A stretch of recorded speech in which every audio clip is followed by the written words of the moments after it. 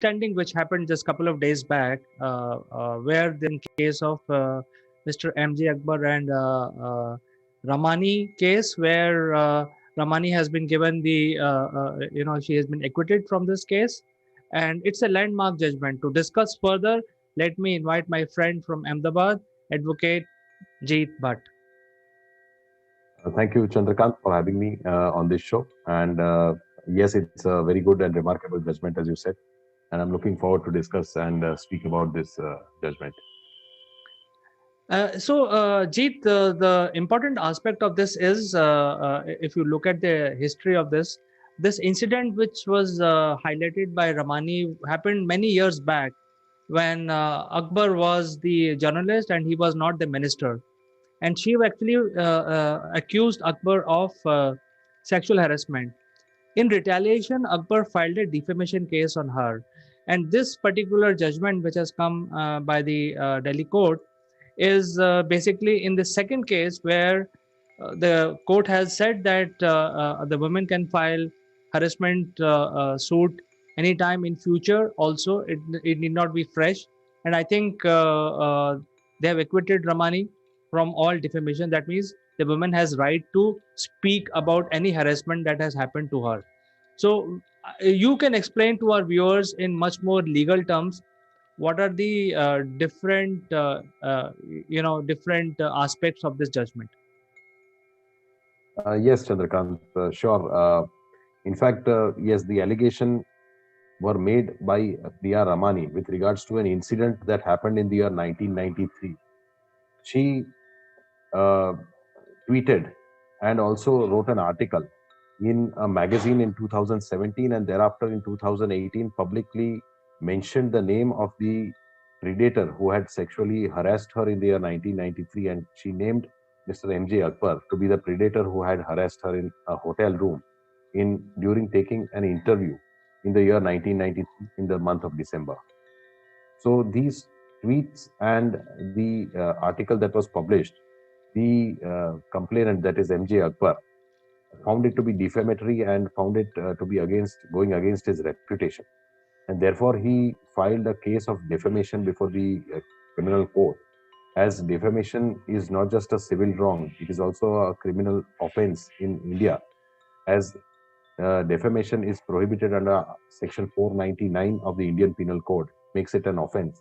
And the punishment is prescribed under Section 500, which provides for a maximum punishment of 2 years in case if it is found that some person had defamed the complainant.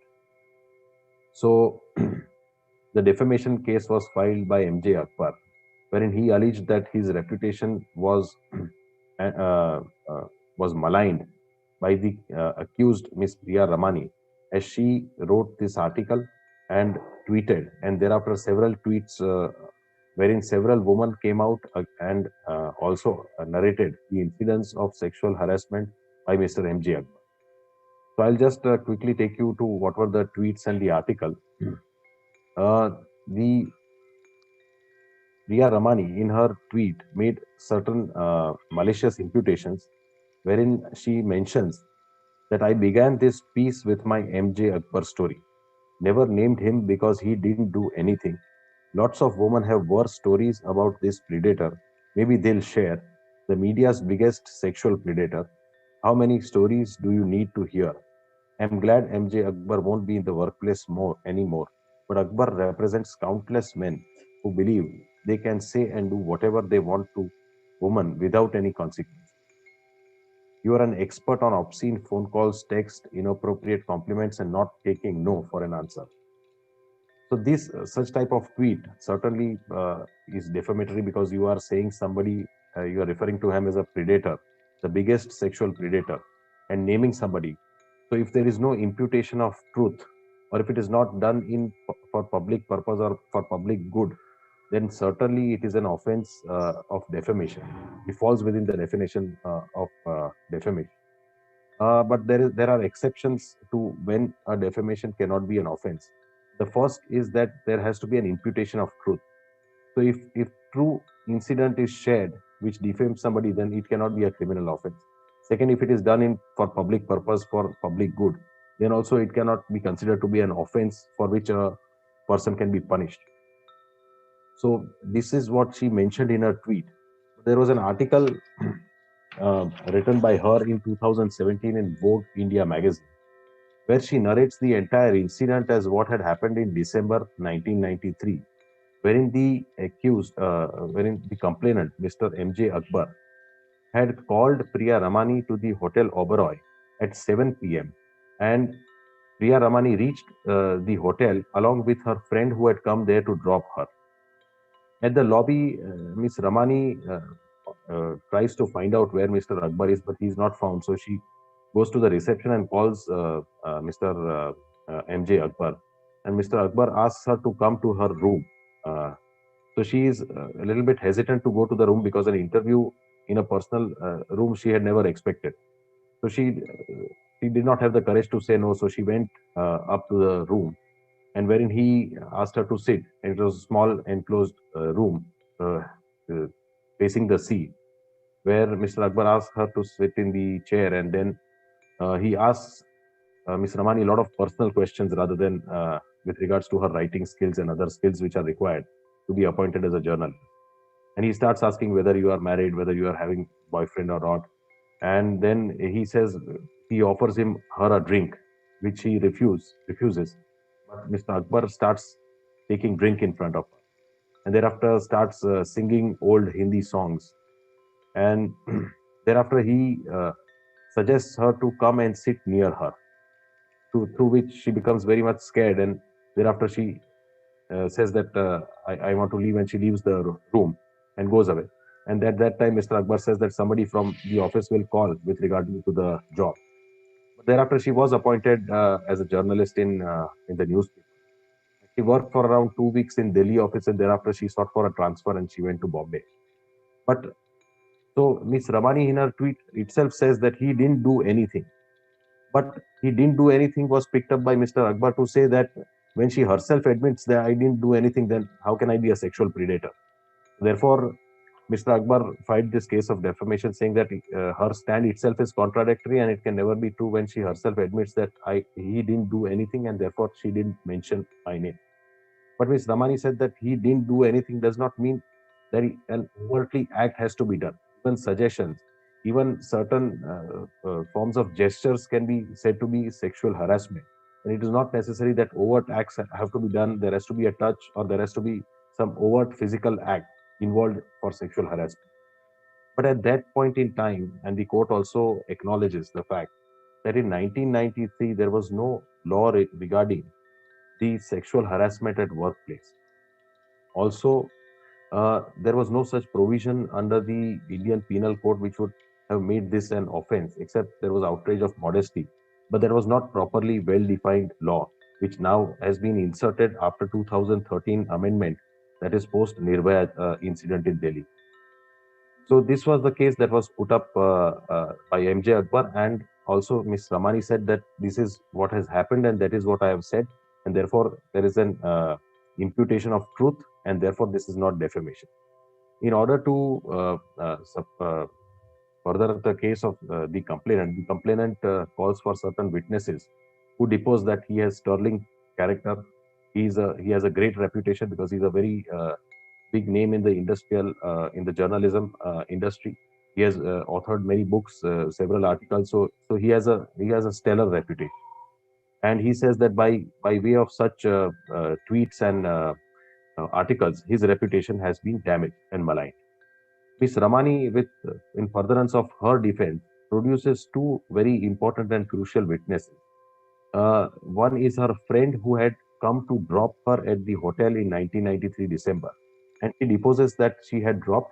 And thereafter, when the interview got over in the night, Miss Ramani had called her friend and in detail had discussed what had happened. So therefore, she deposes in court that this is what had happened and she had told me, and that is what she deposed in court. Another witness, which is a very important witness, was defense witness 3, Ghazala Wahab, who also deposed that she was a victim of sexual harassment by the complainant, Mr. MJ Akbar himself. And she also disclosed that how she was sexually harassed in the chamber of Mr. Akbar by calling her and by continuously messaging her in private emails, and also keeping the door open and uh, keeping at her continuous, and doing some overtax through which she was completely petrified. And she also complains at that time to another senior lady officer. So that senior lady officer also says that what can be done? This man is like this. So this was also a very important witness in the entire trial.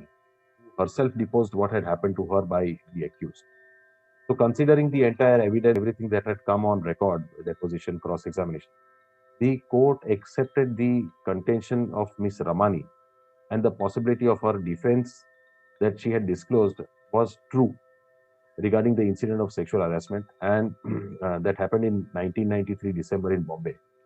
Uh, and this was proved by the corroboration of both the witnesses, defense witness, that is her friend who was Nilofer Venkatraman, and the defense witness three was Ghazala Wahab, herself a victim of sexual harassment. This is a very important finding after conducting the entire trial. The court finds in the in the allegation made by Miss Ramani, and therefore holds that since there is an imputation of truth and there is a possibility that what Ramani is saying is true, the incident could have happened. The incident which is narrated in tweets and her article would not become defamatory, and therefore she was acquitted. But the court recognizes several important aspects with regards to sexual harassment at workplace, and acknowledges that our culture uh, is such a culture where women have been respected throughout. And in fact, Mahabharata and Ramayana also some certain instances are shown where the real culture of this country is highlighted. Wherein there are some instances where the court uh, regarding the incident of Lakshman, when Lakshman, that is Ram's brother Lakshman, when he is asked that how did she find Sita, so he says that I did not look up from her feet, so I don't know how she is. But the respect that is shown in this verse is tremendous. How much respect a woman received, and that is the real culture of this country. So that is what is highlighted. There are certain other instances also which are highlighted in Aranya Kand of Ramcharit Manas with regards to the incidents of Jatayu. That Jatayu witnessed the crime of abduction of Sita. He lives long enough just to pass that information of abduction to Ram. Therefore, that is, and he tries to stop Ravan from taking Sita, but is killed in the battle with Ravan. So that is the what the respect is shown to a woman, and therefore certainly such incidents will not happen. And we we have to realize that women are several times victims of such sexual harassment at workplace, and men of good characters, having family, friends of good reputation, also commit such mistake, and women do not come out immediately. So, because they themselves don't know what has happened with them, and there is also a social stigma which is attached. So, therefore, it is not possible every time every woman will come out from the closet and immediately report as to what has happened. Also, the law has gradually developed. It was never developed as it is now. And in 1993, the law was not what it is today. The international covenants, the concept of dignity of women at workplace, and the right of equality are now recognized, which were not there at that time. And therefore, also, there is all possibility that women will not always come forward and immediately report as to what has happened. So therefore, the court said that it has to be recognized that women will not always come forward immediately, and when they come forward, they have to be sensitively dealt with and not to be looked upon with suspicion all the time. So therefore, these are all the remarkable aspects of this judgment, and ultimately the court acquits Priya Ramani of the allegation of the charge of defamation against her. So certainly, it's a very welcome and good judgment delivered by the Delhi. Jeet, thank you very much for explaining this particular judgment so beautifully and in totality. And I'm sure, as you're explaining that in 1993, there were no such laws to prevent such crimes which were happening at that point in time. Uh, but, this particular judgment, what is the impact on our society now? Uh, I'm sure this has a huge impact. What would that would be? Certainly, so this gives more power to women, and women will be able to complain not just of a recent incident, but also of incidents that have happened prior. Because this gives tremendous power to women, and it recognizes that this country looks forward for their active participation in the development of this country. It also reproduces one report which says that the workforce in the uh, in the institution in this country is that 80% are male and 24 to 25% are women. That is of the year 2018-19.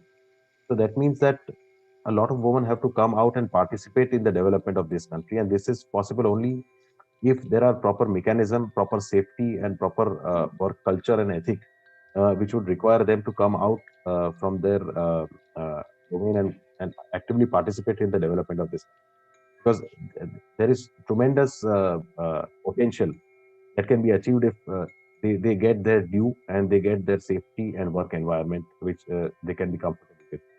So certainly this is a big step ahead. The law recognizes their importance. It gives them equal opportunity and also gives them dignity.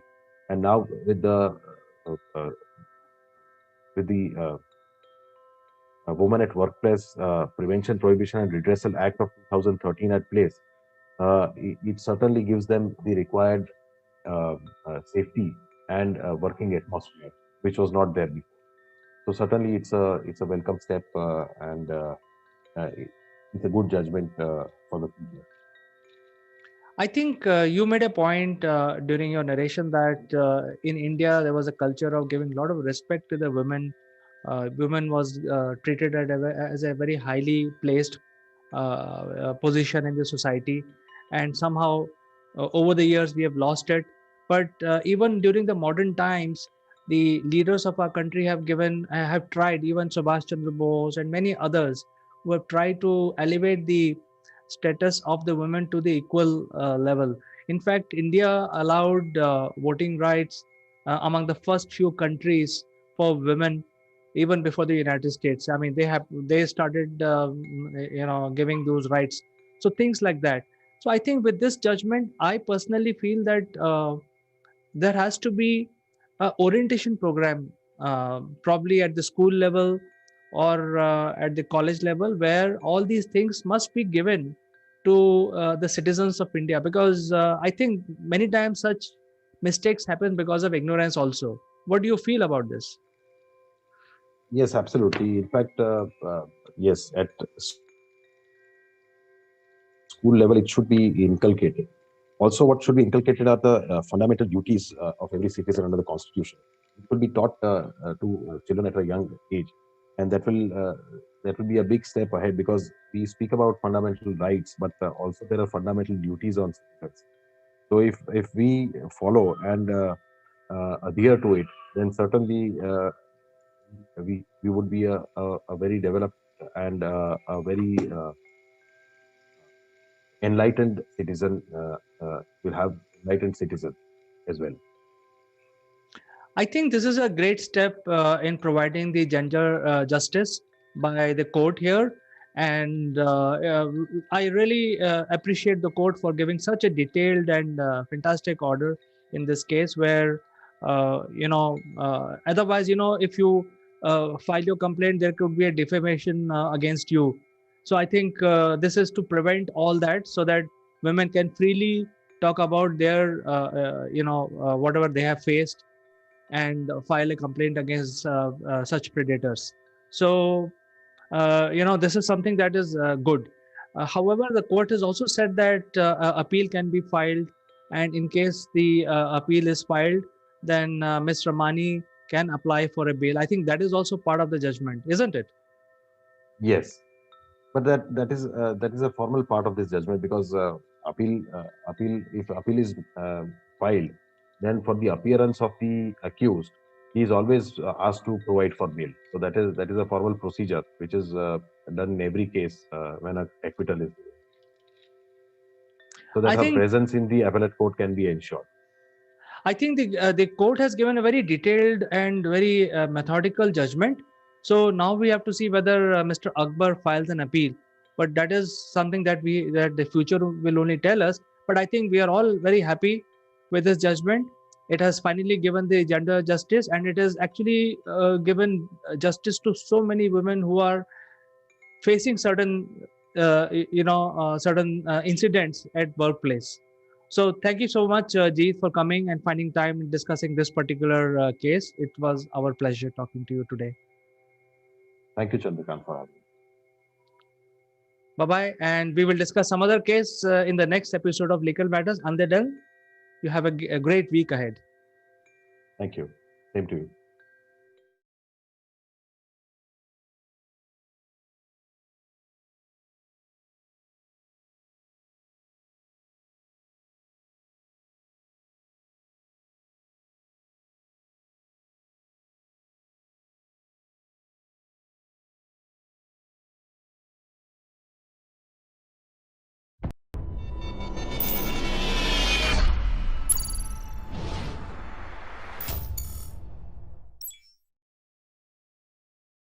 Hello, friends. Welcome to AkulmachLive. My name is Chandrakant, and today we want to discuss about the COVID situation. In wake of this COVID, how it is impacting all different types of businesses, whether you are enterprise or you are SME or a startup.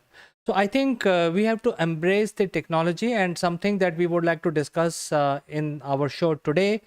But before that, a word on our giveaway. We have some unique Akulmach memorabilia which will make you look outstanding.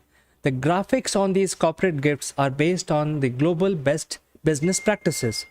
To become recipient of one of these gifts for free, you have to watch this video till the end and provide your valuable comments. Or you can also share your experiences. The person who makes the best comment would be chosen to become a recipient of this beautiful Akulmach gift, absolutely free, delivered to your doorsteps. The winner would also get a chance to be invited live as a distinguished panelist during our next video. What are you waiting for, friends? Please subscribe Akulmach and smash that like button. Now let's get back to our discussion.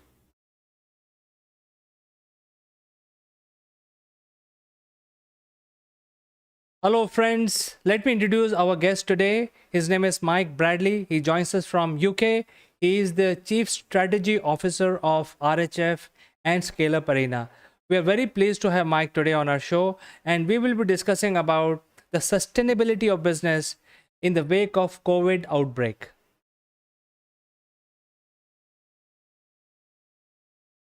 Chandra, good to see you again. Good afternoon, Mike. Good to see you, and I envy your background. Don't you see any COVID impact in UK?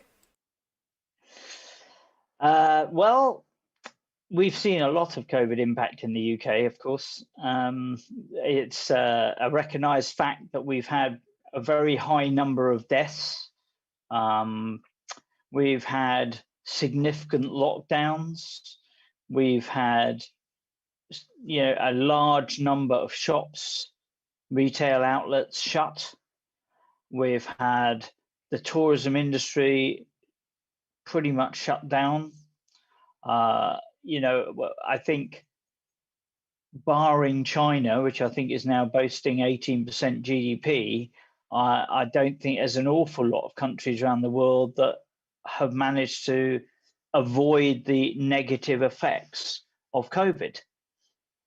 So yeah, unfortunately, we're all in the same boat. One thing we share together is this wretched pandemic. Well, talking about China, Mike, I think I have my own doubts because it's a large country with a lot of infected people. We don't know what is the reality in China. There is Iron Curtain. So it's very difficult to believe the GDP growth of 18%. It's not, it's miraculous. But let's come back to more democratic countries like India, where, as you know, for last 15 days, I think we are reeling over exponential rise of COVID cases, and for the first time after November last year, we are actually facing the heat of medical equipment, oxygen, and rather lack of it, doctors availability. I think there is a lot of challenging issues now propping up, and that might impact a lot of other businesses that we have.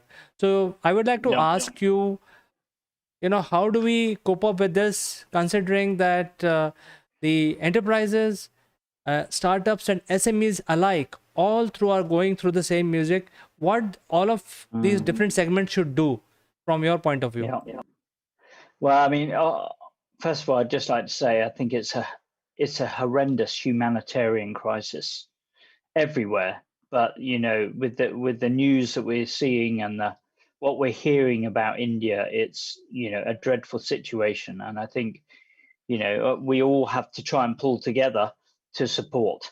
That I hope that there'll be a humanitarian effort to assist with this, and of course we all have the challenge of we don't quite know what the real situation is for a whole host of reasons. I mean, India is a massive country. There's a lot of places in India that it's difficult to accumulate the statistics. It's difficult everywhere to accumulate the true statistics. But I think one of the ways that business can try and survive and pull itself out is obviously through vaccinations, and we are in the UK crossing our fingers that the monumental effort and success of the vaccination program, which we've now got a well over 50% of the adult population with at least one jab of their 2 jab vaccines.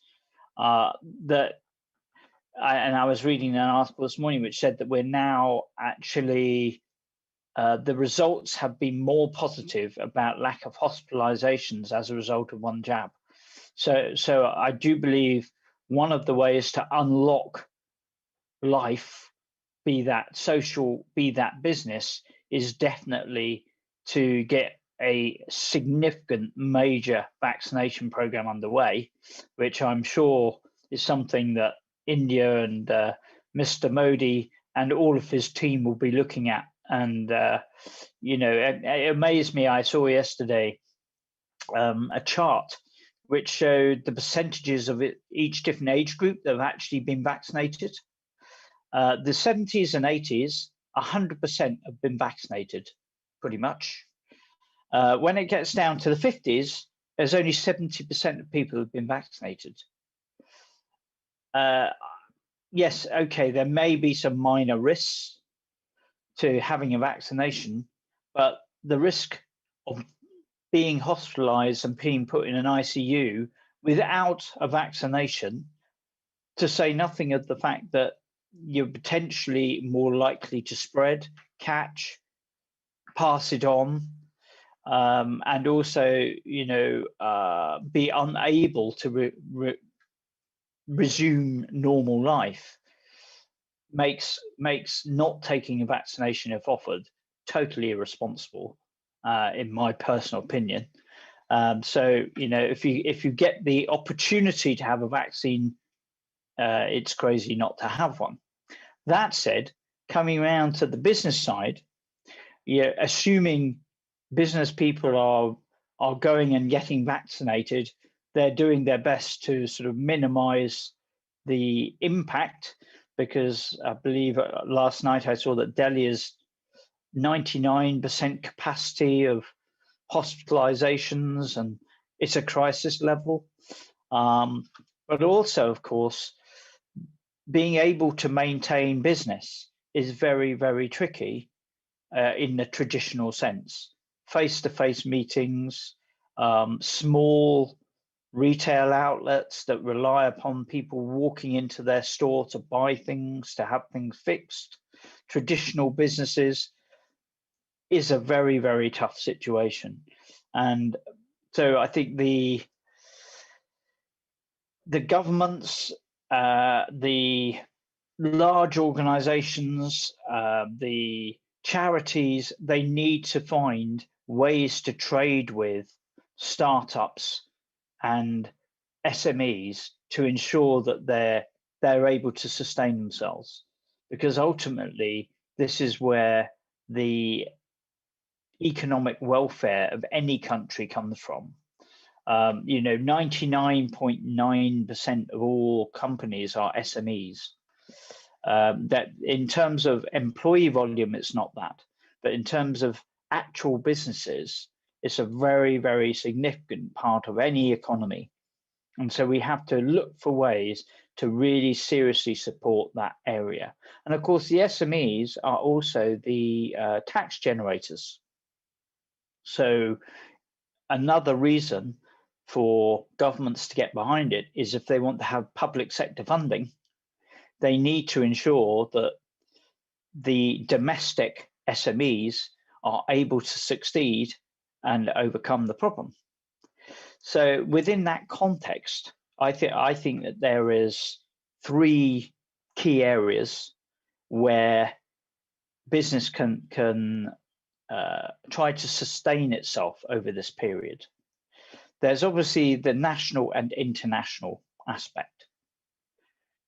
So, for example, with Scale Up Arena, as you'll be aware, we have a network of people across the globe who are involved in the development and support and growth of SME businesses, whether they be traditional or tech, and providing things such as access to funding, access to joint venturing and partnering capabilities, the ability to acquire, to be able to expand without the need to actually travel to a country, but actually utilizing, for example, what we're talking on now, Zoom, the ability to trade internationally. There you are in Delhi, here I am in London, oh, sorry, not London, in the UK on the wonderful South Coast, you can see the picture. Yeah, the very fact that we can still talk, build a relationship, trade, hypothesize, come up with solutions, and then actually, thankfully, the logistics business is still operational, apart from when the captain of the ship tried to turn around in the Suez Canal, of course. But thanks to the logistics still being operational around the world, we can still trade using online communications. What would have happened if this situation had occurred 20 years ago is beyond, it's not worth thinking about. We would have had a few video conferencing suites running poor ISDN quality communication. There would have been maybe a minor percentage of people that could communicate.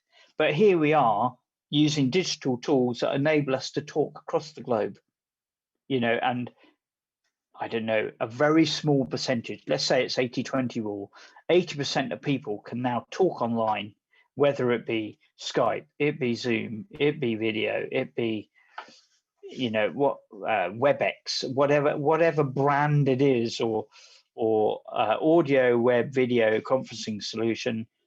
Thank goodness we can now do this. So, one of the first things you need to do is not be afraid to use this stuff. It's available, embrace it, optimize it, and at the other end of your call is just another human being with the same challenges, and it doesn't matter where we live in the world. As you know, Chandra, we all want the same things. So, just remember that if you're an SME business, don't be afraid to, like in sales, some people used to be afraid to pick up the phone. You don't sell if you're afraid to pick up the phone. These days, you won't be trading if you're afraid to talk on video conferencing or you don't like it. It's reality. It's there. Be yourself. Be cooperative. Communicate. Collaborate. Connect and close deals together, because you can do it online. I've done it for 15 years. Okay, so I know you can do it. Whether it be with clients, whether it be with employees, there are ways. Yes, it would be nice to meet face to face, but you don't need to be in an office. You don't need, although I enjoy traveling to India, incredible India with lovely views of the Taj Mahal. You saw my LinkedIn post. I love traveling to India, but we don't have to travel. it's nice to travel. And one day when we meet, we'll enjoy having a meal together in Delhi, I'm sure at Connaught Place or somewhere. But, you know, for now, I can sit here in the sunshine of Christchurch and Dorset in the UK. You can sit in the even warmer sunshine in Delhi, and we can still communicate. So the first thing is, let's embrace the technology. Let's not whinge. Let's not worry about the problems. Let's just be grateful that we can actually still communicate globally around the world and use it for business to generate opportunities. Then, of course, the second area is traditional versus tech. So if you're a steel manufacturing company or a hydraulics business, you know, typically that has been a face-to-face traditional way of doing business. In this day and age, in this current climate, embrace the technology.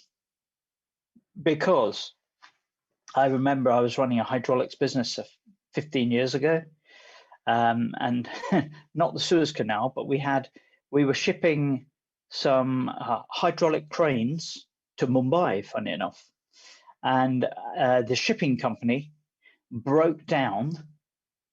No, sorry, it didn't break down. It went out of business when the ship was docked in Dubai. And so we had our hydraulic crane sat in the container somewhere on the ship. And it was at that stage really challenging to work out which container it was in, which ship it was on, where it got in the journey. And we had one of these audio conference calls with us all trying to connect in traditional business, you know, the person in customs in Mumbai trying to identify what manifest and what container it would be on, and the shipping company in I think it was Felixstowe in the UK that was organising the transit from here. And then we also had the shipping company that was representing the company in Dubai. And we were trying to unravel the spaghetti situation. But again, thank goodness we have got online communications now. So I could share the manifest with you on a screen. We can say, oh, that's where it is. This is the ship it should go on. We can organize the transfer. The logistic industry is still working. So traditional companies as well can utilize current technology to keep trading, because ultimately there's still trade that's needed. There are still bridges to build. There are still houses and factories to build. There's a whole host of new technology that's going to come out with the goal of getting to zero emissions.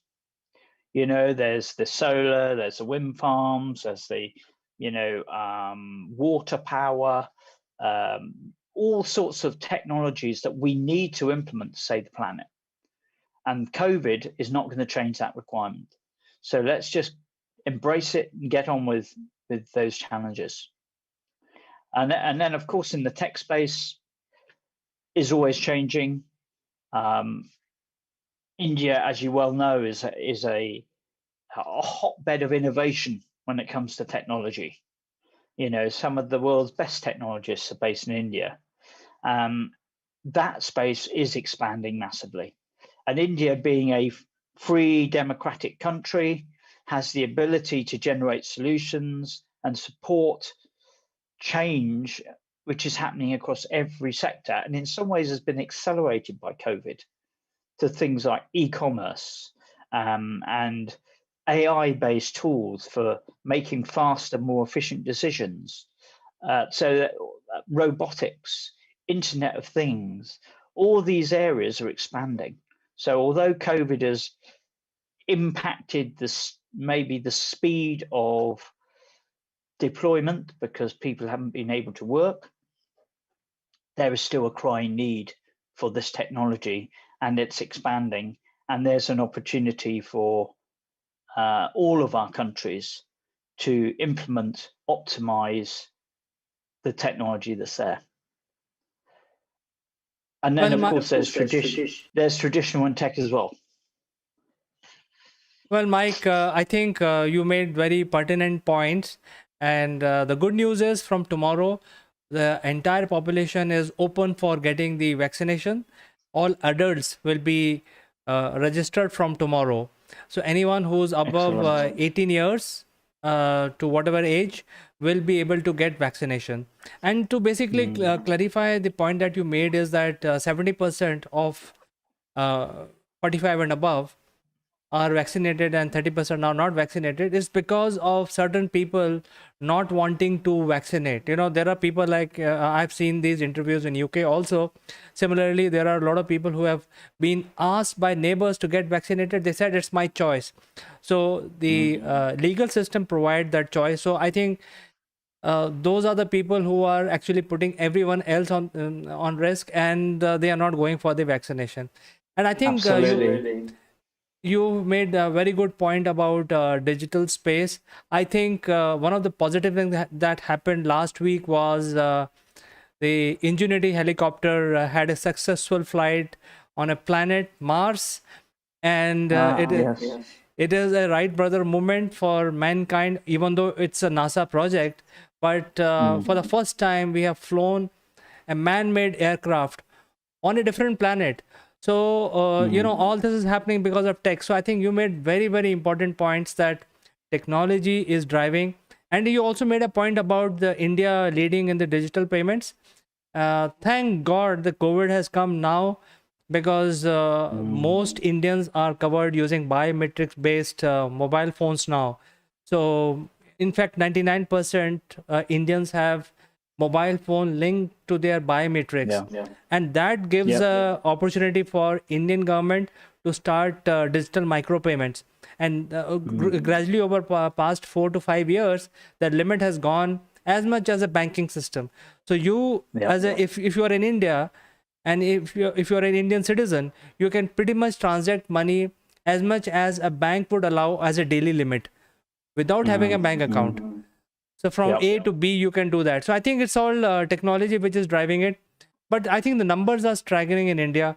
If you look at the population is 1.2 billion. The COVID patients are also huge in numbers, sometimes almost equal to a country's population. So I think the situation is quite difficult for businesses. Yes, it is. And I think that, what the vaccination is vital, and what we need to look for in the future. And in the UK, potentially, but we are the one to watch, because now we've got more of our adult population vaccinated than most other large countries. So my feeling is that we should be looking not at have you got COVID, but have you had to go to hospital because of COVID? And that, I think, should be the distinction moving forward, is to say, actually, we can see if vaccinations are working by previously there was 5% going to hospital. Now there's only 10% of the people that are actually needing to go into a hospital that get COVID. That for me will be the success. And that should be what we have to focus on, because then COVID becomes just another illness that we have to be vaccinated against, like influenza. And it's about keeping perspective and proportion, because what we don't want is we don't want the economic system in any country to collapse entirely because we're so worried about getting the swab test and oh, I'm positive or I'm not positive. That's not the point. You could be positive with a vaccination and you've got much better chances than if you are positive without the vaccination.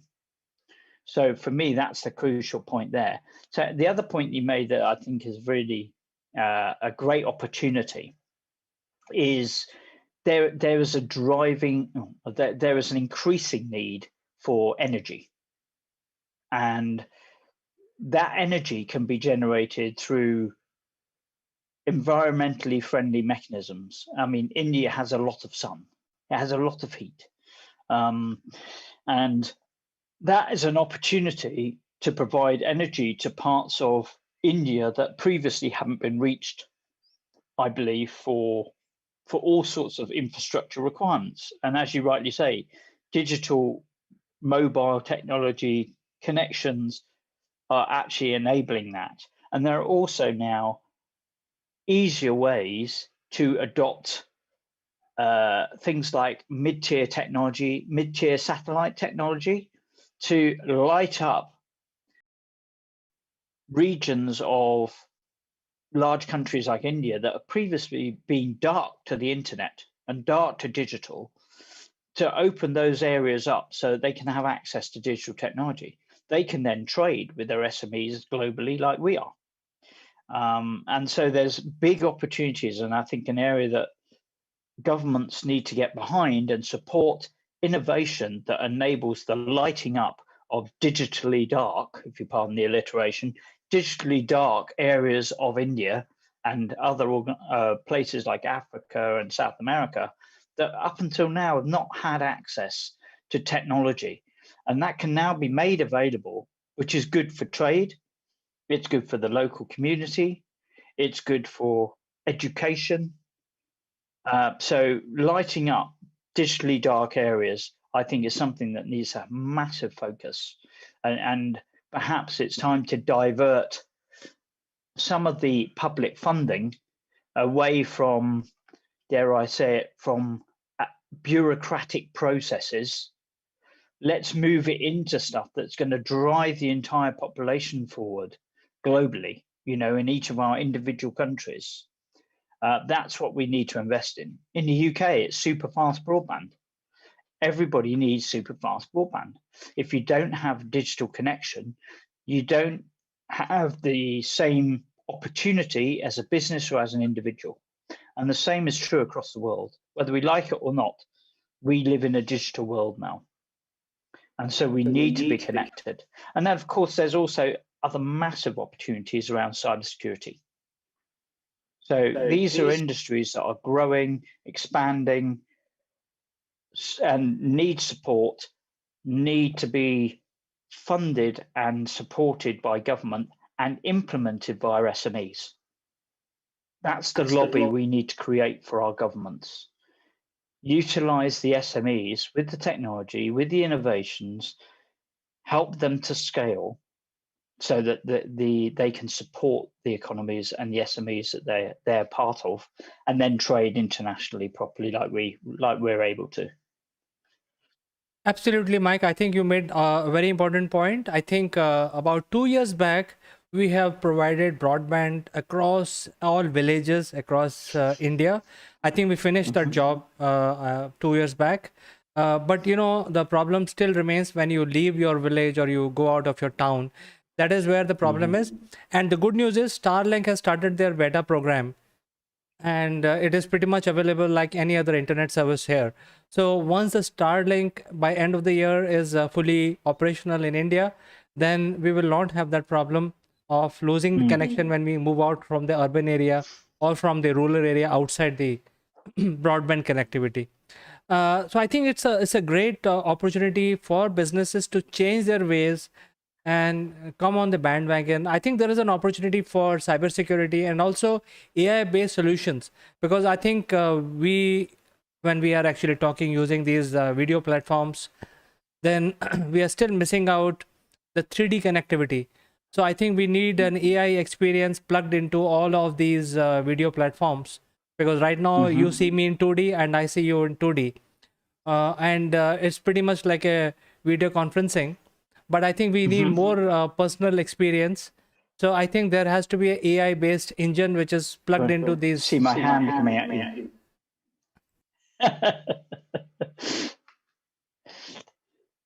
There is an opportunity for entrepreneurs either based in UK or India, and I think your platform can help bridge that gap where I mean there is a news about oxygen being scarcely available now in India because of more number of patients. So there is an opportunity. All hospitals have been allowed to produce their oxygen. So there is a new plant required, and so many millions of hospitals across India. So I think there are opportunities waiting to happen in health tech also between UK and absolutely. India. Yeah, another growth area, like life sciences and digital health. It's actually an area that we're spinning out of the Scale Up Arena ecosystem. The other way is to work with exhibition companies who many of them are now gone online, but they don't have an ongoing presence. So exhibition companies who are running exhibitions across India, we can help those clients of those companies, the exhibitors, to have an online ongoing presence, to help them open gateways into other countries, they land and expand. We can do that through Scale Up Arena. We can provide support on funding, which I don't know a single company that doesn't need funding in some way, shape, or form. So funding is another major area that we can support companies that are looking to expand, and also joint venturing and with acquisitions, potential acquisitions. The way to enter a country is highly unlikely to be quick and effective if you try and go in, open an office, start a subsidiary, and grow it from that. The best way to do it is to have a joint venture or to acquire an existing business. And there are lots of people who are, shall we say, reaching the age where they want to pass on their business as a retirement sale. So there's massive opportunities for that. Our M&A brokering team on Scale Up Arena can support those sort of initiatives. So, we welcome any sort of communication connection for people who are looking for funding, access to markets, partnering, joint venturing, M&A across any sectors, because they all, like I say, need those areas. That's a very powerful offering, Mike, and I think our viewers would love to participate in your platform and leverage it from various angles, whether they need funding or they need new clients or new regions. I think it's a very powerful platform. So with these positive words, I would like to tell the viewers that let this COVID not put brakes to your plan. You can come and take help from Scale Up Arena, join in large numbers, and expand your business. Thank you so much, Mike, for joining us today. We'll catch up in the next show next week. Been a pleasure, Chandra, and have a great week. And stay safe.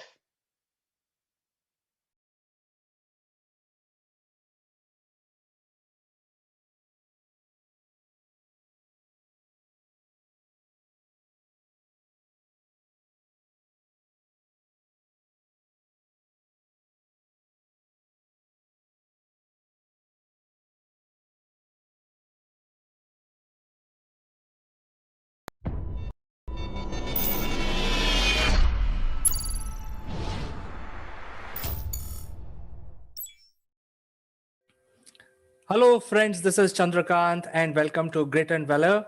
And today we have very distinguished guest with us. She's a veteran from Air Force. Her name is Squadron Leader Manvi Bali. So without further ado, let me welcome her to our show. Good afternoon, Chandrakant. Thank you so much for such a nice, warm welcome. And it's my pleasure to be a part of this today. Absolutely. In fact, we would like to know about certain things which we have been hearing in the press. Something to do with the working condition of the women soldiers in our armed forces. And you have been a veteran. You have served the Air Force for a very long time, and I think you are the best person to discuss on this subject. And we have also seen recently there was a movie which covered that. Obviously, that was all false, and Supreme Court of India struck that down. But anyway, I think what is the training schedule for women cadet? Is it different from men? What is your opinion? Well, Chandrakant, I think I will start with, just very, very briefly talking about from where we all began. So if we look at the history of the women in defense services, in 1888, the role of the women in the Indian Army began with the Indian Military Nursing Service, which was formed during the British rule. And we have some very, very notable names around from that time. In one of the recent series, also, a lot of people would have seen very, very strong women warriors like Noor Inayat Khan, Kalyani Sen. And then obviously we've also seen the famous women regiment under Netaji Subhash Chandra Bose's Indian National Army called the Rani of Jhansi Regiment. one of its kind regiment during the World War II. And the Indian Armed Forces, they began inducting women officers in 1992. And look at where we have come, breaking all the societal barriers. In this present day, we have fighter pilots. Women have flown into combat zones. They will be inducted as sailors. And we are a very strong group of women in the Indian armed services. And from 1992 to 2021, it has been a long way. So would we say it has been an easy journey? Definitely not. So a lot of work had been done by the pioneers, the early batches of the women in the Indian Air Force. So like you mentioned, there's been a recent movie.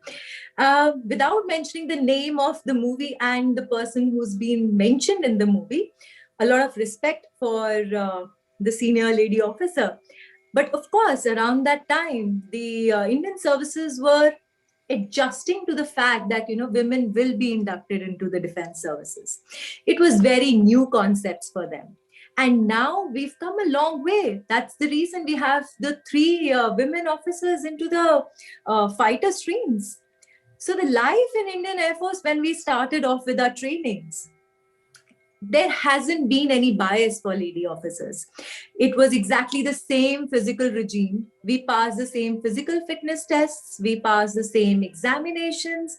We went through exactly the similar service selection boards. So the entry to the training, to our specialized training post our commissioning, they all have been exactly the same. So I really don't understand from where the question comes that, what is the difference between the men and women? Because these services, I think they're the pioneers when you talk about who don't create that sort of bias of caste, color, creed, sex, gender.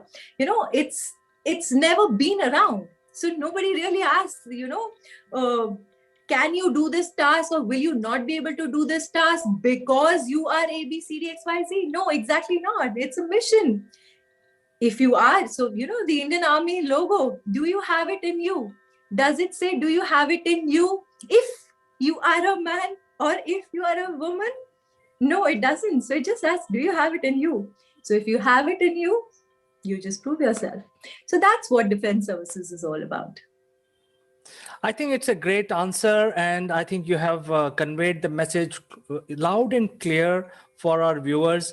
But there are 2 sides of viewers we have. One is called civilian, other is called the forces. So when you talk about all these things, certain section of society would know exactly where you're coming from.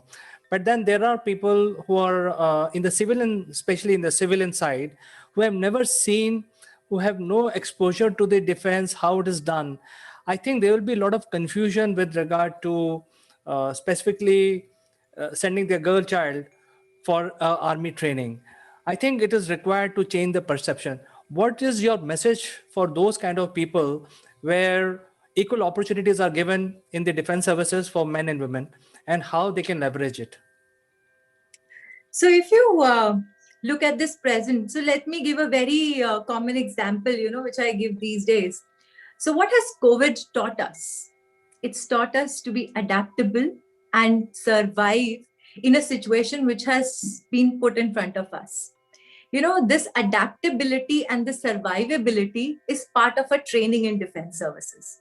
Don't you think these are the most important skills which even the girls of the today, they need to learn? I think everybody, why just girls? I generally don't mention male and female separately, again, because of the backgrounds that I come from. But this sort of independence that the defense services have, put inside us, the confidence that they've built in all of us. I can tell you, I am from a middle class family. My parents were in the services. And we were just like any other girls in the household, helping even our mothers in kitchens. But there weren't any biases or, differences which were kept from the girls and the sons. So we still grew up thinking that, okay, these are the things that the bhaias do and these are the things that the girls do. So when I entered academy, the first thing that was grilled inside my mind was, that there isn't a thing which only the boys can do and the girls can't do.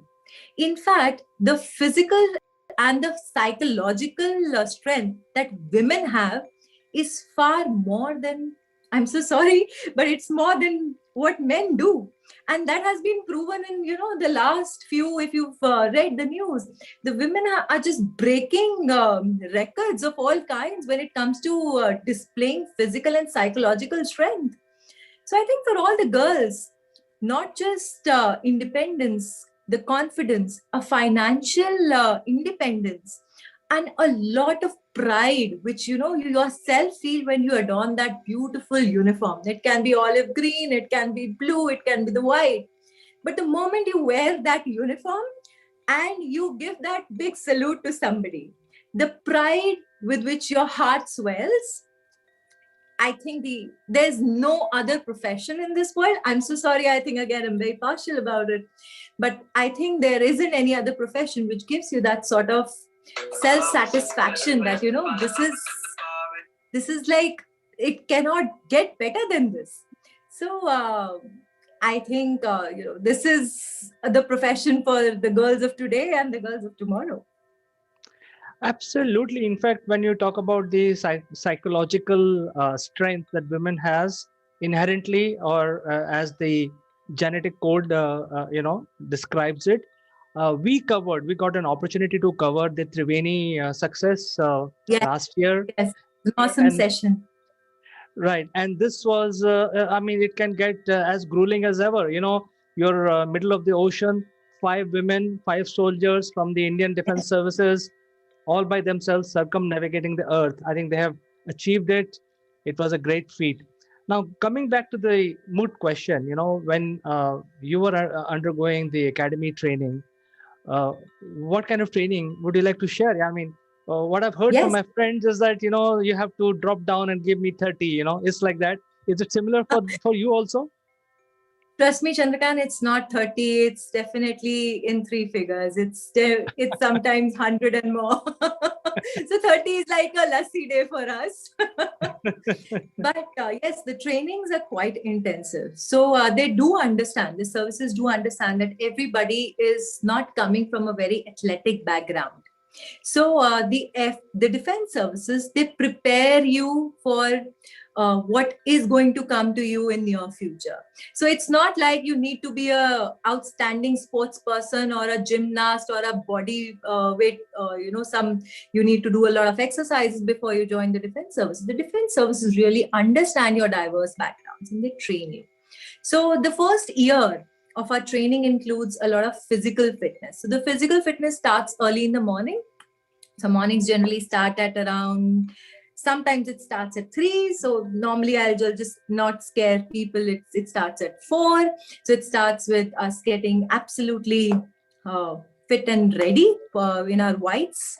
We call them whites, and we get ready for a morning PT. So after a PT, which is approximately a run of around 1.5 to 2 kilometers, we get back to our exercises, which includes a lot of push-ups, a lot of jumps, and a lot of rolling, and everything in academy. We are taught that you have to earn it. So we earn our breakfast, we earn our lunch, and we earn our dinners. We also earn our bookouts. So the earning session is wherein the entire course just gets together and they say, okay, so our book out today, which means we'll go out in the city today. We can negotiate at approximately like 500 push-ups from the entire course. So the entire course gets down on hands and we give 500 push-ups, all in high josh, that these 500 push-ups are going to take us out to the city and we are going to have some nice food today in Hyderabad. So again, it also builds on your strength, but it also builds in a lot of camaraderie amongst your fellow cadets.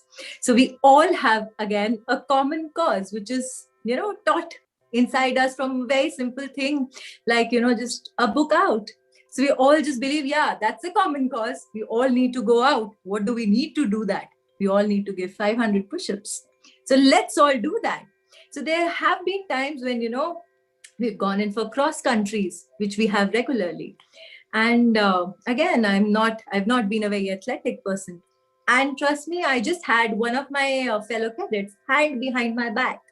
He was just put his palm behind my back, and I would just continue to run. Again, if you think, what would that palm on the back of me would have done in helping me to run? Actually, nothing. But what it did to me psychologically was, Manvi, just keep on running. I'm behind you. So it didn't matter who comes first. What mattered was, all of us just do this together. So, the physical fitness was part of all these qualities and these traits which were built into us. So it wasn't like today we'll just get up and we'll, start doing A, B, C, D, X, Y, Z. It used to be a lot of small activities through which the core spirit used to develop, through which we would understand, how to stand for each other. So there used to be exercise wherein they just used to teach us, can you carry your friend behind your back? He's hurt. Can you carry him? And people would. I think about it, that how could a girl with a frail figure like me would be carrying one of my postmates behind my back? But we did. And sometimes I just wonder, what did they do to us? So it's all in the mind. That's what they taught us. Physical fitness is an aspect of you being strong, but it starts with your mind believing that you can achieve and you can do it. So that's what the physical regime is in the defense services. I think you have put it very nicely. In fact, it's 90% the mental ability and 10% physical. And that is what the discipline of the defense teaches you. I think all soldiers go through that. And it's basically, you have to be fit all the time. And if you're not fit, you will not be able to carry out your operations. So going to the operations side of it, uh, today in the mechanized warfare, you use billions of dollars of equipment. You may be having $1 million in your both hands. What kind of training you go through, and is there any difference between men and women training when it comes to equipment and all of these gadgets which are being used today? We would like to know more from you about this. So after this first year of training at the Air Force Academy in Dundigal in Hyderabad, we all moved to our technical training. So I've been a technical officer with the Indian Air Force. So then we moved for 6 months. The another 1 year, we moved to the Air Force Technical College in Bangalore, Dundigal. And that's where we do our technical training there. After that training, there's a 6 months tetra, which is a specialized training for all of us, which is a training imparted to officers based on what equipment has been allotted to them. So I've been a communications officer. So I was the first batch who was learning, and we were put through a tetra for learning all these new age radars, which were being inducted into the Indian Air Force. Indian Air Force was also going through the process of having the Air Force network. So we all were being trained on these things. Again, there hasn't been any difference in men and the female. We all been together from day one, and we were also together during our specialized trainings. Yes, there has been a lot of effort which has gone through in having women go through specialized training on the fighter aircraft streams from the technical side too. But again, we've been very successful in breaking those barriers. The women, you also have the first women being in the Mirage fleet, the first woman in the Isles, the first women in the Sukhois. So it took us some time, but then the enviable force that the women officers of today are, we proved our worth and we did get it. So no cribs at all. Absolutely. So I think the defense services treat every individual equally and equal opportunities are given. I think that is very clear. Coming to the almost like my second last question is about the combat services. And when it comes to combat, obviously, men are chosen for doing that because there are inherent risk involved. However, now we are seeing women also in India who are now getting inducted in the frontline combat, and Israel has been having the women officers and soldiers for a very long time. Uh, do you see any challenge in that area if you are in combat, frontline combat? Do you see any big challenge for women soldiers? Absolutely not, Chandrakant. If you see, even the United States, the number of women officers that they have been inducting into direct combat zones after they've seen how women have performed, especially during their conflicts, uh, it's just rose manifold. So, I again, the issues, what issues? So that's my question. We've gone through the same trainings. We understand what entails when we go into combat zone.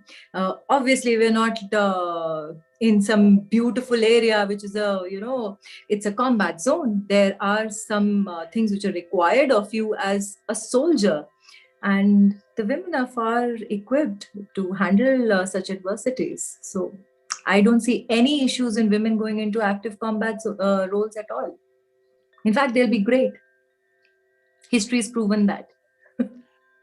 Yes, I think as far as my opinion goes on this subject is that India has been always having women soldiers, always. And I think the Yes, whole paradigm shift happened after the British started coming to India, and they didn't have women soldiers in their own army. But if you look at our history, Indian history, I mean, we have a lot of examples of women fighting and yes, also carrying out strategic decisions which are required yes. in the battlefield. You have any last words to convey for our viewers? Just continuing with what you just said, womb which can give birth to a child, and arms which can give a lot of love to a child and a family. In case it really requires, our history has taught us that it can also pick up arms and fight. So the women are an enviable force, and the companies, the corporates, the defense services, they have realized that it's just beyond anybody to imagine a life without women in all these services. So it's a great future for all of us. Looking forward to a great, great, great future for all the young girls who will be willing to join the defense services in near future. Thank you. Absolutely, absolutely. It was a great pleasure learning about these things from you. Uh, and shall I call you Officer Manvi? I think that is a better way to call you instead of saying Miss Manvi, because you are a officer of the army, and once you are a squadron leader, you're always a squadron leader. So it was a great pleasure talking to you. We will catch up in the next episode very soon with something even more Yes, interesting. yes, we will. Thank you so much, Chandrakant. It was a pleasure. Bye bye.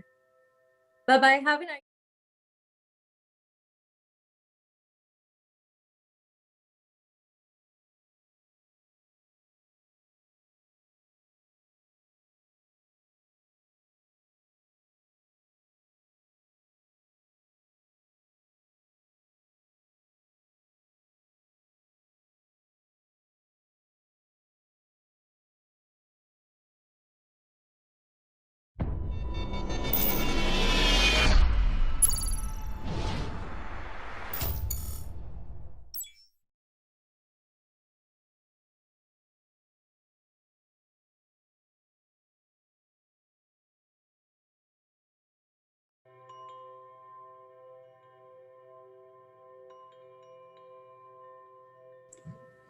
Hello, friends. This is Chandrakant from Akulmach Technologies, and welcome to Top Brass Likeable Leaders. And today we are very honored and privileged to have Dr. Satish, who is the co-founder of Savvy Global Technologies, and he joins us from Bangalore. Satish is a 2-decade-old, very seasoned professional in our industry, and he is also the alumni of ISB. So, without further ado, let me welcome Dr. Satish. Thank you, CK, for welcoming. I'm glad to be part of your show, and very good afternoon to you. It will be our honor and privilege to know about your journey, Dr. Satish. To begin the discussion between us today, you have already spent almost 2 decades in the industry and you have seen ups and downs. So, would you like to tell us more about how was your journey as a leader and how you evolved? Okay, thank you for asking about my background of profession and the growth. To me, if one needs to grow along with the changing scenarios, it is very important to adopt self to the change and keep moving with the change. Continuous learning, upskilling, and consistently developing the required skills and competencies are mandatory practice one should follow. And I grew up by following these best practices as a leader.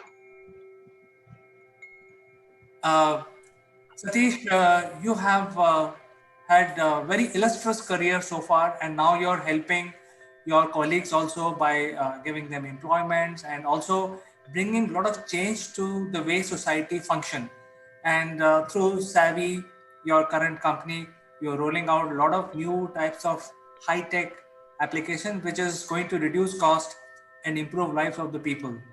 Now, before we discuss about that, you have seen so many transformation in the industry. Would you like to inform us and our viewers how these transformations shaped your journey so far? Okay. Yeah, before we get to the exact answering about your question, I would like to give a little bit about the technology today. And it is a wide topic to talk about. And to keep it short and simple, technology has been playing a major role in transforming our way of living and impacting to a great extent on our lifestyle with consistent revolutions. From where it started a couple of decades before and where it is today, there has been a tremendous transition that has taken place. As days roll on, we continue to see innovations, inventions, advancements that will continue to happen, and these changes will continue to influence people life, businesses, and standard of living. And it is a continuous process and journey altogether. There are a number of things we can notice that have transitioned and transformed so far, like artificial intelligence, machine learning, robotics, and automation, smart systems, etc.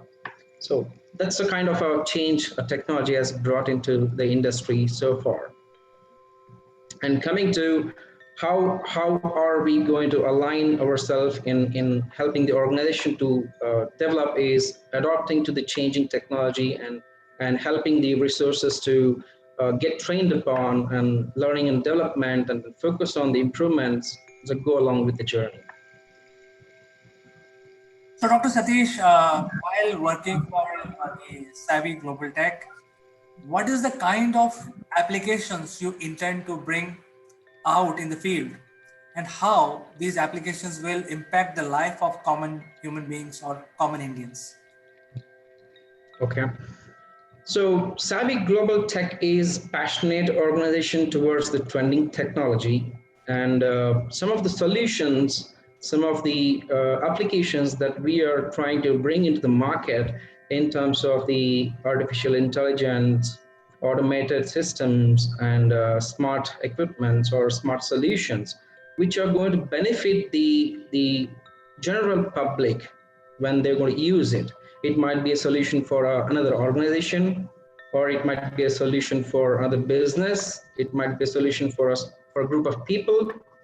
So those are going to benefit them in reducing the time, effort, and human intervention by running and using these solutions at a cost-effective manner and get benefit out of it in running their businesses or daily routines more efficiently.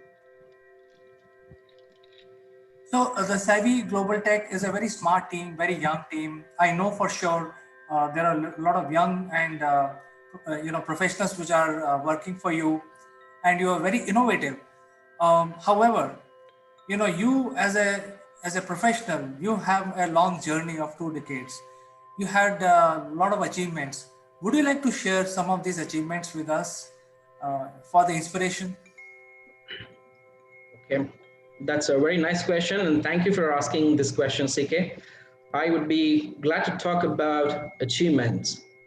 According to me, every achievement has its own value add success story and hard effort associated to it. It might be a small achievement, it might be a bigger achievement. Every achievement remains close to heart and anyway for an individual, and they take their journey, success journey, by achieving more and more as they work on. So, however, if I need to talk about some of them, some of the achievements, then the first one would be I would pick up on the personal front, which is my doctorate scholarship with an award of excellence honored by the University of ISBM.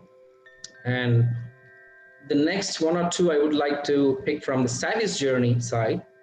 So the second one would be an artificial intelligence based COVID signature screening and detection solution that can generate COVID signatures, positive or negative results and reports in less than 10 seconds. That's the kind of solution which is being a great success for us, which is ready to go to market, and it has already started its journey into the market.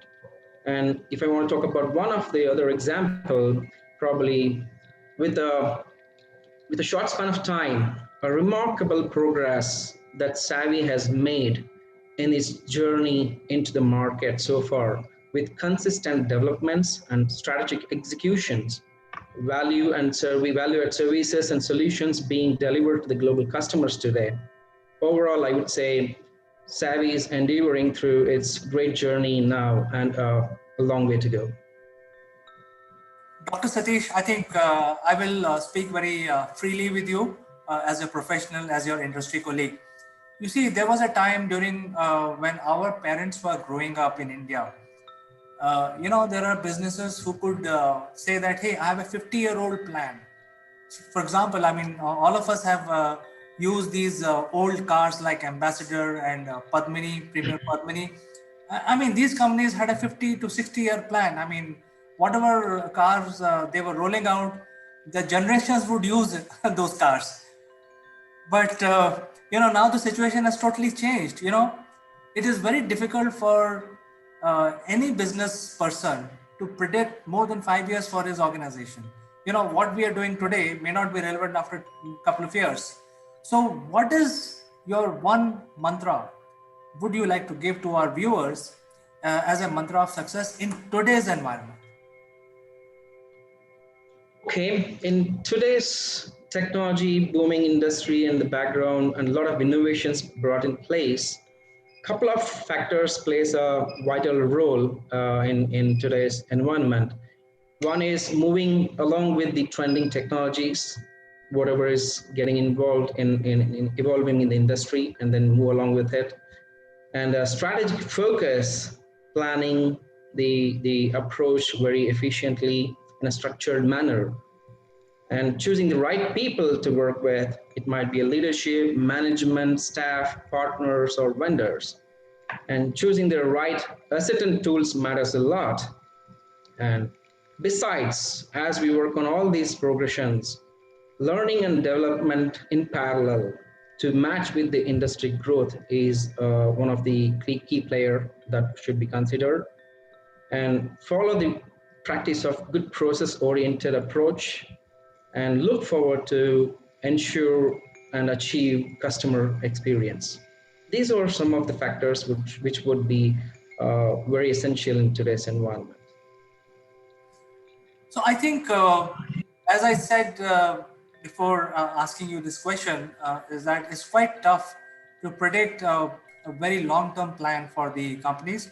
I think the feeling I'm getting, or the answer, if I have to summarize, is that diversification is what you are intending to do, because you have a customer base which is not going to change, but as long as you are able to adapt and diversify into new business areas as and when they are evolved, I think that is your message today. So it's a fantastic message. From here on, from your point of view, in next decade, how do you see the technology driving the industry for next 10 years? Okay. That's a very nicely foreseen factor today. For the past few decades, if you see, technology has been impacting staggering technological changes that have been revolutionizing the world today. And technology has brought up thousands of tools, resources, making it very essential and very easy and very possible to access any information literally at our fingertips. So there's no doubt that the world is going to drastically change with technology and innovation, which is upcoming in the next years and decades. As a stakeholder of the organization, an IT organization, I feel it is very important to know which technologies to implement so that the business can stand out in the competitive market. So, Dr. Satish, you have established so many companies. You work for a large corporation, and wherever we have worked as professionals, we have seen that the investor community plays a major role in bringing any new technology. So right now, if you look at the market, we're talking about ed tech, medical tech, fintech. In fact, fintech has now become history. So it's more of ed tech and medical tech. Oh, and most of these new developments are being driven by the investor community, whether they are banks or angel investors or seed funding agencies. What is your one message, or what is that you expect from the investor community to help with these new changes which are happening in the world today? It's a fantastic ask, CK. Investor community today should focus on this from my perspective of learning in my career and seeing the trend going forward.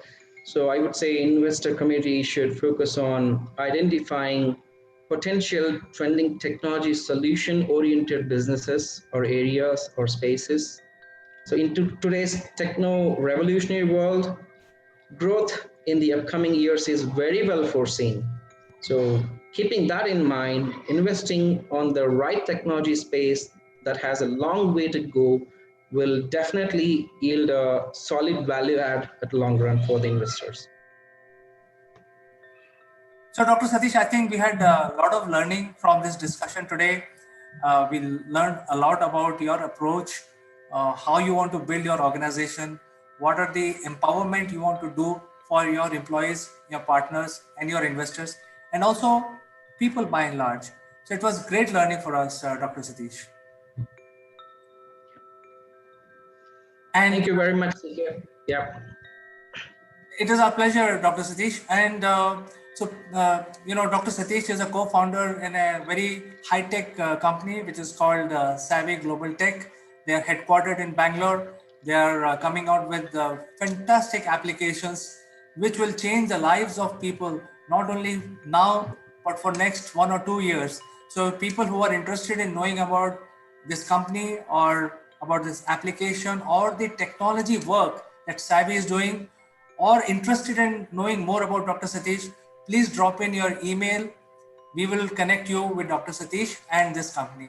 So in the end, Dr. Satish, it was our pleasure to talk to you, and we hope to catch up again, understanding more work that your company is doing and bringing that to our people.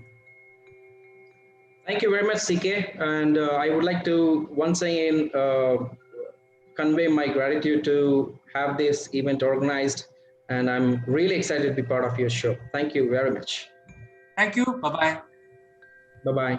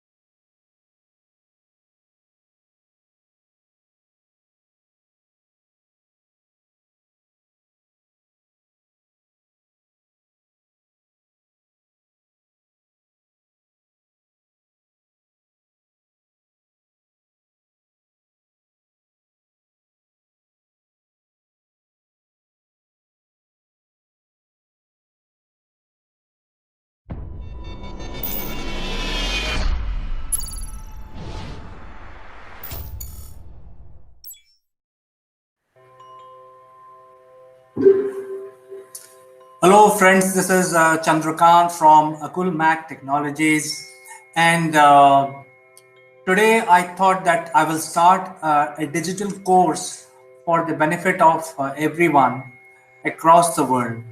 And the reason behind starting this course is really increasing the literacy around the digital arena. So as we know that the world is moving towards and therefore it is very, very important for everyone to become literate as far as the digital skills are concerned.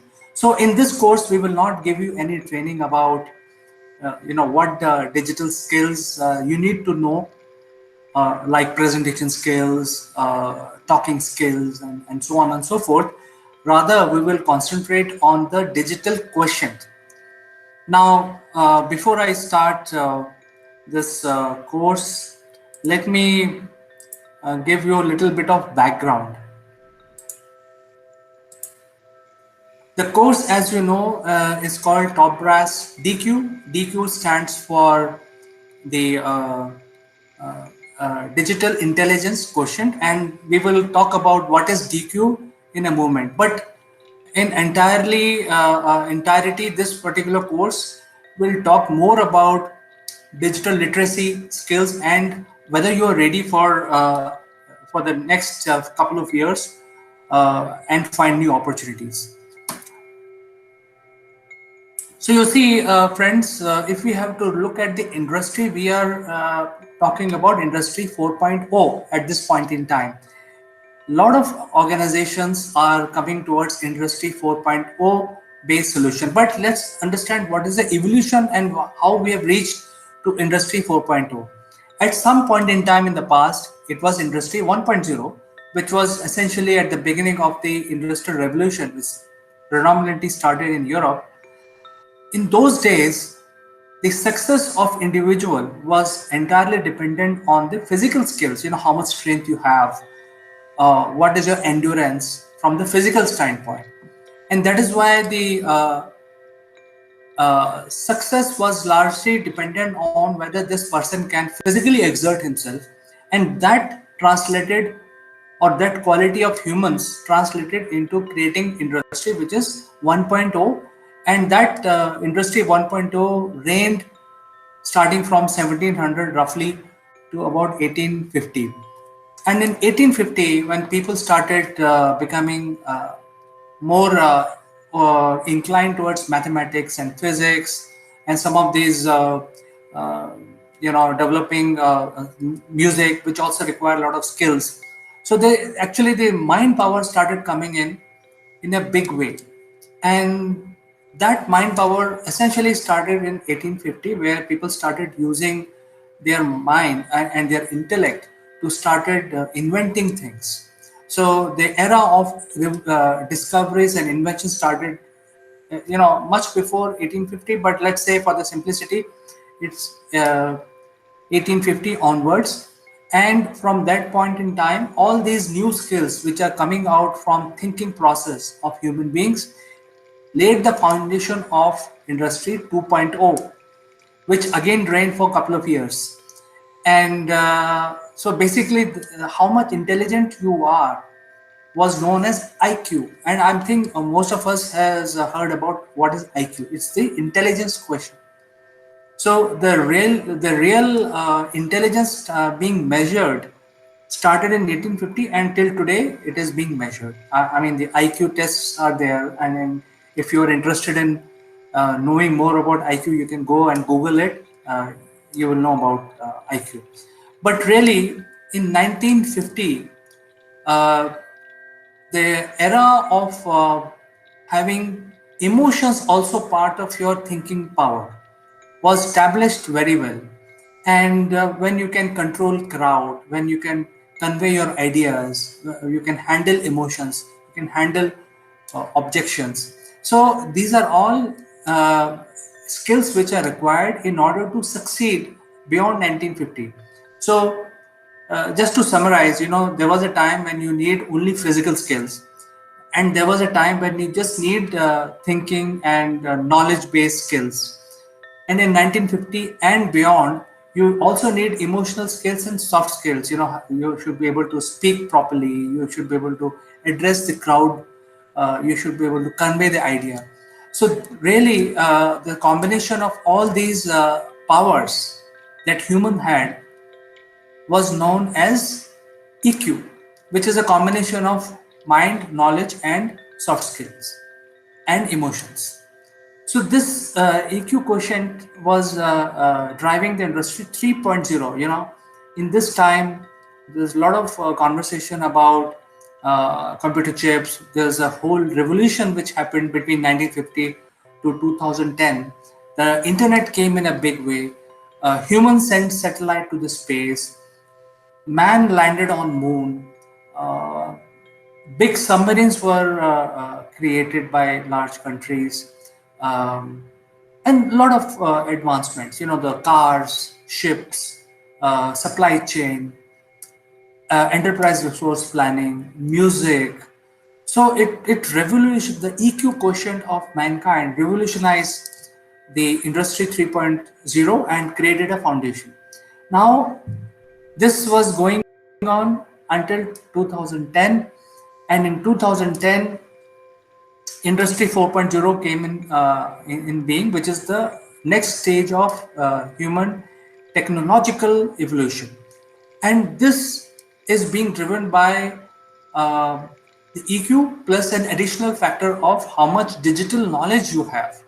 So this is the emergence of something called DQ. So from 2010 onwards, how much successful you will be to get employed in industry 4.0 or 4.0 will be largely dependent on your DQ. So what is DQ? DQ stands for your mind, knowledge, your emotions, your soft skills, and also your literacy levels on the digital platform. So right now the industry 4.0 is driving the entire industry. The digital is coming in a big way, and as we move forward towards industry 5.0, the chances are there will be AI based engine, there will be virtual reality which will come in a big way, but that is for future. But for next 10 years, UQ plays a major role. So every human being has to ensure that they have a higher DQ in order to stay relevant for next 10 years and develop skills which are employable in the industry 4.0. So this is something, the basis of what we want to offer for everyone, whether you are a teenager or you are a professional or even an elderly person. Everyone has to increase their DQ, and this course will open up the thought process of everyone, and they will push to attain higher DQ. So what are the risks if you do not have a DQ? So if you don't have the DQ, there are a lot of threats. I mean, apart from a threat which is that you are not relevant and you may not be employable after some time, but then there are threats which are related to children. So, their abuse can happen on the internet, because internet is being utilized by everyone today. Your banking is happening through internet. Your supply chain is happening through internet. Your retail business, your groceries are all going on the internet platform, and also the education. In fact, the court system, legal system is also moving towards the digital arena. The tradition of court is usually was the lawyer will stand in front of judge. All that is moving towards on a video conferencing platforms. Then your taxation is moving towards the digital world, and also the education. So the first party which is affected by this transition is the children, because they are studying not in the classroom, they're studying in a class, but the class is virtual class. They along with their students, their fellow students, they actually attend the class through an online platform, and therefore they expose themselves for online abuse, some sort of addiction, some sort of digital information, fake news. Also sometimes invasion to their privacy, because if they are not aware or if do not have the right skills to control the internet using their DQ, they will be under a lot of threats. There are other things which we can talk about, and we will address those issues during this course. Then the identity theft. This is a very big risk. It's basically you're losing your identity and somebody else assumes your identity. So since you're on the internet, the physical appearance has to be exactly replicated on the internet, on the platforms. So if you don't have that kind of DQ, so that you can control your physical uh, match your physical presence with your internet based presence, there is a chance that your identity can be stolen, can be misused, and you will suffer because of that. Or the person whose identity has been stolen will have to suffer the consequences of this. And the last risk is cybercrime. So cybercrime is basically like a war at this point in time, where um, this crime can be committed using internet against a person or a company or a corporation or even a country. You can actually wage a war electronically, digitally on a country to spoil their finances, to create a narrative.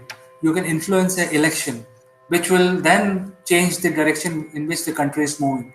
So there are a lot of risks associated with not having adequate DQ in humans. So, what are the real problems that we need to focus on? The real problems are really, first, you have to become a digital citizen of the world. That means whatever you are in the physical form, the same has to be replicated in the digital arena. And there is increasing need for orientation programs to make you aware how you can become a better digital citizen. That means you should be able to uh, be literate to use different systems which are available, like gaming, banking, taxation, purchasing, supply chain, order management, thousand other things. TV programming, watching some sort of content, and so on. So everything has to be done by your identity, and you have to control your identity so that it should not be misused. Second is the opportunity. So more and more people are now realizing that the digital skills are paramount. Even the large corporations will employ people with higher digital skills. So digital creativity is very important. Digital creativity is something which will make the adult population relevant in their job arena. And last but not the least, the problem is the competitiveness. Now, everybody is, there was a time when you had to physically compete with each other in a classroom or in a job, for promotions, for making money, for raising funds. But all of that has now moved to digital arena, where you have to raise funds in a digital platform. You have to you have to study using digital platform. You have to present yourself in digital platform. So there is a lot of competition which is growing on the internet. So these are the problem statements, and higher DQ will give you solution to succeed. For example, if you are a good digital citizen with higher DQ, then you will learn to live in a digital environment safely, responsibly, and also use technology in a very optimum manner. Next one is digital creativity, which will give you uh, ability to turn your ideas into reality using digital platforms. So if you have a digital bend of mind, you have a higher DQ, you will be more creative. You will be able to come out with opportunities for yourself and for your people within your group or your employees, and generate revenue for everyone. And the last is the digital competitiveness. So since the competition is happening on the internet today, everything is moving on to internet, even the media, has moved to internet. All your TV channels are coming through network. Um, no longer the time have gone that you need to read any magazine or a newspaper.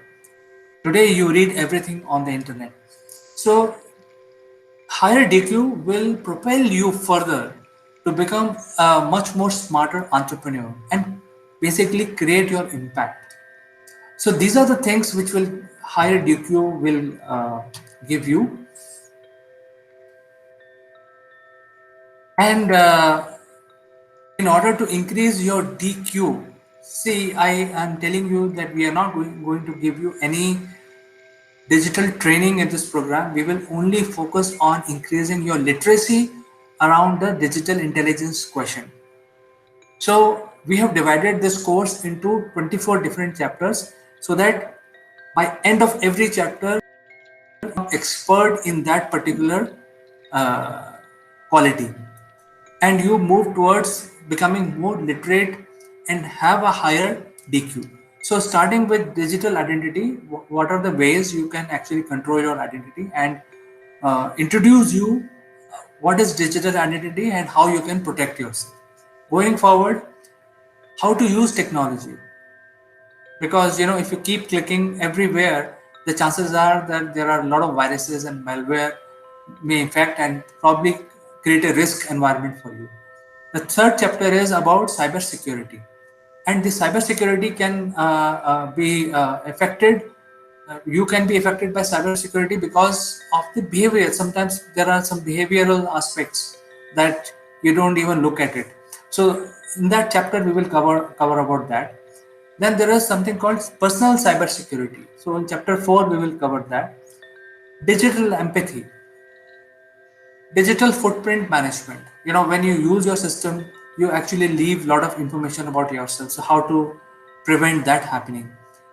Then there is a media information literacy. Say when you're actually talking about your business or about your subject, you have to consult, you have to basically use media, which is the online media. So there will be a chapter on media information and literacy around that. Then privacy management. Then there is a co-creator identity. Sometimes you and your colleague both become creator of something, and then what is your identity and also the co-creator identity is important, which will give you higher DQ. Healthy use of technology, content risk management, network security, self-awareness, communication and collaboration. Uh, so these are all different subjects. There are 24 different subjects that we will talk about in this course. Content creation, IPR stands for Intellectual Property Rights Management. So there are a lot of legality around it. You no longer, you can copy somebody else's work and start uh, claiming as yours. So there are a lot of IPR, there are a lot of legal issues around it. Then if you're making a change to your system, so change maker identity, civic use of technology, community cyber risk, cyber security, relationship management, mass communication, AI literacy, and rights management. So these are the 24 subjects we will be covering in our course, and today's session is only about the awareness and overview, and every day or every after 1 or 2 days I will be publishing all these different chapters separately in the form of video, which are very easy to watch. In the end, if you complete the entire course, you will be DQ'd. Your DQ will be much higher. Your mind will open up about the possibilities, and you will get a chance of increasing your skills so that you are employable in Industry 4.0. So, friends, I just want to give you this overview today, but very soon I will meet you again and continue this course as I explained in different chapters. So there are 24 chapters. Wait and study all of those 24 sessions that I will be presenting to you. So see you next time. Have a good day. Bye-bye.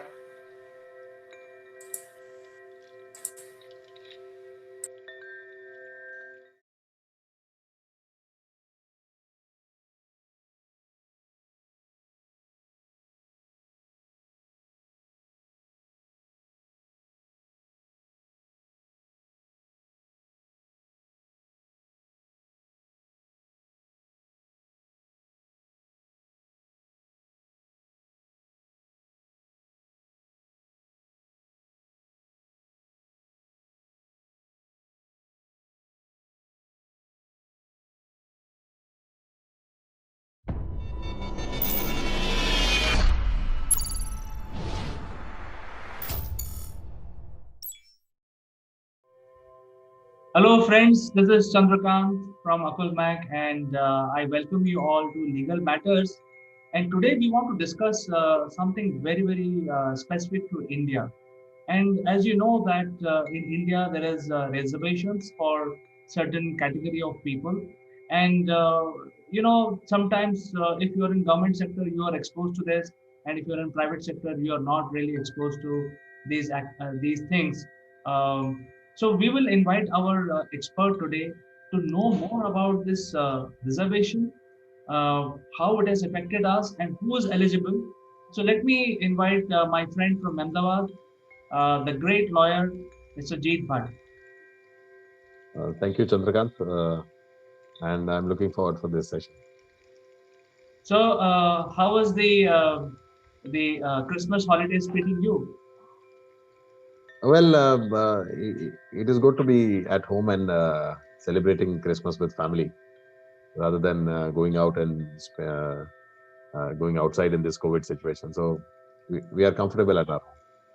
Very good, Jeet. So, I think our listeners and viewers would like to know first, what is this reservation and how this impacts the society by and large.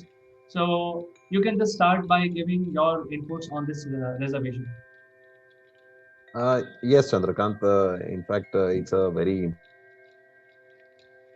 important topic in this and reservation in public sector, civil services, government departments, and also in public and private educational institutions, uh, which reserves certain seats for the socially and educationally backward classes, the scheduled caste, and the scheduled tribes.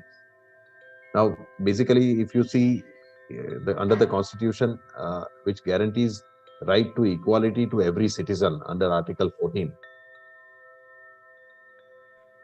but this right to equality also means that equals have to be treated equally, and unequals cannot be treated equally because you need different layers wherein you can't treat the topmost layer of the society with the bottommost layer of the society. That is not the concept of equality.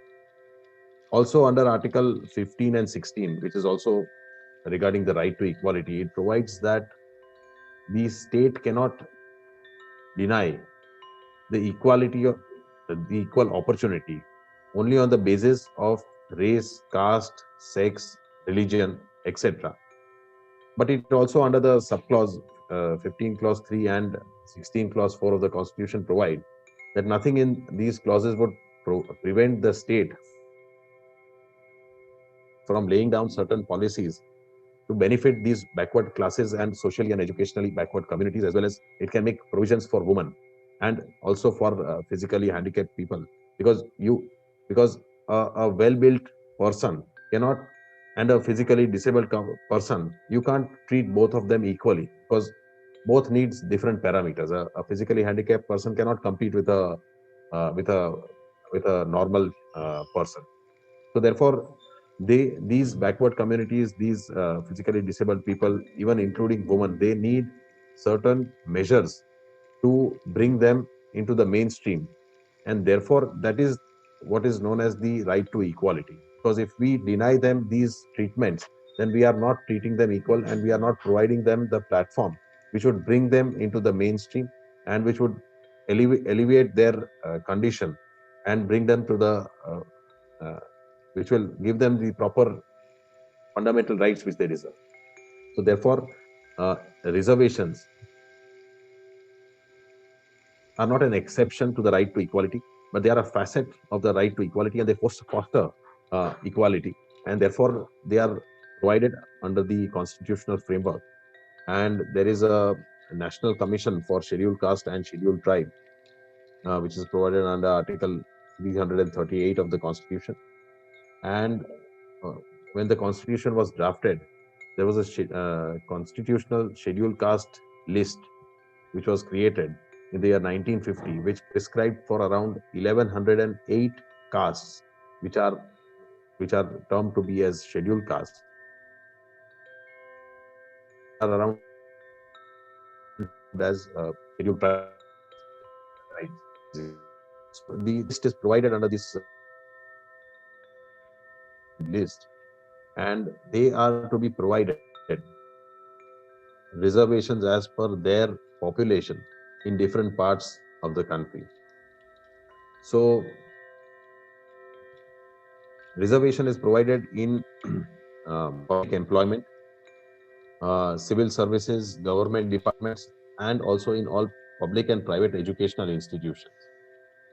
So it is provided for seats reserved in educational institutions, for seats to be filled in public employment, and also provided for promotional avenues. Uh, Normally, we see around 15% seats are reserved for scheduled caste, around 7 to 8% are reserved for scheduled tribes, and around 27% seats are reserved for other than backward class, that is OBC, which is also which is derived from socially and educationally backward classes. So in 1979, it was felt that apart from SC and ST, there are several other backward classes which are not part of the mainstream in the society. And therefore, a Mandal Commission was set up in the year 1979, which studied the entire country and various castes and classes, and came to the conclusion that there are around more than 3,700 classes which are backward classes, are socially and economically backward. And they provided that some reservation should also be provided for them. And ultimately, it led to the famous case of Indra Sani, which is also known as Mandal Commission case, wherein in 1992, the Constitution Bench of the Supreme Court uh, upheld the reservation for the backward classes, but provided a ceiling limit, saying that reservation in no case can be more than 50% of the available seats. So reservation provided for the backward communities like scheduled caste, scheduled tribe, and OBCs, the SEBC, cannot be more than 50% in any state in the country for the available seats.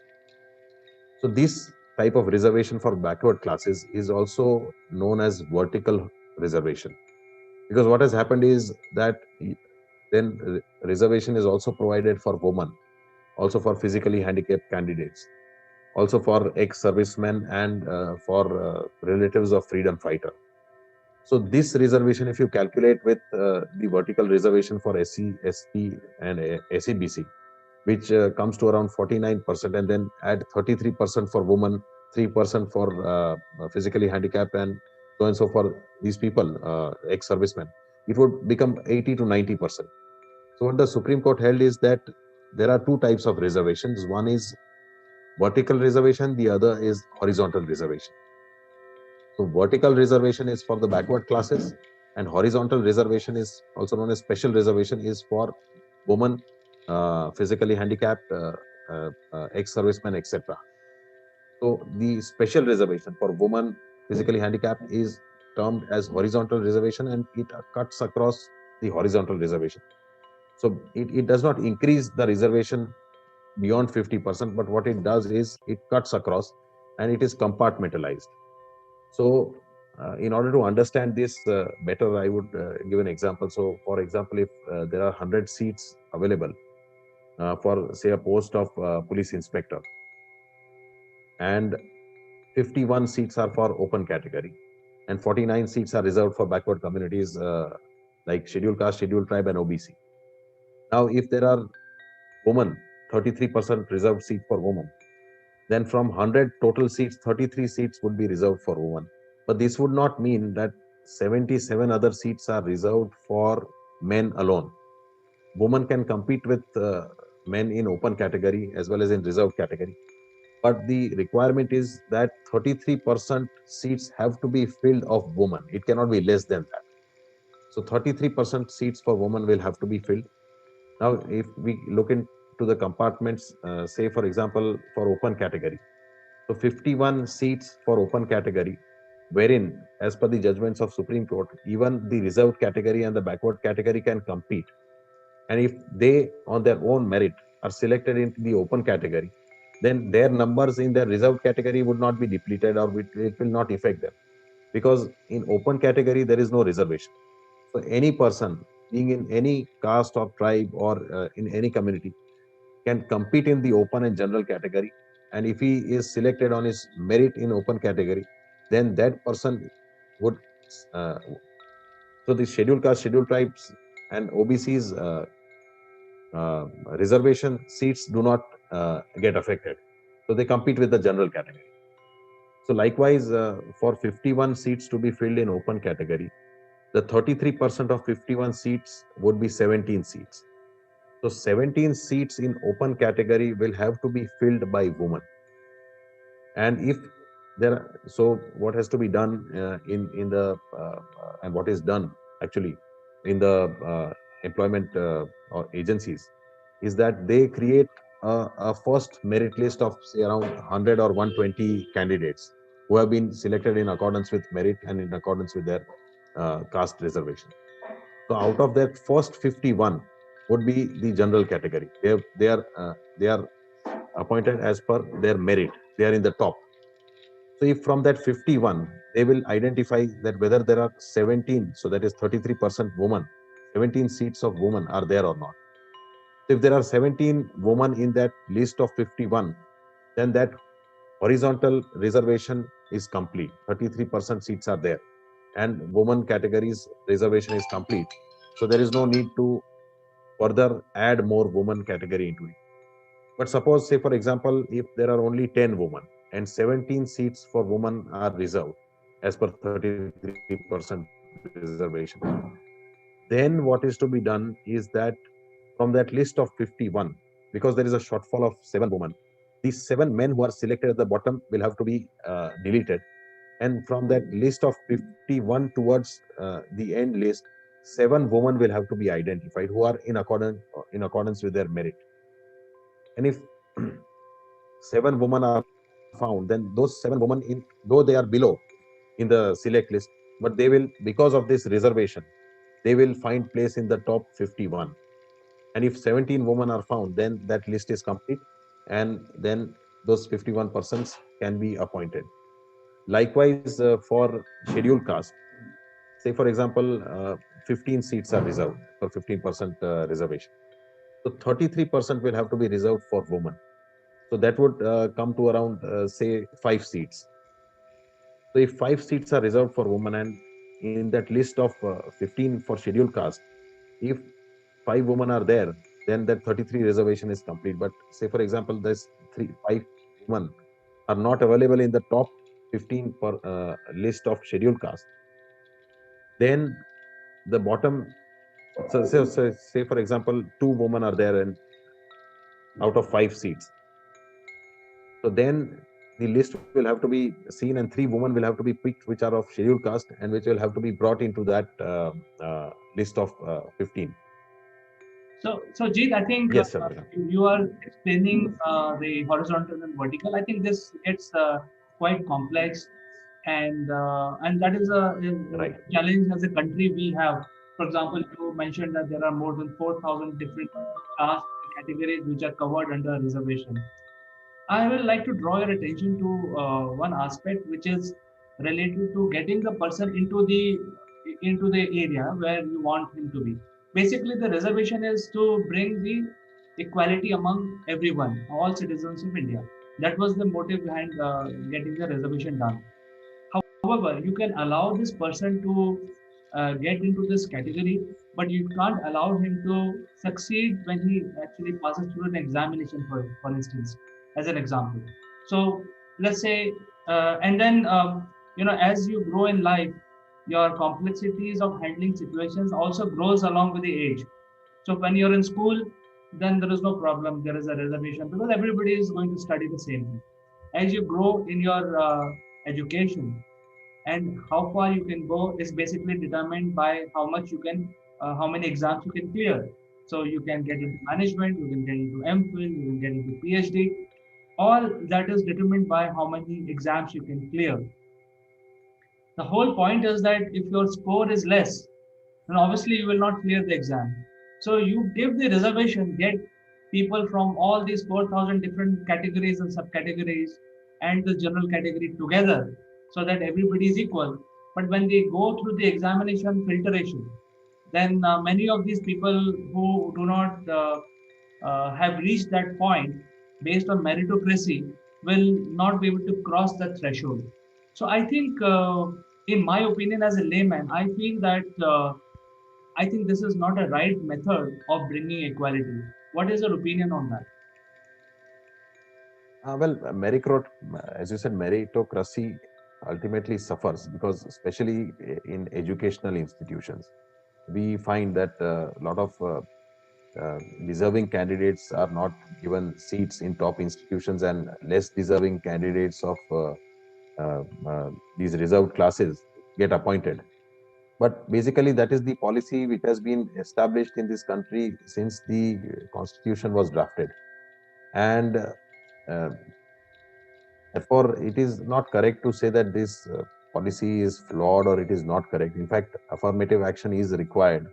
And because when you see the condition of what these communities was when when we became independent, it was terrible.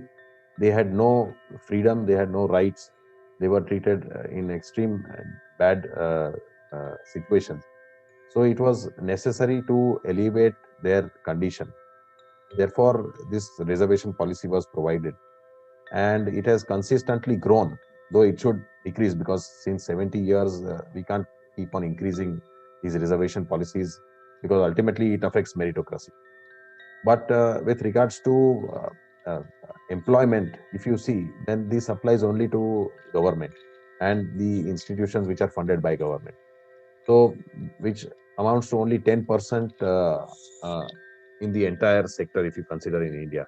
So, rest of the 90% of SC and ST uh, and uh, uh, and tribe population is employed in private sector where there is no need for reservation. So education is what is important, and yes, to an extent, uh, ultimately the government will have to decide rather than increasing and expanding the scope of reservation. It should ultimately bring it to meritocracy. But in order to curb this reservation, what they have provided is for the term called creamy layer. So the creamy layer, so those whose situation has increased or has been better, improved in last these so many years. So whose families annual income is more than 8 lakhs.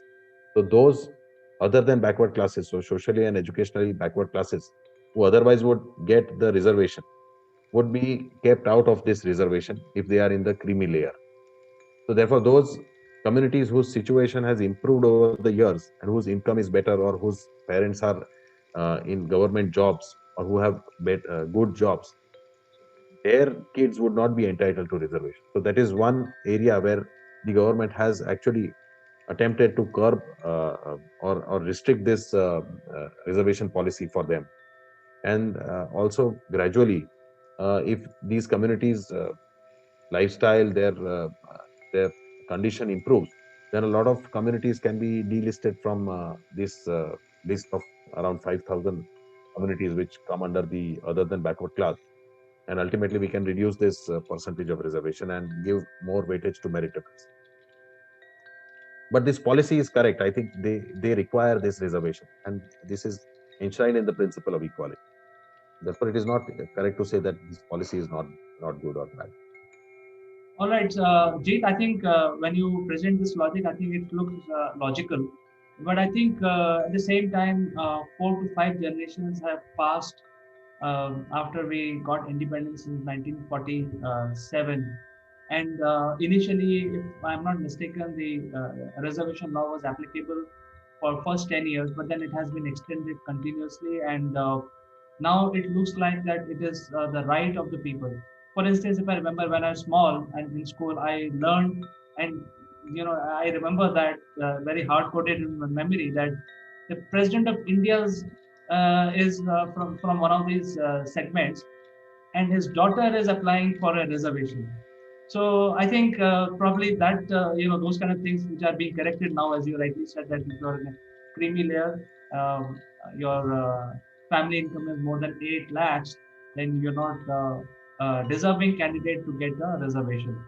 So I think this is great for clarifying all these things.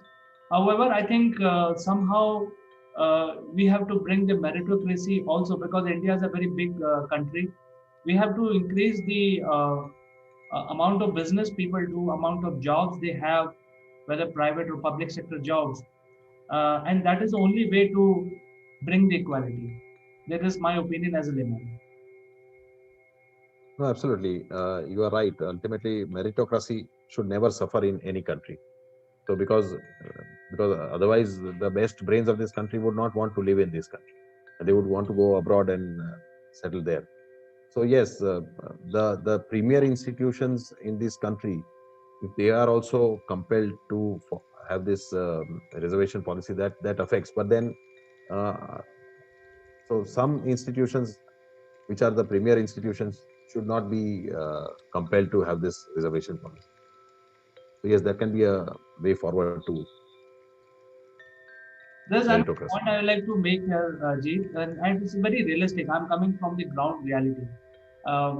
Many of these guards and very low-end workers in our society who guard our buildings and places and all that, those are basically from certain state in India, and they are not belonging to the reserved category.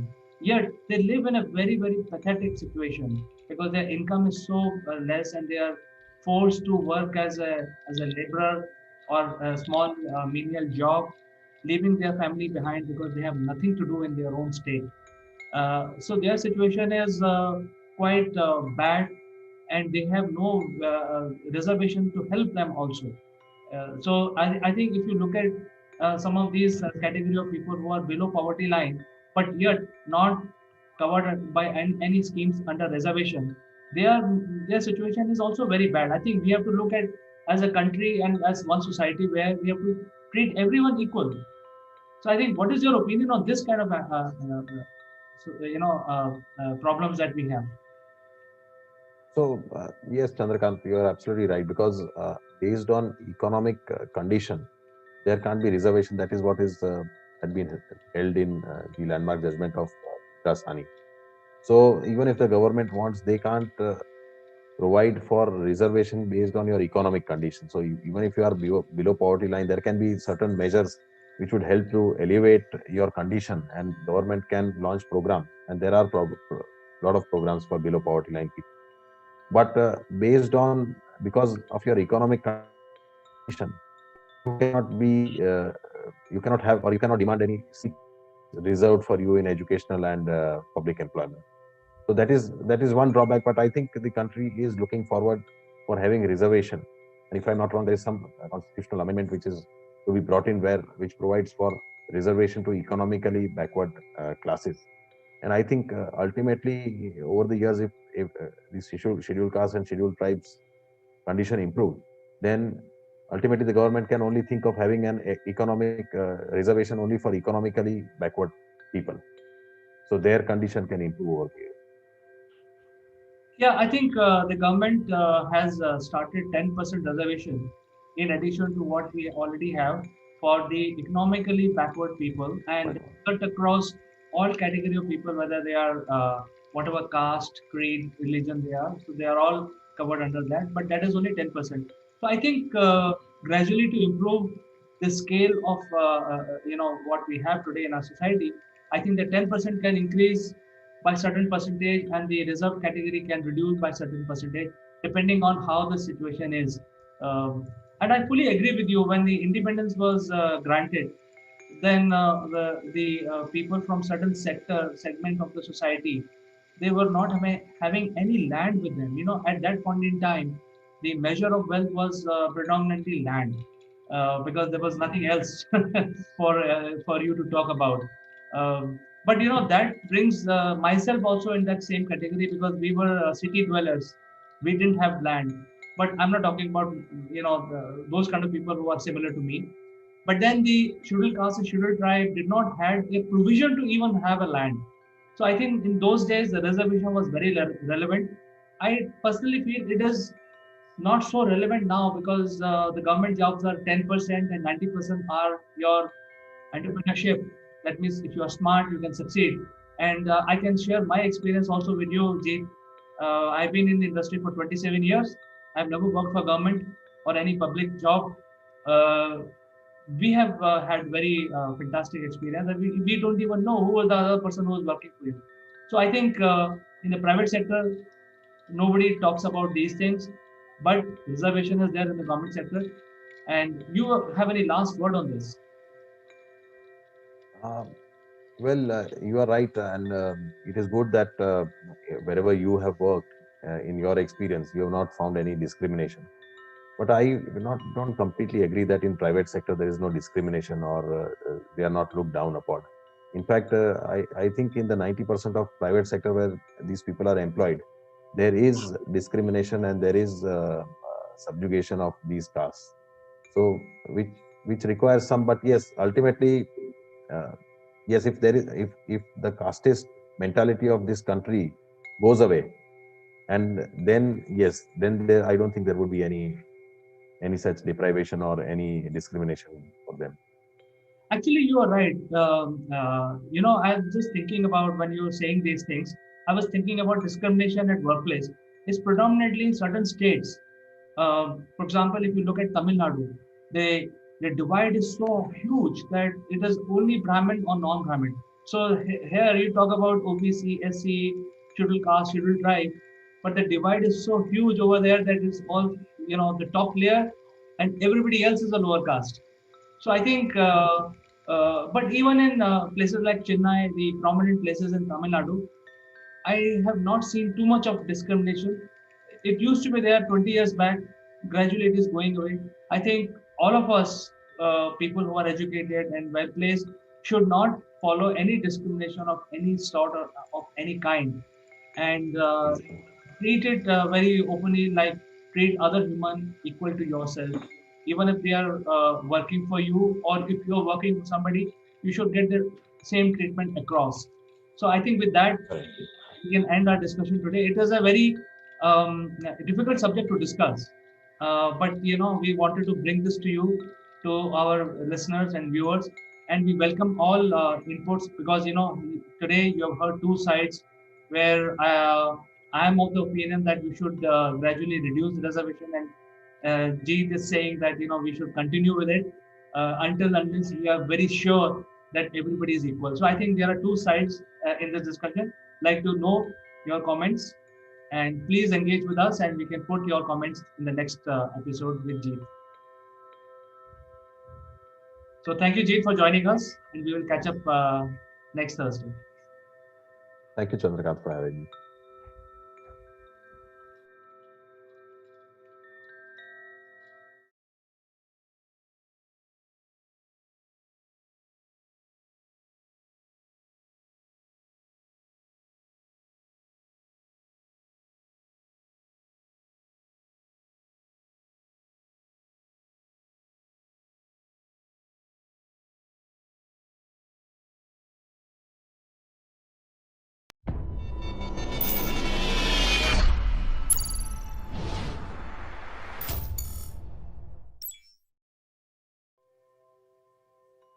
Hello friends, I'm Kanchan from Akulmach Technologies and you are welcome to our show. Today we have a very eminent personality on our show, and she is Amita Sinha. She is the former professor in the Department of Landscape Architecture at University of Illinois, USA, and she has also taught in the Department of Architecture and Regional Planning at IIT Kharagpur, and she's also into Humanities and Social Science Department at IIT Gandhinagar. She's also well-known author of Landscape about India, Forms and Meaning, and she's a recipient of Fulbright Nehru Academic and Professional Excellence Award. So welcome to the show, Amita ji. How are you today? Thank you. Thanks for inviting me to the show. So, we had been doing great topic like mandala and the rise of architecture using this mandala. And today I am so glad to really discuss about the origin of Varanasi. So I would like to ask you, what is the origin of Varanasi and how it is linked to its geography? So Varanasi is older than time, as they say. It's beyond time. And there is a origin story, which let me share it with you.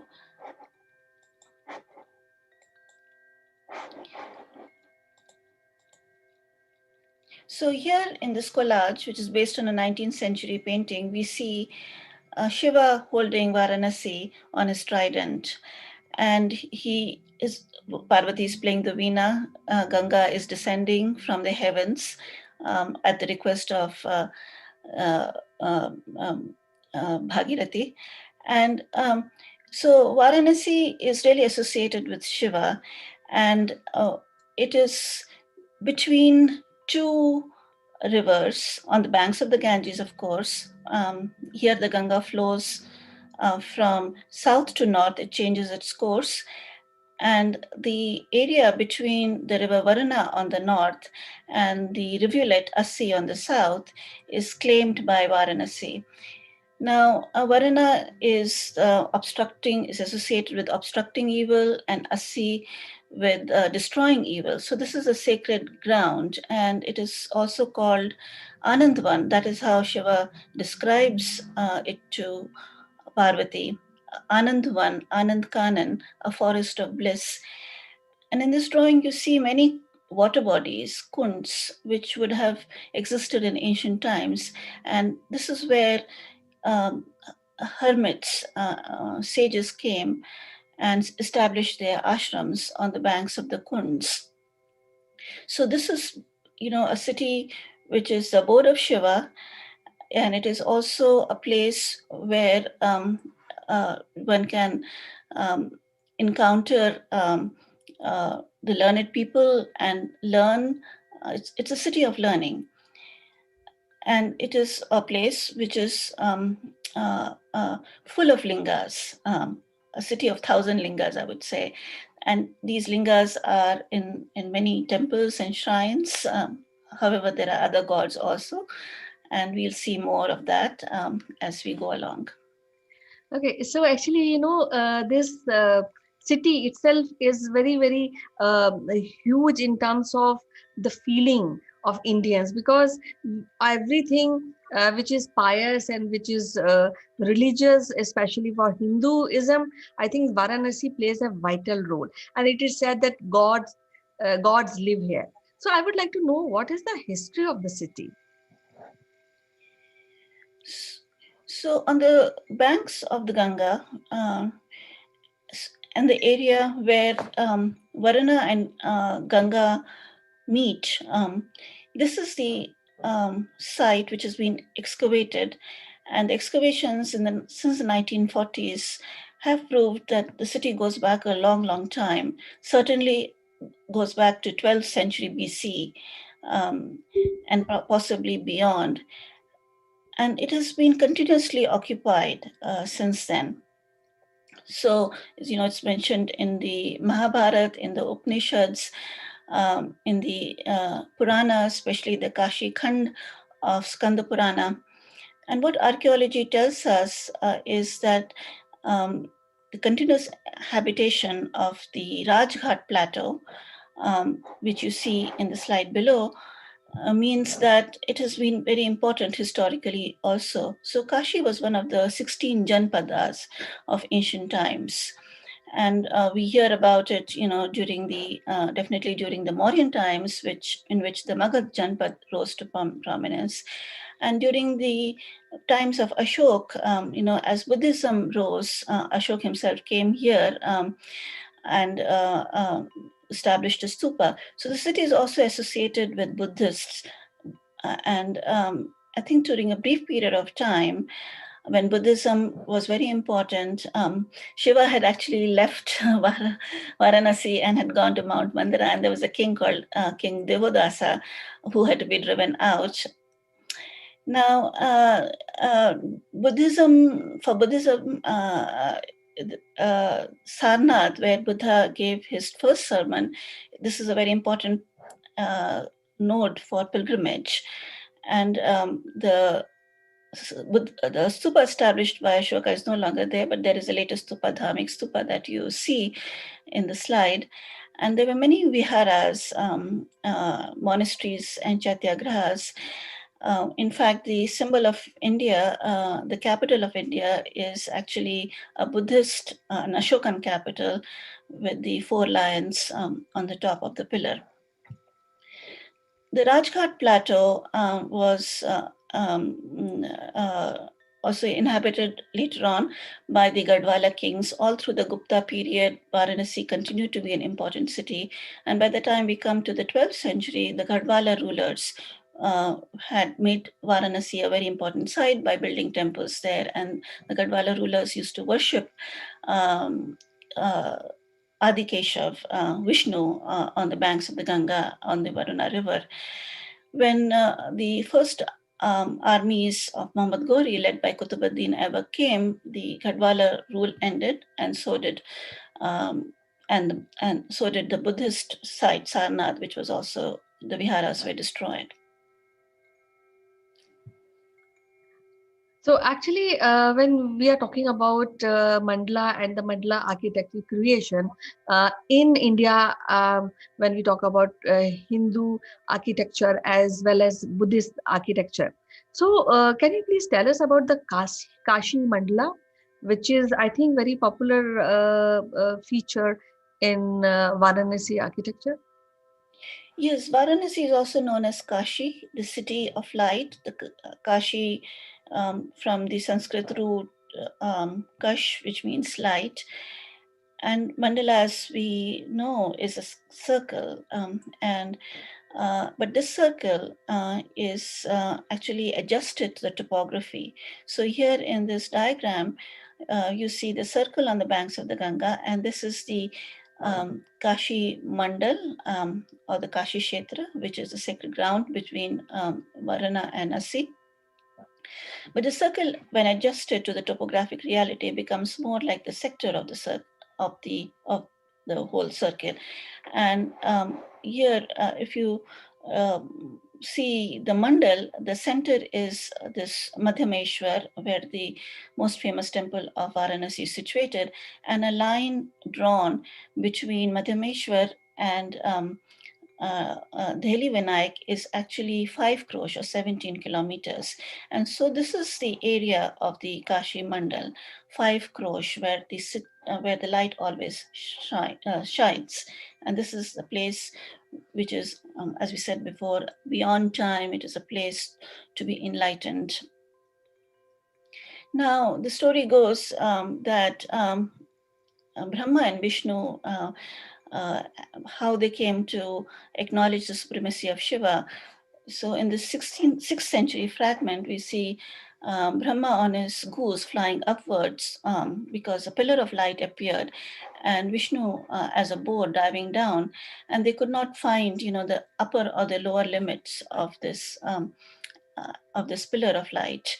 And so that is how they ended up acknowledging, this is the city of Shiva, this is, Kashi Dham. And when the city was first mapped by James Prinsep in 1822, the inner city area is the Abhimukta, the zone where Shiva never leaves Kashi. The city is never forsaken. And the very center is Vishveshwara temple, which is now visited by millions of people. And in this aerial photograph, you see the Kashi Vishwanath temple. It is actually a temple built, 18th century temple built by Queen Ahilyabai of Holkar. The earlier temple was destroyed in the 17th century, and the Gyan Vyapi Mosque was built. And before that, the temple of the 12th century was destroyed by the Sultanate armies. But Hindus kept on rebuilding. And so Vishveshwara never really, the site never lost its sanctity, and Vishveshwara never left Kashi, so to speak.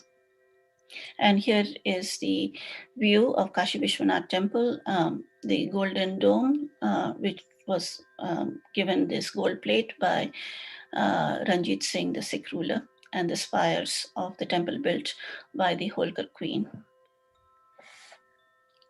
Okay, so I want to ask you that why Varanasi has become such an important pilgrimage destination? What is so unique about this city? Well, Kashi Vishwanath, draws millions of pilgrims from all over the world. But the Ganga also draws pilgrims. People come here to bathe in the Ganga on auspicious occasions. People come here to die. Manikarnika Ghat, popularly known as the Burning Ghat, is where Shiva is. This is also known as Mahashamshan, the great Shamshan, the great cremation ground, where if you die, you will achieve moksha. And so thousands come here to spend the last days of their lives in the hospices, and when when they die, Shiva whispers the Tarkeshwar mantra, and liberation is assured. Now, the pilgrimage, as pilgrimage site, Varanasi has great sanctity because the Char Dham are here: Badrinath, Dwarka, Puri, and Rameshwaram. The 12 Jyotirlingas are here.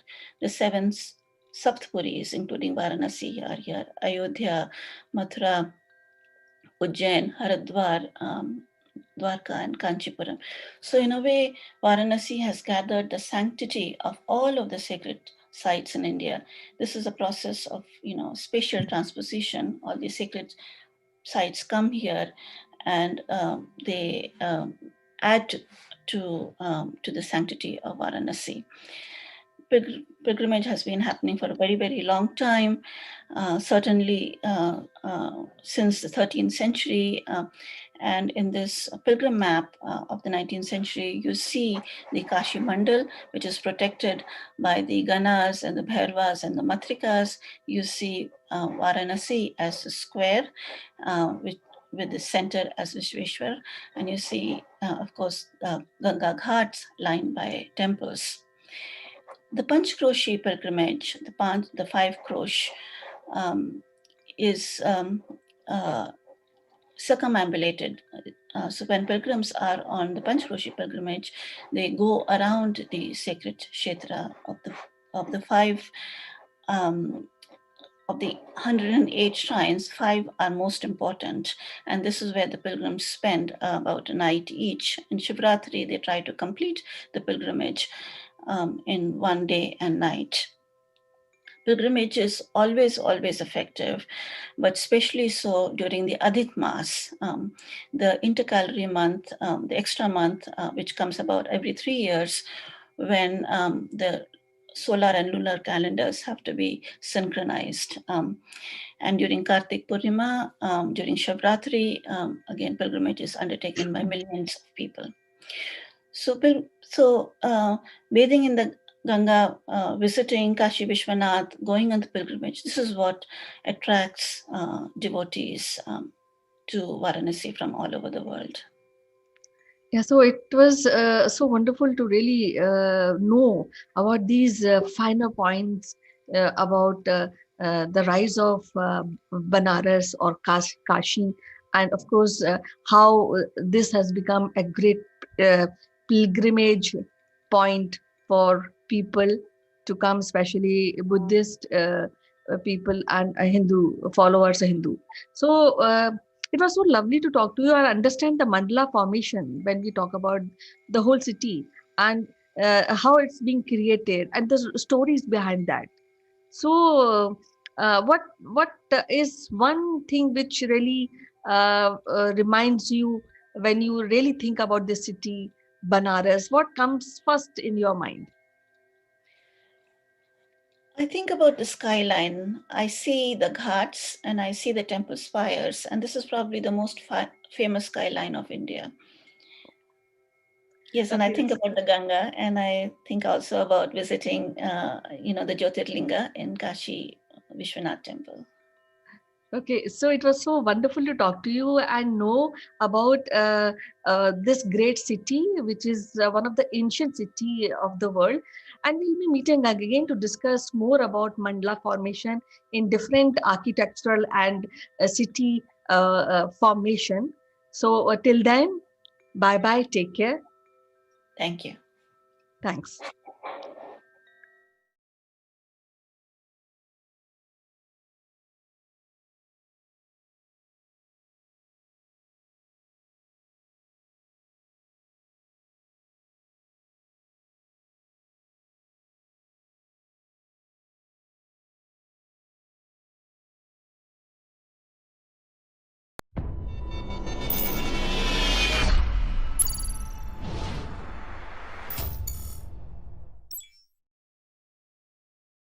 Hello, friends. Welcome to AkulmachLive. I am Chandrakant.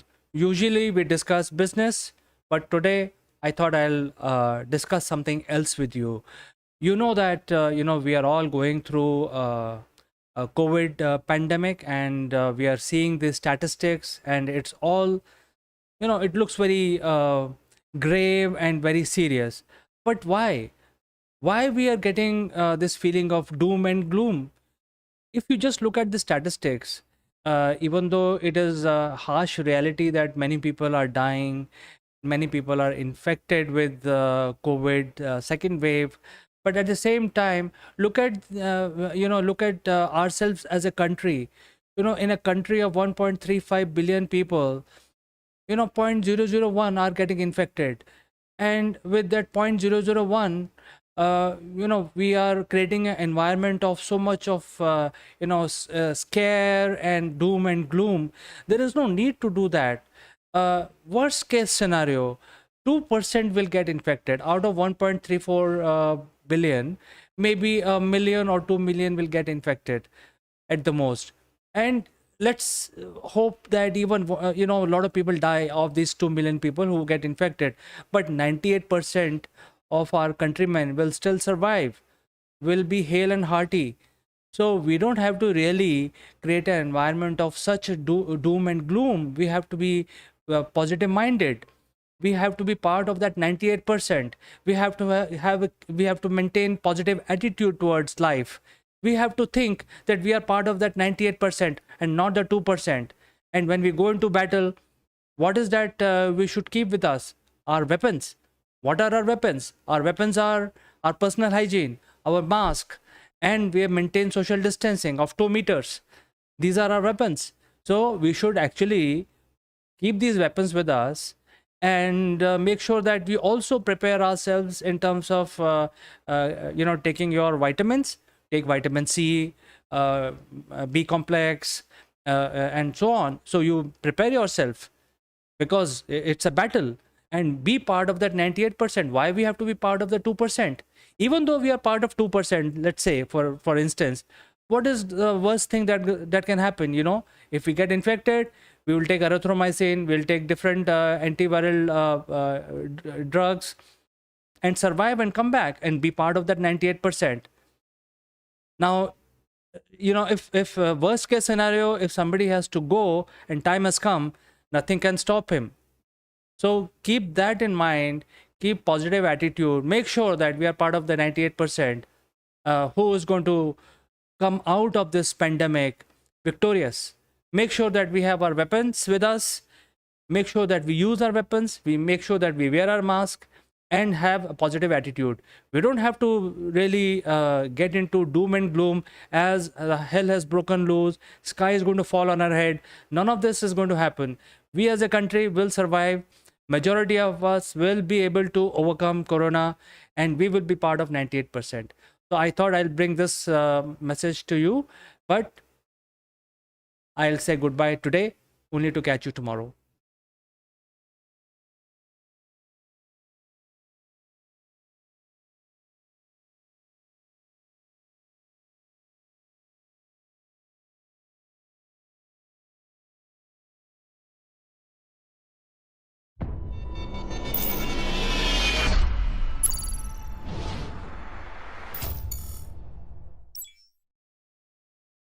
Hello, welcome to AkulmachLive. I'm Kanchan Verma, and today we'll be discussing that how we can be positive and healthy during this COVID period. But before that, I would like to remind you there's a free gift available only for you. So stick around to this episode till the end. We will guide you how to avail your free gift.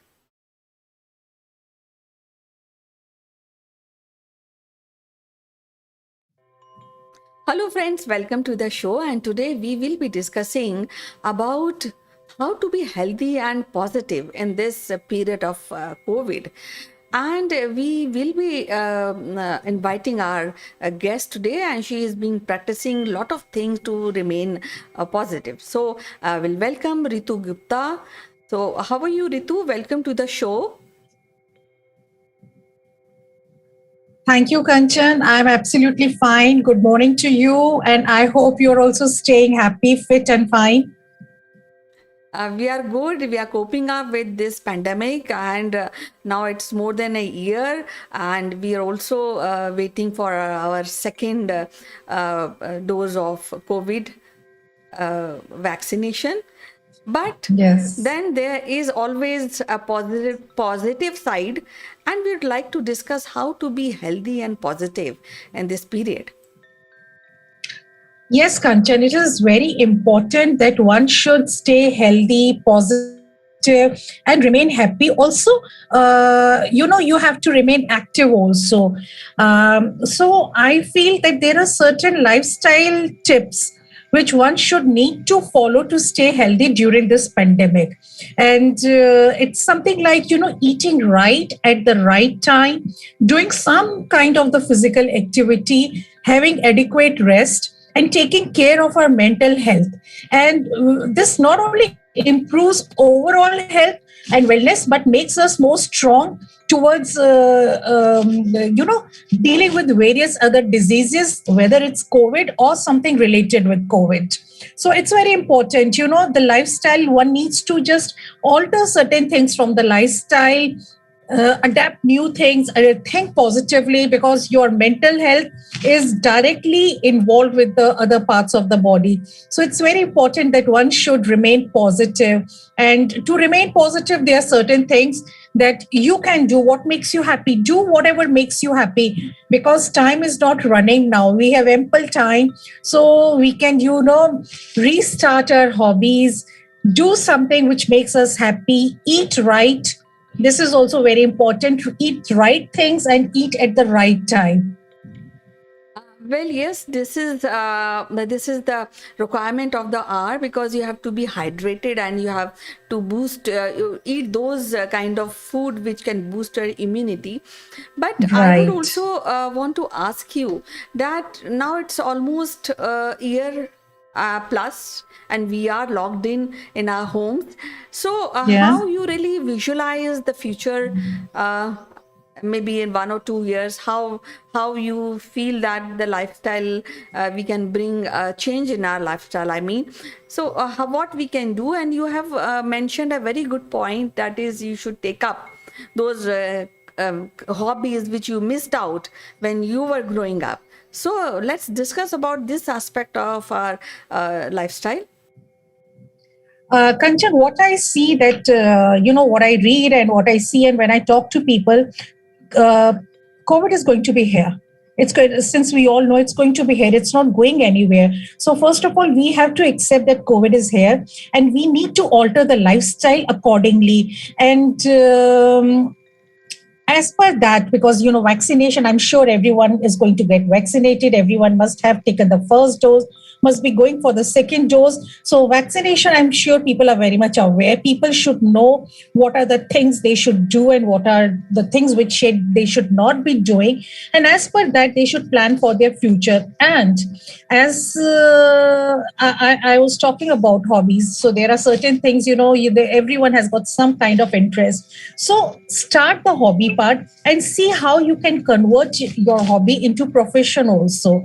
There are some people who are interested in baking. There are some people who love cooking and like music. So one can start improving on the hobbies. So one should improve the hobbies, become a professional in that, and then you can also, start a small kind of business. And it's very important where you should know your target audience, your area, and start doing the same thing which you learned. Your hobby can become your profession also.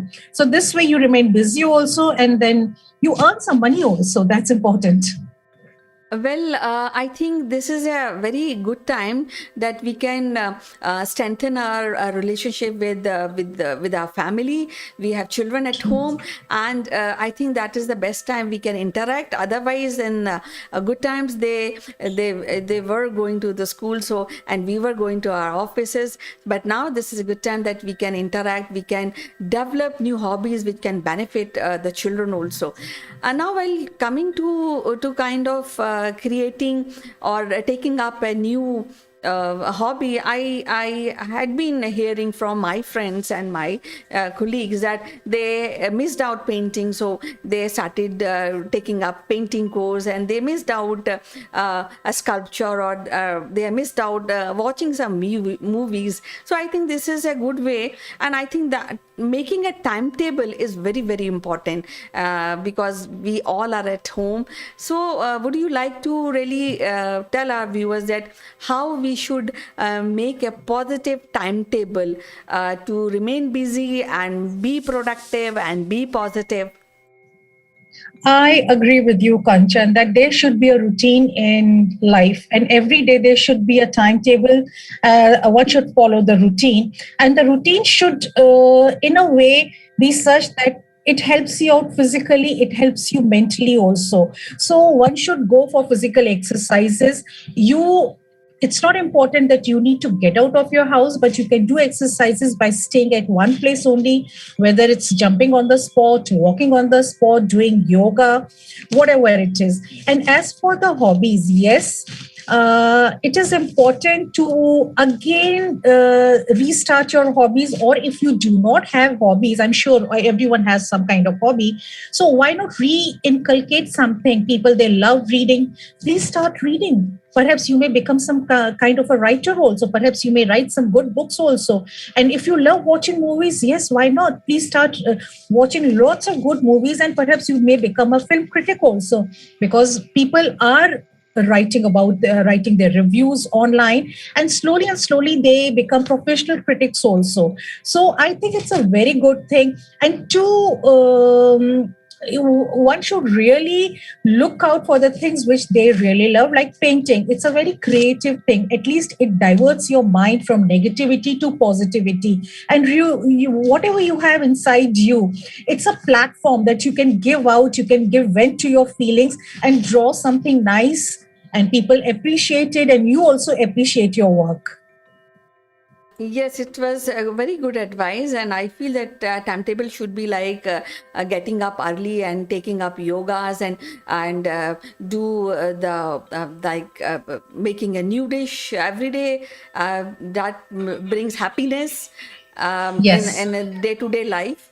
So it was Yes. so lovely to really talk to you today, and we will be meeting again. I'm sure that that the viewers will be getting more insight and maybe rekindle the way they are living. And because Ritu, this pandemic will remain for a long time, so it is better to be accustomed and to not crib about this, because we are at home and we have to do new things from our own home only, because social distancing we have to follow now, or maybe 3-4 years more, right, Ritu? I agree that we should have acceptance that this is going to remain. And yes, even if you are maintaining social distance, you are not away from your friends. You are just one phone call away. So call up your friends, call up your relatives, and with the people who are living with you, your family. Develop you can develop some kind of relationship with them, for them to getting with along with you in your hobby. This is also teamwork. A family is it's teamwork. And start doing things, enjoy things, start cooking together. It's a fun. The family people, they cook together, it's fun.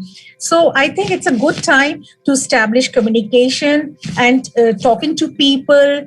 You can still, you don't have to step out of your house, but then there are things you can do by staying at home. And I'm sure everyone is going to maintain social distance for some coming years till the time everyone is vaccinated. It is very important to take care of your health and to take care of other person's health also. This is everyone's responsibility at the moment.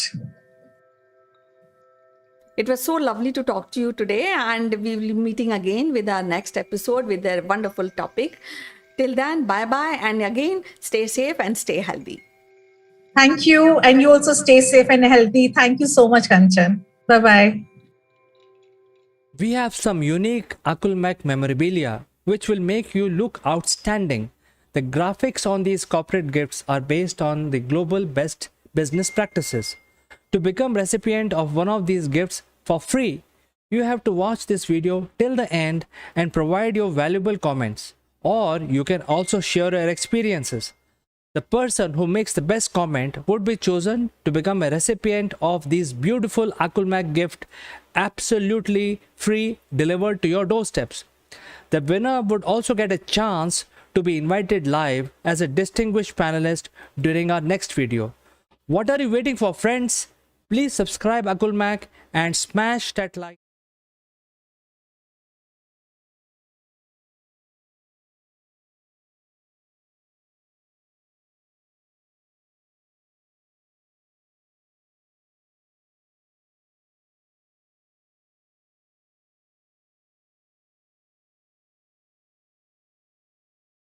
Who let the dogs out? Who let the dogs out? Who let the dogs out? Hello friends, this is Chandra from AkulmachLive Technologies. Welcome to Top Brass. Today we are joined by Mr. Ramesh Krishnan, who is a business development and channel leaders, and he's working for a security company based in San Francisco. Welcome to the show, Ramesh. Hey, good evening, CK. How are you? It's nice to see you. Yes, Ramesh. In fact, what I feel is that this lockdown situation that is affecting the globe has brought people together even before what we were. And look at you, both of us. We are talking after a decade. Yeah, that's what I was about to say. First of all, thank you for reaching out. It's been ages. I think it's been 15 years, more than a decade and a half. When we last, we were colleagues, and we remained in touch. But I've been back here for quite a while, and it's nice to see you. Thank you for having me. I'm happy to talk to you. Same here. You're looking as energetic and as jovial as ever, Ramesh. Please keep it up. Well, that's very kind of you. It's still only 8:30, 8:45 in the morning over here. Give it a few more hours. I mean, after I, get through the day and, do a little bit of things on the weekend, maybe at that time, I don't know about the energy part. One has to maintain a sense of humor about a lot of things. So thanks for saying that. And you look very well, man. You don't look like any different than what I have seen you. It doesn't look like you've aged at all. I mean, I lost all my hair, but yeah, so I think I can share some secret. I do cycling to work about 60 kilometers every week. That's my routine. So I have made my routine, and even in this lockdown, I have a cycle at home, so I keep cycling. And from when we were together, I was working for you as part of your team member. From that point, I've lost about 17 kgs. So we have something in common. Saturday mornings, I normally do a bike ride between about anywhere from 30 miles to about 50 miles. It's going to rain today, so can't bike. So I love biking, bike all the time. So, that's my excuse for not biking. But there are other things that you do. I have a big park right behind my home where I live, and not too far from, we're about 40 miles south of San Francisco. But as you know, I live in these days, the entire planet is kind of in a situation which we have never been confronted. And for some of us, working from home has been pretty business as usual. You remember, I used to have a home office, back when you and I were colleagues. I mean, and so for 20 plus years, I've had a home office, and work from home has been part of that regimen for me. So the work from home is not new. But what's new is that now the work from home is actually a shared work from home, right? I mean, so like everybody else, I have a family. My wife is also a healthcare professional who works for a large hospital locally, and as a researcher. And then my daughter is home. Her schooling is now all online. So there is always, now it's a shared work from home. So everybody's got their vantage points. We've got to share not just the living space, but also the bandwidth. I mean, and these days bandwidth has become kind of the most precious commodity for a lot of people. Everybody's on video calls, so obviously, it puts a lot of strain on the network. And then when you take breaks, and especially if you have a teenager, I mean, they do have their little social interactions with their friends, and plus Netflix is a big thing, right? So they consume that. So it's kind of brought a very new way of sort of the work-home, work-life balance, in terms of how people are taking their day-to-day activities. So that's the most interesting thing that is going on. I do not know if you're aware. I live in Santa Clara County, which is one of the largest counties in the Bay Area, in the San Francisco Bay Area. And we were the first ones to go into what is called a very restricted shelter-in-place directive, which means the schools were closed. I mean, all educational institutions, anything that is non-essential was pretty much closed. So none of the malls are open, etc. And so it's a very different. So we just completed our third week in shelter in place. And what we have seen is that the social distancing, and I'd say it's actually more of physical distancing. I think socially people are becoming far more active. Our own example, we have connected after 15 years. Well, we should have been connected before, but did we do that because the world is going through a shutdown, lockdown? It's called different things. It's all the same thing, right? I mean, we are all pretty much in a very restricted physical moment outside. But what it has done is it's restricted the physical distancing, which is a very good thing. Socially, I think people are coming more closer together virtually without being face to face.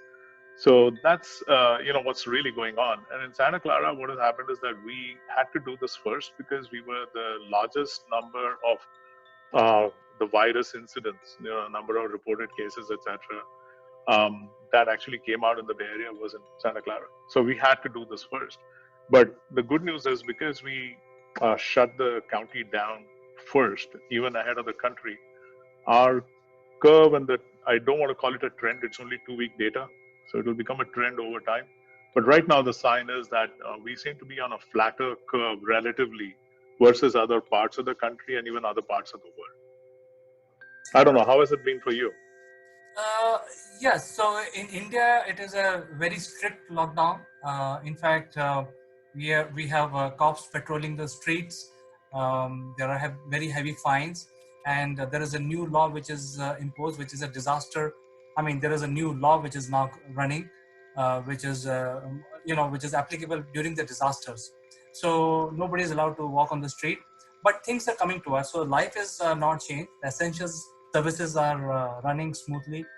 But I think I would like to ask you, because you have 3 decades of experience, and none of us have seen this kind of situation ever in life, at least our generation.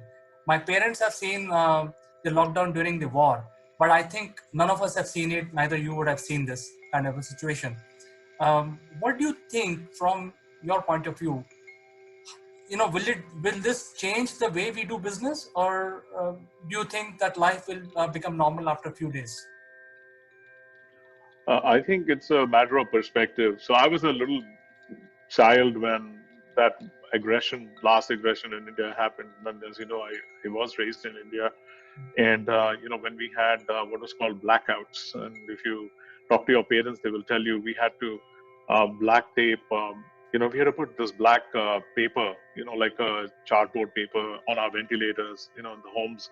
And in Delhi homes, we used to have a ventilator which was all the way on the top of the ceiling and all that. So the cars going with the half blackened headlamps actually started at that time.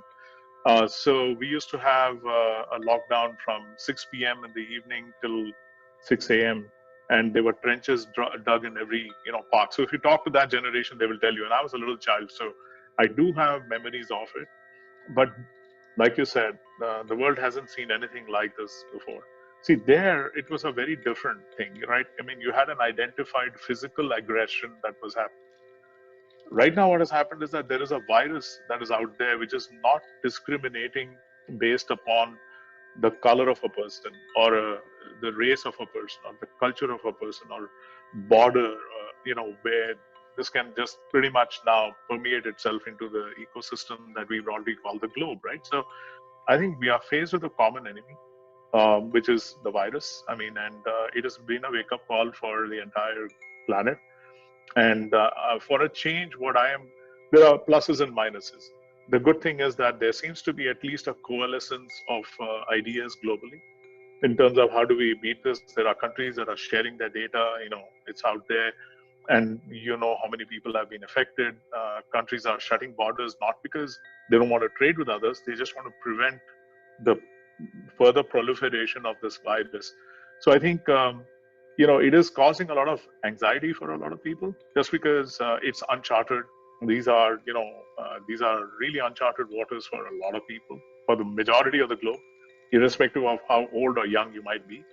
And I think, to your question, is it going to change the way we do business? I think here's what's going to happen, right? I mean, we do not know for certainty when business as usual or business as we knew it or life as we knew it is going to go back into that into that particular approach or that way of living, right? A lot of ways, if you look at it more from a sort of soul searching or spirituality perspective, you say, well, did the human beings do this to the planet by so much growth and such rapid, expectations, or trying to grow beyond a certain rate? And does it have to really be that? I mean, can we not sort of contain some of that, and so that we can be a far more cohesive global community? I mean, take an example, for instance. Prior to coronavirus, what were we hearing? We were hearing about bad incidents happening all around the world, whether it's got to do with a small minority element that goes and decides to either kill some people or whatever it is that they do. I think that type of heinous crime is completely, we don't hear it. I mean, can you even tell me where, on which channel that you can go and hear something like that, right? So I'm not saying that this is the antidote to killing things like terrorism and all that, but my point is that I think it's, I get the message, if I were sitting in other parts, I would say, we can actually work with each other despite the differences that we have, so that we can bring down the incidence of any kind of border aggressions and what you have, but just sort of simply working with each other. I mean, so that's maybe the positive that has come out. Now, will it change the way we work in the future? I think this will definitely have an impact on how we go about doing our daily business.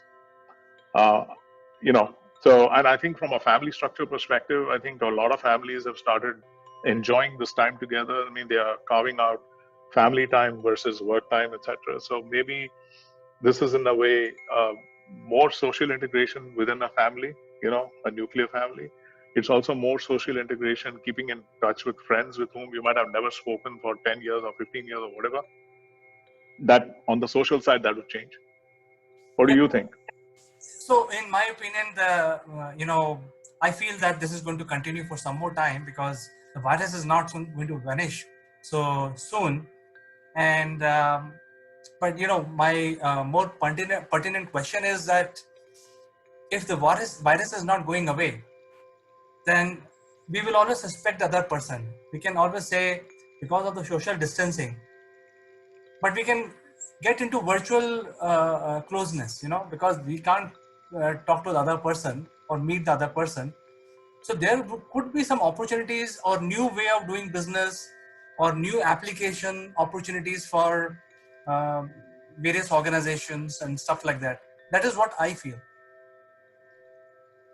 Well, so two things, right? I mean, for a large portion of at least the technologies and the industries that I have been and you have been, um, we conduct a lot of business. Like, for instance, my job is global. And I don't travel all the time to go meet somebody who's sitting in, say, Asia Pac or Africa or Middle East or Latin America. A lot of times it is through a video call or a phone call. I mean, the thing that has changed is there are more video calls now than there were before, only because there is that closeness. You see, the visual impact of a conversation is actually far more valuable than just a pure, voice that is at an end of a wire or wireless or whatever you want to call it, right?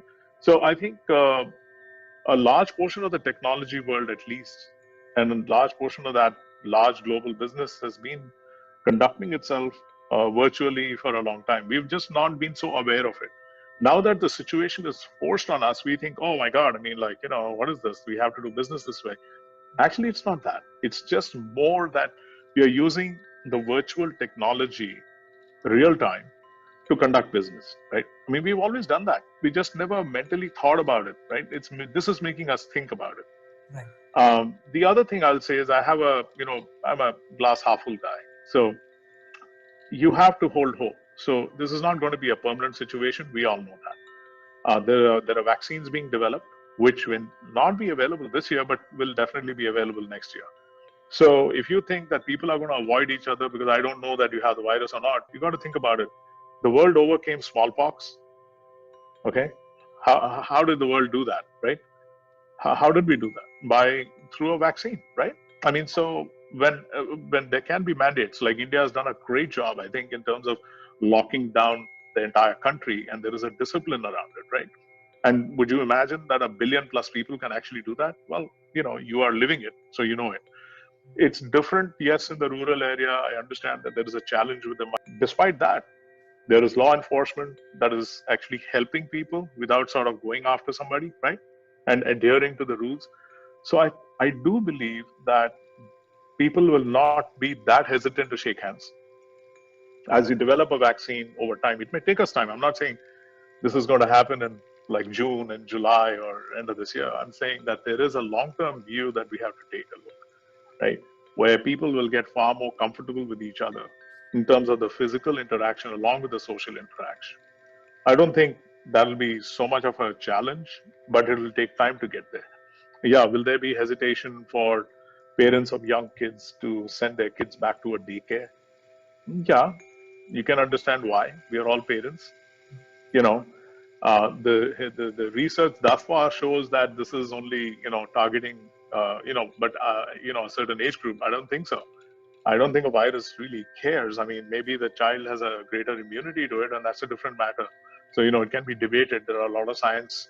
There are a lot of scientists and doctors who will tell you, no, children are not, they have immunity, but they cannot be immune to everything, right? So, I think there will be a slow kind of trajectory in which that will start happening. I don't think it'll be that bad though. I don't think people will avoid each other and things like that over time. But we don't know. The challenge is, how do you predict when that will happen? So let's hope that this gets over soon. In the meanwhile, if there are new opportunities, there are entrepreneurs who are who are thinking of doing new innovations. They are most welcome to do innovations to help public by and large. But more important, I would like to say that it was such a great pleasure talking to you, Ramesh, and hearing your voice after a decade, or maybe more than a decade.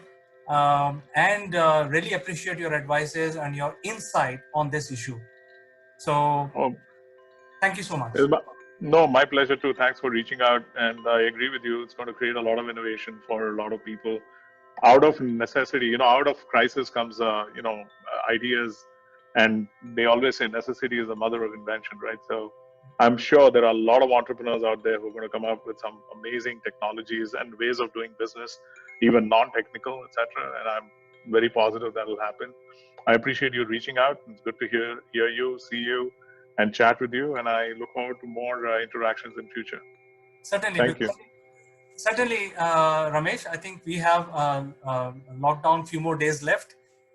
Today is day 12. There are a few more days left. So we will find another opportunity to talk to you to check out how things are, because your county has done already tremendous job to contain the virus.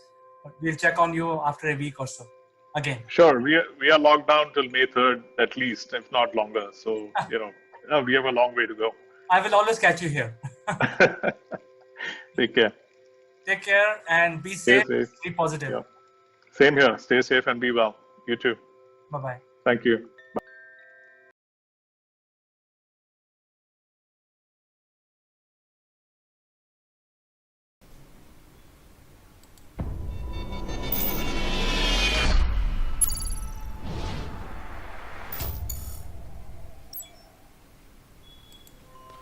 Hello friends, this is Chandrakant from AkulmachLive, and today we have a very special announcement to make. And the announcement is about the special giveaway which we are giving to our viewers. And this is a giveaway. It's a special mug in which you can have your tea or coffee while working during your Zoom calls. And as you can see, this is the knowledge, our knowledge, which is being given for free. And it's very useful graph which will tell all startups and SMEs how to do things in an orderly fashion. So this is a very good cup which you can keep and also refer of various activities while setting up your startup and also promoting your SME. So without further ado, let's go back to our show. And today's show, talking about Zoom, is about Zoom fatigue. To discuss this further, our guest is Dr. Pooja Bedi, who joins us from Shimla. Let me present Dr. Pooja to you. Good morning, CK, and good morning to all the viewers. And this is a very, very ingoing topic, I must say, CK. And I really appreciate the kind of knowledge you are spreading with the freeware. Excellent. Thank you, doctor. And as we are, using our digital platform to communicate and also reaching out to our viewers, I think most of us are working from home or doing something digitally, either in Zoom or in Google platform or any platform of their choice.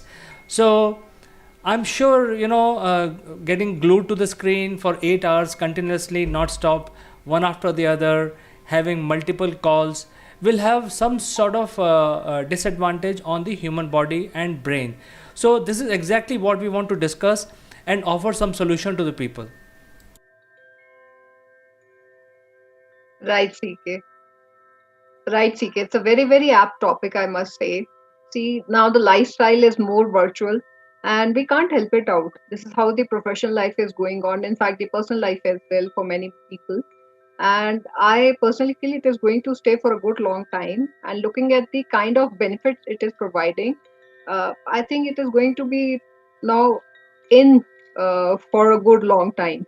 As you correctly mentioned, that virtual exposure or the digital exposure, or you can say Zoom, fatigue, all these kind of exposures in a continuous manner for more than 40 odd minutes can actually affect the hormonal and the chemical balance of an individual. Talking about the physical aspect, since we are sitting more straight as compared to the normal meetings we attend to, so we tend to maintain a posture. The cosmetic value is also there. We want to look good, so the extra effort is put in. So all these kind of factors, and then the excessive amount of exposure to the light can definitely drain the brain. So the brain, which is getting drained of glucose or the fuel on which it particularly works, is to be compensated on frequent intervals. Like when I sit for my own work, I usually keep two different boxes of toffees just to hydrate and my brain regularly. So the fuel is there. So the refueling of the brain is definitely required when we have an exposure of more than 30 odd minutes continuously to any of the virtual media or the meetings, we can say. So for the diabetics, they, since they cannot have more of the sugar, so maybe the some balance amount of fruit, or maybe you can say salads or sprouts. Something is to be kept right next to the table in a very minimal amount, which can be taken at the brief breaks. And the brief breaks are also pretty much required. The usual way we take it when we are going or attending our regular office.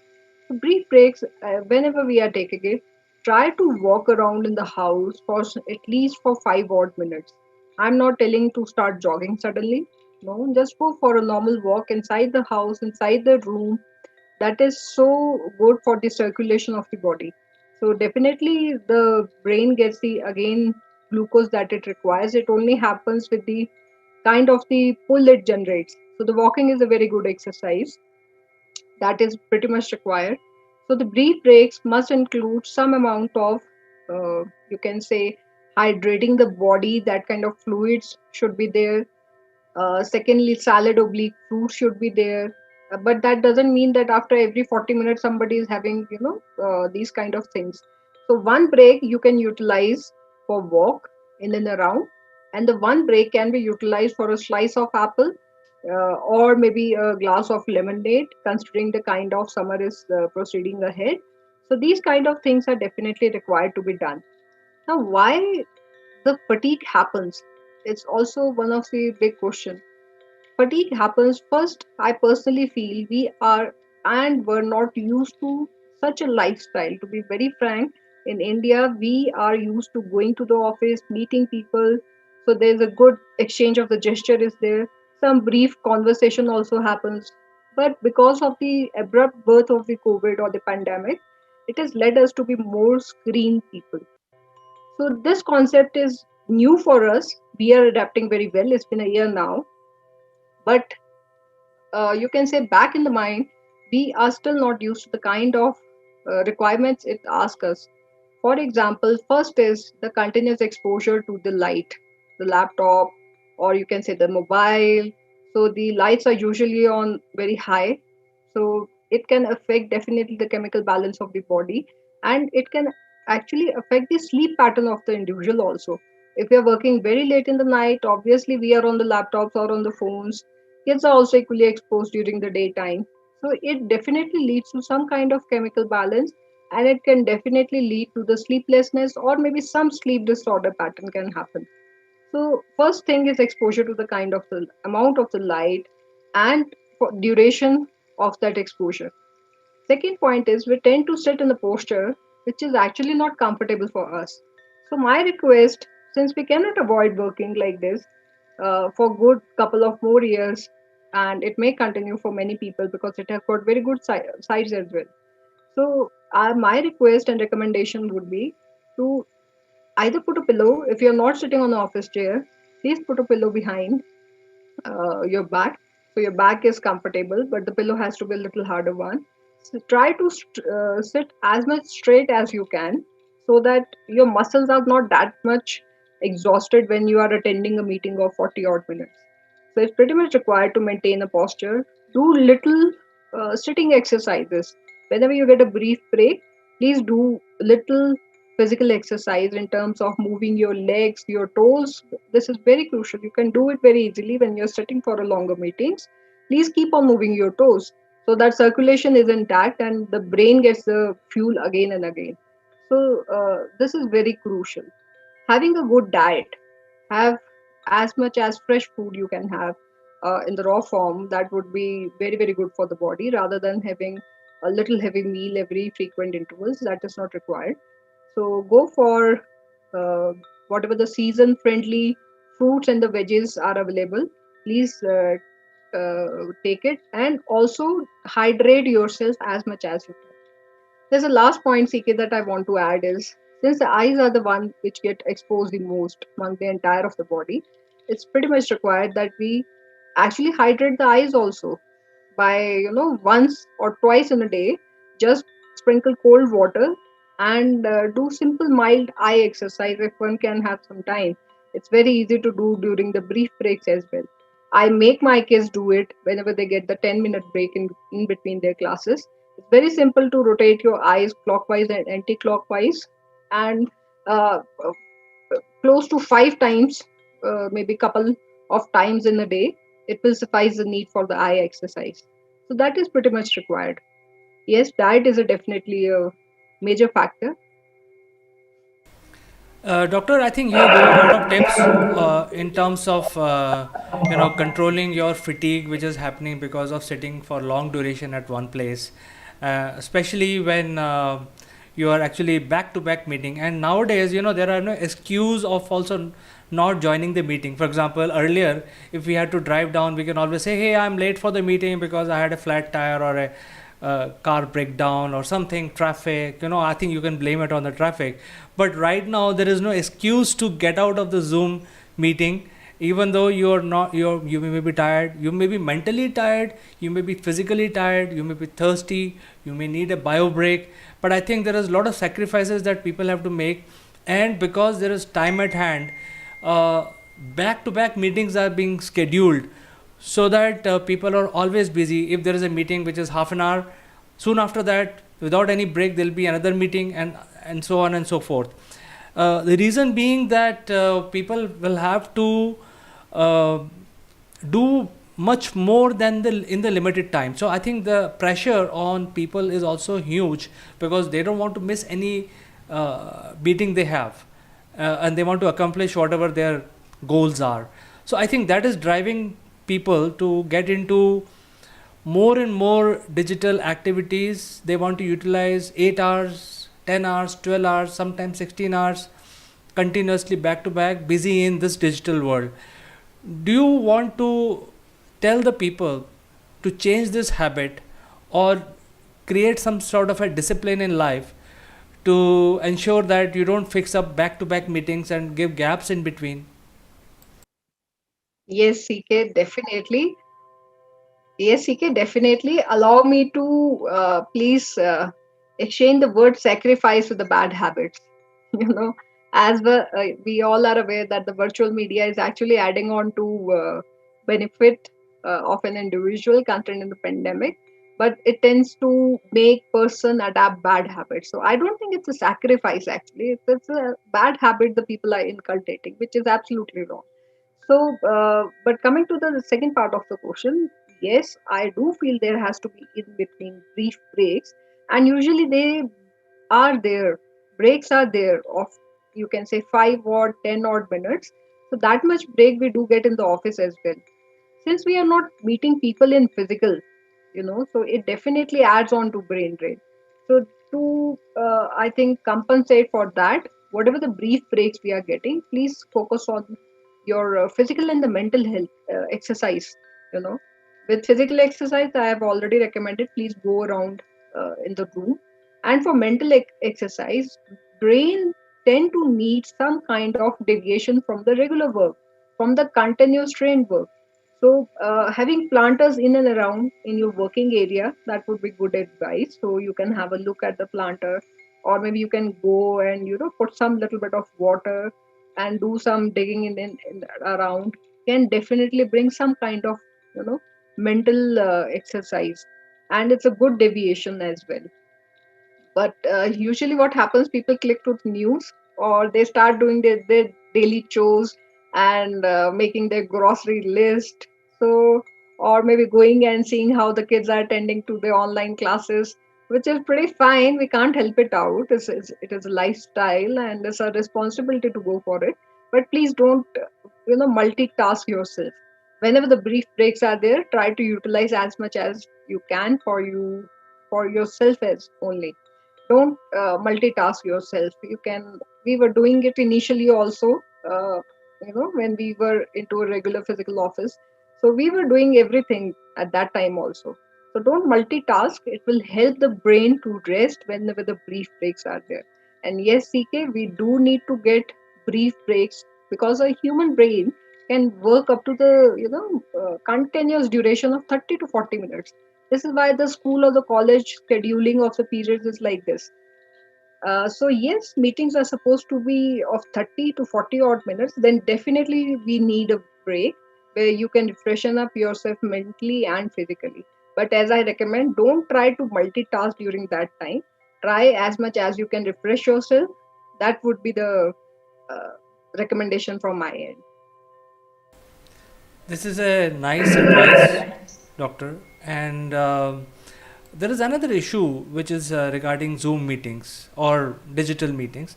Earlier we used to meet person face to face, and see his expression, his or her expression, discuss many things.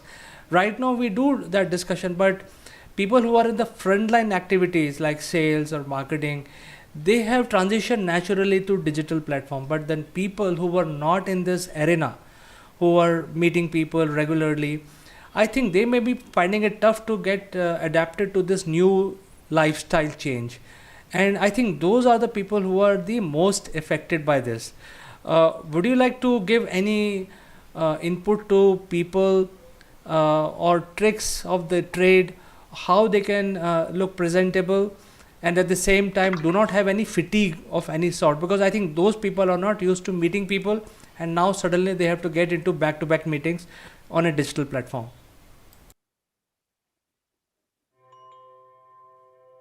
Yes, CK, it is happening with me also. I really don't enjoy doing consultation online because, see, there are many parameters. Being a doctor, you tend to look at person's body language, and you can be a better doctor if you can see somebody in the person. So, yes, you correctly mentioned. I am also in that first category, which are actually affected by sudden abrupt use of the virtual media, but we can't help it out. This is how it is going to work for some more time. So yes, I do get fatigued, as you correctly mentioned. But then I always make sure that there's a break of 10 odd minutes and I keep myself hydrated. That is very, very important. If you are in a place, if somebody is at a place where summers have already started, so if you can just take bath, twice in a day, it will refreshen up your body. It will take off the fatigue as well, especially if you take it before going to bed. That is pretty much required so that you are actually, or the individual is actually relaxed. So going back to the old traditional habits really help a lot. Having a glass of milk in between can help out rather than having coffee or intake of tea. So the kind of food we are taking, I'm just citing a small example, but there are many things that we tend to do wrong in between.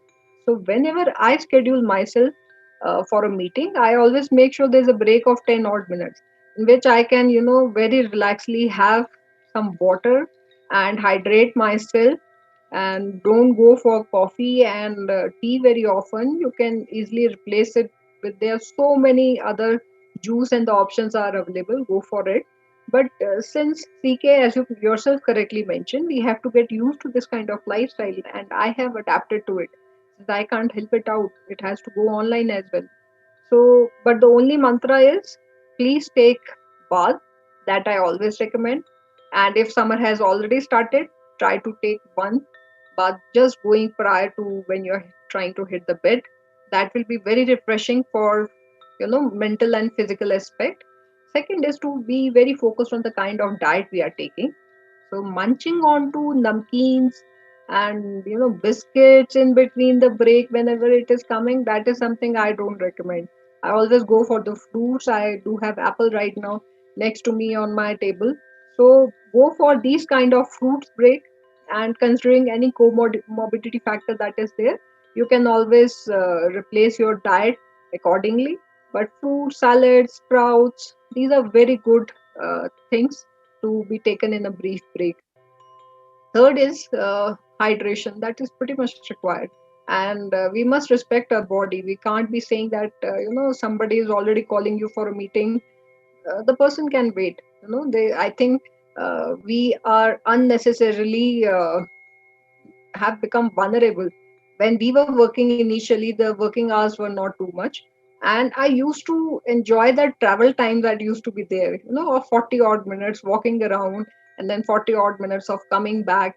So that used to be one of the best part of the entire day, because my mental and physical body used to get very, very relaxed. But since it is not there and people are over exploiting this time that was available for them, that travel time should not be replaced with the meeting. That is for sure. You have to take a stand where you feel like that I should not be, exploited in this particular manner. So whatever the travel time was there, and during that travel time, you should not, expose yourself with the daily routine. Please don't schedule this particular break now with something else. If you were doing or traveling by car or walking or were doing cycling, please do the same kind of thing or in terms of physical exercise for that particular period. So this is pretty much require how you respect your own body, and it's so crucial to respect your own mental health. It tends to affect the mental health later on, because I have seen personally the appetite chart has just gone nerd during this particular phase, because people, they are skipping their meals, which is actually not required. The only total time that we require to have a meal is precisely 10 odd minutes. So if we are not able to find our own time to have meals on time, I think this is disrespectful to the body, and we can easily manage. I personally don't feel that the webinars are happening so much that people are not finding time. The way the working was going initially, the same way the working is going. It's just that the travel time is being exploited for doing for something, some other activities which is not recommended. And whenever the brief breaks are there, please respect your body.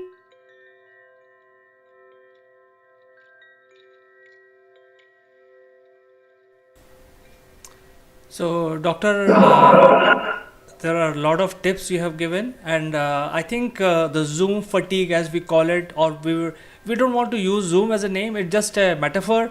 We are using it for digital meetings that we are having. It is real. So I think we have to identify that it is a real thing, and you have given us a lot of tips how we can control, how we can bring discipline to ourselves, and be healthy at the same time, and also not miss any schedule that we have, and also grow in life. So I think this is amazing tips, Doctor. Thank you so much for joining us today, and we'd like to see you next time in our show with something more interesting.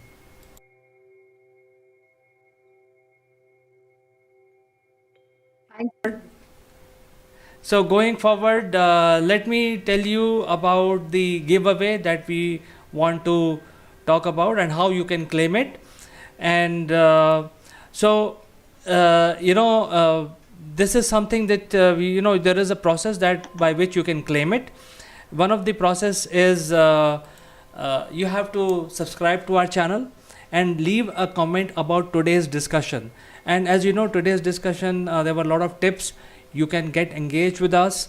You can actually give your inputs, because there are many things, many suggestions being made by Dr. Pooja, but you may have something new which we have not covered, like to you would like to share with us. So please do share. Based on your comment, we will actually talk to you and give you this particular giveaway. Now this is very, very critical for all the startups, young entrepreneurs, solopreneurs, because they can follow these guidelines that we have developed as a bible, and you can follow all of them to grow your business. So I think this is very, very important, very good giveaway which we are giving. So guys, we look forward to your engagement with our with this video, with your comments, and we will catch you next time very soon again. Thank you so much. Thank you, CK. Thank you so much for the opportunity.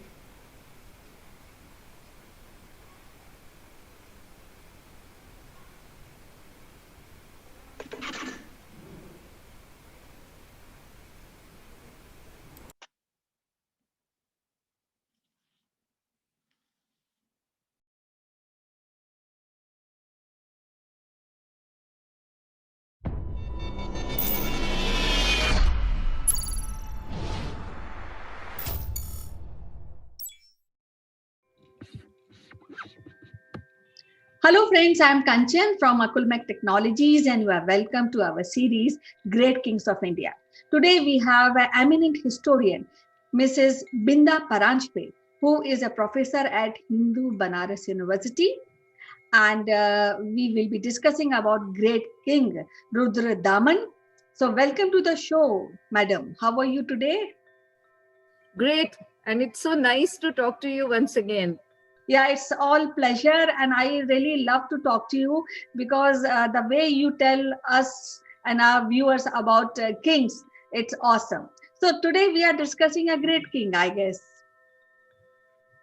Yes, he was a Scythian king, and Indians knew him as Shaka Kshatrapa Rudradaman.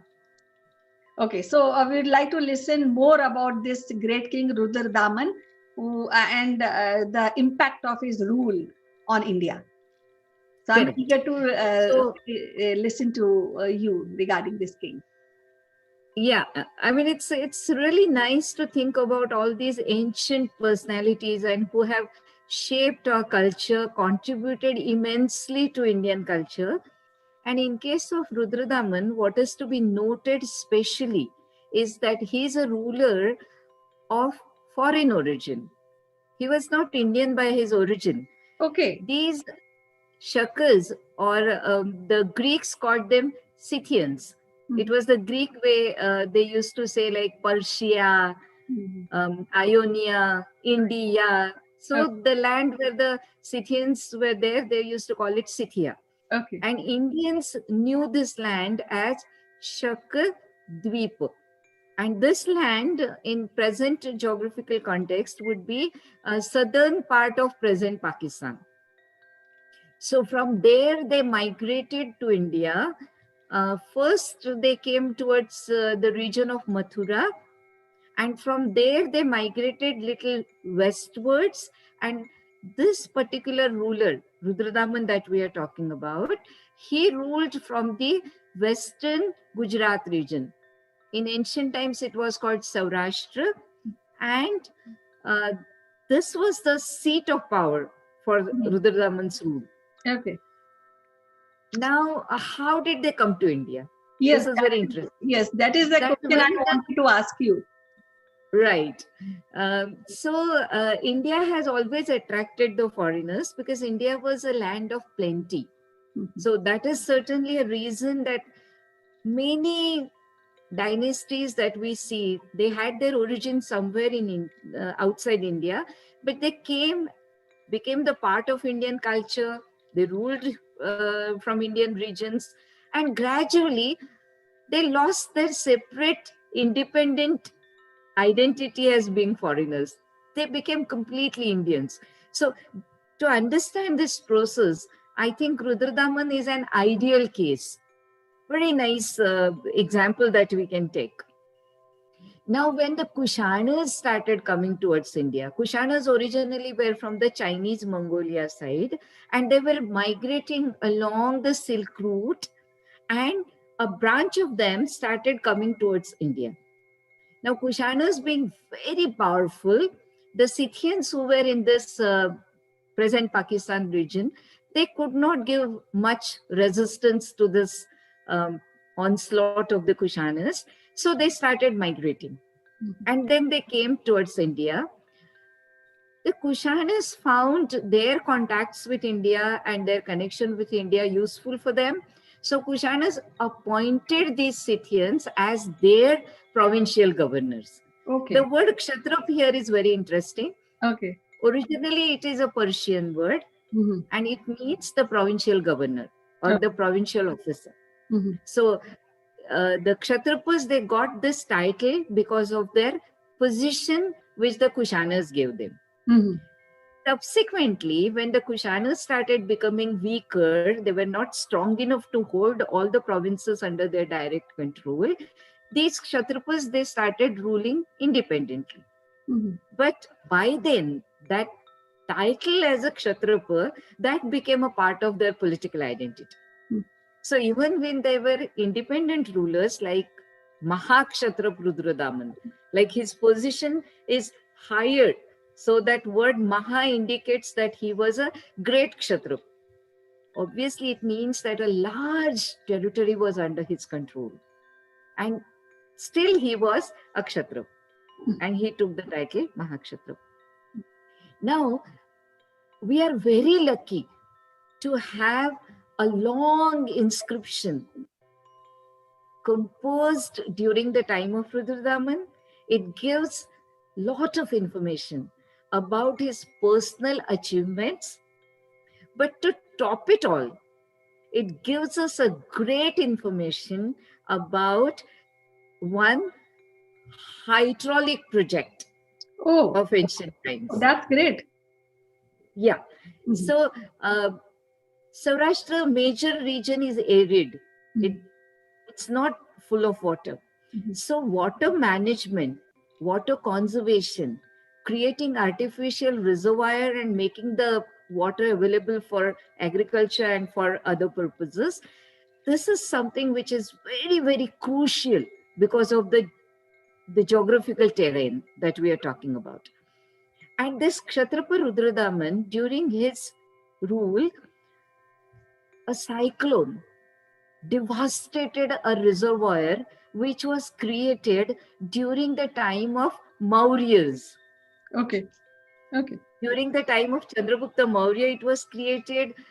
Ashoka continued with little repair works and extension work for that. And that continued right up to the time of Rudradaman, that is 2nd century AD. 150 AD approximately is the time that we know about his rule. And we know that minimum Ashoka's time is 3rd century BC. So almost about 500 years that reservoir was still functioning. But a great cyclone that devastated it, and all the water that was conserved, that was in the reservoir, that flew off. There was no drop of water left. Okay. So Rudradaman decided to undertake a huge ambitious project of not only repairing it, but extending it and making arrangements for storing more water. But his courtiers, they showed some resentment about it because the expenditure estimated was very high and the state treasury was not in a position to spend that much of amount only in repairs or enlargement of one reservoir. So what did this king do? He ensured the courtiers that the state treasury will not be drained for making this reservoir. I will spend from my private wealth, my own wealth. In ancient times, the kings also used to have their private purse. A section of the treasury used to be for the king's personal expenditures. And Rudradaman declared that he will spend from that amount and do this work for the benefit of the people. Okay. How do you say about Yeah, it? it is quite great. But at the same time, I would like to ask you one thing. See, we have discussed about Samudragupta where he was the younger child, and with the support of people, he got the throne. And though he was not eligible, but when we talk about Rudra Daman, how he was able to convince people and to become a ruler, stuff, because he is from outside of India. So how people supported this king? This is a very good question. Though directly we cannot talk about Rudradaman because his family was already there. We know of two important Kshatrapa families who ruled from this region. One was that of Shaharatas and one was of Kardamakas.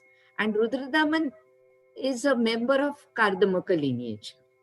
So his predecessors were already the rulers of India. So there was not a challenge for Rudradaman to prove his legitimacy to be the ruler in a foreign land. He was already Indianized. Look at his name, Rudradaman. It means a kind of tie or garland or some kind of binding of Rudra. And Rudra is one of the Vedic deities in India. Rudra as a god we know from the Vedas. So when he takes the name Rudradaman, or his family must have given him that name, they were already in the process of being Indianized. And further, this king, with his own effort, to answer your question little more on the side of Rudradaman, he became expert in the classical language of India, that is Sanskrit. So this inscription that I was telling you, this inscription is at Junagadh, and it is on the same rock where we also get the Ashokan inscription. And subsequently, in the Gupta period, we are going to see that we get the information about Gupta ruler Skandagupta, who also has been recorded on the same rock. So at that Junagadh rock inscription, we get the details that Rudradaman was a great Sanskrit scholar. He could compose Sanskrit poetry. Mhm. So I think to extend this idea of how the foreigners were becoming a part of Indian culture, they were showing their complete respect towards the main cultural achievements of this land and equipping themselves with the skills required for that. Okay. Okay. So at this point, I would also want to ask you. So, what is the impact of his period in India and further Right. years ahead? Yeah. This is a wonderful question. Um, we had certain non-monarchical states in some parts of India. Most of India by then was under the monarchy. Different kings were ruling. But some pockets were there where a collective representative body, a central assembly, that was ruling the states. They were small states, and sometimes they have been called as republican states. Though scholars are not unanimous about this term, but the ancient term for that is Ganarajya. And the word Gana means a group of people. So they were non-monarchical, um, a community representative kind of government states. One of the most powerful of these Ganarajyas was that of Yaudheyas. And Rudradaman gave a strong blow to these Yaudheyas. Okay. And you can see that how gradually monarchy became the most powerful form of government. So Rudradaman's impact, if we can count in terms of the political achievements, then we can say that he strengthened the monarchical form of government in India and gave a strong blow to the non-monarchical states, and especially the Yaudheyas, who were known for uh, great bravery and very powerful kingdom of the Ganarajas. Second, we can talk about is that how the scholarship in Sanskrit language, the classical language of India, must have become a medium through which the foreigners could be Indianized. Third, that Rudradaman was concerned about his people, and agriculture must have been considered as one of the most important economic activities. And because of that, this king is making such a big provision, even going to the extent of spending from his own private possessions. So you can see that these are the ideals of the kings. Of course, we get details about it in the texts, but in practice also we can see that these rulers, they are following it. So Rudradaman becomes a link between that, like something which has been prescribed and something which has been in practice. One more thing, the Satavahanas on the southern side of India, like present Maharashtra region, the Kshatrapas and Satavahanas were constantly at war. Almost the tension was inevitable because of the coastal lands and the trade which was going on through the coasts, maritime trade. And India was gaining a lot of wealth through this maritime trade. But Rudradaman, even when the Satavahana king was captured in the war, he left him. He did not kill him. And he says that he did it because of the family relation. Okay. Okay. So we can see that these kinds of family relations means this was a matrimonial relation. Rudradaman's daughter was married to Gautamiputra Satakarni's son. Mm-hmm. So we can see that in ancient India, this kind of diplomacy was also going on. That they were forming alliances, consolidating it through marital relations, and then probably a complete blow or a complete destruction of the enemy was not done. There were spaces of negotiations which were created. and matrimony becomes a part of it. So this also we can learn from Rudradaman's inscription and his own career. Yeah, based on the discussion which we are having today, I feel that the profile and this particular king is important to Indian history. But why it is not there? His name, his period is not there in Indian, especially school textbook. So I know. so that is something which I really feel pained about it, because he has played a crucial role when we are talking about water irrigation system or maintaining the matrimonial and being a part of Indian culture, being a foreign lineage. So I think that is something which everybody should know, and I think this is a way to let people know about this great king of India. As usual, Bindaji, it is so lovely to talk to you today, and we will be discussing another king in our next episode. Till then, Sure. bye and take care. Bye. Bye. Bye. Bye. Have a good day. Bye.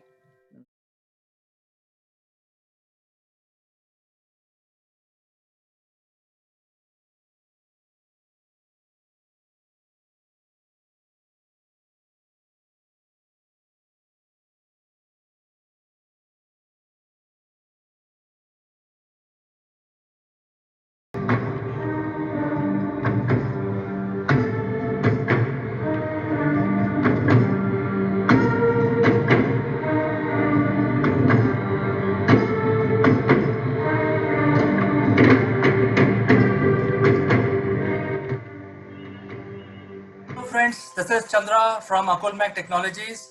Welcome to Top Brass. Today we are joined by very eminent personality. Many of us in the IT fraternity know him and we all lovingly call him Trips. Mr. Tripathi, welcome to Top Brass. Thank you, Chandra. Thank you, CK, my old friend. Thank you very much for inviting me here, and I'm very glad to see your success, newfound success. You are always a great sales manager who built our international operations in a banking solutions company. From there, you have moved to a new business model. Rarely people are able to do that. So, congrats to you. Thank you, sir. I think it is all because of the learning and coaching I got in mentorship of leaders like yourself. Really appreciate the time that I spent with you. Thank you. So, sir, we are in day 14 and the India is under lockdown and it's already 2 weeks. What do you see in your neighborhood and in your community, how people have perceived this lockdown? Because I'm sure for many of us, it's first time. Yes, I'm sure it is the case with everybody in the world, and no exception. And especially in Mumbai, in Hirandani Gardens in Powai, it's a community which is highly interactive, where people meet on roads, they meet in malls, they meet in stores, they meet in gardens. Very importantly, there are a lot of partying. There are people who meet together very regularly.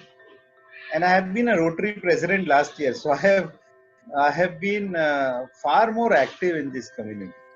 So from there to a situation where meeting itself is a taboo, or not even letting your family members come in to your own house from outside, relatives to come in, or not letting your community people, which is society people, to even go out. It has been one of the hardest phase and occurring all of a sudden. So let me tell you that when the government started to feel that the numbers in Mumbai were just suddenly started to rise and so on and so forth, and they were not just left to people coming from abroad. So one thing we got as a very important condition is to stop movement of all the maids and drivers into the building. So vendors, maids, drivers, everything got stopped. That caused not just the hardship of people having to work at home, but also, those poor people, they suddenly were locked up into their small homes and not knowing whether their jobs are safe and so on. So one thing we continued, and I'm sure many societies have continued, is that we told our members that while we are not able to engage the staff, but we must continue their income. And second stage came where we had to say that even the building security and all these people, if we want to engage with them, we cannot let them go home, so that inter-community breakout risks are minimal. So then the issue was, how many people will agree that they'll come and stay here, and then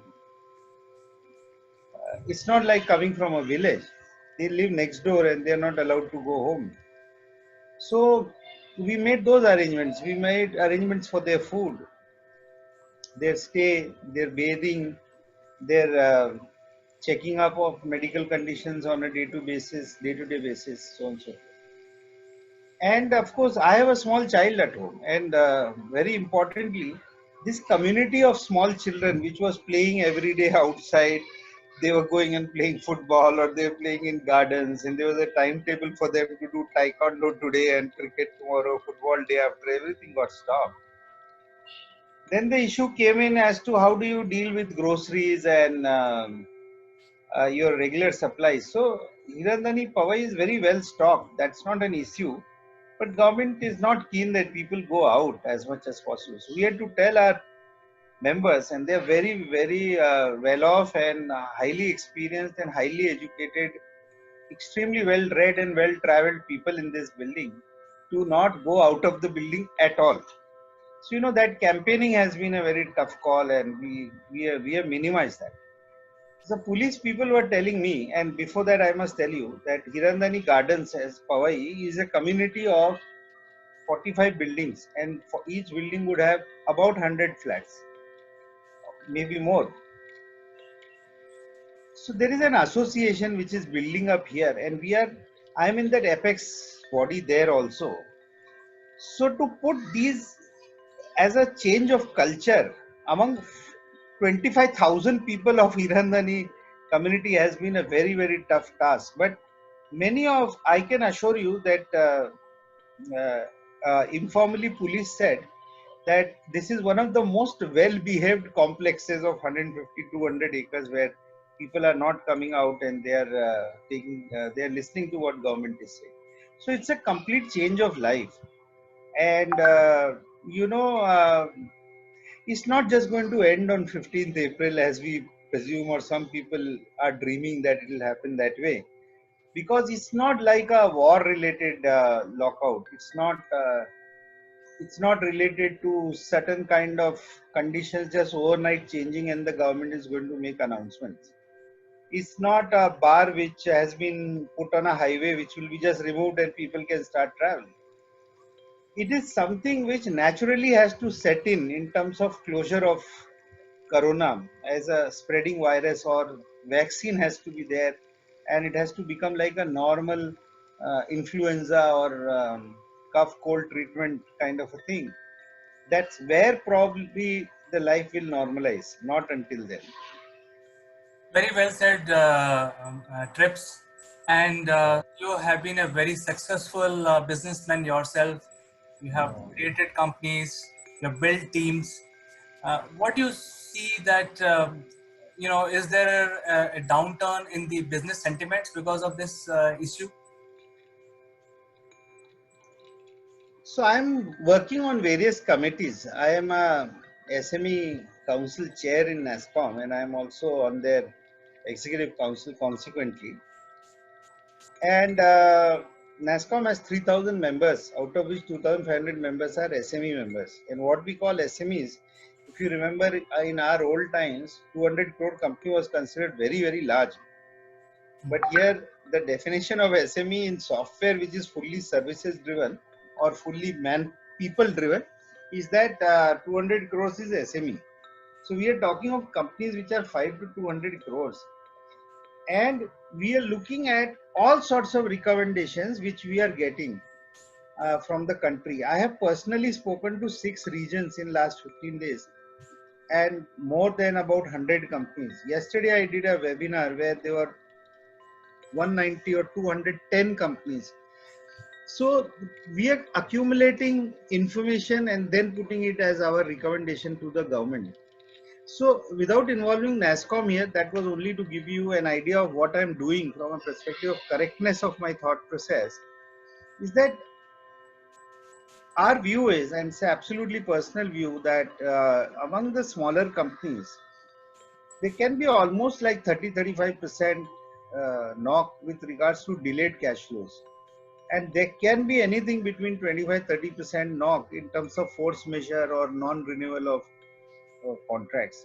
So the risk which Indian small companies, especially in the IT industry, run is almost like 40-50% of lack of cash flows in coming times. Whereas today, if you see, there was some gentleman writing saying that Indian industry will bounce back in the second quarter. And if you remember our old times together, I used to always say that whenever there'll be a bad time on this earth, IT industry is going to grow. Because automation, intelligence built into the system, processes changeover of new offerings, all of that happens only because of IT. So my sincere hope and prayer is that IT industry is going to bounce back, but not without a slump for at least 2 quarters in a big way. Now, very large companies which have got huge cash piles and they have managed their cash flows extremely well, they may face this shock little lesser, but they also have very large expenses. But smaller companies will face this issue. There is also a thing which we have to understand outside IT industry, since your platform is not IT industry specific, is that there are crores of SME companies, crores, people who are doing small manufacturing to small distribution of goods to making engineering parts, working as ancillaries, plastic manufacturers, goods manufacturers.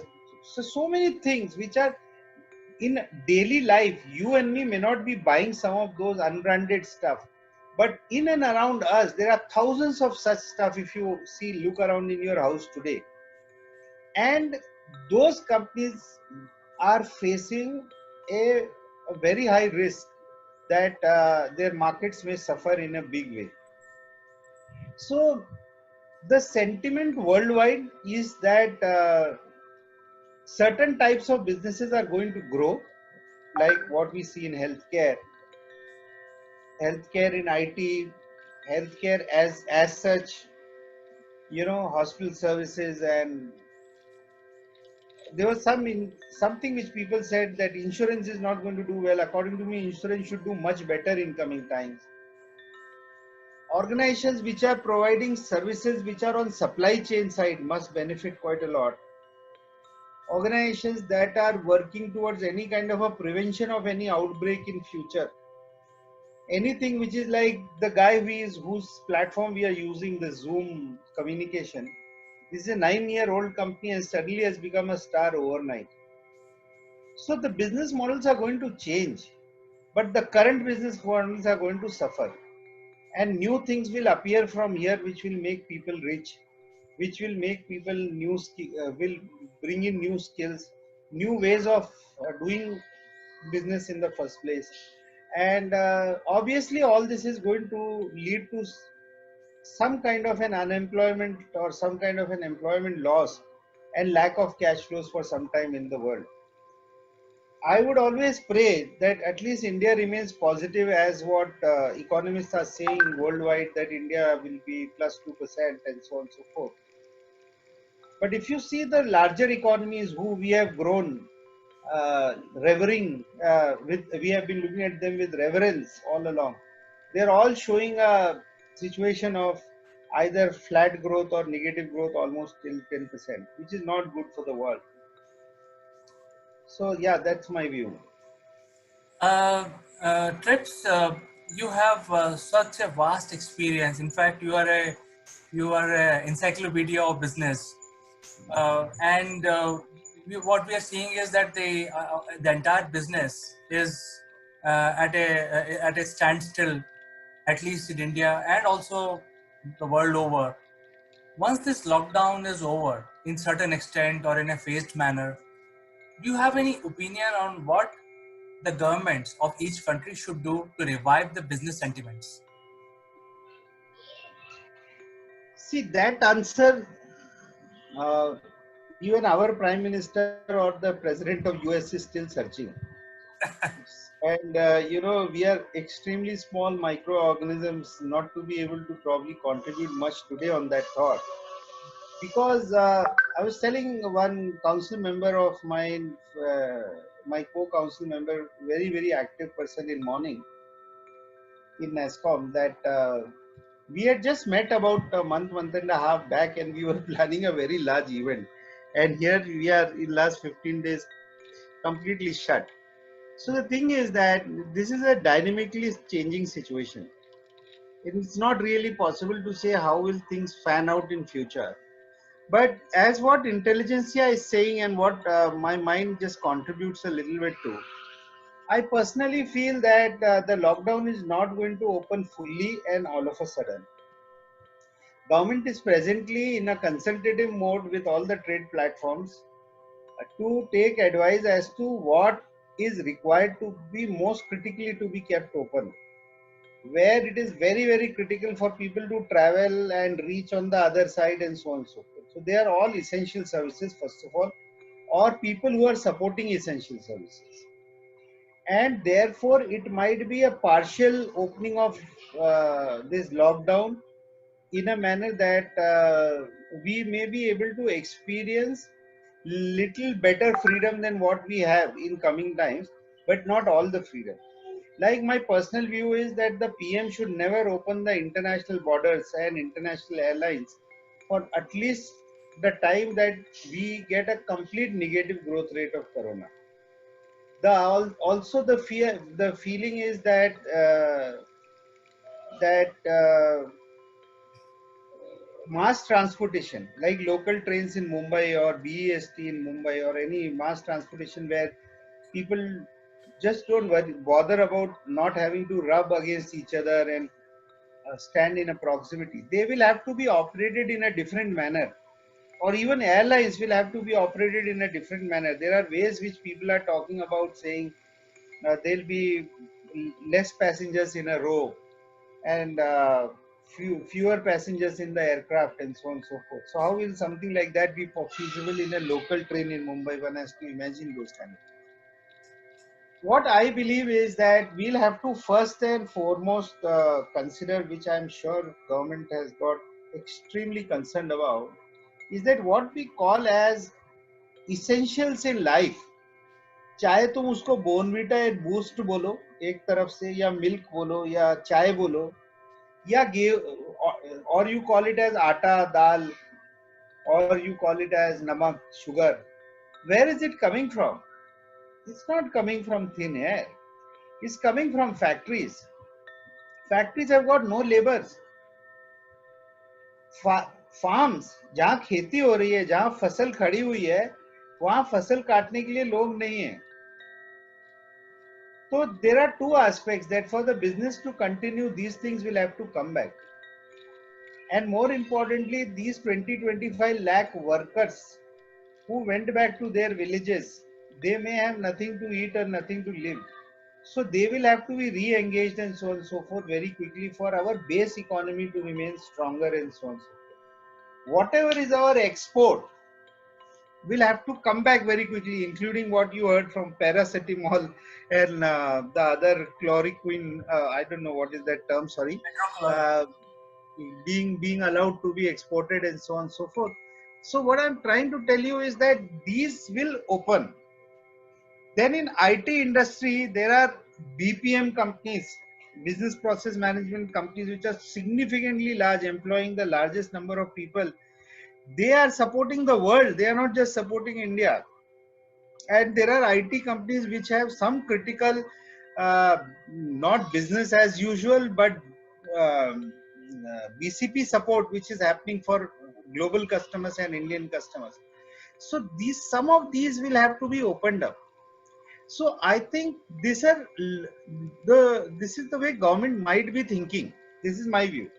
If you ask me what should probably be done, is one thing, CK, when we were working together many years back, and it was why SEZs came into play in the first place. SEZs came because there was a sunset clause which was on STPI, and the tax benefits were going, and the government thought there should be a new way of doing business. So if you just extend your SEZ thought, I think now government should push that there should be special economic zones in tier 3 and tier 4 towns only, and create, because the engineering colleges are everywhere, medical colleges are everywhere, proper business colleges are everywhere. So why should people travel and create such kind of a chaos in large cities? They should get enough of opportunities to work in their cities, work in the comfort of larger spaces, go back to their homes, and not really create a concentration in just 4 or 5 cities in the country.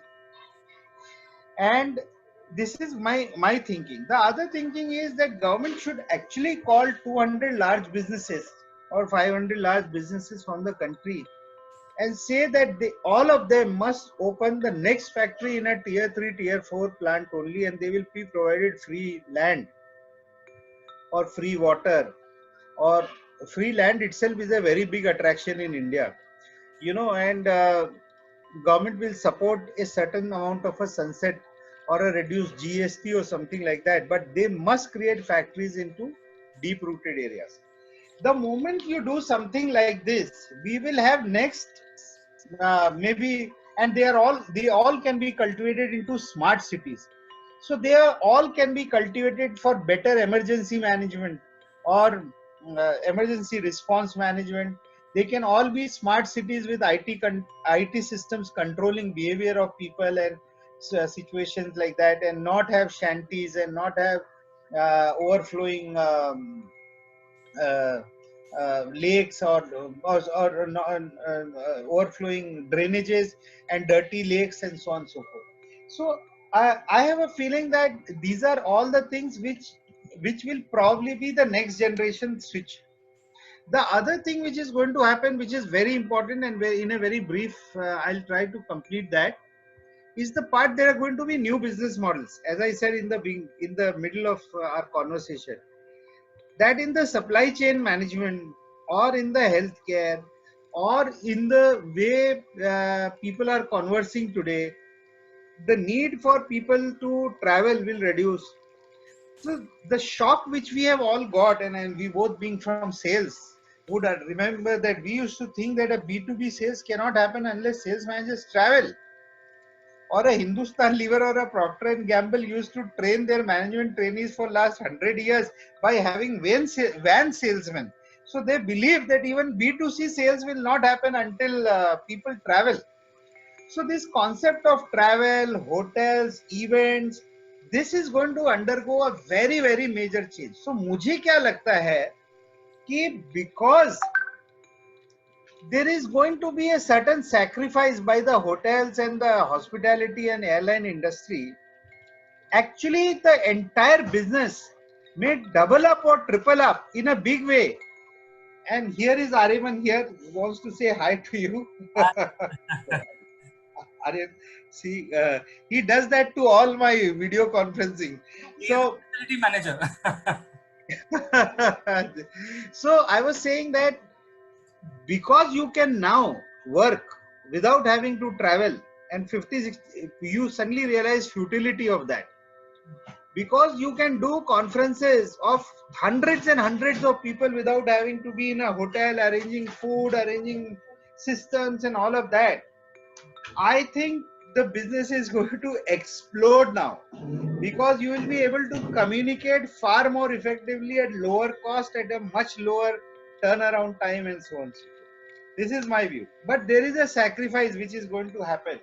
And I hope that sacrifice does not last long, because the best businesses, according to me, the most businesses where we have grown enjoying are actually hospitality and airlines and so on and so forth. The fondest memories which we have today and I'm sure that includes you also, is about our travel experiences, about having to meet people in their offices.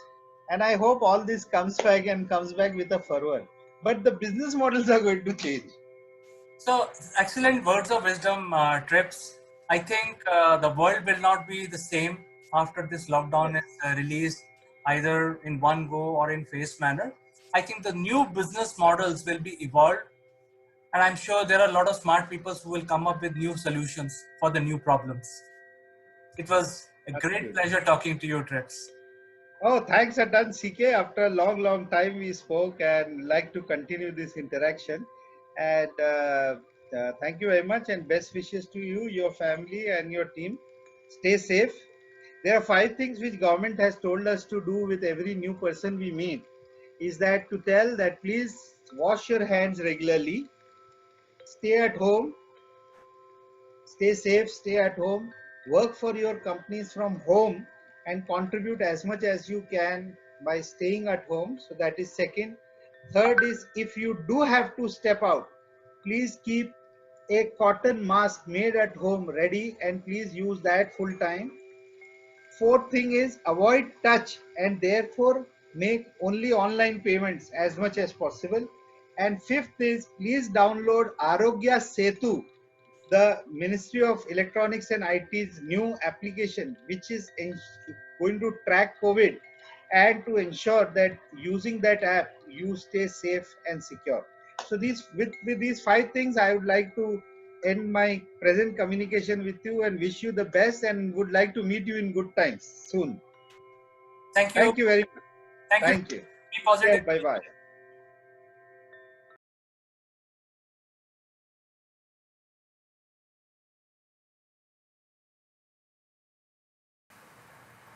Hello friends, this is Chandra from Akulmach Technologies. I'm also one of the co-founders of this company, and today I would like to talk to my fellow citizens, Indians, and convey a message. As we all know that India as a country is a large country. It has a more than 1.3 billion people as a population, which is almost like 25% of the global population. So it has a huge impact on the world economy. And the Indian government has also set up a target that, rather two targets. One is Make in India. That means more and more work has to come into India. And the second large target for Indian citizens is to reach a $5 trillion economy.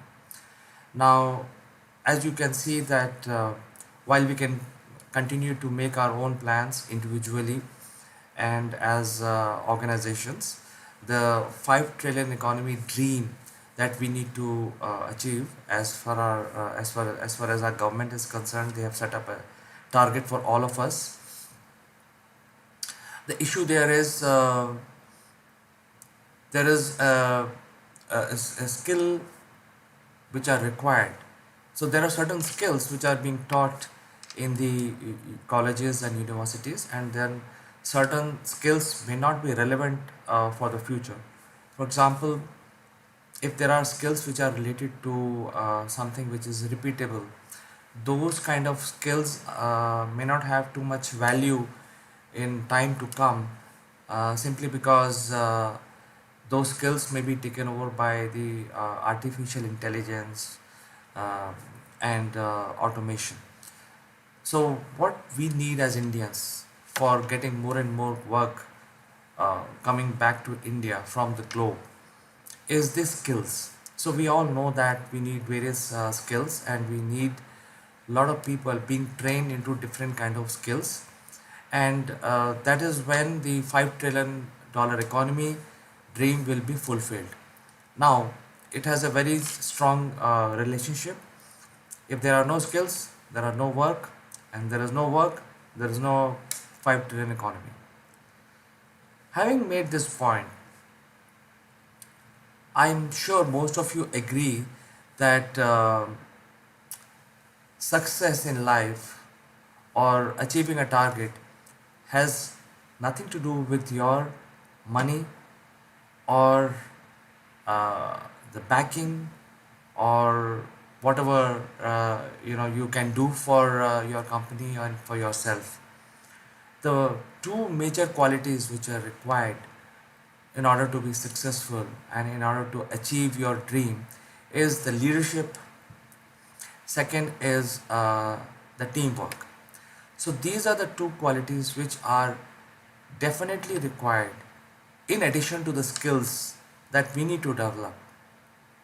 Because if there's no leadership and there is no um, attitude to work as a team, then it will be difficult to execute global contracts and generate revenue for the country.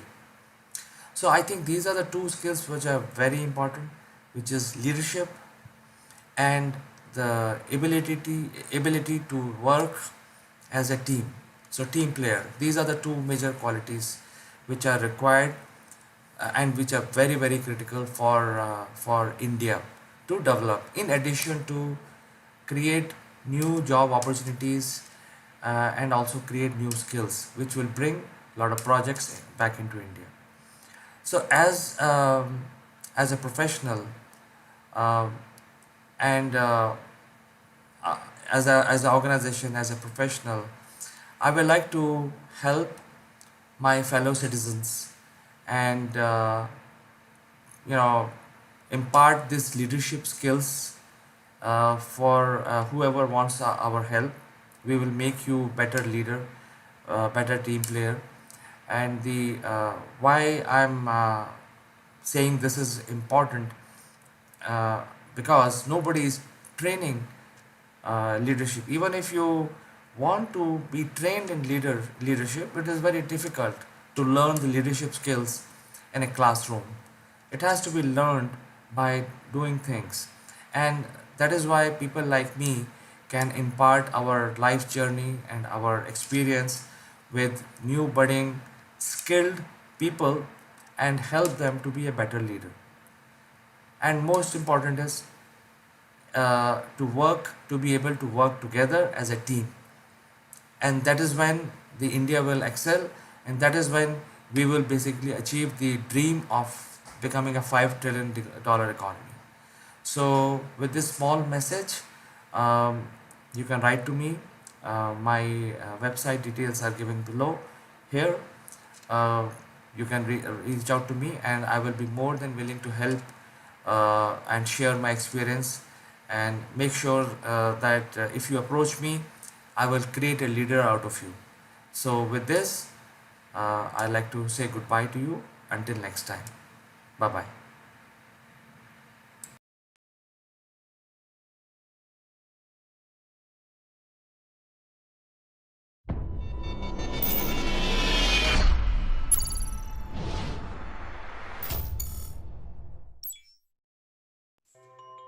Hello friends, I am Kanchan from Akulmach Technologies and you are welcome to our series, The Great Kings of India. We had been discussing about Ashoka the Great. We have done in last episode the overview of Ashoka, and today we will be discussing about administration of Ashoka. Ashoka is a very very interesting personality, because at one phase of his life he is a tyrant, and on the other phase of his life he has become a benevolent king, a father figure to his subject. To discuss more about this administration, the subject of Ashoka's administration, we would like to invite Professor Meeta Joshi, who is the head of the department of one of the prestigious college in Hyderabad, Saint College of Women. So without wasting any further moment, I would like to welcome Professor Meeta Joshi. Welcome to the show, Meeta ji. How are you doing today? Namaskar, Kanchan. I'm fine. How are you? I am fine, Mitaji. So, you know that we had been discussing about Ashoka, and I would like to hear more about the administration of Ashoka, so that our viewers benefit and they should know how good administrator Ashoka was. So, we would like to know more about his personality and administration. Okay. See, Ashoka's administration is very unique because it was influenced by the principles of Arthashastra. Arthashastra is an old text written by Kautilya or Chanakya. His original name was Vishnugupta. And Chanakya was the person who was the mentor of Chandragupta Maurya. And he was the person behind the fall of Nanda dynasty. After that, only Chandragupta Maurya could establish the Mauryan Empire.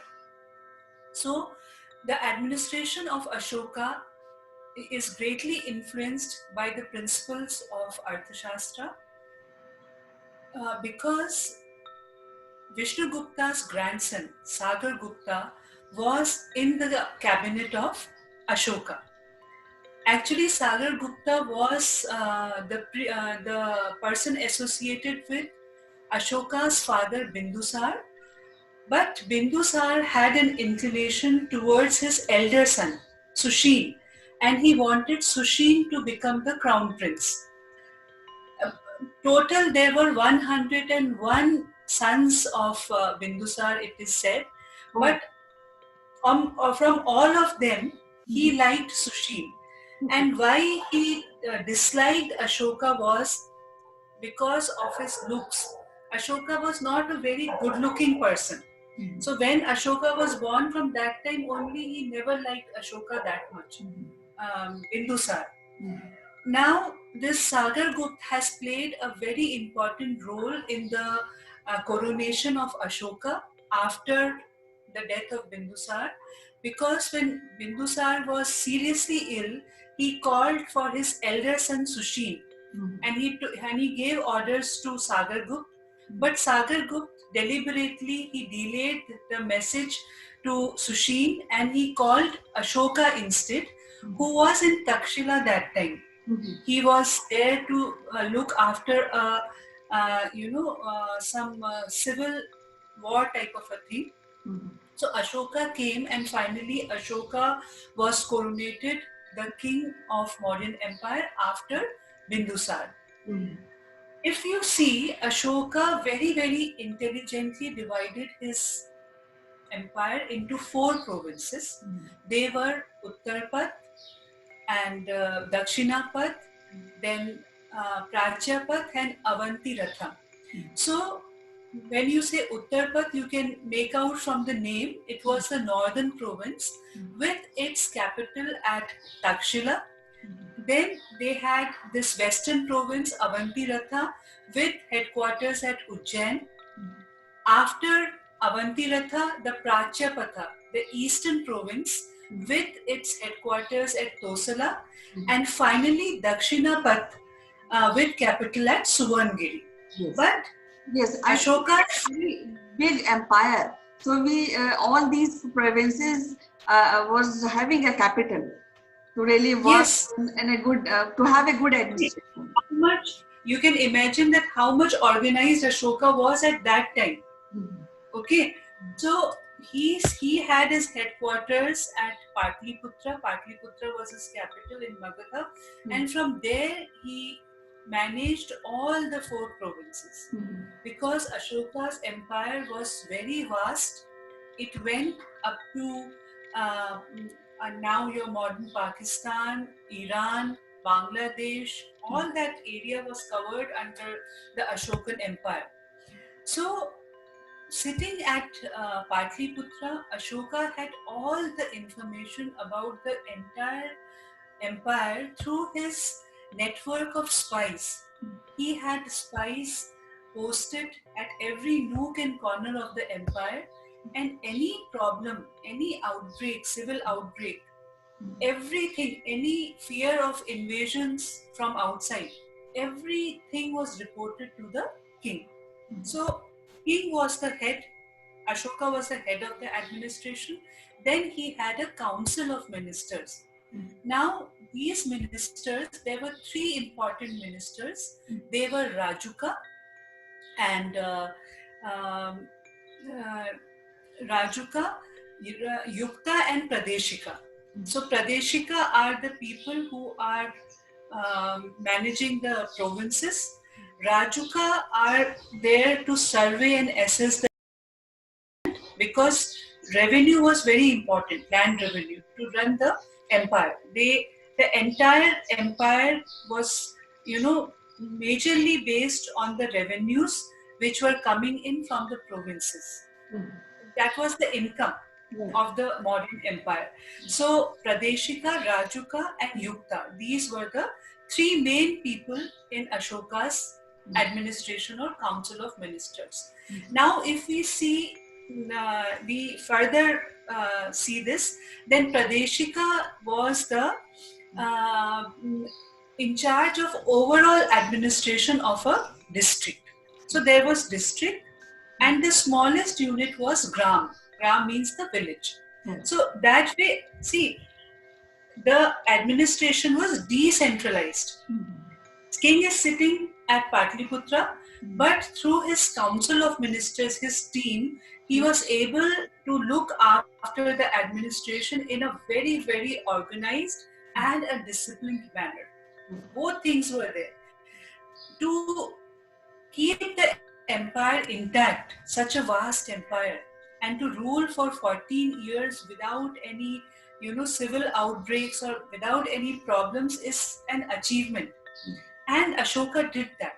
See, he was a strategist, and after his conversion into Buddhism, he became more wise as a person. So he was managing both things, his spirituality and the administration. Now, if we see the revenue collection and the maintenance and assessment of land was done by Rajuka. He was the person in charge who would see all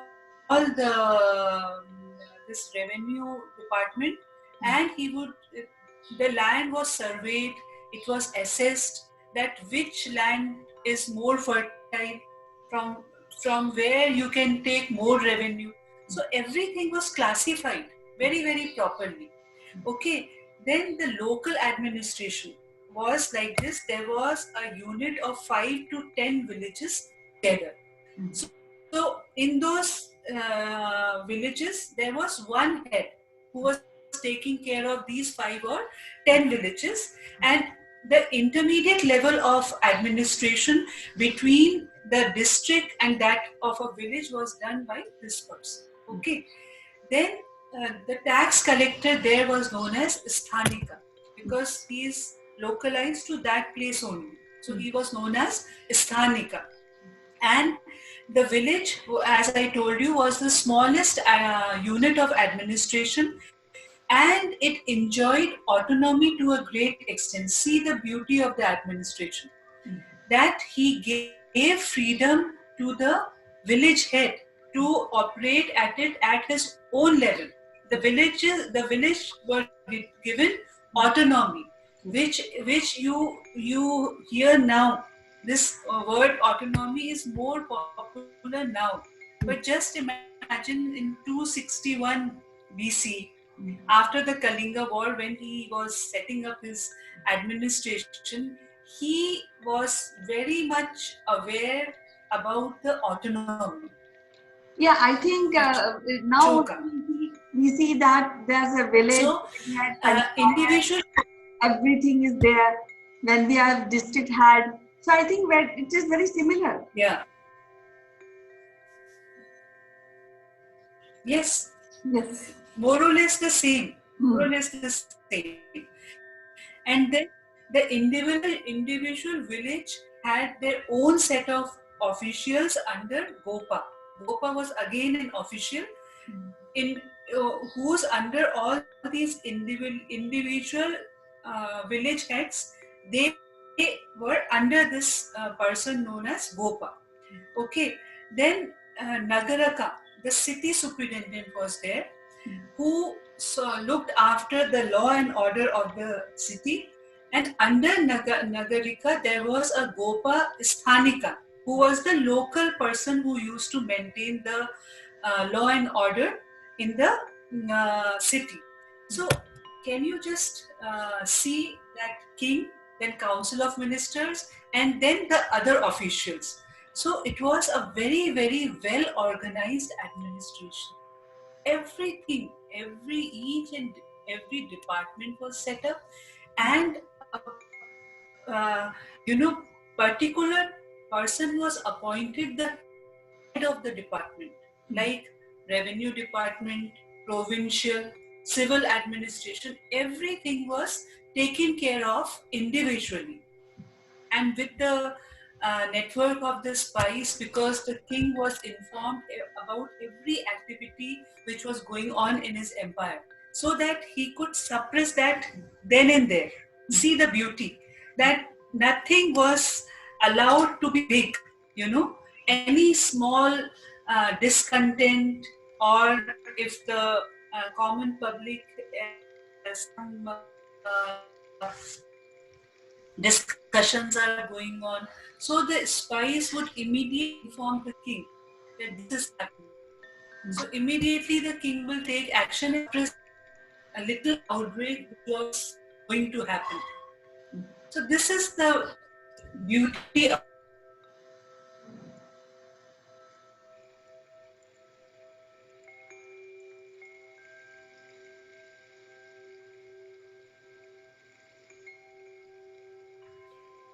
Yeah. So what I feel is that he is a very he used to be very able administrator, but a part of this, I think, is very like of a benevolent king, and he acted as a father, because I have heard that he has put a stone carved with the directions that you should do this, you should not do this, for general public. So every day somebody is coming, something, a place like Chopal or something. So people are tend to, by default, reading those instructions every day, and in this, I think, will gives a lot of impact to the subject, isn't it? Yes. And you, Kanchan, one thing which I forgot to mention is that before the Kalinga war, he was a very, very cruel and brutal king. Okay, because of his looks, he was not very good looking. So if in this Buddhist text Mahavamsha, it is mentioned, which is written in Pali language, it is mentioned that when he was in his palace and he was surrounded by his, because he has many wives, so when he was surrounded by women, so the woman hesitated to touch him because of his skin. It was so uneven. So he got all those women, executed. He said, you burned them alive. All these women, God put them in. He had a particular torture cell in which people were tortured. Okay. And then he took the title of Priyadarshi. Priyadarshi means who looks good. Okay. So it was only through his power. He was not very good looking. Okay. But through his power, he took that title Priyadarshi. Deva Nam Pri. Deva Nam Pri. Who is loved by gods. Okay. Chakravarti. Chakravarti means whose empire is very large and wide. Samrat, king. So all those titles he took. Because of this complex which he had, and because of which his father never liked him. Bindusar never liked Ashoka. He always gave more encouragement to Sushil, who was his elder son. Only because somehow Bindusar did not like his appearance, his strategies, though Ashoka was a very good military strategist.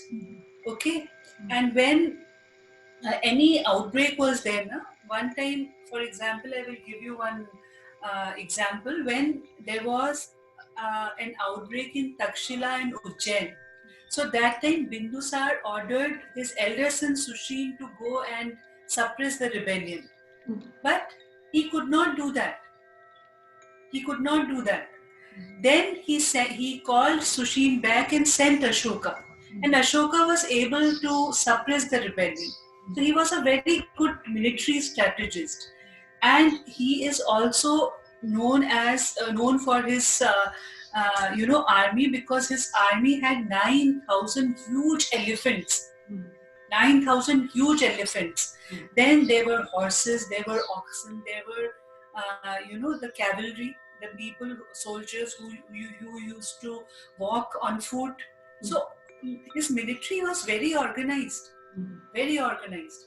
And with the help of the elephants, because when you are going for a war and you see a huge, um, uh, group of elephants moving towards you, a person gets psychologically weak because they are so, giants. Right. So that was also a very intelligent move of Ashoka, that he used those elephants in his warfare. And whenever there was no war, all those elephants and his army, military soldiers, they had a training in the morning without fail after the sunrise. Yes. And now it was something like today also we have daily trainings in army, so something like that. And now the training was not to wage wars, it was only to protect the empire from the invaders. Yes, it is after, I think, after he became Buddhist.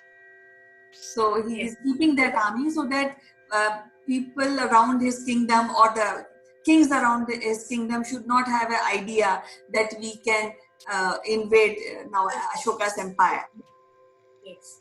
So the army was, was there to guard the borders of the empire, to see that the common public in his kingdom was happy. And he had a very peaceful rule of 14 years. After the Kalinga war, he ruled for 14 years, and that rule was very much appreciated by the people. People were very happy in his rule because of his policies and his administration, because each and every minor thing was also addressed.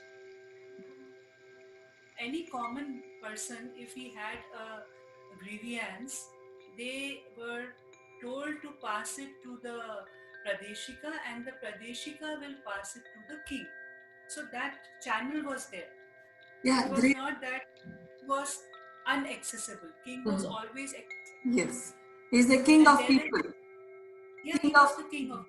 Yeah. And another little story I want to tell you about him is that once upon a time, when he saw a Buddhist monk going, passing from near his palace, and he called for that monk. And when he called him inside his palace and asked that, who are you? Then he told that his name was Nikrod. And he happened to be the son of his elder brother, whom he got killed for the throne. Okay. He was Sushin's son. So when he heard that he is Sushin's son, then he got more, empathetic about him, because he had this guilt feeling that he killed his father. Yeah. Then he asked Nikrod to take any seat in his, court, and Nikrod climbed and sat on his throne. Okay. But Ashoka didn't get angry, or he didn't, show any signs of anger. He was happy. And it is said that after that, it was Nikrod who taught him all the Buddhist principles, and he told him more about Buddha. And then he got inclined towards Buddhism. Because in the Buddhist text, Mahavamsha and Deepvamsha, it is mentioned that when Buddha was visiting the empire of Magadha 100 years before the birth of Ashoka, so in that birth Ashoka met him when Buddha was there. And because Buddha was a bhikshu, he asked for this alms, and that time then Ashoka gave him some soil, mitti. He put it in his patra, the bhiksha patra. And then Buddha prophesied that time that after my death, 100 years, he will be born as Ashoka, and he will be a big ruler. He will rule the Mauryan Empire. So this was the prediction of Buddha, and it came true. And it is mentioned in the Buddhist text of Deepvansh and Mahavamsha. Yes. So we have discussed about the administration, and we have touched uh, the unique and crucial point of Ashoka's administration. So I'll just wind up this episode now, and we'll be discussing tomorrow about the army of Ashoka and how he has dealt, how he has maintained his army. So till tomorrow, you take care. Have a good day. Bye bye. Thank you, Kanchan.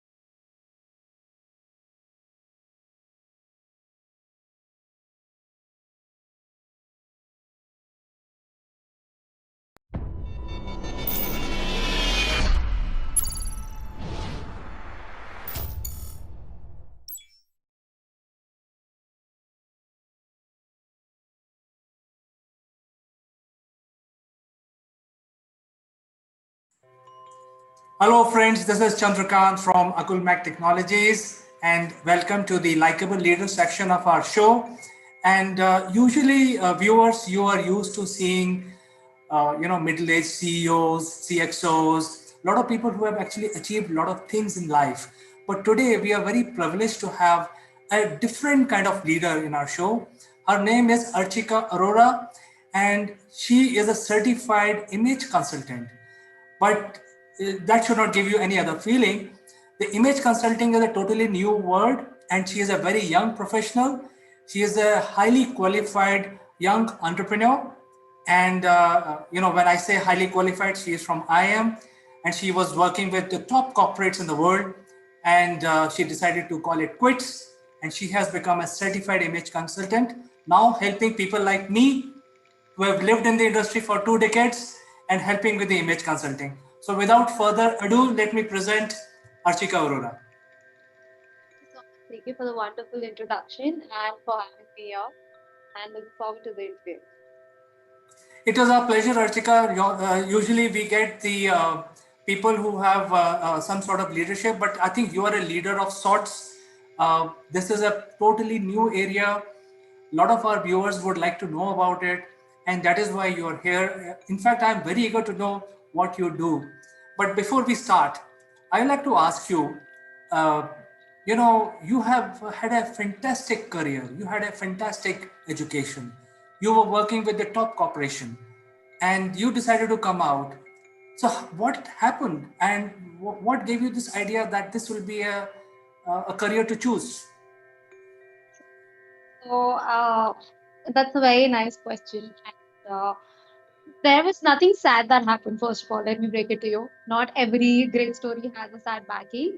Um, I always wanted to get into image consulting since the time I was in school, but great education and great companies happened, and I, being a typical Indian kid, always wanted to have brands on my resume. But when you have all these things, you've had great qualifications, then you've gone to great companies, you are earning great money, then somehow you don't have anything more to look forward to. I was only looking forward to my promotion, and I suddenly had a feeling when I was sitting in a meeting that, listen, if this does not stop right now, and if I get promoted, the paycheck is going to just get fatter. So I'm going to get into this trap.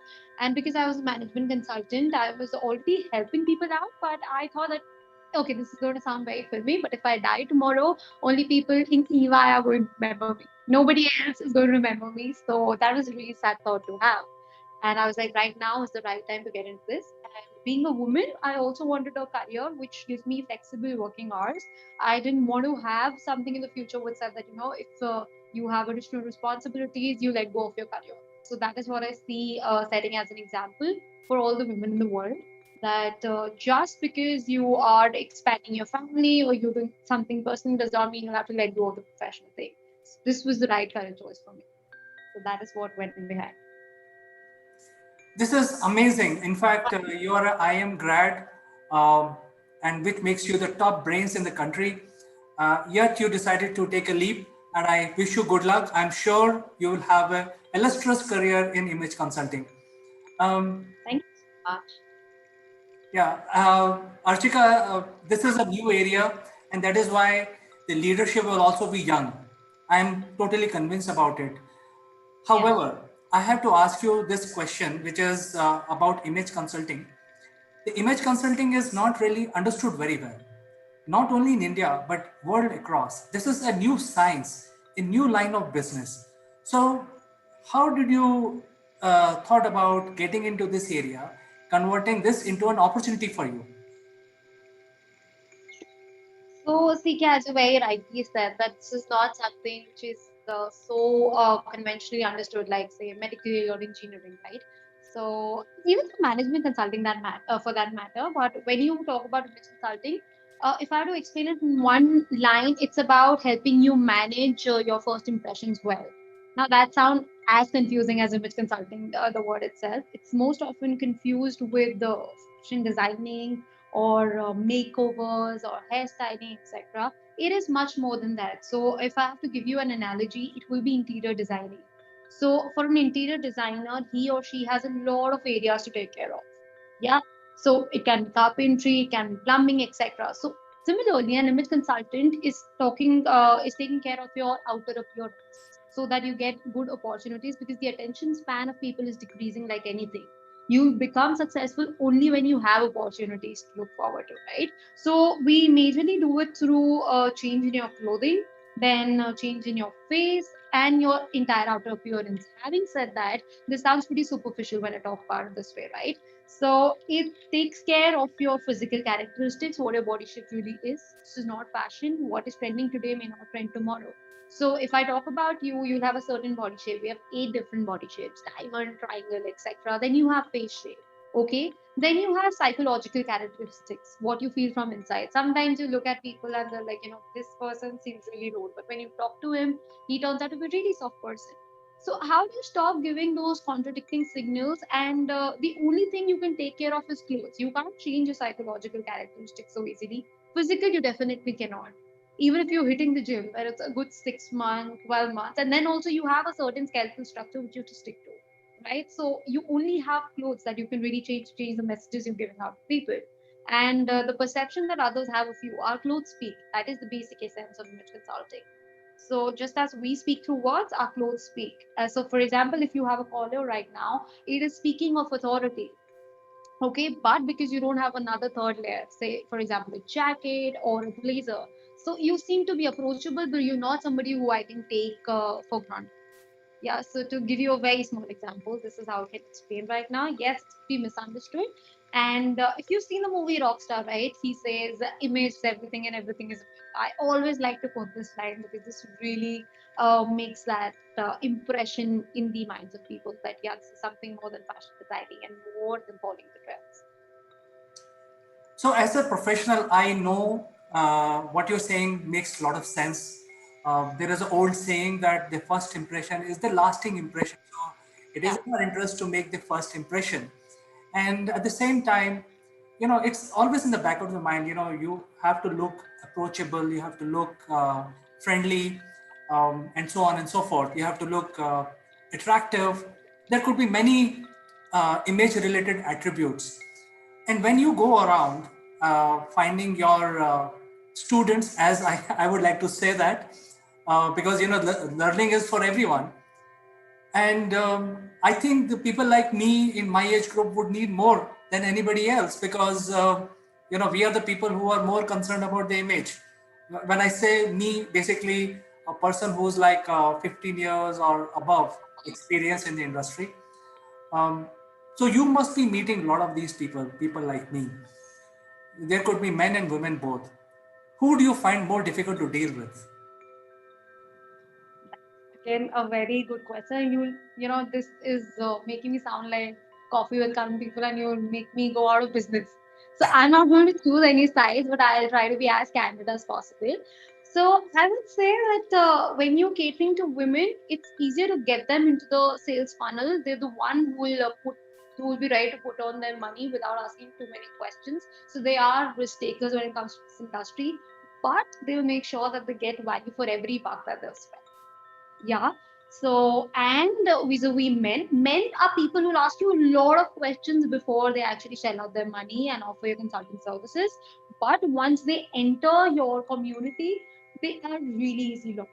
So, before somebody enters your community, I think it's women who are more difficult to convince.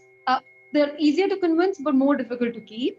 And vis-a-vis men, they're difficult to convince, but once they enter your community and start taking your services, they're an absolute breeze.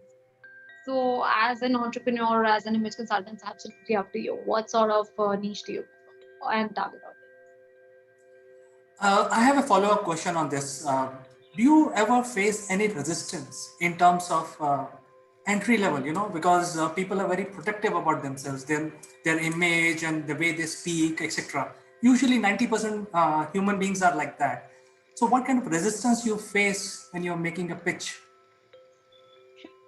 So, I think any sales pitch that you're making, it really depends on the kind of words you're using. If you straight away go and say, hey, this is wrong with you, all of a sudden the person will be very defensive. So the play of words is very important. How I typically go and suggest other image consultants to do is that you tell that this is what I do. And if somebody is typically changing role or looking for a new outer appearance, do you know anybody who will, benefit from my services? I won't say directly that when you want to join, and if the person is really interested, when you blame it on the third party, right, the person really gets comfortable. So I have used that trick and that works really nicely for me. Otherwise, obviously, you can't be telling people it's not a soap that you'll say that your acne spots will go away. You can't be saying that you look a bit fat, but if you use this kind of clothing, you're going to look much more better. You can't be saying that. And fat is in fact not a term that which consultant will ever use. We call it variations, for example. So yeah, that is my trick that I've used and I've given it out in public now. So have fun. See, Archika, now when I speak to you and I think about it in retrospect, I feel this current management of image is much more difficult than the usual management consulting, because you're now dwelling on the human psychology. Yes. So, having said that, what kind of people need your services?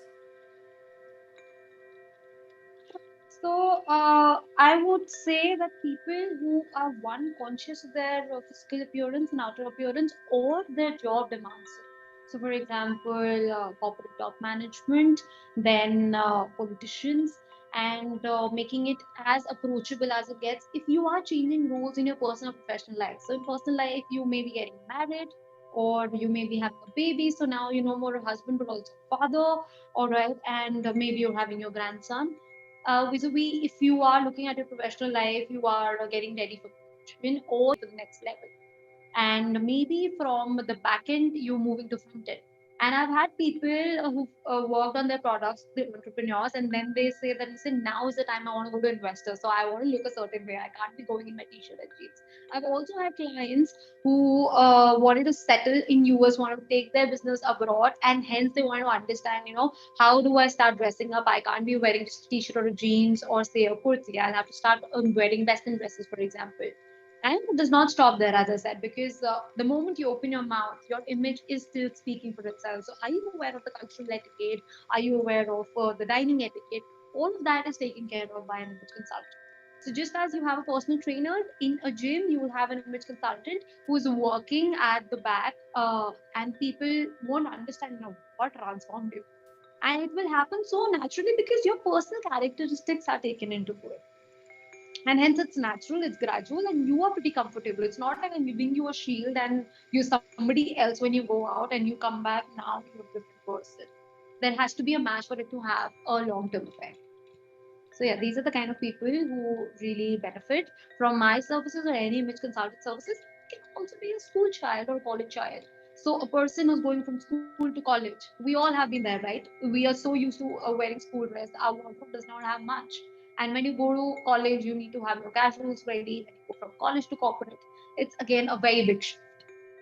And how much do you speak when you're a college grad? You're full of energy, you bubbly, and then all of a sudden when you go to corporate, it's a very serious environment. So when do you open your mouth? What do you really wear? How iron your clothes should be? And you're on a budget because you've just started earning. So how do you maximize the value of your buck is what an image consultant will help you. See, I talked to you more and I enlightened more and more. I think this is a very vast market base which requires your services. So I wish you all the best, and it was my personal pleasure to talk to you, Archika, and I wish you all the best in your career. Hopefully, we will catch up again sometime and learn about your line of business more. Enjoyed it thoroughly. So thank you so much once again. Thank you and bye-bye. My pleasure. Bye.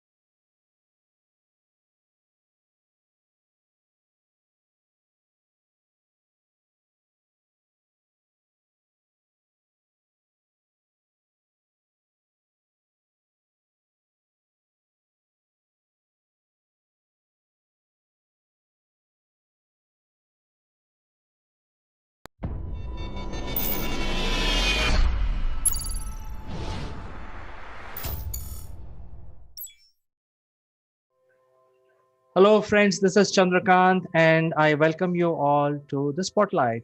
And today we have Mike Bradley from UK, who's going to talk about some of these offerings that he has in the insurance space. And before we start discussion with Mike, I must tell all the viewers that in the current budget, our honorable finance minister tabled the budget and said that the increase of FDI, which is foreign direct investment into India, specifically in the insurance sector, is going to go up almost up to the extent of 74%.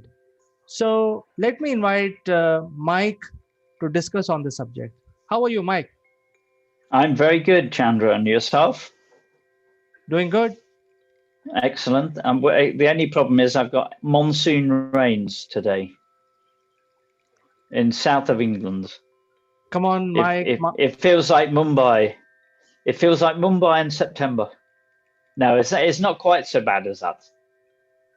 I'm sure, because monsoons usually is a byproduct of the hot Indian summer, and it's month of February, so it's just a normal rain, I guess. Well, yes, this is it gets unpredictable this time of year over here, because you can get 2 weeks in February where the weather is stunning sunshine, but today is definitely not. We've had 3 or 4 days of sort of wet weather down the south coast. However, it's much better than north of, shall we say, Manchester.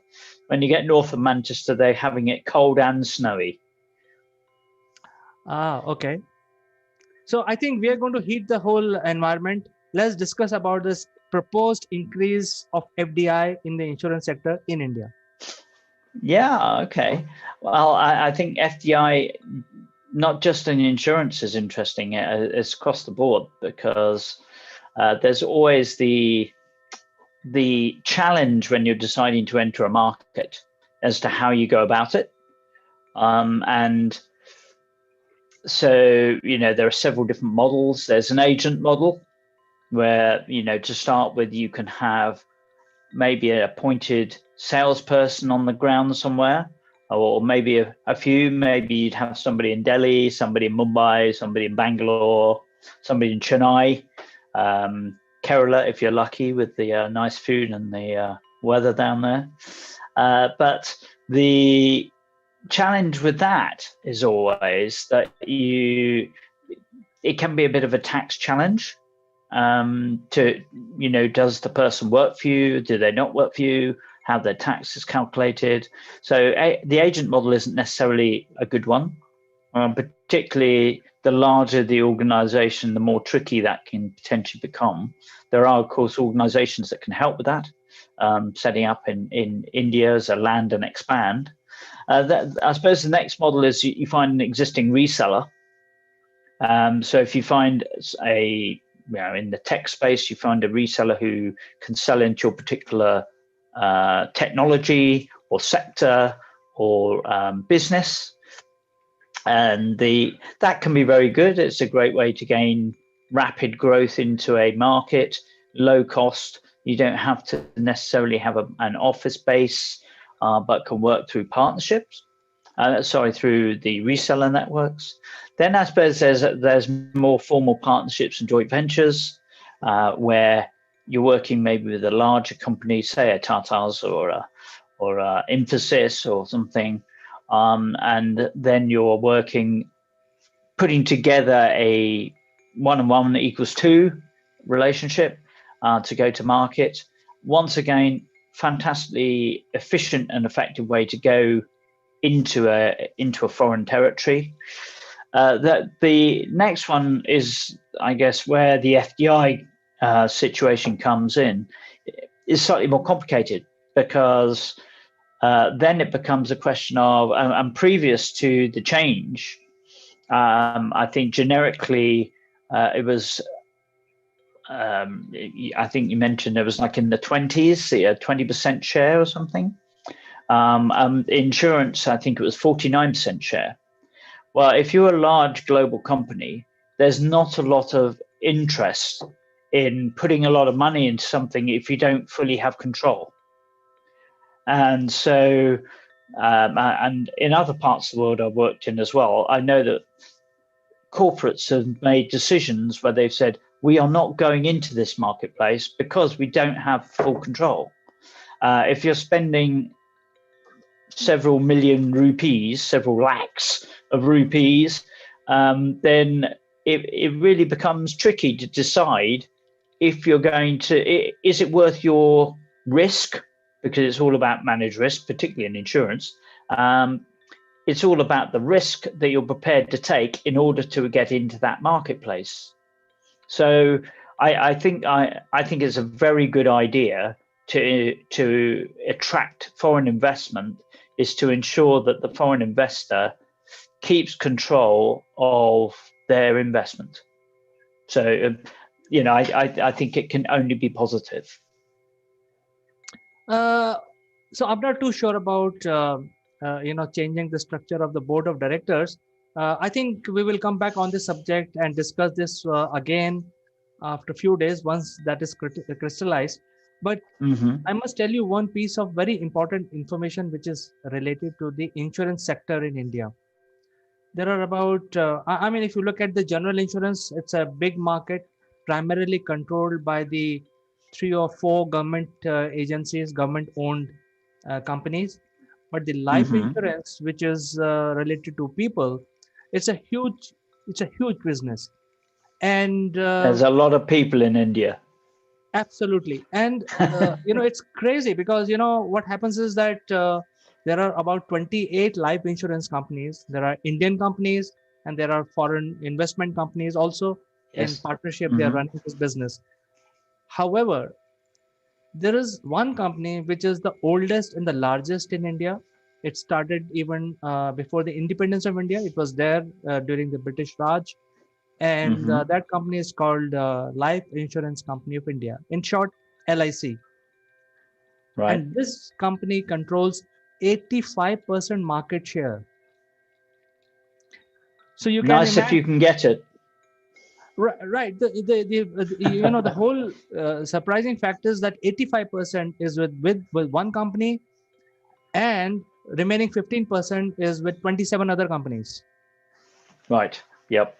So when AIA, AIG, ING, MetLife, when they project their numbers with Indian number of say something like 10%, 20%, they are controlling only 2% of the Indian market. So I think with this FDI, this situation has to change.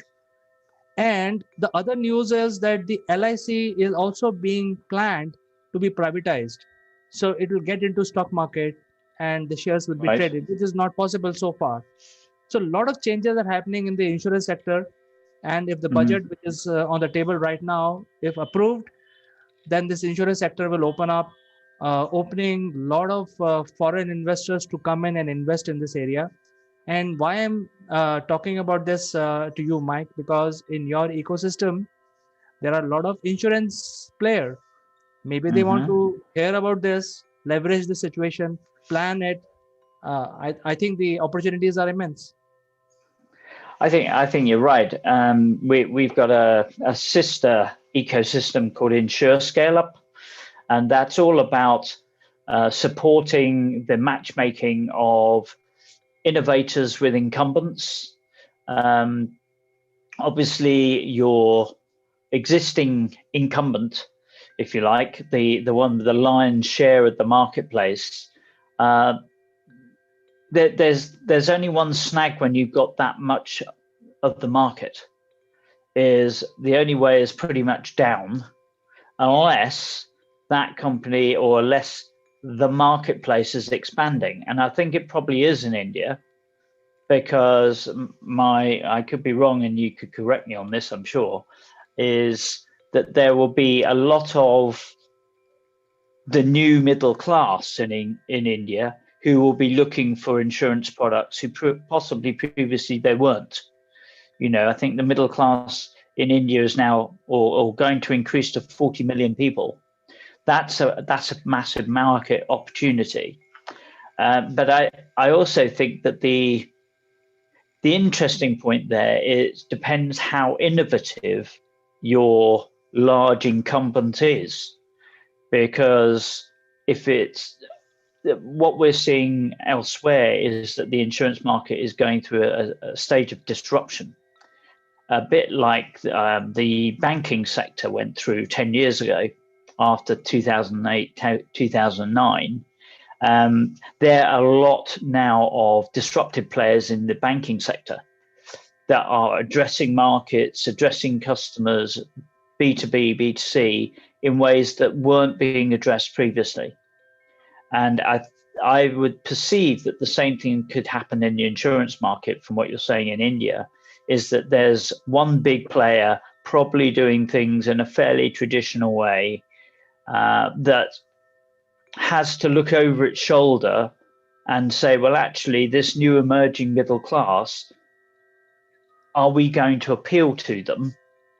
Or are we going to continue doing our traditional model? We've got a market share. And as I often call it, the corporate AAA sets in.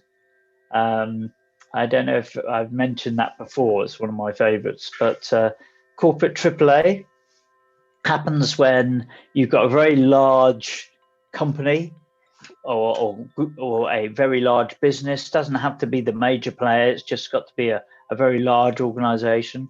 Corporate AAA is corporate amnesia, which is where the company is managed by spreadsheet, and it forgets, hence the amnesia, it forgets that the customer makes up the spreadsheet, which is fatal, because in a growing market, in a growing middle class market in India, if you forget that actually your traditional model isn't going to appeal to the new middle class professional people, then you're going to have a challenge, because somebody's going to come in and say, well, actually, that organization is not addressing this client base. We'll go after the new techies, and we'll go for the 10 million of the market. And before they know where they are, their market share will shrink because the market has grown, they're not addressing it. Corporate amnesia. So then the second problem, of course, is corporate asphyxiation. Corporate asphyxiation is when you've got such a large company and they meet in a board and they've got the ivory tower mentality. They've gone so high in the clouds that they no longer breathe fresh air, hence the asphyxiation. And what they actually need to do is maybe come down from the 7th floor, go into the 1st and 2nd floor, go talk to some of the staff on the customer support desk and say, what are our clients actually saying? What are they wanting? What are they moaning about? What are they happy about? And actually start addressing the client needs. And heaven forbid, they may even have to go out and talk to some customers and find out what they want. And this new middle class, what are their needs and desires, and how can this organization or a new innovator address that market better? And then, of course, the third of the corporate AAAs is corporate arrogance, which is, we've got so big, we've got such a large market share, 85%, we'll be here forever. And then, of course, the innovators start coming in and saying, yeah, we can have a piece of this. A bit like, I'm visualizing the old Pac-Man the Pac-Man electronic game that starts eating away at the market share.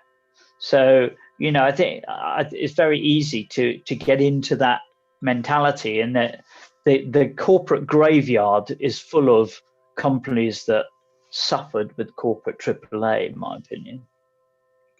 Well, I think you're right. But let me clarify about LIC. The foreign insurance companies are not new to India.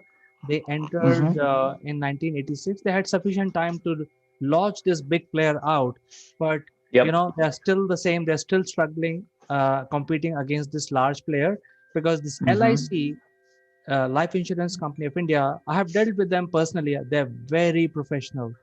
They're thorough professional people.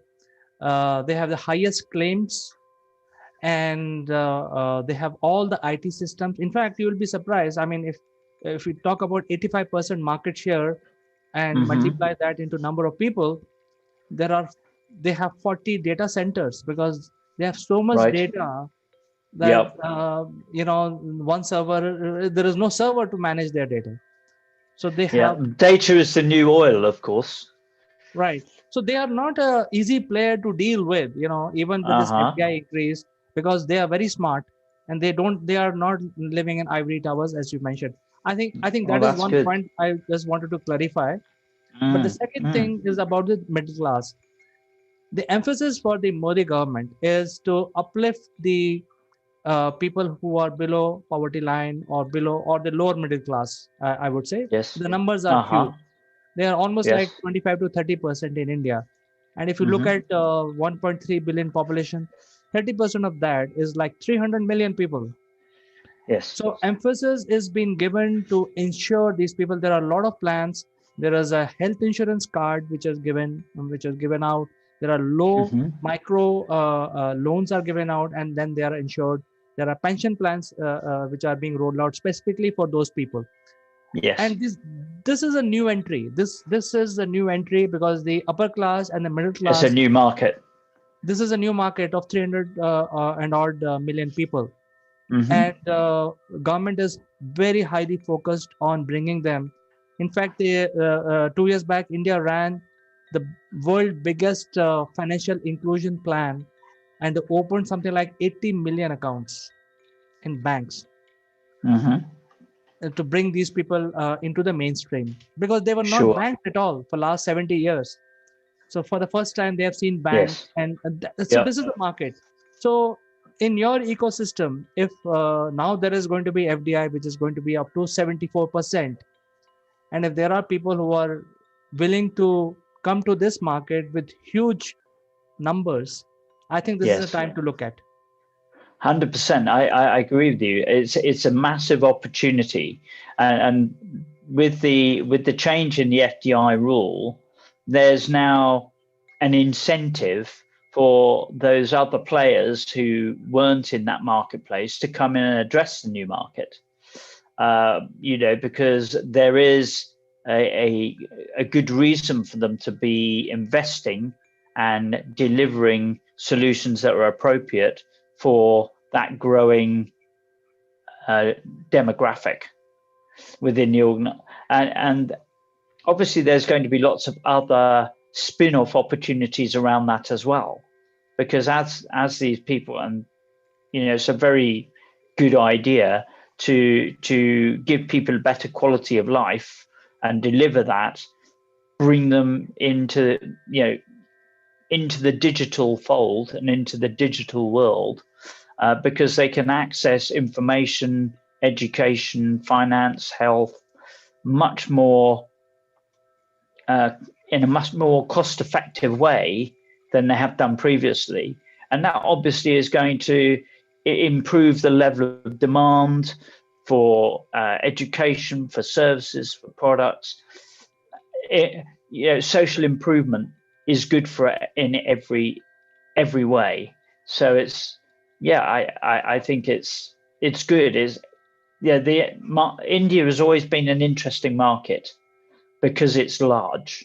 There's a lot of people. That's a massive market. Even better when that population has more spending rupees in their pocket. And the more people are lifted out of poverty and into a better quality of life, the better the demand for everybody and demand for services. So it's only going to become more attractive.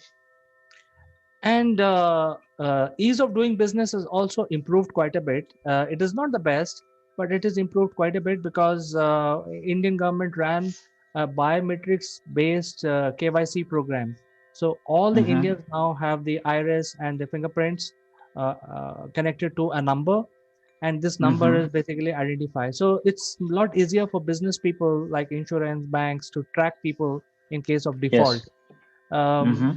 At the same time, there are new products being rolled out based on these identifications, which are related to, farm loans, farm insurance, which is a big segment. There's more stability for businesses, because otherwise the risk is you can't quantify the risk.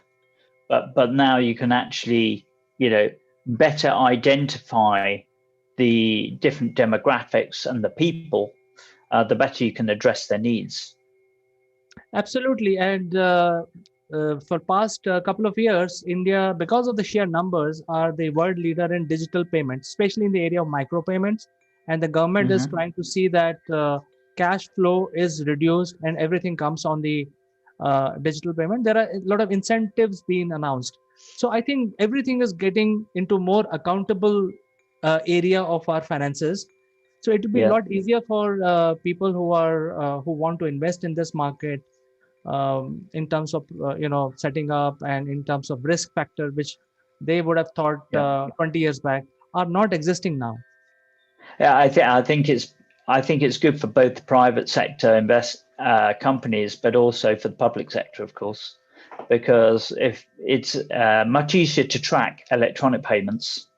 So it has the potential to uplift the accountable numbers, which means that there's more tax, but that also can get them reinvested back in to bring more people out of poverty. So, the route, my view is the route to stability and growth is to give people more education, more money in their pockets, and that in turn increases the need for demand, increases the need for products and services, increases revenues, profits, increases taxes. So it's a positive way forwards. And India, being the entrepreneurial nation that it is not going to miss those opportunities, I'm sure. Absolutely. In fact, we are living in a very exciting time when we are world largest democracy. So there is a rule of law, highest digital payments. There are a lot of scope for insurance, because right now we have the general insurance, which is related to fire and theft and also life. There's a lot of room for insurance to improve. I'm not saying that it's the best, but I think there is a room for innovation, which can come from countries like UK and more advanced countries like United States. I think innovation's a good word to talk about as well from an insurance perspective, because there are, with the new advances in the digital field, there are many more opportunities for insurance. For example, solar power. environmental damage, infrastructure controlled by IoT devices, the cybersecurity risks and rewards, the ability to take on a project but have an insurance cover to cover the risk. COVID, the ability to cover a venue with a biosecure insurance policy. All of these things are new areas that are available for insurance companies to come in and support the development of innovation and growth. So, I believe the traditional markets, yes, they're there, and traditional markets are growing, but the whole range of other areas where the opportunities are growing, the investment is coming in, but then with the investment comes the risk, and the risk needs to be covered. That's another area where there's significant disruption and opportunity. Certainly, we're seeing this through the insure scale-up area, as well as a lot of the innovators on scale-up arena are supplying technology services and tech products which actually require an insurance wrap that has not previously been addressed. So there's great opportunities. And of course, there's always a lot of opportunity between the UK and India. The living bridge is alive well. And although we can't walk across it and greet each other at the moment, it's definitely something that is happening a great deal. And we can make the most of it through collaboration tools and digital tools like Scale Up Arena, where the whole objective is to be able to connect, to communicate, to cooperate, collaborate, and come up with deals that we can close. Certainly, Mike, and I'm sure a lot of viewers are listening when we are making these points, and both sides, UK and Indians, can leverage the strength of each other and grow together. I think that's absolutely right, and I think there's a ginormous opportunity between the UK and India at the moment around manufacturing. I think in India is a great source of manufactured products, high quality, innovative, technology driven, and the opportunity to source products from India for the UK, but also other Western economies and advanced economies is vast. Yes, Mike. So let me give you the split of GDP. India is now 3 trillion in terms of GDP, which is at number 5 globally. And if you look at the PPP, which is purchasing power, we are at 10.5 trillion. So that makes us number 3 in the world. And now if you look at the GDP split, where the GDP is coming from, 16% is coming from farming, agriculture. And then about 25% is coming from the industries, which are different industries like chemical, etc. Surprisingly, manufacturing is contributing only 14%, and remaining 50% is coming from services. So you can imagine that manufacturing can grow, and services there is a huge skilled labor here in India which can be leveraged. So it's I think you're absolutely right. Yes, again, I think the FDI rules changing, not just in insurance, but FDI generally, will also encourage a lot of international organizations to say, actually, maybe we should operate either an outsource or open our own factory for manufacturing in India.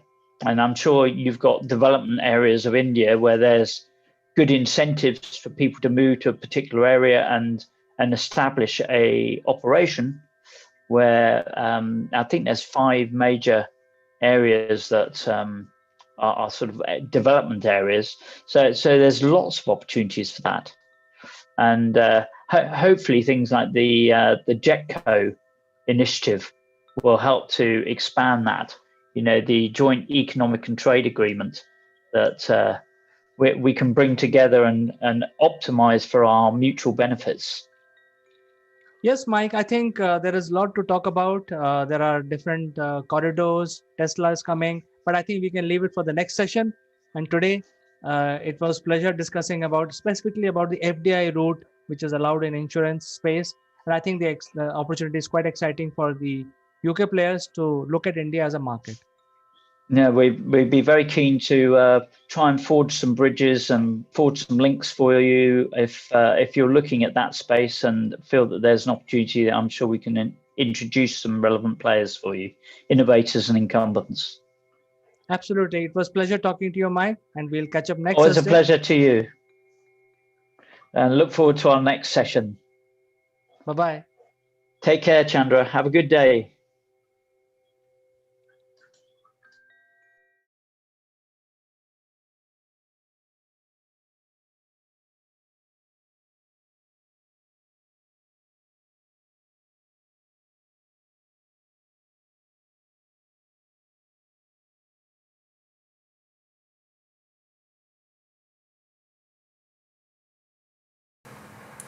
Hello friends, this is Chandra from AkulmachLive Technologies, and today in the video I would like to give my views about the collaboration, online collaboration tool which are cloud based, and we have launched one such tool for Indian wealth management, financial services, insurance type companies.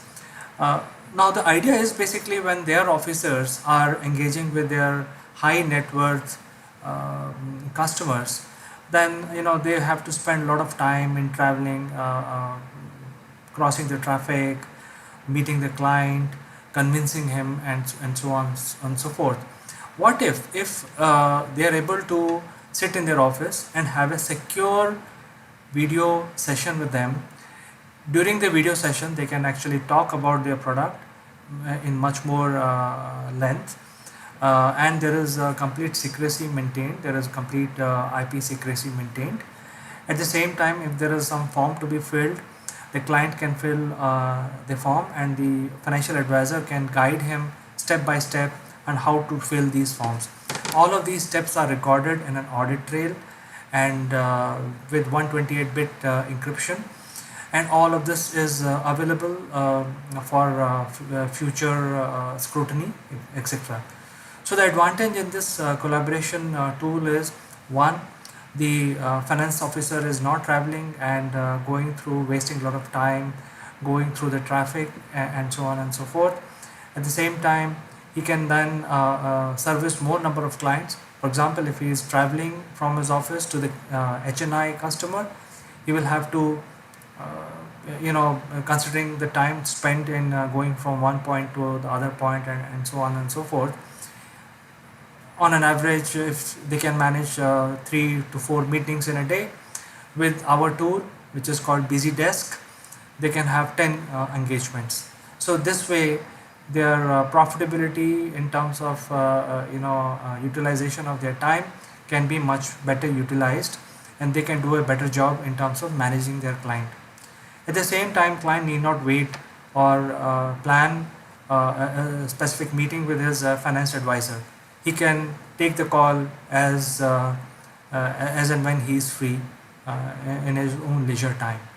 So these are some salient feature of Busy Desk which we have launched in India, and we feel there is a huge potential for adaptation of this particular tool, specifically with insurance agent, insurance aggregators, banks, wealth managers, and similar companies like this, even brokers who have the customer dealings. So with this, I would like to just leave this at this particular point and look forward to meeting the insurance and banking players and giving them this demo of how powerful this tool is. Thank you very much and see you next time. Bye bye.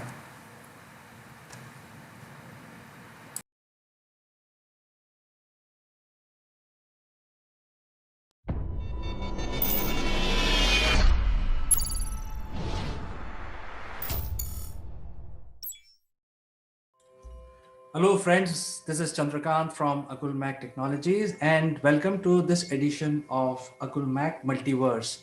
And in today's edition, we would like to discuss more about the ISRO plans for next 5 years.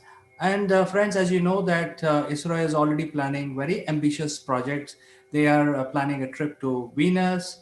Then they are going to revisit the Moon mission, which is number 3, and they are also planning a Mars mission. But above all, they are going to send men to the space. So this uh, project is called Gaganyaan, and as you know, Gaganyaan actually means sky vehicle. And this basically is going to be an orbiter where 3 astronauts will from India, totally Indian trained astronauts and Indian region will travel on their spacecraft to space and orbit for about a week.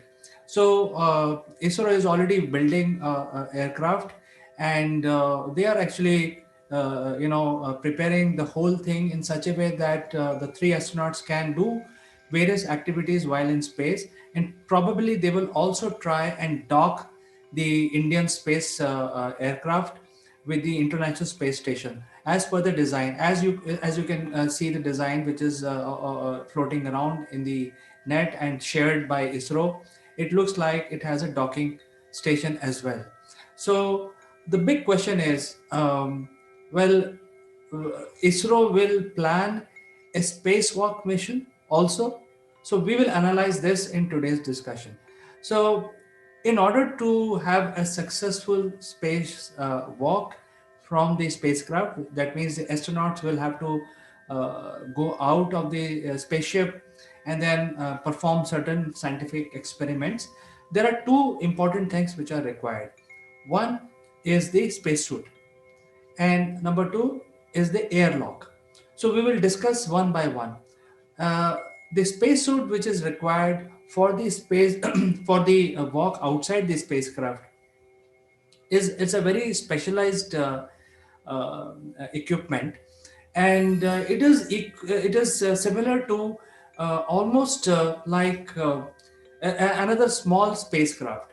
Why? Because when the human being is stepping out of the closed, confined, or a protected environment from the spacecraft outside the spacecraft, the human being is subjected to a lot of harsh space weather. So when I say space weather, it is like the the surface which is facing the sun may heat up to plus 400 degrees centigrade, and which is in the shadow, which is like our back, will freeze to minus 160 and or probably minus 180 degrees centigrade. So you see, these are the very peculiar space weather, and in order to protect the human being in the space weather, you need to protect the space suit itself. So that is one aspect of protecting the humans in space. Number 2 is there is a absolutely zero pressure in space. So, and you need air to breathe and also to create pressure. So this whole suit will be pressurized. And number 3 is it has to be operational in the zero gravity environment, because outside the spacecraft there will be zero gravity. Inside also there is zero gravity, but outside primarily the movement of the astronaut should also happen. It should not happen that his movements are restricted. So if his movements are restricted, then the astronaut will not be able to perform any scientific experiment.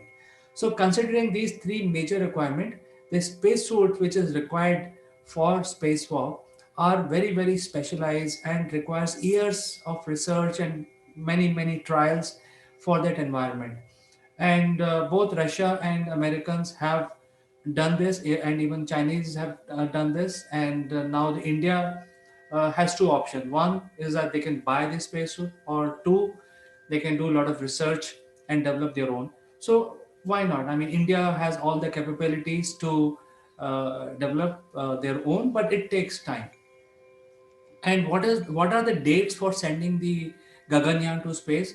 There is first mission planned unmanned in December 2021, and there will be one more mission unmanned subsequently, And the date which looks like as per ISRO is sometime in 2022, where the 3 astronauts will fly and then uh, go to lower Earth orbit and probably dock with the International Space Station. We don't know, we are not confirming it. We are just saying that because as per the design of the spacecraft, it looks like it has a docking station. So since they are planning and providing a docking station, I'm assuming they will try and dock the Indian spacecraft with the International Space Station. However, spacewalk does not look viable from my point of view, simply because we do not have the spacesuit which is specifically required for spacewalk. That means it should be like a mini spacecraft itself. And the spacecraft has such protective walls, and it protects the astronauts from space radiation as well as solar wind and also other elements which are prevalent in the outer space. So the small spacecraft, which is the space suit for venturing out in the space, requires years or years of R&D, material science, research and development, and also the scientific research in terms of how they will protect the human when he or she steps out of the spacecraft from the solar radiation, and also adequately have a movement so that they can work outside and carry out certain experiments. So this is problem number one. That means we require a space suit capable of doing spacewalk, which we do not have. Number two requirement is the airlock. Now, why airlock is so important? It is because when you actually open the spacecraft in order to step out of the spacecraft, the entire spacecraft will get depressurized. So when I say depressurized, it actually means that there will be no atmosphere left in the spacecraft, and that will not be very livable after that if you open the door of the spacecraft. So that is why there is a very specialized equipment, and this equipment is quite strong and quite specialized, and that is the airlock. And airlock usually has two sections, two doors, basically very strong doors. One is inside the spacecraft, the other one opens out in the space, and in between in the area is called preparatory chamber, where the pressure is equalized with the spacecraft pressure, and then the inner door is opened. The space astronaut will then step into that inner segment, close the door behind him, and then before opening the outer door, the the section of the space, the airlock is depressurized. That means all the air is taken out from there, so that when you open the door, there is no sudden depressurization, so that no damage is done to the spacecraft.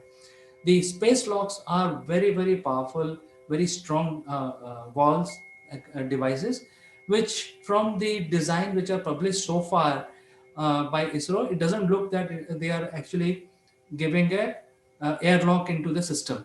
They are probably giving a docking station to dock with something, but they are not adding the airlock in their spacecraft, because the design will then completely undergo a major change, and then it will also become very heavy. So I'm assuming that from the information available right now, the Gaganyaan will not perform any spacewalk maneuvers, primarily because of these two reasons. There is no spacesuit, and right now, and this airlock. So because of the absence of these two equipment, we may not experience the spacewalk being done by Indian astronaut. But who knows? These are not something which are so difficult. If enough time is given to ISRO, they will develop their own airlock systems, and also the spacesuit required for venturing outside in the open space. So probably after the first Gaganyaan, we will probably see more scientific exploration of space by the Indian astronaut.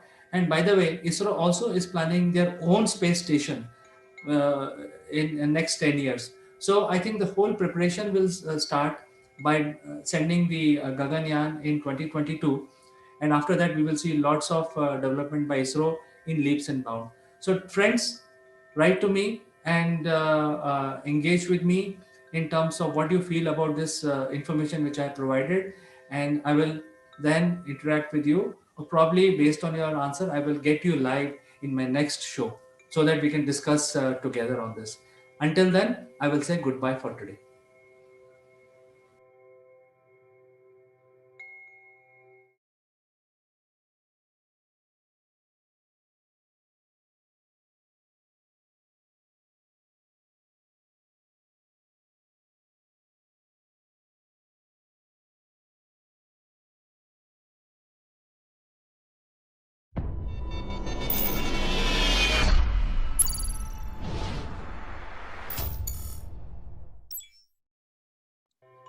Hello, friends. This is Chandrakant, and I welcome you on this very bright Monday morning in the Doctor Speak. And our guest doctor today is Dr. Pooja Bedi. So let me welcome Dr. Pooja without further ado. Good afternoon, CK. Thank you so much. Yes, doctor. I think today we would like to discuss about something related to the mental health, and there is a lot of confusion about the bipolar syndrome, and people don't seems to understand what is bipolar, what triggers it, and what are the symptoms, in fact, to identify those symptoms. So I think it is a good subject for us to discuss. So the first question would be from my side is, what is a bipolar? I think if you can explain this in very simple layman term for our viewers to understand, it will be great. Yes, definitely. CK, as the term indicates that bi is two and the polar means poles. So this disorder basically is associated with the two different apart poles of mood swings, where suddenly a person is having a very hyperactivity mentally, physically, which can actually lead to very relentless decisions. And then there is a phase when this person comes down. So in a very, very low, or we say hypomaniac manner, and the intensity becomes very low in terms of energy, in terms of talking, in terms of having meals, don't want to talk to someone. So bipolar disorder is basically a disorder which is associated with the mood swings. So the mood swing basically are of two types. Either the person becomes very, very hyper or becomes very, very hypo. And the reason for the same is very difficult to come out with. So the major reason we come across is it can run in the families.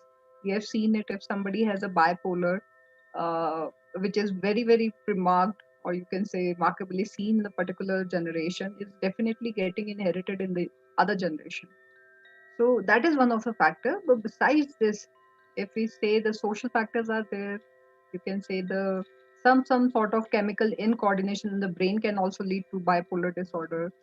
And unfortunately, it starts at a younger age, and as a parent or as a, you can say, healthcare professionals, we are not able to diagnose them right bang on time.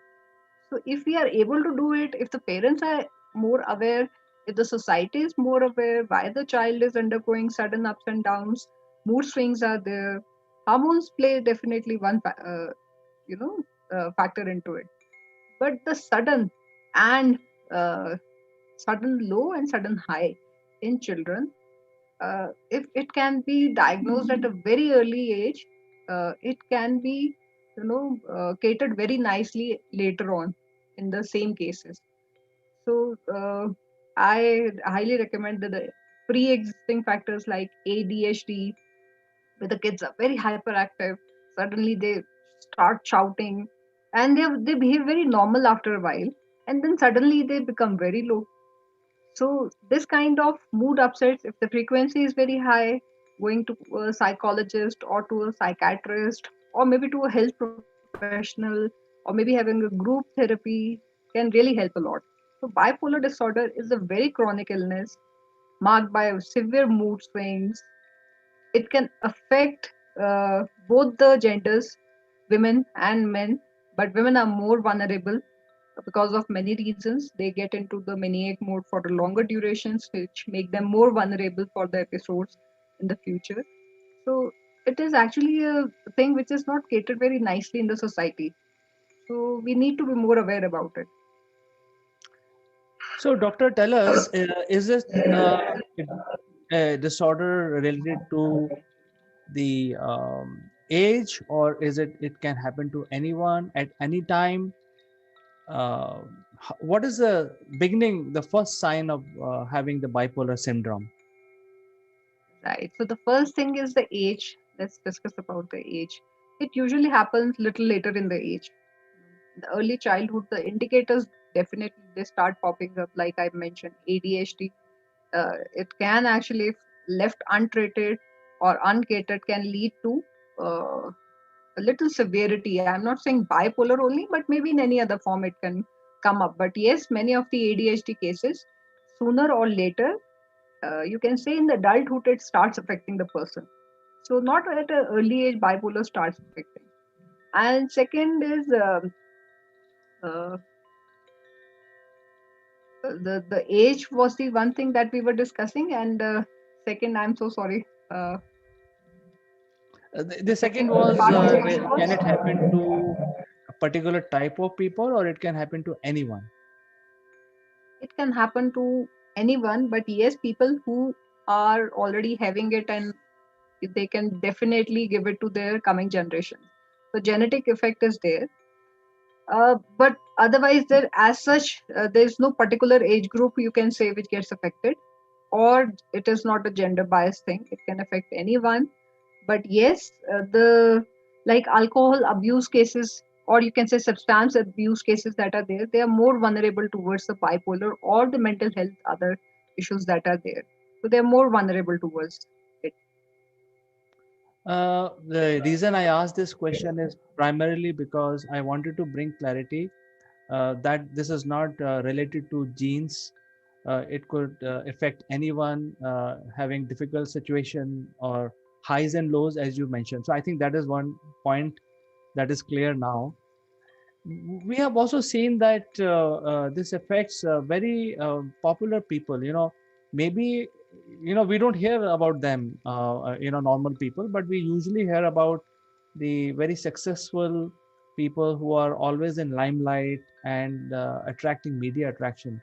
So does bipolar is a byproduct of becoming popular too soon, too early? Or it could be non-related to your fame at all. It can happen to anyone, whether you are a successful person or you are a normal person. It could still affect you. What are the reasons behind it?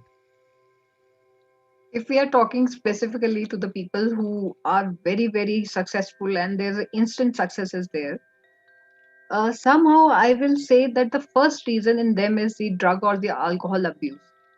So this is called as dual diagnosis. When the people who actually go very, very high and at a very high pace, they tend to suffer some kind of anxiety, which they are very easily able to cater for it by themselves. So the or maybe some other kind of thing. So which is a pre-existing factor in them, along with, I would say, alcohol or drug abuse can definitely take a person towards a bipolar syndrome. And the sad part is, if it is left untreated, if it is left maltreated, or is misdiagnosed, and if the societal or the family support is not there, it can end up in a suicidal cases as well. So, in a very, very extreme cases, yes, it can definitely lead to suicidal tendencies in the people. And to an extent, when people are very successful, they tend to get into bad habits. So, I would say the plus of the bad habits and the pre-existing factors can definitely lead to it.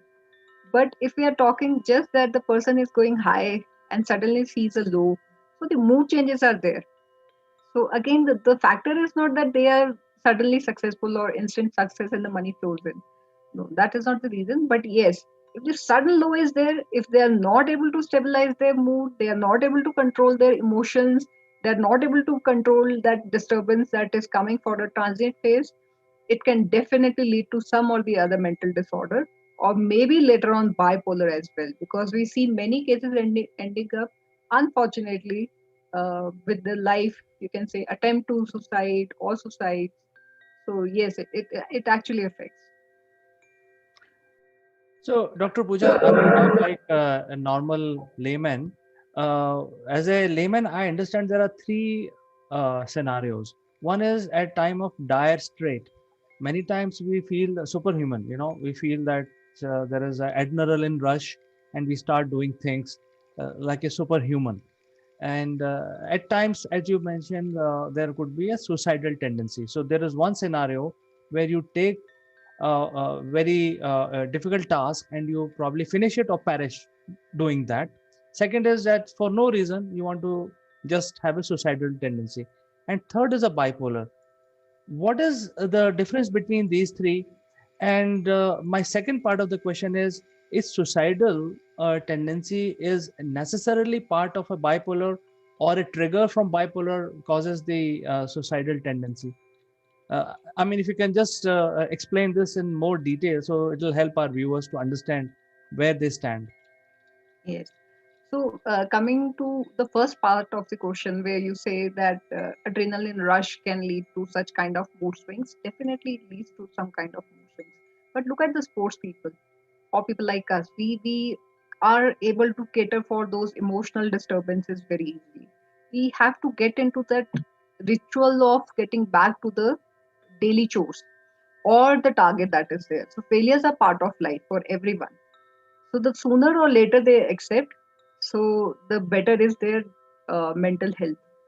So coming to the again to the first question, adrenaline rush, the moment we are able to cater for the ups and downs in life or in success or in terms of money, many people are able to do it. This is why the human race is surviving. So it has nothing to do with the bipolar till the time. Say sports person, otherwise the moment they retire, so the adrenaline rush definitely goes down. So it never happens that in majority of the cases they stay very normal, or people like us.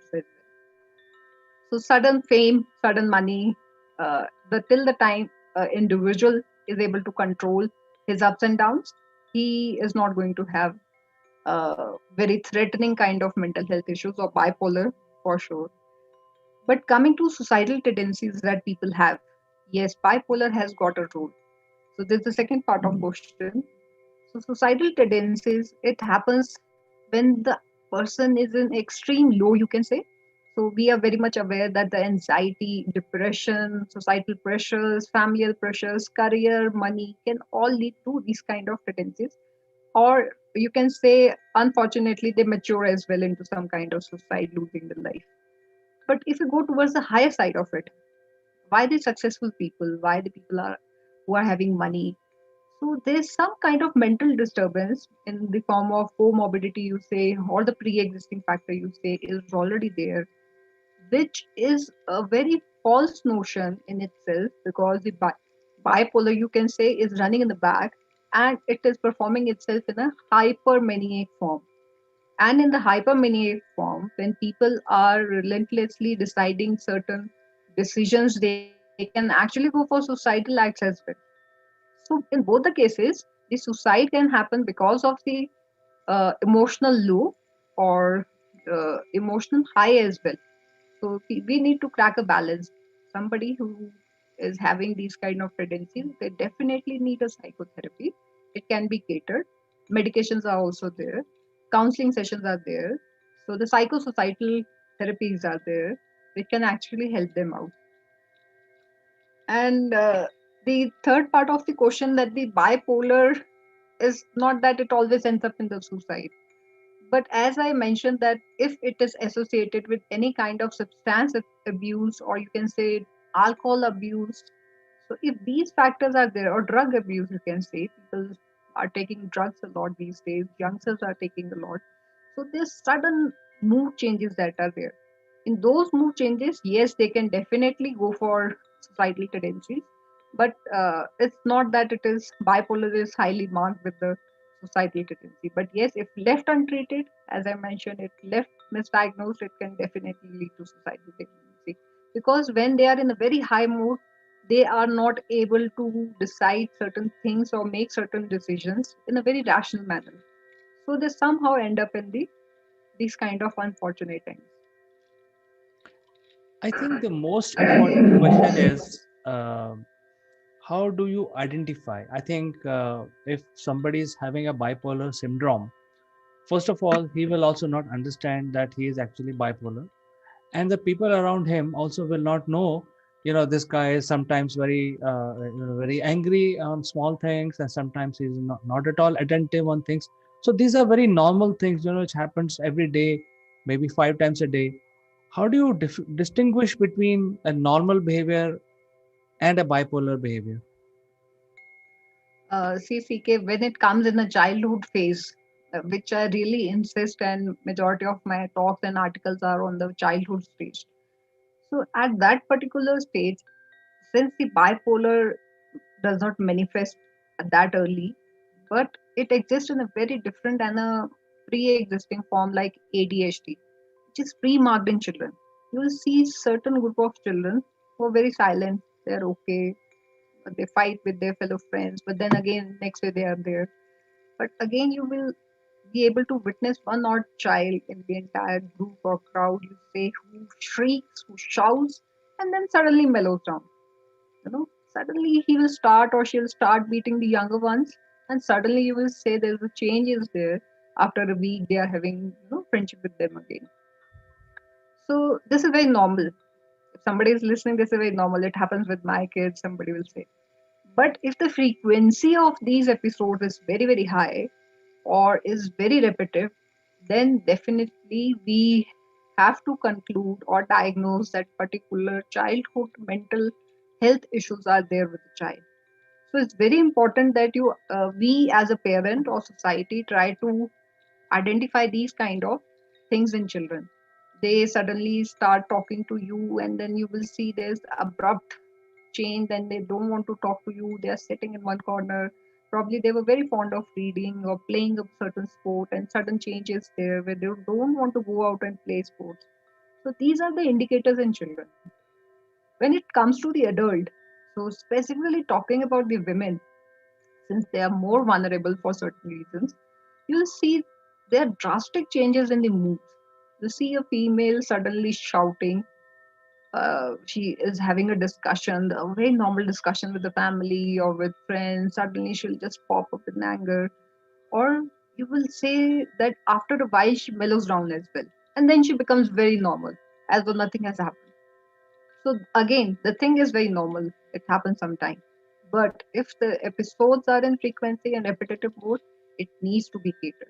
So if somebody is sitting alone, not talking to someone who was very extrovert, very jolly natured person, but suddenly you see their hobby has changed, they don't want to pursue their hobby anymore, or you say they have conflicting relations in their professional life, which was not there earlier, or they are crying very often.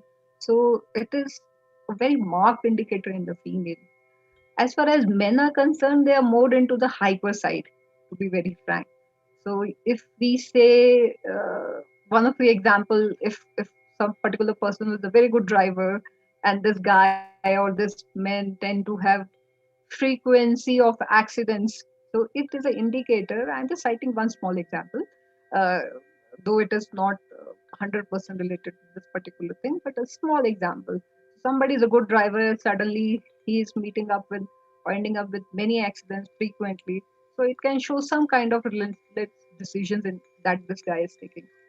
So in men, they are comparatively very less vulnerable compared to women, but both the genders are definitely affected with it. So the indicators are very clear. Sudden, you see a person is very jovial. During their high time, they tend to eat less food because so much of energy is there, and they feel like they're very confident. They can do anything, and suddenly they make some very big targets for themselves. And then after a week, or maybe say after a couple of years, you'll notice the same person who has set a very high target for himself or herself is not able to, or not wanting even to look at the target that he or she has set for herself. So these are the very clear indicators that come. But we have to definitely do the provisional diagnosis, that is it going towards anxiety disorder, depression disorder. But if it is a mood swing, then it is a definitely an indicator for bipolar. Excellent, doctor. I think these are the things which everyone should watch out, especially when they are having kids around them, to look for such symptoms. And once these identified, um, how long the treatment can go, especially, for example, there is a kid who's showing these symptoms about 7, 8 years or 10 years. How long this will take to correct this bipolar syndrome? Right. So coming to this particular thing, that treatment part and how long it takes, there are different types of bipolar actually. Bipolar 1, 2, cytothyroid, which is related to the thyroid actually. So uh, in kids, if we regularize them with their scheduling of the day, their time management, their habits, hygiene habits, if we motivate them to follow them on regular basis, they can come up out of it by themselves or with just a psychotherapy, or we say talk therapy. So in talk therapy also, majorly recommendations for the kids are to make them regularize or maybe little more disciplined, and be very very precautious about the kind of the diet they are taking. Diet has to be less in carbs, because diet has got some sort of effect on bipolar as well. So treatment in kids can last for just the, if you're talking about the psychotherapy, it can just be catered in a month time, maybe 6 months to 1 year time. But in elders, it varies definitely, and it depends on the type of bipolar disorder they are undergoing. For certain bipolar 1, it will take many years. But many bipolar cases, they only need treatment when they are in a very high phase, you know, when their phase is very, very high or when they melt down. So these are only the two phases for which the medication is recommended. But as far as psychotherapy is concerned, or the counsel with the psychiatrist is concerned, they definitely go ahead little bit. But with kids, it can be early diagnosed and can be beautifully treated just with the psychotherapy itself in a couple of months, and kids can come out of it. Doctor, I think I would like to ask you the one question which is related to the medicine, and there are all sorts of treatment which are available. So some treatment can be harmful, will show some side effect, and then there are some treatment which does not show side effect. So are there treatment available like homeopathy, where the side effect may be less, it's less tedious to follow, people feel comfortable? Are there treatment available in for the bipolar in medicines like homeopathy, ayurvedic, etc.? Yes, yes, definitely, CK. The medication is definitely available, but it has to be there with the very good psychotherapy as well, to be very frank, because that is a part, because the counseling is one part which can cater for the early symptoms, or maybe when the highs and lows are there, where we can train the person how to deal with it, how to deal when somebody is very very angry. So we teach them about the deep breathing exercise and many other mindfulness techniques that are available. So we teach them. But yes, along with them, there are alternative medicines which are available, which take some time because it is a chronic illness or disorder. So it takes some time to get off. But if the triggering factor is still there, nothing will work. If somebody has got drug or alcohol abuse, bipolar disorder, so I would say that they need first to be catered for their substance induced bipolar, and then the bipolar treatment be given. Yes, in homeopathy, ayurveda, or alternative medicines, acupuncture also is very effective in bipolar. So yes, the treatment is definitely available. Fantastic. It was lovely talking to you, Dr. Pooja, today. And this is a very important subject. I think, like any other mental disorder, we tend to overlook these symptoms and say, that, hey, this is part of our life, and probably he's just angry on certain things without analyzing. So I think, thank you very much for giving us a lot of information on how to identify what symptoms to look at, and then how do you treat a bipolar syndrome. So with this, I'd like to say goodbye to you today. And thank you very much for finding time and coming on this show. We will catch up next week again on something more interesting for the people. I appreciate for the opportunity, CK. Thank you so much. Stay safe. Bye bye, Dr. Pooja. Until next time.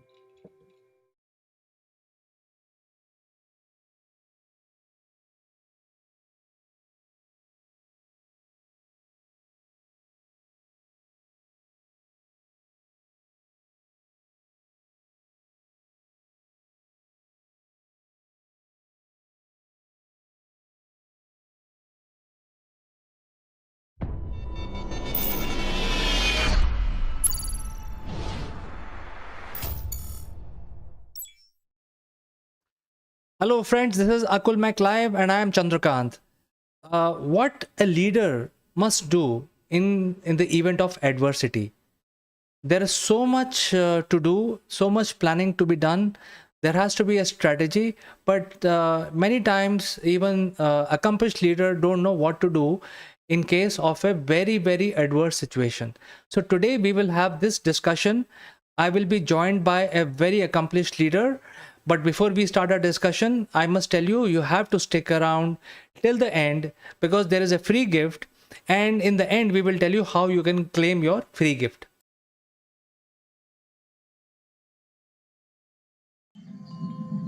Welcome back, friends. Let me introduce our guest today. Her name is Aparna Ranadive, and she joins us from Mumbai. She is a very senior person from the industry, and she wears multiple hats. Many times she has to change different hats, and she has to go through various leadership roles. So today we will have a discussion about leadership. So without further ado, let me invite Aparna ji to the show. Hi CK, good afternoon, and thanks for inviting me to this show. Always a pleasure, Aparna. And I think, hope everything is fine at your end. We are also fine in our office, but we are maintaining social distancing and following all protocols. Yeah, I guess that's the order of the day, and it's good to hear that you and your teams are all safe, and we're safe here as well by God's grace. Great. So you have come to our show after a gap, but what you would like to advise our viewers and our industry colleagues what we should do in this terrible times? Right. So I think I'm not going to be advising on anything. It's just an observation and a thought process, and a few thoughts that came to mind. We are going through terrible times. We are going through unprecedented times. By the time we finished off with the first wave, everybody had sort of heaved a sigh of relief and said, we're out of this. Perhaps India was one of the first countries to have managed the entire COVID crisis very well right at the beginning. And before we knew it, we were hit with the second bombshell of the second wave. And the entire world, as it were, turned around and everything changed. So right from the economy going down nose hill to a lot of countries stopping us from from entering into those countries, and what have you. Multiple deaths around the place, and absolutely disaster around. So, and I'm sure this is a time when even the businesses have not been left untouched by this disaster. The businesses have been equally affected because finally, at the end of the day, businesses are being run by people, and when people are affected or when their families are affected, you cannot expect the same kind of output, the same kind of productivity, the same kind of attendance, as it were. The government regulations of only 50% of the population coming into offices, that had made it even more worse, and to top it with the numbers dwindling, with people contracting the COVID left, right, and center. It's almost made manpower available to the least minimum. In these times of crisis, and this crisis has really not been seen before. I think the Indian industry has faced the stock market debacle, it faced all other crises, but this is something that we had never seen before. And like I was, listening to some other folks, it almost seems like we're fighting a war. It almost seems like the rank and file that keeps coming up every single time to the forefront is being butchered, and then there is yet another rank and file which comes up, and that is being butchered, and yet another one. So we're being brave, we're being strong, but I think this poses a very strong leadership challenge in itself, because what we did even 3 years ago in terms of managing our businesses as leaders will not hold true today. Today we cannot say that, oh, I am titled as a leader and therefore I will lead the way and I will do a certain thing because this is my portfolio and this is my vertical. That is not going to hold true in the future, or even today for that matter. Today is a time where everybody will have to be a leader. Everybody will have to break those silos, will have to break down to see, we'll almost go back to being in a startup mode where, almost everybody does everything. Whatever is required for the business to sustain, for the business to be running smoothly and like a well-oiled machinery, to ensure that it all gets done at the right time and the right place. I think all of us need to be ready and right there. This brings me back to a very interesting observation again. I mean, I have done a lot of learning apart from the experience by a lot of observing. And I think nothing teaches you better than that. Because I was privileged enough to sit across in in the ring for a Formula One race, and right where where they it's like the pit stop where they actually change the wheels of the car after the multiple rounds that the car does, and it's a split second. I think they have only about 4 to 5 seconds within which they have to change the entire. I may be wrong on the number of seconds, but maybe not more than I think 10 seconds or. And it's only in that time that they need to change all the four wheels of the car so that the car is ready, and because there's so much of a g-force acting on it, and the wear and tear of the tires is so bad that you cannot have the same tires on, and they keep changing it, and it's done with such precision and such efficiency and within those timelines that it took me thinking that I mean, if we had to take the same example back into our workforce and we said a certain tasks need to be done or a certain job needs to be completed with that kind of efficiency, at that point in time nobody says, oh, I'm supposed to be only changing the bolts, or I'm supposed to be, whereas of course the job description has been very well clearly defined that one changes the bolts and one changes the tire, but at the same time if somebody who's changing the tire falls sick or falls bad, the one who's changing the bolt is not going to sit there and wait and say, oh, somebody's changing the tires is not there, so I will sit there and wait for somebody to come by and then do. Like what happens in sometimes it does happen in some of our businesses where we say, oh, somebody who is responsible for some portfolio has gone off on leave, so until such time that person comes by, that particular job remains on hold. There is nobody who's actually taking the baton from there and running and saying, okay, I will complete it because the job is critical. It's like a fire brigade unit. When they've gone off to douse a fire at some place, somebody is holding the hose pipe, somebody is actually climbing up, somebody is actually, they all have very well defined and clearly defined roles, but at the same time everybody is well aware of the situation, everybody is well aware of what they need to tackle and what is the ultimate objective that they have to go there with. It is about dousing that fire and making sure that there are no casualties and everybody comes out safe. So whatever it takes for those people to ensure that ultimate objective is made is what they all do, right? I think coming back to leadership as a lesson, today times are such that we have to change our mindset, our leadership mindset, from saying this is my role, or this is I'm going to be leading the way and everybody else needs to follow, to saying whoever is there on the job and on the ground in that particular spot is the leader in that particular place. Needs to be given the empowerment to decide what is best for that particular job to be completed in the best possible manner, and not run back for permissions and sanctions and as many documentations to be completed, so that the time is lost. So time is of the essence today, people are of the essence today. So it is leadership challenge how to put all of these things into perspective. You take all of these things into account and make sure that the businesses are run, because ultimately businesses are about people. I mean, if nobody shows up, your business is not going to run, right? So that is my little two bits about the leadership in the current situation today. Well, Aparna ji, the biggest challenge we are facing, or the industry is facing, is the strategy itself, because what strategy will work, nobody knows. And initially, you mentioned one very, very important fact, which is very, very true, and that is that whatever you have done last 30 years has no value today, and your level has gone down to the level of starting afresh. So the strategy planning and even networking is not working. Whatever network that you have built over last 20 years, you have to rebuild now on the digital platform, because your network is outside the digital network. So you have to rebuild that.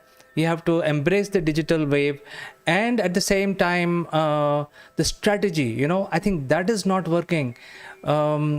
And while all these things are happening, you mentioned that we are facing a worst calamity, but I think we are not alone in that. The entire world is in the same boat. So the strategy itself is not working. I think your 2 cents on how to plan the strategy itself will really help our viewers. Okay, so I think even from a strategy perspective, strategy is a plan of action, or a method to draw up in that madness to reach your objective, right? So getting from point A to point B, and how do you get there, and what do you do in order to get there, in a layman's term, is strategy, right?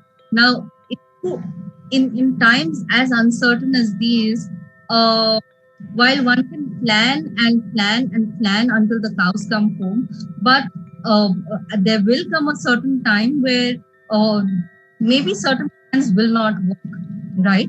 Or certain plans will fall by the waysides, or you will need to have a complete detour in your plan of action. Now, when that happens, does it mean that it actually pushes everybody and everything off balance and off guard, or have you built in that capability in the organization to make sure that such kind of uncertainties and such kind of crisis and risk elements are taken into account, and you have mechanisms to counter that? That if you build in scenarios to say, okay, what if A happens, what if B happens, what if C happens? Of course, it is consuming, but at the same time, you don't know what's going to hit you at what point in time. I lost a couple of very dear friends of mine to COVID, and one would never have imagined somebody as young as maybe about 47, 48, or not even 50 would have been a prey to this, and leading very, very senior positions in the organization, and noticeable positions in the industry. Now, as of yesterday, that man would have gone home thinking that, this is going to be the plan of action tomorrow, and this is going to be what I'm going to be doing 3 days down the line, right? Or maybe 1 month down the line, in order to take my business, steer my business in a certain fashion. Now, if that poor man has been hit by COVID today like a bullet in his head, and he dies, what happens to the strategy?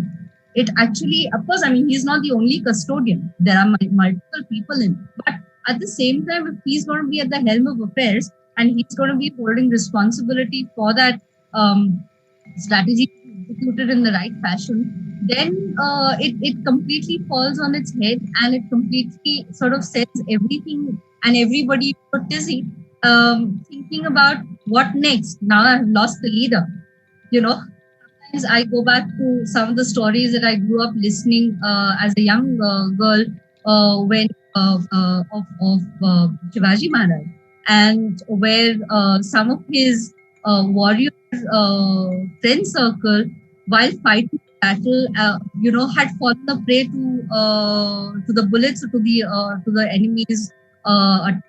And then what happened to the rest of the to the rest of the team, to the rest of his platoons?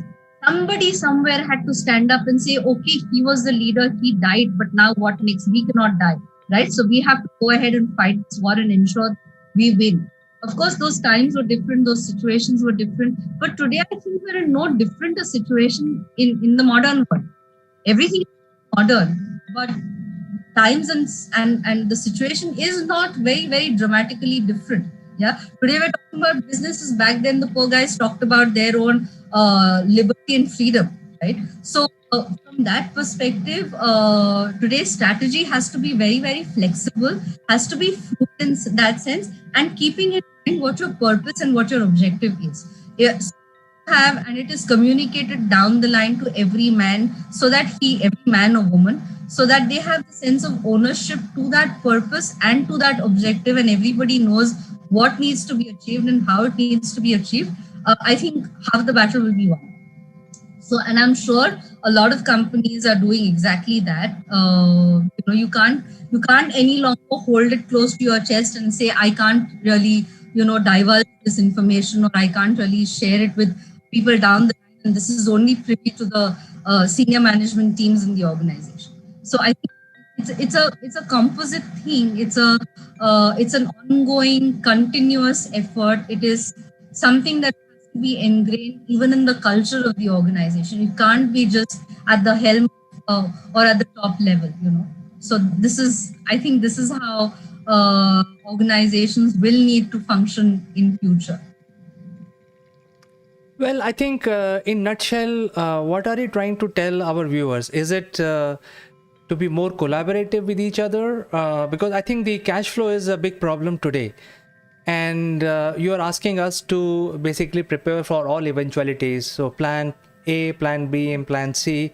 And you're saying that, which one we need at what point in time, we don't know. So predictability of what strategy will work is very little knowledge on at this point in time. So what we should do, we should collaborate more with each other, or we should be independent. What we should do? I mean, I think a clarity from you will really help us. I always felt, whether it is today in this crisis or whether it is even otherwise, nothing succeeds like collaboration, right? If you ask for help, or if you seek partnership, or if you seek somebody's hand to hold while you're crossing a difficult path, I think it only adds to that, to the strength that you bring in terms of knowledge, whether it is in terms of experience or even in terms of resources. I was listening to somebody, and that person said that Mike Tyson apparently said that you will not know what hit you until you actually get hit in your face. Until you really have that punch in your face, you will really not know what it feels like to be punched, right? So it's premature to sort of say that what is the best way forward. But I think nothing succeeds like collaboration has always been my way of thinking. And I've even as I was going through my own career as an HR professional, something that stuck on with me, which senior leaders taught me while I was growing through that, or mentored me, was that never think twice before asking for help. Never think about what somebody will think about you, what somebody will feel about you. But if you're going to be dying under that pressure and stress and doing a bad job, you'd rather ask for somebody's help. And I think the same holds true for businesses as well. That if you find that there are certain areas where you're not really strong on, and if you see that strength can be brought in by somebody else, then what stops you from collaborating? All you possibly will have to do is perhaps share in the profit or share in the revenue that you make, but which is fine. At least the two of you together will reach that point, rather than one of you struggling and will not maybe you not even reach there. So collaboration is definitely the way ahead. Fantastic. I think that is very good advice. And from your point of view, because you work with so many multiple agencies and you have your own multiple companies, what is the most happening industry right now, or for this year, or maybe next year? Do you have any prediction on that? Unfortunately, no, I don't have a prediction, but I can possibly, based on some of the observations that I have, some industries will perhaps have their nose above the water, if that's, if not really go down. So sometime back, I was doing a leadership workshop for a steel industry company. And when I'm saying sometime back, it was just like hardly about a month ago, months or 2 months ago, perhaps. I started off by, sort of learning and reading and understanding what the steel industry was going through, and did it really get impacted with COVID? Fortunately for them, they were not really impacted by COVID. So you have some industries which have not been impacted as badly as the rest. So obviously, some of the other companies have been. So, for example, I come from the media and entertainment sector. So, if you look at the traditional form of media, so whether it is right from print to whether it is going to cinema theaters to all of these have been really dramatically affected, or even for that matter, broadcasting to that extent, has been affected with the COVID crisis. But having said that, the OTT channels have not been so badly affected, because now everybody is consuming content, consuming media on different platforms. So it could be on the laptop, it could be on the phone, it could be on television, on your smartphones or on smart TVs, all of that. So that medium has not been so affected. Likewise, I don't think education will be affected so dramatically, because people still, of course, school education, so primary education or on the ground education has been affected because schools are closed. But again, if you corollary to that, the online education has taken off. So everybody who's gone off onto a digital medium has done pretty well in terms of riding the wave, because everybody sitting at home. Whoever had thought that children will be sitting at home even in the first and the second standard and studying online? Nobody had even in their wildest dreams thought about that. But today that situation has come up. So schools are shut, but education is going on. The medium is very different. So it is exactly what has happened with the media industry. Having said that, future education or higher education will still remain to be as a buoyant industry, because tomorrow when the world opens up, or even now, online education or even further education abroad will still do fairly well, I think. So these are certain industries. Retail, the traditional form of retail, so the brick and mortar stores may not do, because again it's about going into a certain area, but e-commerce is definitely doing very well. So Amazon, whether it is Geo, they've all made very good monies. Swiggy, Zomato, I think they've done fantastically during the COVID, and they've actually ridden the COVID wave, because everybody's sitting at home and calling for food, calling for groceries, calling for everything online. So it is how you are keeping in line or in time in terms of the times that we are going through, and adapting yourself and adapting the business to the newer wave is what will really determine the success of a business. So in a nutshell, I can say those businesses who are being innovative in terms of its survival and sustenance are going to be the ones who will actually be able to see a good future up ahead. So that's my two cents of that. Well, I think it's also important to understand, how we can embrace the digital wave. I think is going to be here, and once we are completely migrated on digital platform, You mentioned education. I think there is still a lot of miles to cover, because the kind of experience students are getting, they are actually missing out the bond. Oh, So, so so I think in fact, in fact, I missed out two other industries as well, or rather three other industries.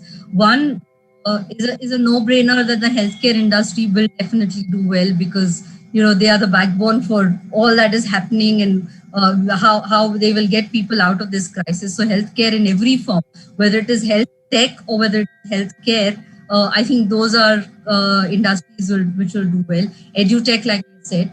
The second one is because of this crisis and because of the fact that everybody has gone so much online, this has given a huge opportunity for for hackers to be around. And very recently, we've seen about certain incidences which have caused even more chaos in that world. So therefore, cyber security becomes a huge area of development, of interest, of focus in the coming future. And so would AI. I think with the number of people reduced in from the, I will not say from the workforce directly, but having since businesses are going through this crisis and they have reduced the workforce as well, I think implementation of AI in the regular process, in the regular workforce, will definitely make a huge contribution going forward. So I suddenly remembered that these three are very, very critical and upcoming industries, and I should make a mention of those. I think you're absolutely right, because we need a lot of AI in office automation. We need AI in ed tech, because while the students are sitting in front of camera and they see the teacher, but I think that personal touch is missing. So I think there has to be some AI based learning engines which are required, and the schools are not really providing it. I think they're fighting a different battle. The fee structure has to change. So all sort of things needs to happen. So I think in nutshell, we had a very interesting discussion today.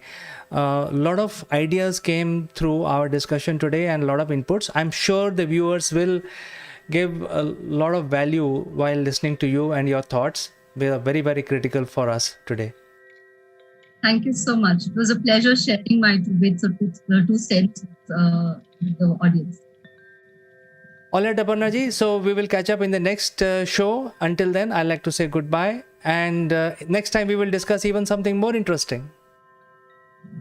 Sure, absolutely. Look forward to it. We have some unique AkulmachLive memorabilia which will make you look outstanding. The graphics on these corporate gifts are based on the global best business practices. To become recipient of one of these gifts for free, you have to watch this video till the end and provide your valuable comments. Or you can also share your experiences. The person who makes the best comment would be chosen to become a recipient of this beautiful AkulmachLive gift, absolutely free, delivered to your doorsteps. The winner would also get a chance to be invited live as a distinguished panelist during our next video. What are you waiting for, friends? Please subscribe AkulmachLive and smash that like button.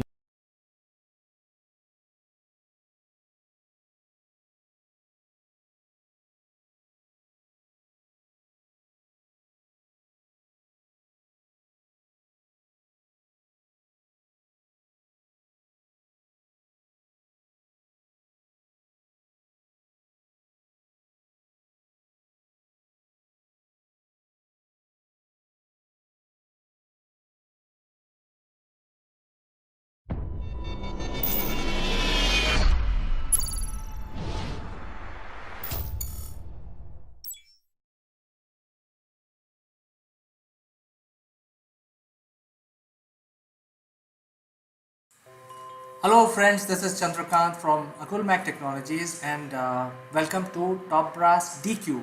And the DQ stands for Digital Quotient. And in this series, our objective is to increase the DQ for every citizen of the world. The objective really is very clearly defined. It's basically increasing the ability to understand the digital world in a much better way, and this is the first chapter of that series. There are 24 more to go. This chapter is focused on digital identity. So let's discuss about the digital identity and how it affects. So as you see, the identity of a human being is really the uh, his face and his name and his signatures. So that is how the identity of a person is captured. But when it comes to digital arena, then how do you make sure that the same identity of a person which is in physical world is captured into the digital world? So this is really the definition of digital identity, which is exact replication of the person's physical identity or organization's physical identity, application's physical identity, or a device like a mobile phone or a tab, etc. So I think it's important to understand what is digital identity and how it is correlated to my physical identity. So, as we are moving forward into the 21st century, I think there will be a time when the digital identity will exactly match your physical identity. That means whatever you do on the digital media will be tracked directly to your name and to yourself, and the time is very near. So I think it's important for everyone to understand how to create your digital identity and how to match it with physical identity. So in this session we will discuss what is your digital identity. So as you know that when we say that when we log in into internet, that becomes my digital identity. So what you would use to log in is basically a username and a password. So using that you will log in into variety of applications like email or a Facebook or Amazon, and this is a trend everywhere, whether you are in Malaysia, US, Europe, or in India. You have to have your username and password defined to get started and to start using the internet. And many people will think, hey, that becomes my digital identity. That means my username is my digital identity. And that is not the case at all. See, what happens is after you log in into system, you may use the system in variety of ways. You may use, if you are a businessman, you may use to see your stocks. If you are a student, you may see it to study online or to check your scores. Um, if you are a casual user, you may want to share your pictures. You may contact your friends via Facebook. If you have an opinion about some subjects, you may tweet using the Twitter platform. If you want to explore business opportunities on the web, you may log in into LinkedIn and try to see who can be your business partner, check the opportunities, job opportunities or business opportunities. So, so these are the things that you normally would do. And lately, a lot of e-commerce has also come up in a big way, where you go to online portals and buy things of certain types. So some people may buy gadgets more, some people may buy dress material more than other things. Some material will like, some people will like to check out what is available today, which is or the prices are moving up and down of different commodities. Many people like to just survey the market, so do window shopping using Amazon, see what is latest coming into the market. So you see the impact of digital world is so profound today that you not only log in to check your emails, you log in to read news, you log in to buy your things, you log in to get your groceries, you log in to see what are the opportunities for you, you share your pictures and different events about your personal life in Facebook, and if you have an opinion, you also express your opinion using Twitter. Apart from that, there are other areas like hospitals. Nobody is keeping any record in a physical format. All the history of a patient goes into some sort of a system. It is immediately digitized kept it as a record. So you see, if you summarize all this, your identity today is made of various aspects. It's not only dependent on the username that you have chosen. It is actually your behavior on the internet. It is tracked and segmentize you in a particular bucket. So what happens is, if somebody is looking for a certain segment of people, you will come into that list. Say some business is looking for trying to sell insurance, and they want to basically reach out to people who are in the age group of 25 to 35, and they had certain behavior, and if you happen to show that behavior on the internet, automatically you become their target audience. So the behavior plays a major role. How you basically use the system plays a major role in determining your identity today. Going forward, it will be even more smarter to track you down. So it's not only your username, it is how you basically use various systems on the internet, and that becomes part of our identity. For example, if you're doing a review of legal systems, so the chances are either you require some help, so lawyers can proactively reach out to you, or you are generally concerned about legal system, you want to give an opinion. So the legal fraternity would be informed that so and so person is trying to make inquiry in the legal system. So you see, it doesn't matter what name you have. You can name yourself Casanova, but it won't matter, because your identity is a combination of various factors today, and everyone in the world must know how their identity is being maintained or being viewed on the internet. So it's important. So I think we have understood what is the digital identity, and we have to see that our identity is not misused. Uh, Things like your personal physical appearance has identification mark. If you fill out any application today for any admission, they will ask your identification mark. So you would say, hey, I have a mole on my forehead, or I have 11 fingers. So everyone has some identity. I have a scar on my left hand, right cheek, etc. Everyone would be having an identity, and so your face becomes your biggest identity. So there was a time when the finger scanning used to be considered as a foolproof identification, and about 10-15 years back there was a huge ho-halla about biometrics and all that. Now even the biometrics can be fooled. People have realized that it's the finger scanning data which is kept in certain database, and that can be hacked, then your identity can be lost. So industry has moved along. They are not dependent on the finger scanning as a password. So the emergence of finger scanning basically happened because it was easy to have a finger scan as your password, because your finger scan is very unique. In fact, there is no other person in the world which will have your kind of a finger. So logically it was felt that finger scanning is the best method, and that way you don't have to remember your password, and you carry your finger always with you. So all you have to do, give your username, scan your finger, and that's it. You're in the system, you're in the internet.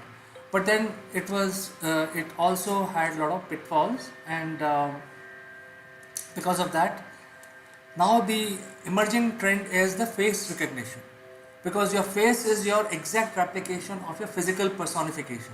So capture the face into the system in such a way that it exactly matches your digital identity. So world is moving towards that, and now this technology is so advanced that even if you wear a mask on your face, you can still be identified.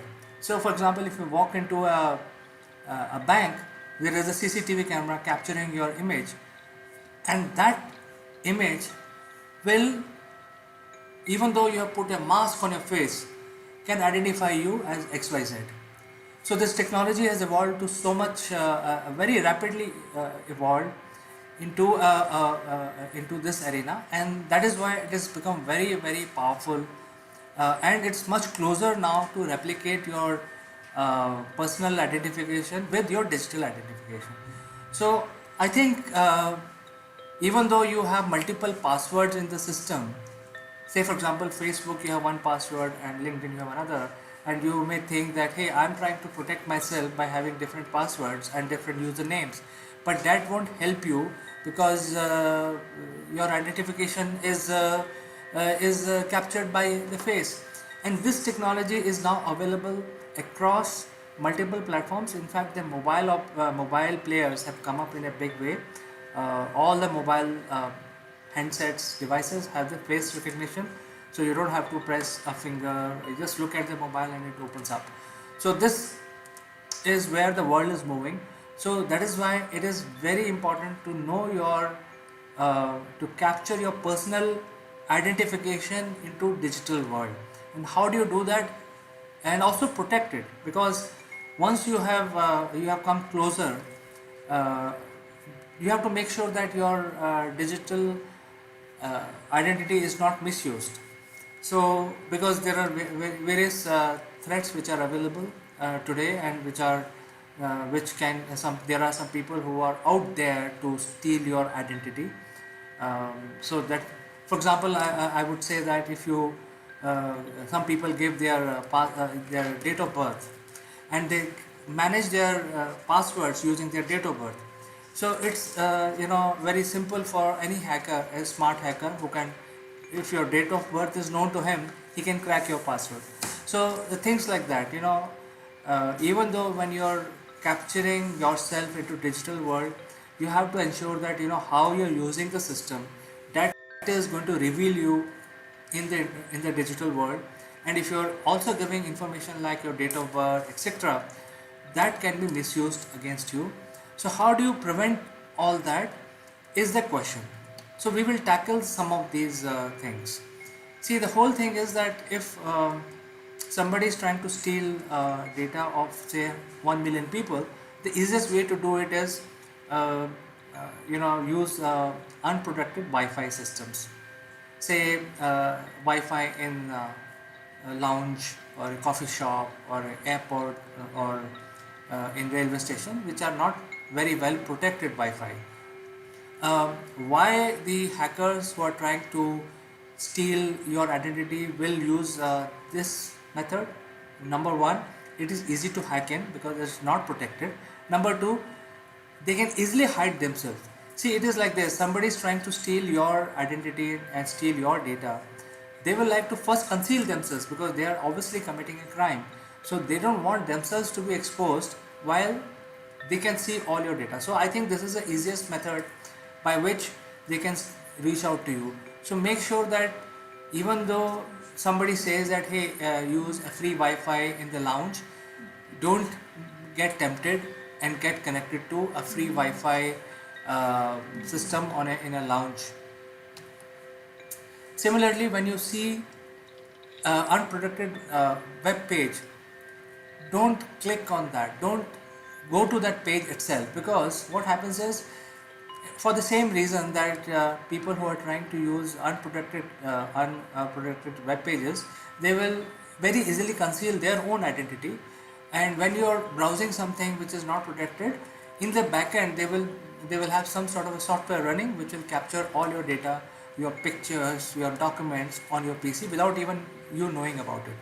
So make sure that don't look at the web pages which do not show the lock sign on the left hand side top in your browser.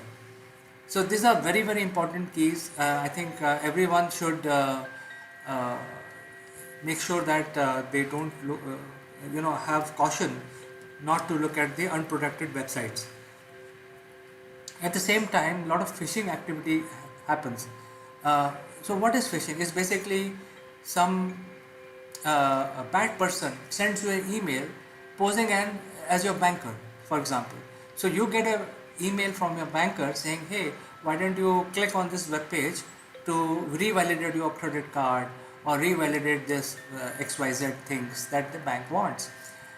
So make sure before you start clicking at that email, because the email will capture the logo of your bank very nicely, but when you look at the website carefully, there will be one or two spellings here and there, some spelling mistakes.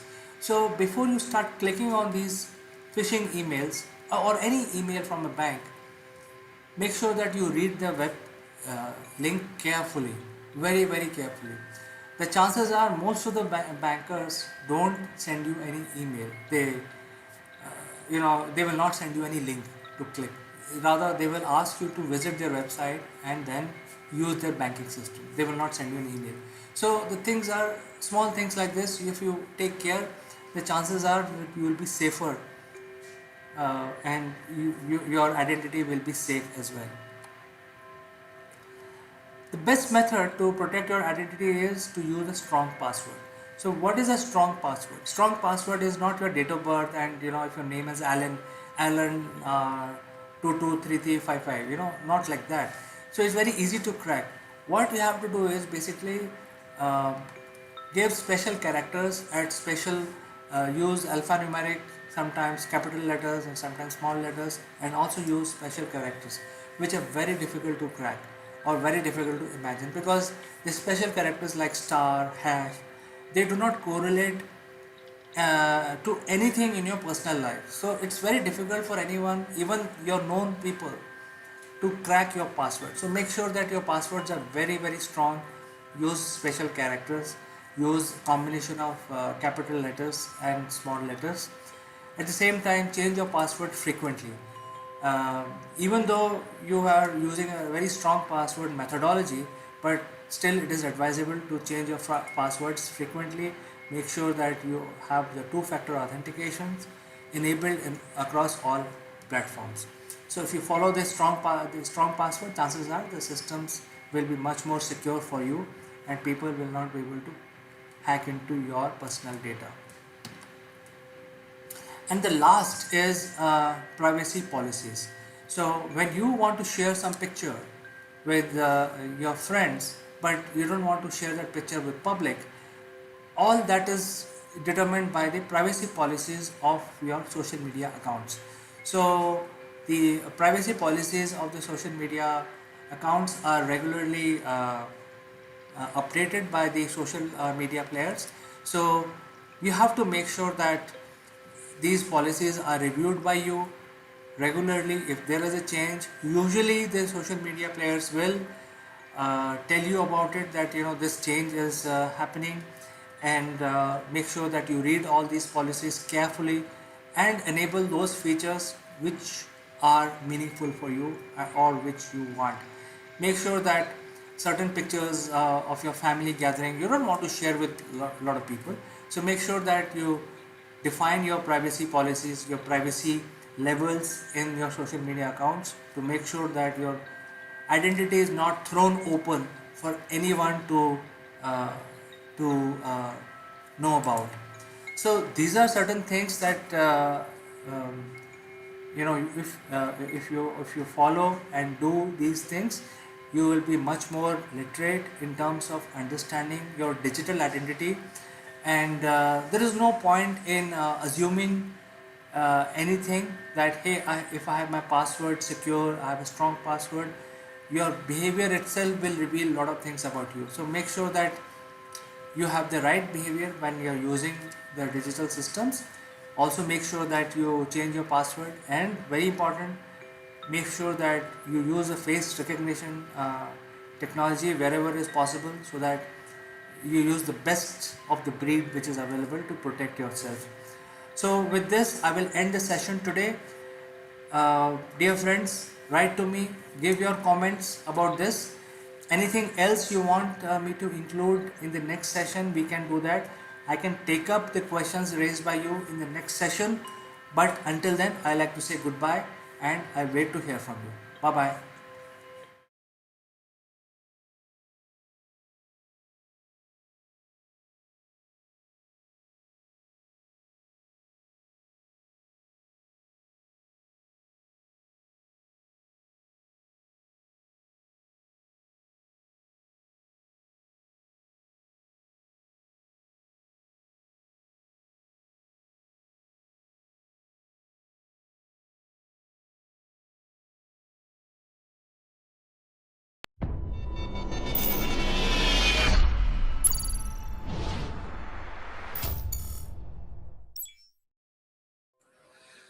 Hello, friends. This is Chandrakant from Akulmach, and in today's edition of Spotlight, I'm very thrilled and honored to have Mr. Jeremy Blaine joining us from UK. And topic of our discussion today is the upheaval that we have seen past 15 days across the world, especially about the free digital media. So, to discuss this further, let me invite my friend from UK, Mr. Jeremy Blaine. Thank you very much for having me again, CK. Pleasure to be here. Right, Jeremy. So, the first government which bite the bullet was the Australian government. And they have been, we have been hearing a lot in the news that they were loggerhead with the likes of Google and Facebook about the advertising credits.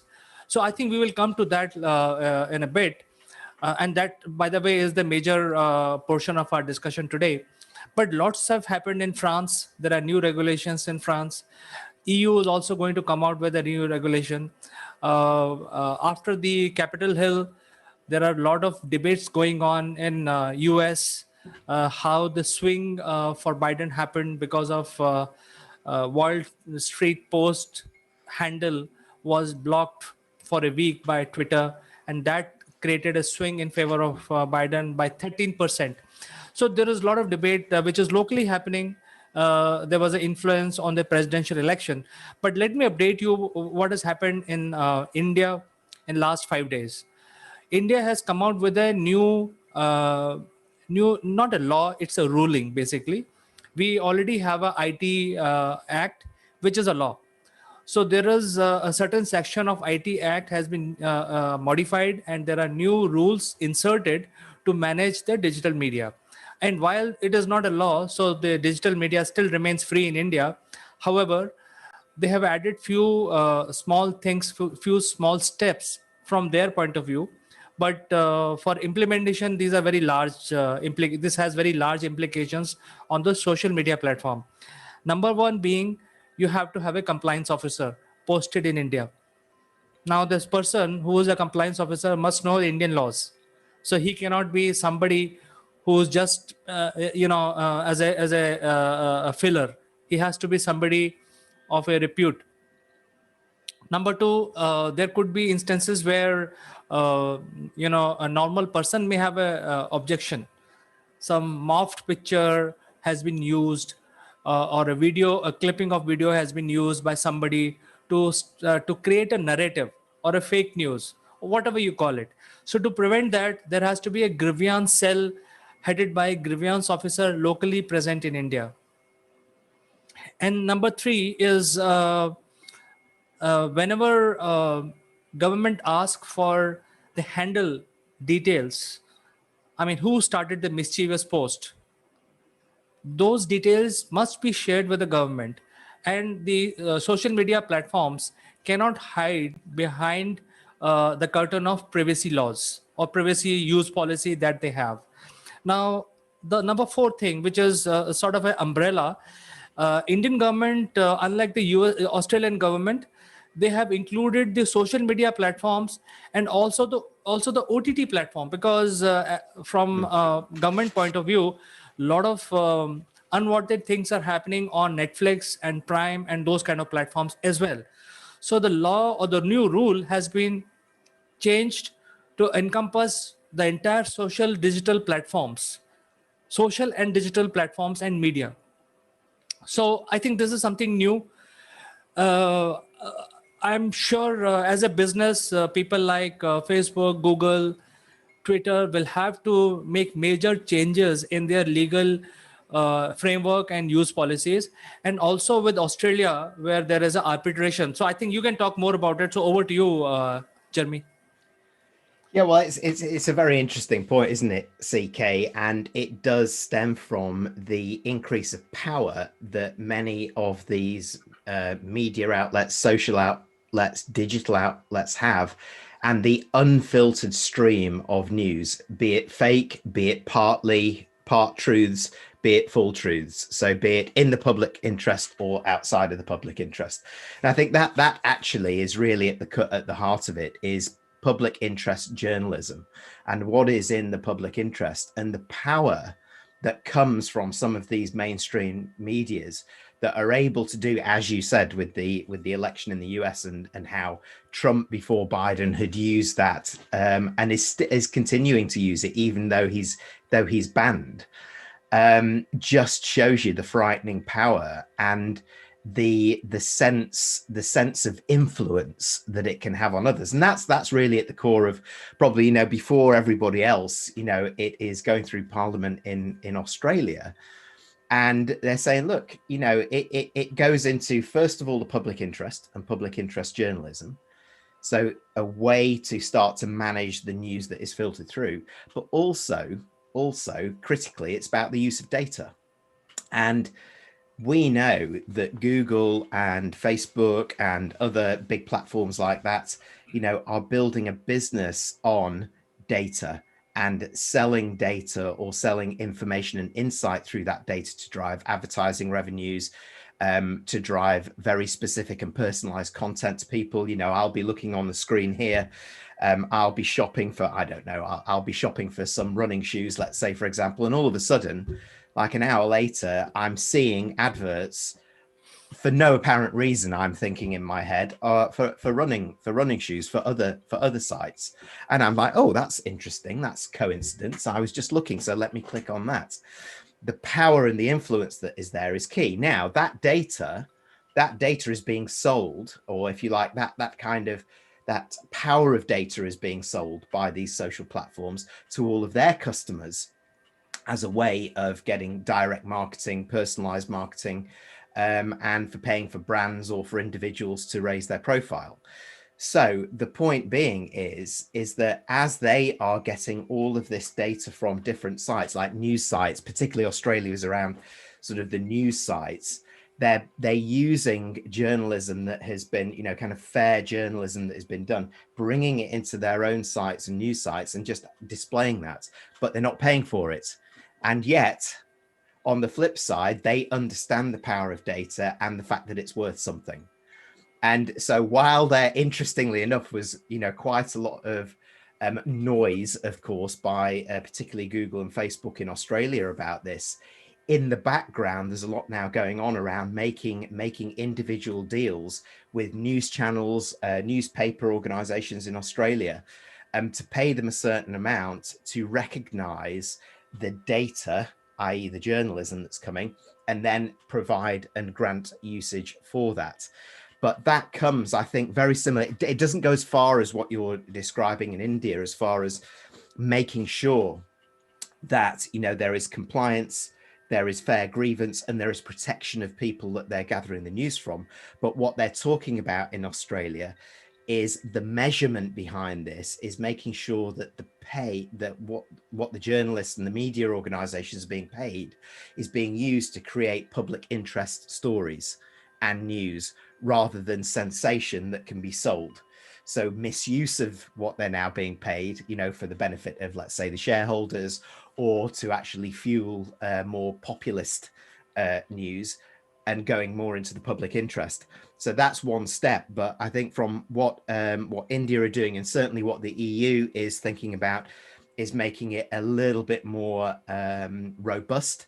A part of, for example, in the EU, making it, you know, bolting bits of the GDPR, you know, the data protection elements into that, making sure that there is a due process for every citizen of the European Union, and then individual countries there also thinking about what is their country legislation, because we then need to negotiate separately with these big organizations, social, to get our own deals, because of course we've got our own free press in these organizations, let's say in media outlets. So there's lots of things happening in the background here.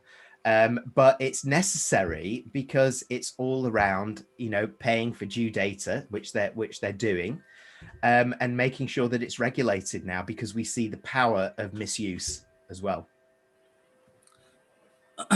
So, Jeremy, you know, while I fully agree with you what you are saying and what the various governments are doing, don't you think that this is going away from the free press, free media, free digital media norms?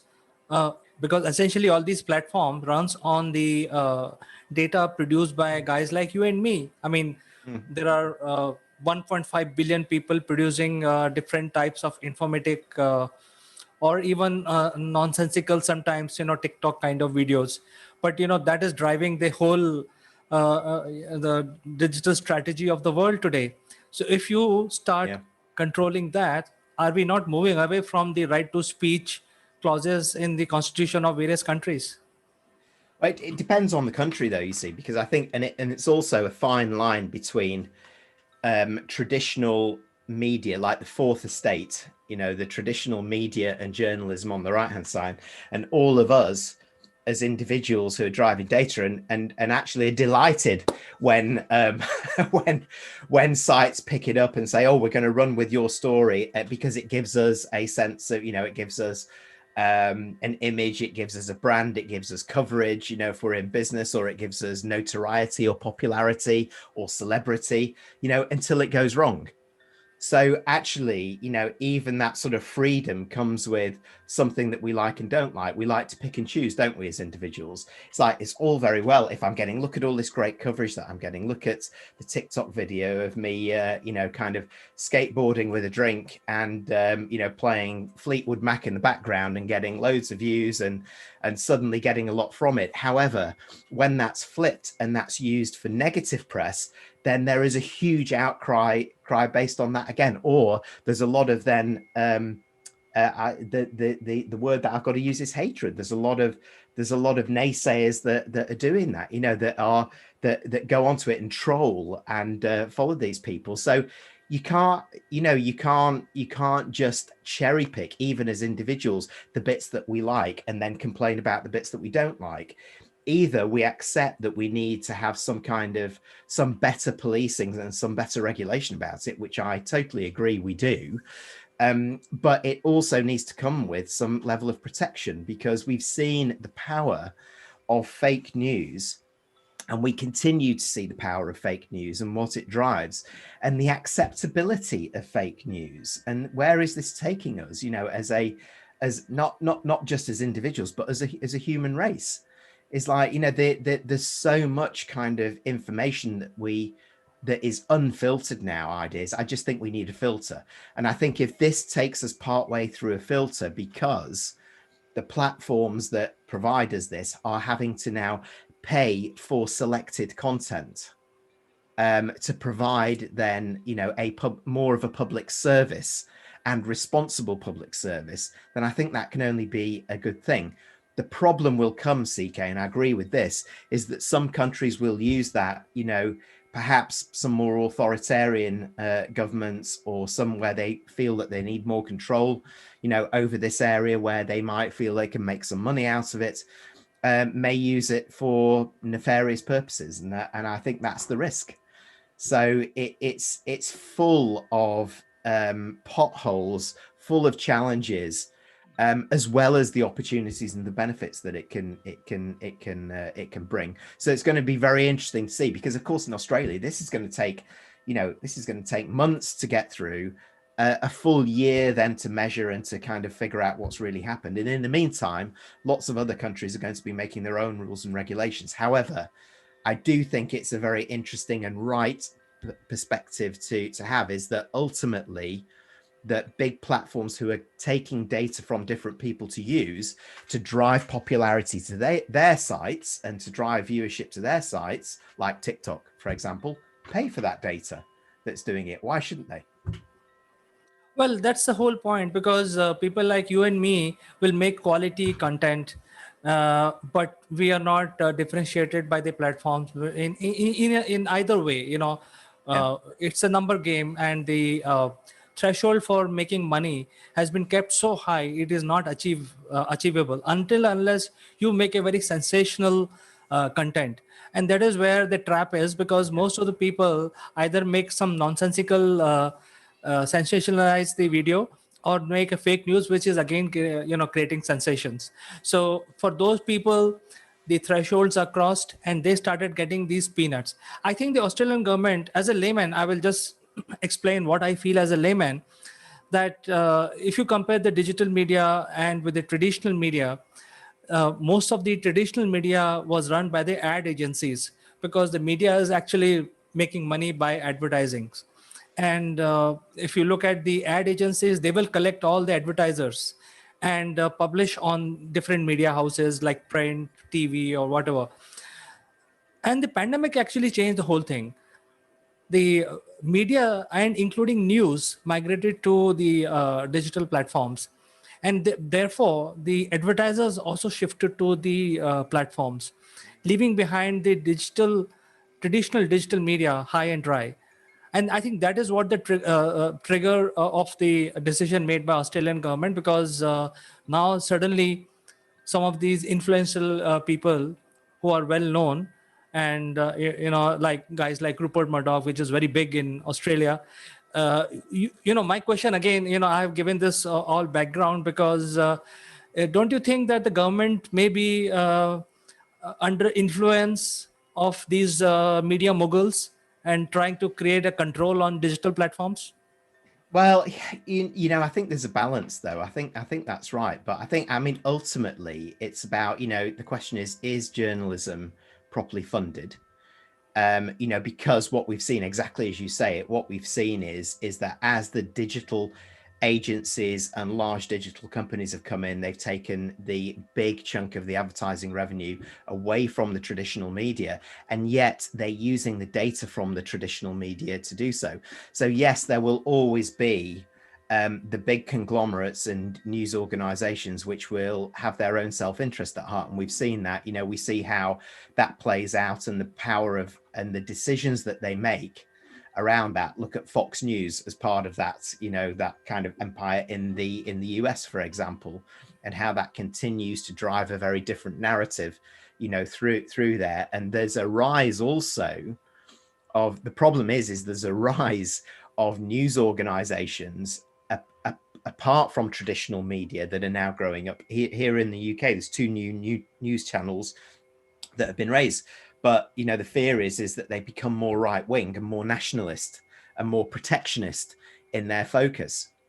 So the fact is that you've got traditional media, you've got the digital giants, and then you've got this new pocket that is feeding on the fuel and the need and for sensationalism. And I think it's got into a real mess. And so if it, for me, this is why I think that while there's lots of different nuance in this, it can only be a good thing that responsible government and responsible legislation is looking at this to think, how can this be made a fairer process? So we protect, right and just journalism and public interest journalism, at the same time as recognizing that there are things out of our control around the sensationalism, the fake news and whatever. But if we can actually shore up traditional journalism and those that are still standing up for the free press, and responsible journalism that is in the public interest and for the public interest, then we will always retain the balance. Otherwise, the danger and the risk here is that traditional journalism and traditional media companies are just going to lose out, and then the power is in the hands of even fewer, who have self-interest at heart and who are using data in a really powerful, questionable way that we've seen, more recently, and that will continue to manipulate, not just in a positive way, but also potentially in a negative way, what news is filtered to certain people and how people view news. So I think we need that balance, and in order to get that balance, we need some level of protection for the traditional media and press. There is one more issue, Jeremy. Any production costs money, any good production, because you need, script writers, you need a crew, and you need editors and stuff like that. And all of that cost money. So if you look at the traditional media, that money is paid for because there is an input and there is an output. And the advertisers basically pay per second, and usually the advertising credits are pretty high. Unlike the digital media, where the platforms get the content for free. Absolutely. I mean, they have created a platform. They spend a lot of decades in building it up. That is given for sure. But in order to make money on the platform, there is no incentive for a quality production house, because the cost is theirs. And after incurring all this cost, when they bring their digital content to the platform, there is no money back. And when the advertisers are paying these platforms, the return or ROI to the production houses is like 2% or even lesser.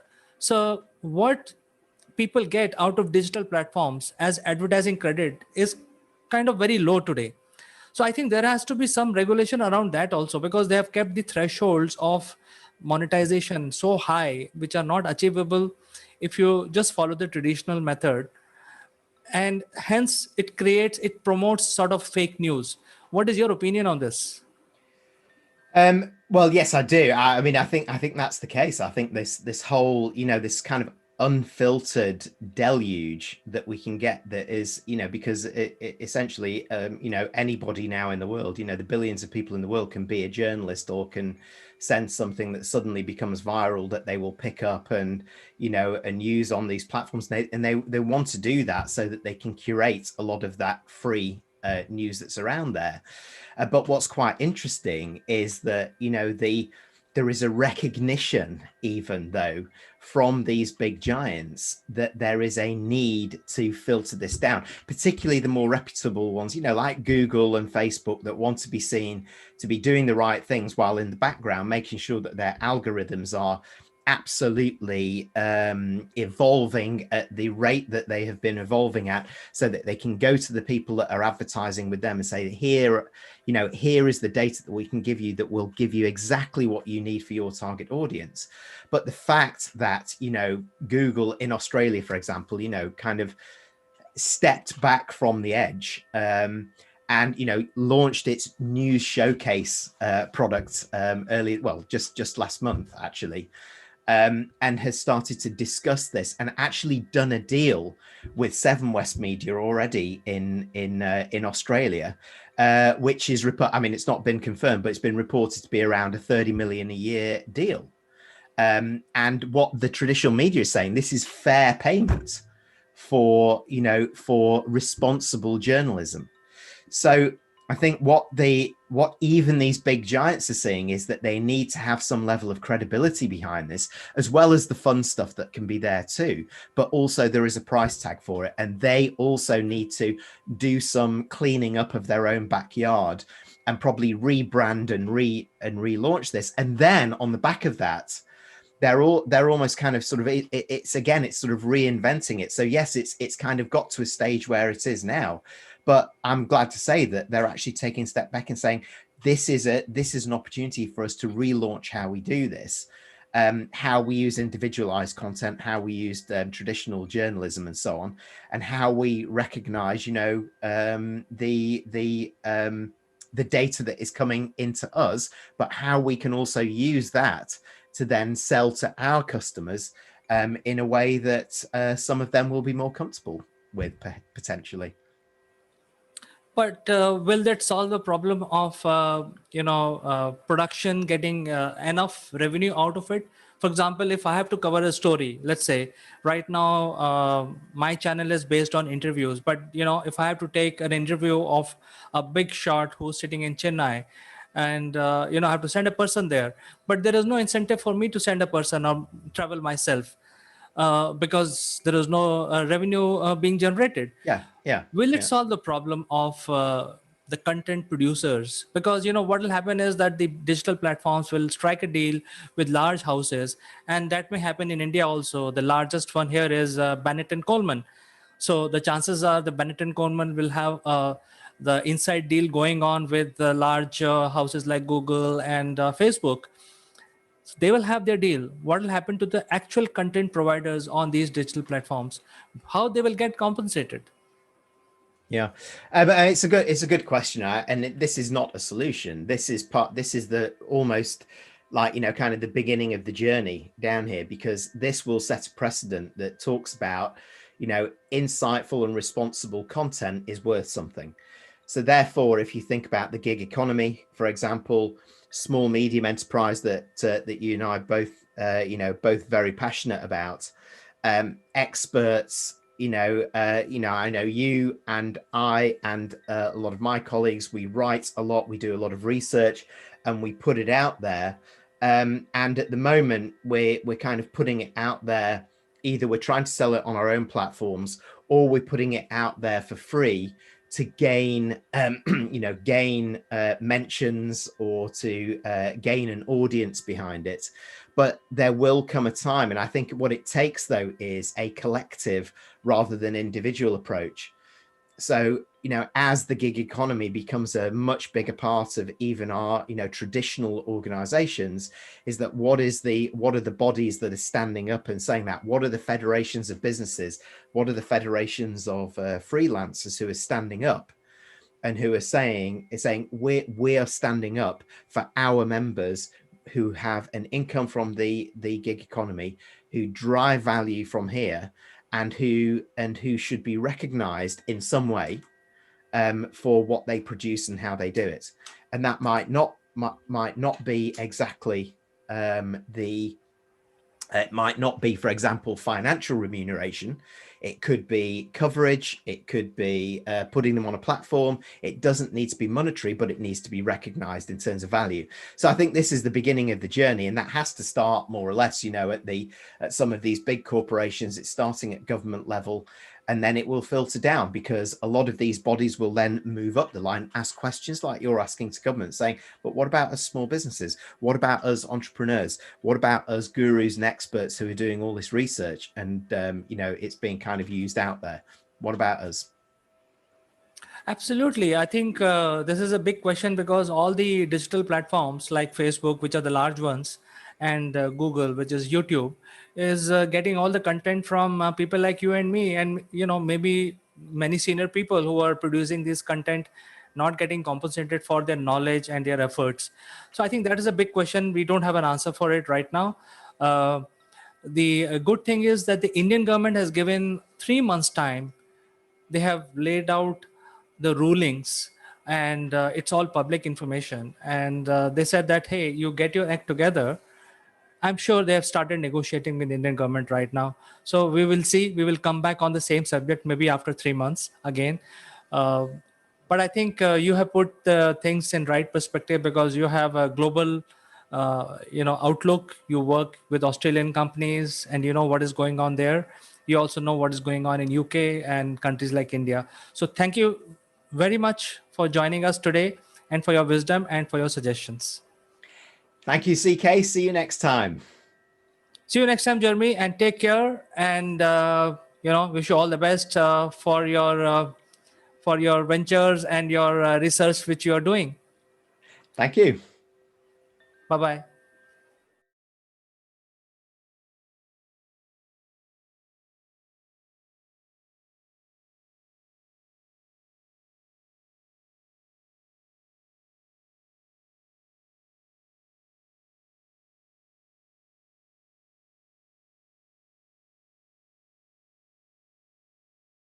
Who let the dogs out? Who let the dogs out? Who let the dogs out?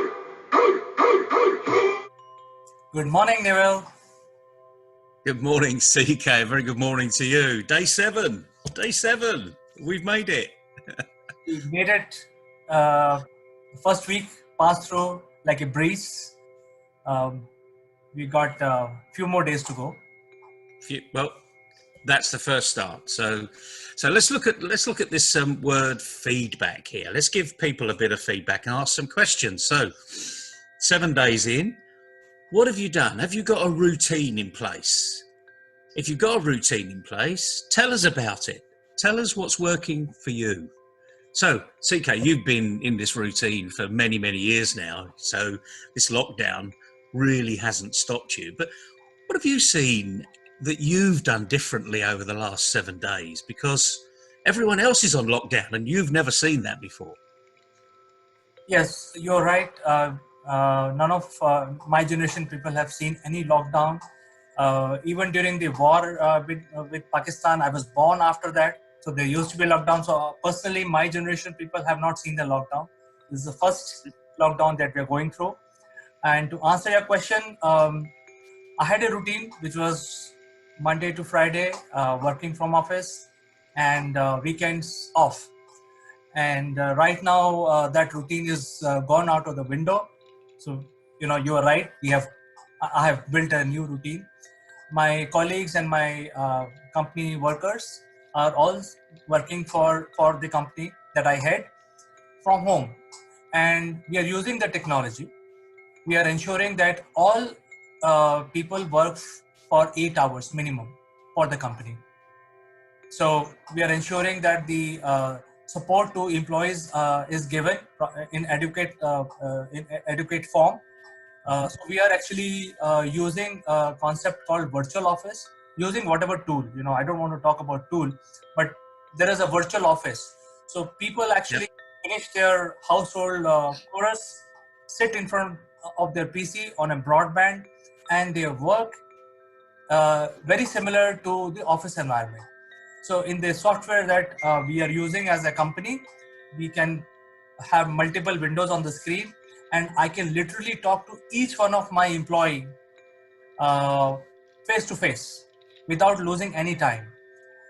And I can call some of them into a closed room meeting as well.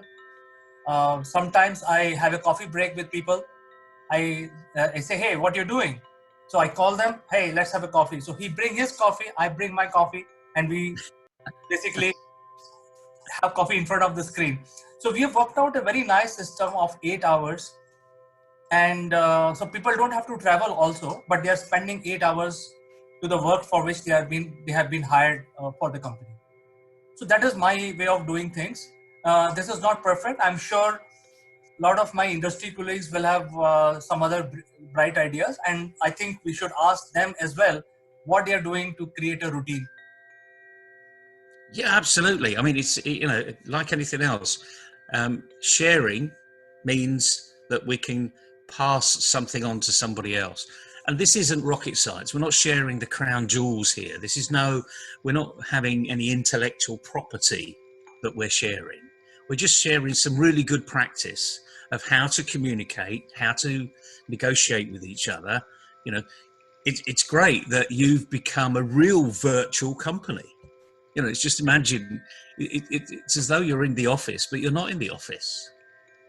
And it'd be good to hear some of the feedback from your employees, how they feeling about this, not spending 20 minutes to an hour to struggle into work every morning, and then thinking of leaving at the right time in the afternoon so that they miss the traffic.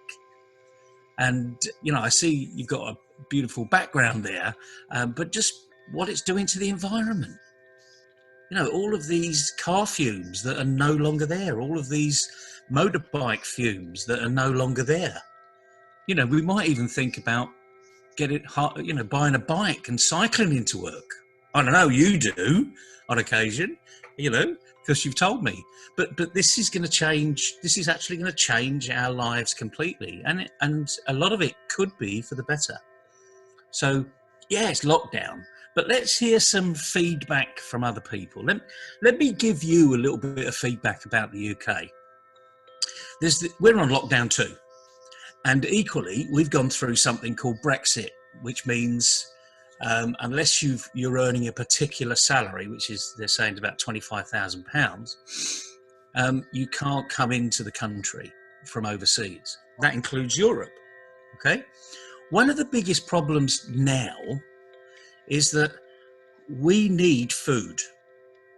We need to get food into the economy, and we've got millions of tons of food in the ground maturing because the sun shines every day, and it's raining as well. So the fruit and vegetables are maturing, but we've got no one to pick them. So the feedback I've got, literally, is for if you have got any families in the UK, any friends or family in the UK that's actually suffering from this because they haven't got a job, they can apply to go and pick fruit, pick vegetables, and get an income, because they're crying out for people to pick this fruit and veg. Otherwise, billions of tons of good quality food will lay in the ground unpicked. It'll die. Now, that's real sad news from all of this, but it could be of a real opportunity for people that are living in the UK, that are potentially listening to this, that could sign up and get paid to go and do a decent job. And then it'll be a restricted profession. So they'll actually be able to move around a bit freer. So there are some benefits as well. So that's a bit of feedback from the UK. We need to share all of this good stuff that we're doing. And I'm sure you've got, you know, other really good things that are happening, but because they happen to you all the time, CK, you just assume they happen elsewhere. And one thing with feedback is, do not assume anything. Right. So, like we have changed ourselves. So we are a small company. We actually deal in business consulting. So we are a small group of highly knowledgeable professionals. So since we are small, we could immediately change the way we do business. The challenge also, I think I should also talk about challenge. It's imperative. Yep. Yep. The challenge that we are facing is our clients are not as quick as we are. So they are wondering what to do. Sometimes they are shy to come in front of camera, and continue working as we were doing in the past. So I think the challenge is this process of making your routine and becoming virtual is still not gone in fully. But I think eventually I have a hope that people will start getting used to the virtual platform and start doing business on the virtual platform. Maybe next week, maybe. I think I can share that feedback after a week. We can revisit this subject again. No, I think that's a good idea. And again, reaching out to anyone that's listening here. Let's know your feedback, how you're doing, what routines you've got into that are really working for you, because they'll work for somebody else. How you're keeping in touch with your supply chain, you know, because they are part of your business as much as the people that you employ, or even your networking partners, you know, the people that were introducing you to other opportunities elsewhere. You know, what we need to remember here is, although parts of the world are on lockdown, other parts of the world are now getting back to work.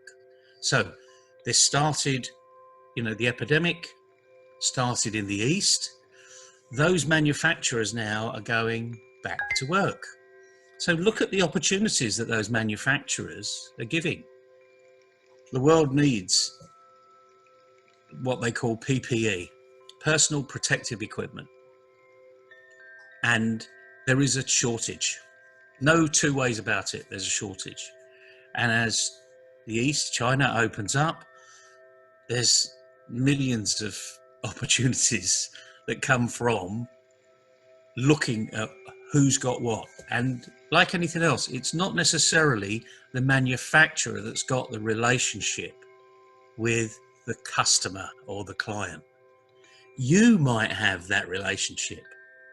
So, for instance, if you've got a relationship with anyone in the health arena in the Western world today, then you can buy and be that middle person that's buying from the manufacturers in China. Get that supply chain, shorten it, you know, be smart, be the entrepreneur. This isn't about people making money here. This is about people getting back into business and making things happen and doing the right thing. So there are opportunities. Get out there and start to do it. But the main thing is, be focused on who you are and what you're doing. Be the opportunist entrepreneur that you always were, you know, prior to this pandemic. Who were you before? get back to that person, because you might just have missed it in the last week. And in fact, probably a couple of weeks before, because people, even before lockdown, people were talking about the prospect of lockdown, which meant that we were missing opportunities. We were missing the entrepreneur values that people on here listening can be doing. So feedback, give us feedback, guys. That's what we want to hear. Want to hear some good news stuff, that it's working for you, it could work for somebody else. How's that? Yes, in fact, I would like to share some ideas from my Brilliant. Yeah, let's do. See, there are the big chunk of our society are basically called financial advisors, and yep, the people who are driving the investments from high net worth individuals or public by and large. The usual method, at least I've seen in the US and in India, is there is a set expectation of a high net worth individual that the person should come and meet me. So the whole idea is that the financial advisor will seek an appointment from an HNI and go and meet him and him or her in the customer's favorite place, like a club or some in a nice place, a golf course, stuff like that. So now this whole thing of meeting HNI and the financial advisor can straight away get onto the virtual platform and see how many HNIs one financial advisor can handle, because now they don't have to spend 3 hours driving or taking a flight, spending one day to meet an HNI. They can just do it in 5-10 minutes. So the productive announcement can happen rapidly. Equally, the beauty about that is the HNI doesn't have to put up with a really crappy cup of coffee. They're in their own home. They're in their own study. Right. You know, they've got their own cake, coffee, tea, orange juice, whatever it is, in the comfort of their own home. And they will be more appreciative of it. And the thing is, we're having a conversation here over 7,000 miles. We haven't flown. I haven't got jet lag. You haven't got jet lag. We're refreshed. We haven't stopped drinking in front of each other. Right. We are still seeing each other face to face. The only difference is you can't smell me and I can't smell you. It's safe. We are not spreading viruses. Exactly. That may be a good idea that we can't smell each other. But we've taken one scent. All I'm saying is we've taken a sense away. Right. But it's only one sense. We've put other senses back, because now hopefully we're more relaxed. As you and I do this on a regular basis over the last, say, 15, 20 years that you've been doing it and I've been doing it and traveling around the world, we are very relaxed. We do need to breathe when we're talking. We need to think when we're talking. And the more you do this, the easier it becomes. But going back to what you were saying, you've only got to start to do it and know that this is the only way that it can go forward. So I've got to get good at this. So you have no option currently. If you want to keep that connectivity going, this is your only option.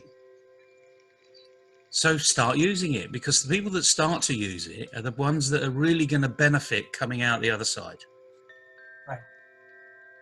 I mean, just imagine now one high net worth individual that has had a couple of these conversations and they feel really happy about it. And then the next, we come out of lockdown. So we're into November, say. And the next person that may have a great opportunity, and that HNI turns around and says, oh yeah, well, let's go online and talk about it. And that financial advisor says, well, I don't do it online. that person's going to say, bye. Right. Instantaneously, you've lost that client, and you've lost that client for good, by the way. Right. So it really is, we're being forced to use this, so use it. Get on there. And a lot of it, as you and I know, is free. FaceTime is free. WhatsApp, in the majority part of the world, is usable and free. They use WeChat, Zoom,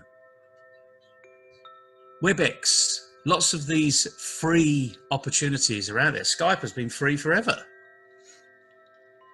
So use the tools that are available. Get used to it.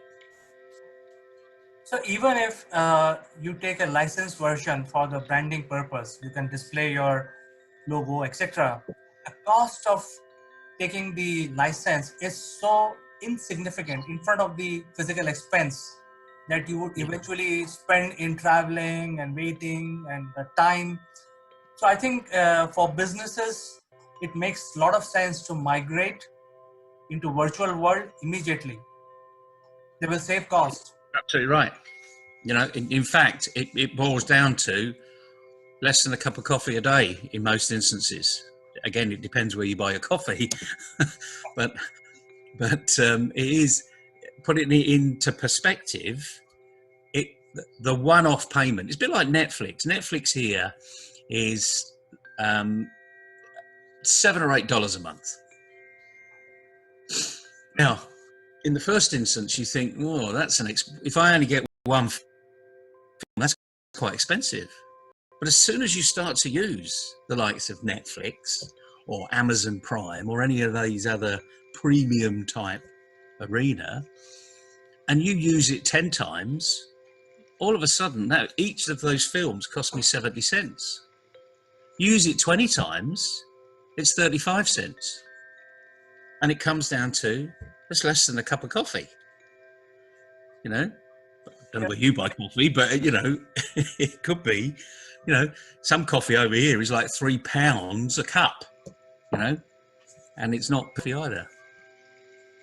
In fact, Netflix makes a lot of sense even without lockdown, because if you go to a multiplex, at least I can share my experience in India, you would end up spending something like, about $100. A family of 4 goes to a multiplex, because the multiplexes are not a movie theater. They are the restaurants and F&B outlets. So they don't allow any food from outside. The water bottle costs more.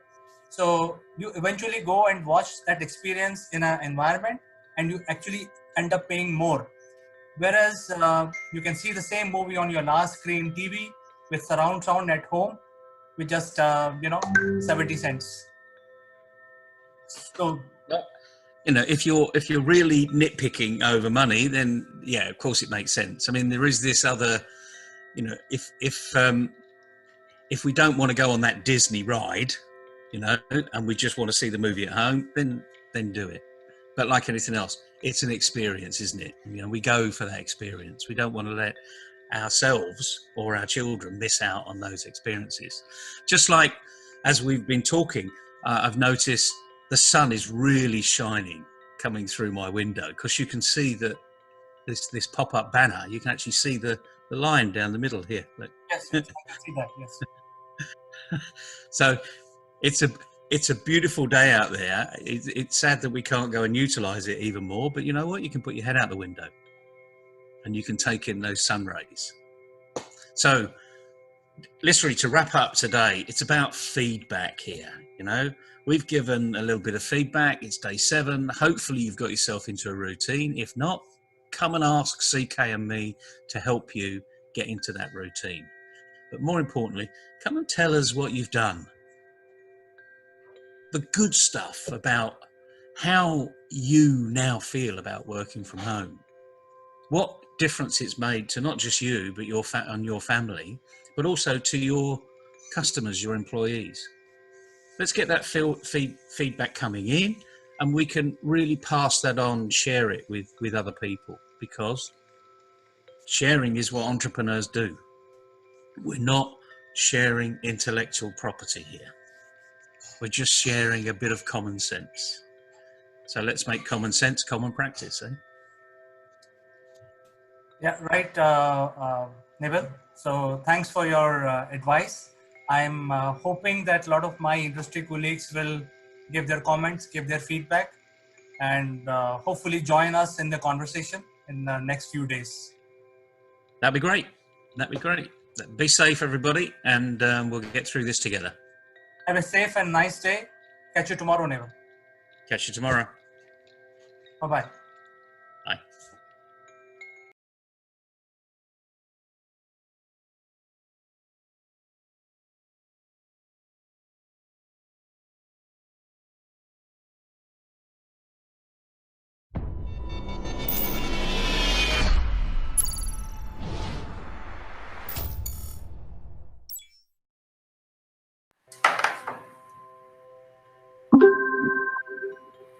Hello friends, this is Chandrakant from Akulmach Technologies and welcome to Top Brass. And friends, as you know, we are in full swing of our Top Brass Sortie Awards, and a lot of people are making their videos and submitting on the platform.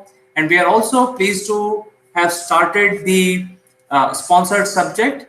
And here I would like to share the sponsored subject just for the benefit of all the viewers.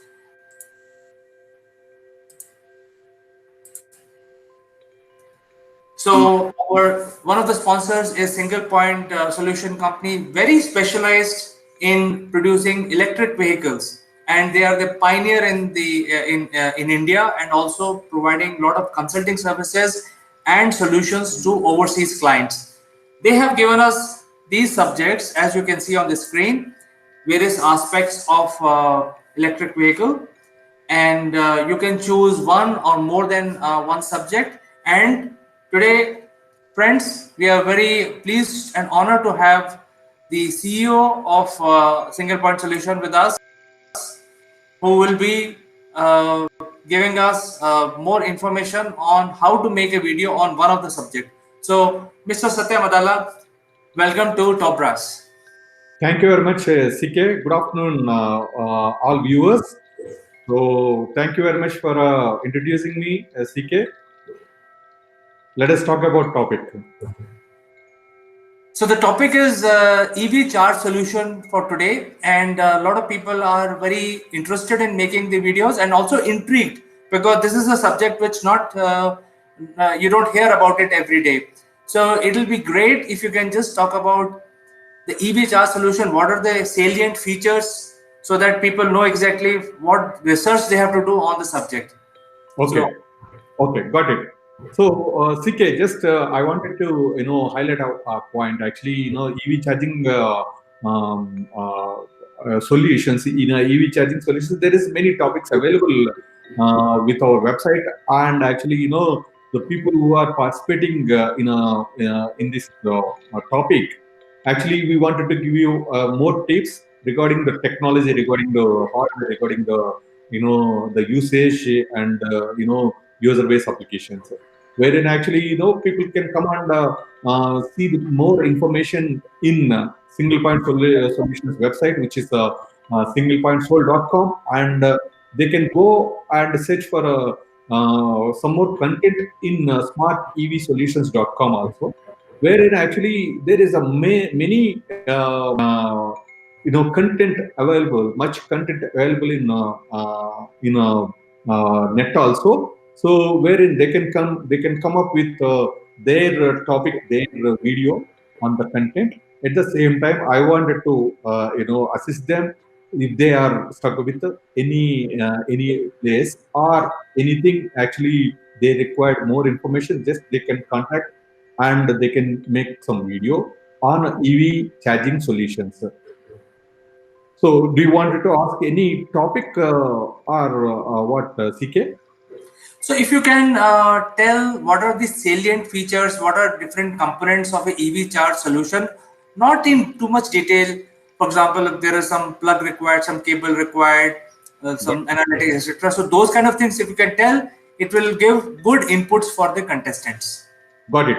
So when it comes to hardware, actually, they need to search for types of chargers, and they need to search for types of charging stations. That is one part at the hardware side, and the second part is actually the server. Actually, there is a much content is available on OCPP server, which is a open control protocol where they can go and search for the OCPP server information, wherein actually again they can go and search for a mobile application content, wherein actually people can develop application on a on a OCPP server. So actually, people, any contest, they can take a small topic regarding a charging station, or regarding a OCPP server, or regarding a mobile application, how to use the mobile application. So they can choose a topic, and they can come up with their own content, research content. So this is a very brief about EV charging stations. So this is an EV charging station. Some tips have been given by Mr. Satya Madala. I'm sure, and I'm also hopeful that people will follow the web links that were mentioned by Satya today. That will help them do a lot of research on this subject and come out with a very classy video. So we look forward to seeing the videos from contestants, and Satya is always available to provide more information. But on this segment, Satya, we will again bring you back with the other subject that you had given us, and we will discuss tips about those in a few days. Sure, CK. Just I wanted to see more videos from the contest. So I'm glad to invite them to know the technology. And at any point of time, just they can contact and they can write mail to us. So if they require more assistance and more information. Thank you very much, Satya. So we will catch up again next time. Until then, have a nice day. Look forward to see you. Thank you. Bye.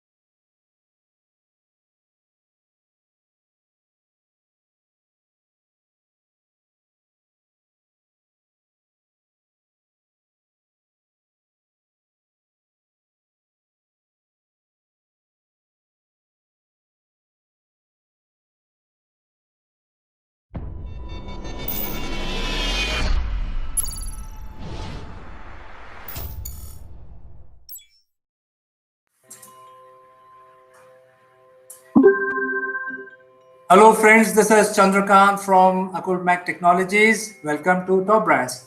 And today we are covering a segment of our Top Brass channel, which is called Spotlight. And I'm very honored and pleased to have Mr. Satya Madala in our show. Satya, welcome to Top Brass.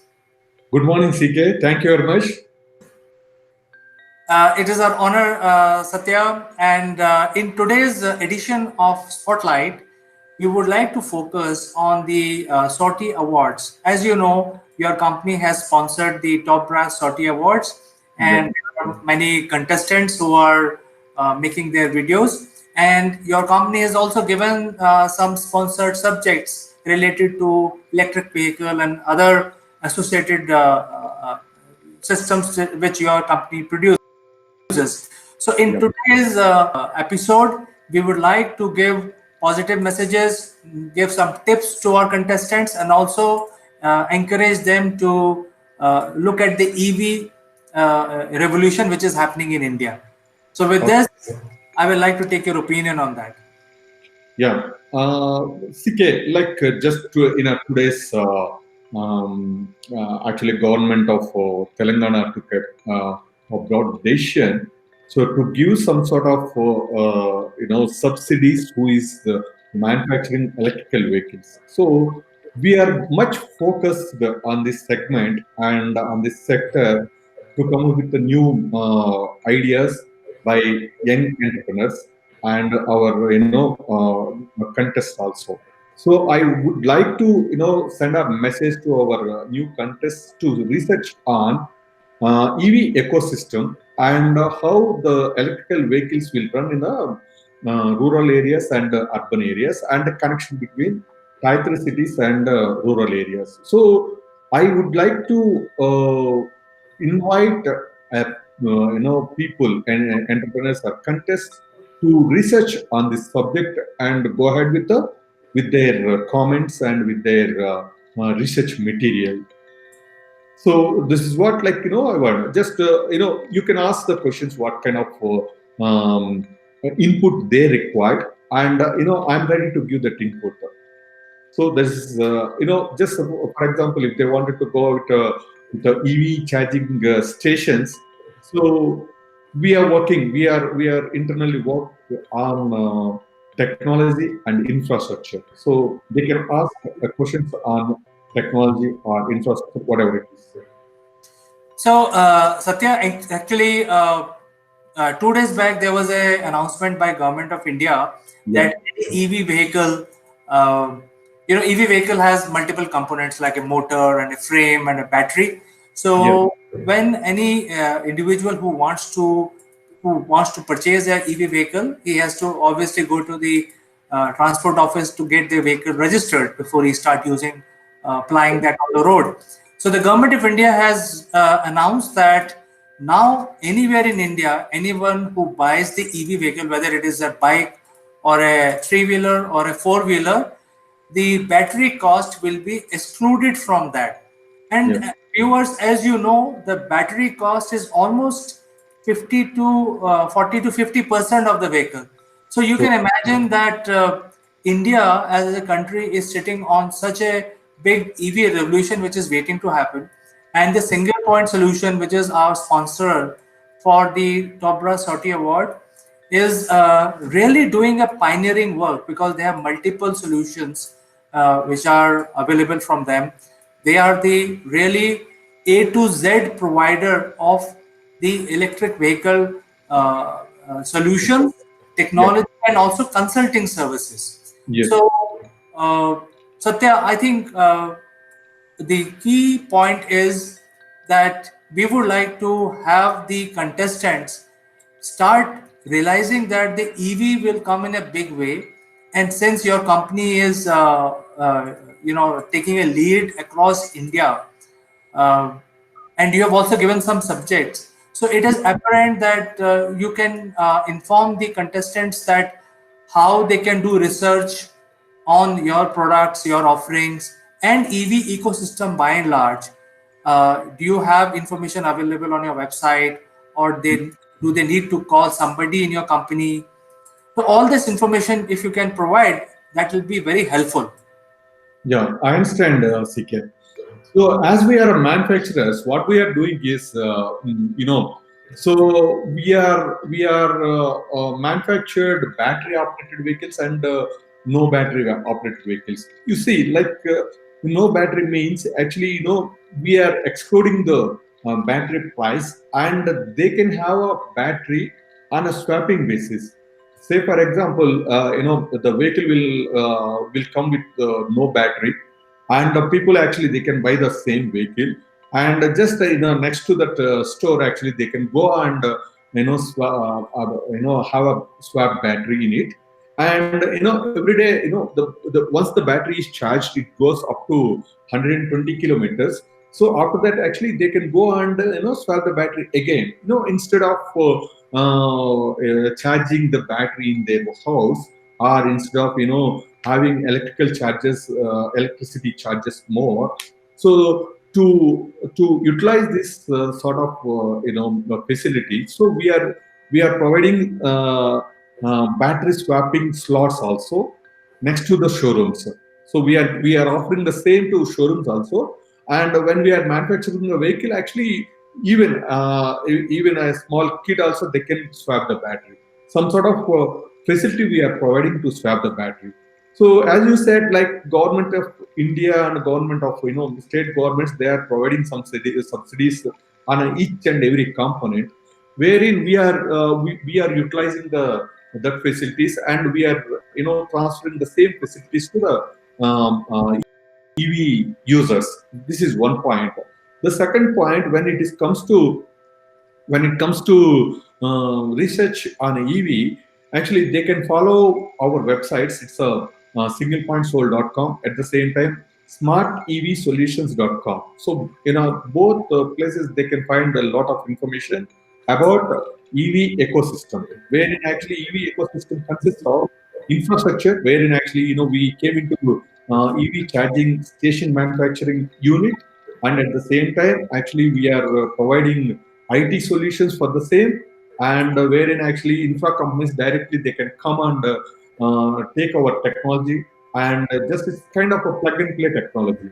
So wherein actually we provide charging stations, and we provide IT solutions, and when it automatically comes to cloud, wherein the cloud can communicate with the mobile application. So this sort of information we are already provided in our websites, and we provided some sort of information on EV ecosystem, so people can go and visit it, and people can visit our websites and take the information, and they can do their research. So this is a great information, Satya. In fact, many of our contestants are not from the IT background. Okay. Could be from commerce background and all that. But the beauty of all this is the website of Single Point Solution is written in such a way that even a layman can understand what information they need. And Yep. since contestants are making 15 minutes or 20 minutes video, I think there is enough information available on singlepointsolution.com Yep. to prepare, to plan, to strategize your video. So Yes.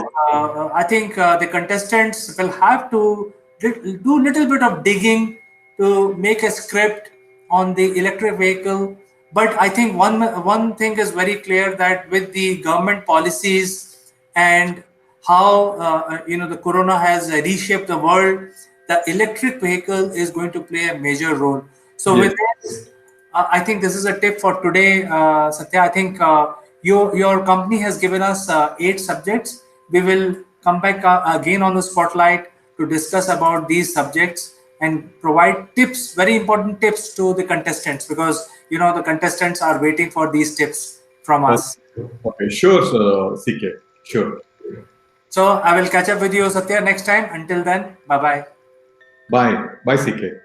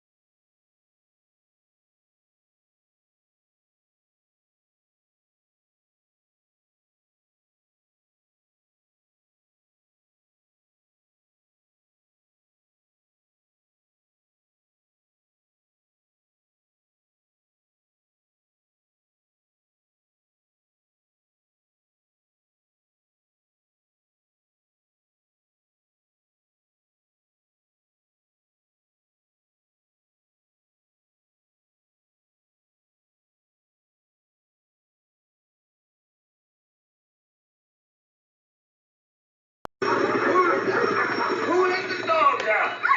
Who let the dogs out? Who let the dogs out? Good morning. This is Chandra from AkulmachLive Technologies. Welcome to Top Brass. Today, we are in presence of very eminent personality, Mr. Satya Madala, the CEO of Single Point Solution, which is a new gen organization focused on EV charge solution. Satya, welcome to the show. Thank you very much, Chandra. Thanks for the introduction. Right. So Satya, we are in day 7 of the lockdown. The entire India is under lockdown, but I see you are suited booted, just like me. I'm also suited booted. We are working. I'm sure you're also working. You must have called your colleagues and your customers. What do you think, going on here? Would you like to share some experience? Yes, Chandra. On a day one itself, like we took a drastic steps, segregating the employees. Just we segregated the employees in two ways: essential and non-essential employees, and just we gave an opportunity to them, to work from the work from home. To avoid this coronavirus to spread all over the office or something else. And at the same time, like we are already gave a orientation to employees how to behave, and how to behave with the clients, how to behave with the neighbors, and how to manage a work from home, and how to take care of their health and their family's health. All these measures we took, and so far it's going. It's already seventh day. Tomorrow it's going to be eighth and ninth. So the business is a little affected because of this, but still we are trying to manage as if we are working as in office. So every day just we are coordinating with the just we are starting our day at 9:30, and we are coordinating with the employees and customers, and we are transparently explaining the situations to the customers, and we are assuring them their future support and everything. Very nice, Satya. So you have worked out a routine, and today you are joining us from Hyderabad. So how Hyderabad is treating you during this lockdown? Are there any challenges, or your society, your community has created some processes to handle this lockdown situation? Yes, actually, Telangana government they took a good steps to control the people. Actually, so say for example, when it comes to our community, we are staying in a gated community. Actually, they took up major steps not to come out. Everybody should stay back into in their flats, not to come out, and they are providing all sorts of facilities, and they are providing vegetables and fruits, and some of the food and everything actually inside the community itself. So that is a good step taken by the government as well as the community people here in Hyderabad. At the same time, I think everywhere it is same. I think everybody is taking necessary steps to avoid contacting other people, and they are not allowing neighbors to gather one place, even not even actually 2 to 3 people also. Just they are giving a tokens to go out to take some provisions. That too, just they are issuing only one token for each family. So it's controlled very well. Actually, surprisingly, till yesterday, I thought, like, it's my view. Actually, I thought everything will be closed by April 7th, and we can start our work by 7th. But unfortunately, we heard a few cases are popped up in Hyderabad again. Maybe it may go for another little longer, but still, actually, with good steps, so they could able to government could able to control the situation. That's what I can just I assumed, and actually I predicted. So things will stabilize in a short while. Yes, I think these things will stabilize. I think some of us, people like you and me, and some of my other industry colleagues, they are actually coming out with some routines and moving to the virtual world because the business must go on.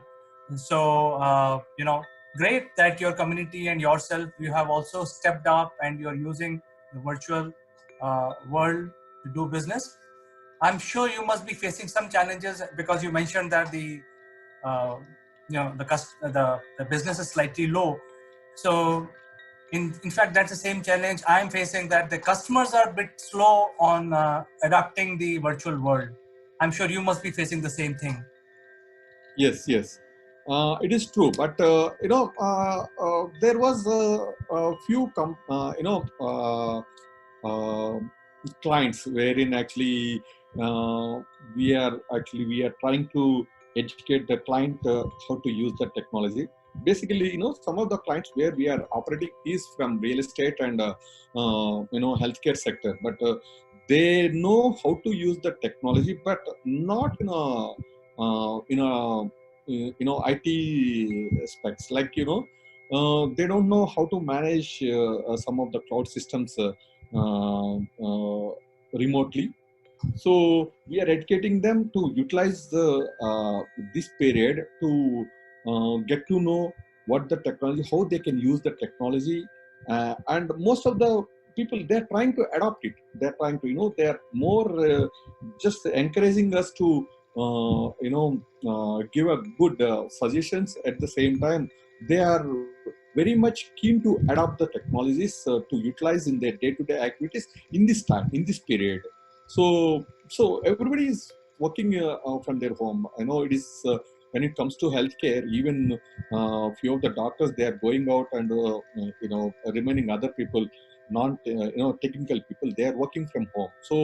So when we are dealing with the technical people in a healthcare sector, we are educating them how to utilize the cloud services. So that's what clients are doing. So just I explained only about one sector, but when we are working with the different sectors like automobile and like real estate, it is a little challenge for us to educate them. But I hope actually even they are also trying to adopt these technologies and utilizing it.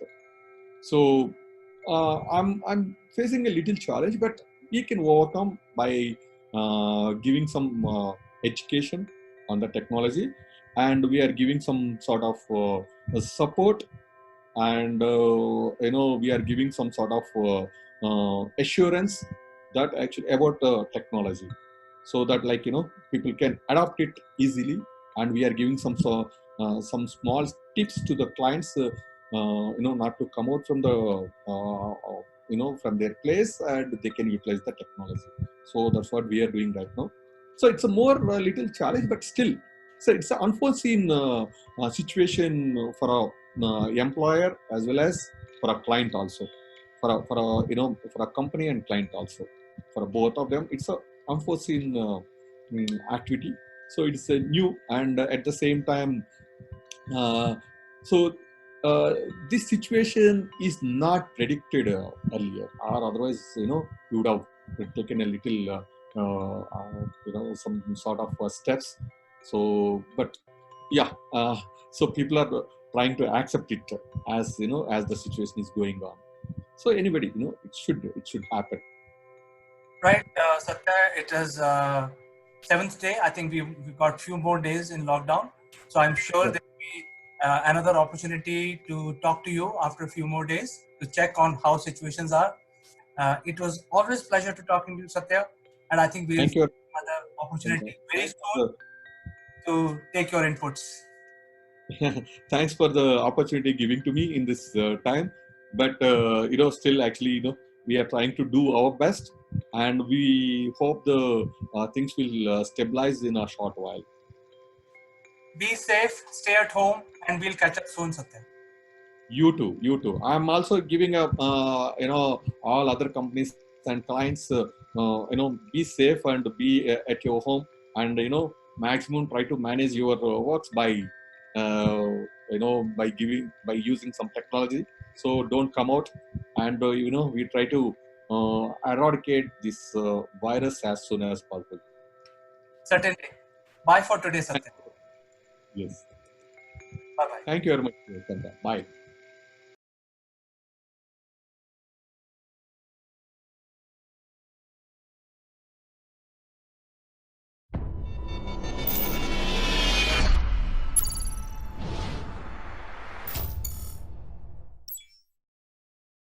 Hello friends, this is AkulmachLive and I'm Chandrakant.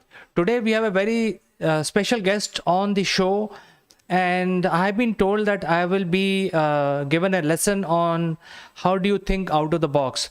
So let's get back to our discussion. But before that, I must tell you that there is a giveaway. So please stick around to this outstanding show, which is coming up right away. And in the end, we will tell you how you can claim your free gift. Welcome back, friends. And today our guest is Mr. Neval Gund. He's joining us from London, and he is chairman of MindFit Limited.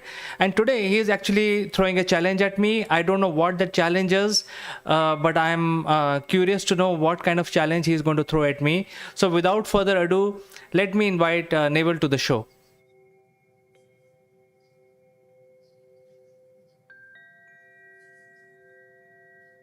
Good morning, CK. Good morning, everybody. And yes, welcome to Friday, the Friday challenge, we might want to call it. Maybe we'll do this every week. So, CK, are you ready to put your thinking cap on? Absolutely, Neval. I'm just waiting to see, because from the time you told me that there is going to be a challenge and you want to check my intellect, I'm trying to prove myself. I'm waiting for it. Well, as people will know me and those workshops that we do on a regular basis for the very highest in the organization, the CX, the C-suite, right the way down to the employees on the shop floor, as you might want to call it, and even to students at university. We run these innovation challenges during our workshops. So this is about how creative are you? Where's your thinking going? Can you do something logical, but also think creatively? Solve a simple problem, okay? So what we're going to do is a very simple problem. And what I'd like you to do, CK, is to get up the whiteboard, and I'd like you to draw 9 dots in the shape of a square on the whiteboard, if you wouldn't mind. Yes, Neval, I will do it. I have understood the problem and I will start drawing that. Fantastic. So while you're doing that, a lot of people will recognize that when they played this game as a child, it was something quite simple. We would create literally a square box, and we'd have lots of dots around there and all little squares that would be made up from it. And we would play a game of connecting the dots. And if there's 2 of you, you know, it's a bit like playing noughts and crosses or tic-tac-toe. It's actually trying to create and make the box complete. And every time you made the box complete, you got a point. And what that meant was, if you made the box complete and you got a point, you then had an extra turn. And eventually, it got pretty close when you're working with your friends, because you were thinking all the time, or if they go there, I'm going to go here. So this is about logical thinking, and it's a competition. So the competition today, CK, is you and 9 dots. Nothing to do with me, all right? So what I would like you to do, in the minimum number of straight lines, without taking your cursor off the page.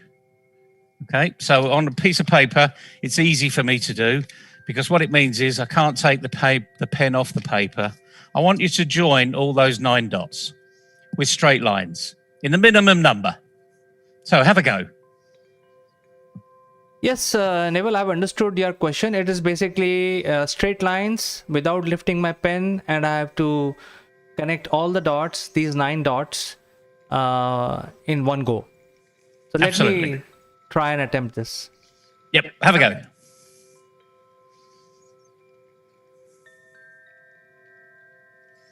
One, 2, 3, 4, 5. Hey, great. Okay, so you've got the answer now. So the number to beat is 5. So can you beat 5? Have another go. Start somewhere else and see if you can do it in less than 5.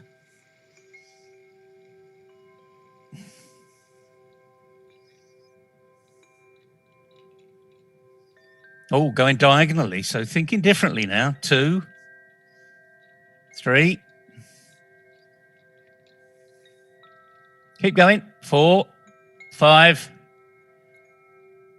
6. What part of this did you not understand? You're supposed to be doing it better than you did the first time, you know, because the first time was a practice, and now you've done it in one more, which is not actually the way to go. This is not performance improvement, is it? You know, I can see you smiling, CK, but you know, but there's an inside of you that's saying, "Oh, damn it! Oh, he's got me here." I haven't got you at all. You've got yourself. You've tied yourself up in knots. Notice how you've really tied yourself up in knots by making it really complicated. So you've gone from 5 to 6. So the only way is improving. So you can go backwards and get to 5. So have another go. All right, Neville. Now, the purpose of this, ladies and gentlemen, is when you start to get focused on something and it's not quite working out, you start to get annoyed. 3, 4, 5. Well, that's a pretty simple solution. You got 5. In fact, you've shown the letter S, which is where a lot of young people would have started. They would actually see a pattern and they'd go, well, I can do like that. And there's the letter S. Okay. Now, I'm not going to frustrate you anymore, CK, because you're obviously feeling the pressure. This is a live video. You hadn't seen this before. And my guess is you're getting pretty frustrated and very annoyed with me. So here we go. We're going to do... No, one more try. One more try, Neville. One more try, okay.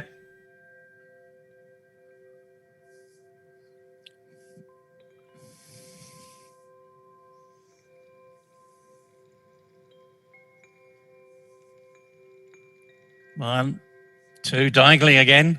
3, is he going to do it? 4, 5. 5 again, CK. Now, your report card from your teacher would say, must try harder, okay? So this is like, you're going to get, I'll give you a B minus, okay? How's that? Do you feel happy with a B minus? Not at all, Neville. Not at all. No. No, and I'm winding you up something lovely here, okay? And for those people out there, if you're in a team and you're trying to solve a problem and you're constantly trying to focus on the same thing, guess what? I can guarantee you're going to fail. So let me show you how you can do it in 4. Would you like to do it in 4? Certainly, Neville. Show me the... Okay. Do you think I can do it in 4? Because you've just struggled doing it in 5, and then you went to 6, and then you improved back to 5. So do you think I can do it in 4? Well, I think that there could be some other pattern which I'm not able to guess right now. So I believe that you can do it in 4. I believe that. Okay. All right. I'm going to give you an instruction and let's see whether you can do it in 4. So let's go back to the whiteboard.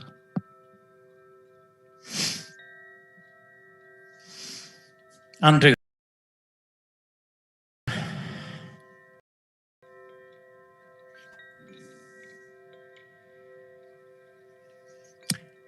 Now, I'd like you to focus not on the square, because this is where people have a problem. They look at 9 dots and they're focusing on the square. All of your lines stayed on the edge of the square or inside the square. And there's a great piece of work from Edward de Bono that said, think outside the box. So I'm going to show you what thinking outside the box really means. I would like you to draw with 4 lines an arrow head. Okay, and we're going to start in the top left. That's the top right. Top left, that's it. On the left-hand side. Left. That's it. Top left. I'm in top left, Neville. But okay, I can't see. It's the cursor. That's all right. Draw a straight line down through the 3. Start at the top left on that box on the top left. And just go straight down. Keep going. Keep going. Keep going outside the box. Right, okay. Now, go diagonally to the middle square in the bottom line and connect with the middle square in the middle line. And keep going. No, sorry, undo that. Let's start again. So, go straight down. Perfect. Now, what I'd like you to do is from that point, connect the middle square of the bottom line and the middle square on the right-hand side. Keep going and keep going to the top line. Keep going. There, stop there. And now I would like you to go to the left, connecting the top line to the left-hand corner. That's 3. Keep going. Keep going. 3, stop there. And now I'd like you to do the diagonal to connect the final 2. There we go. And it looks like an arrowhead. Amazing, Neville. 4 lines. Okay. Do you think you can do it in any more, CK? Any less than 4 lines? I'm out of ideas, Neville, very frankly, but I personally believe it could be done in 3 lines. Okay, you're out of ideas, which is great. You're being honest, but it could be done in 3 lines because I've opened up your mind to moving outside the box. Okay? So let's just imagine for the moment that let's get rid of that arrow.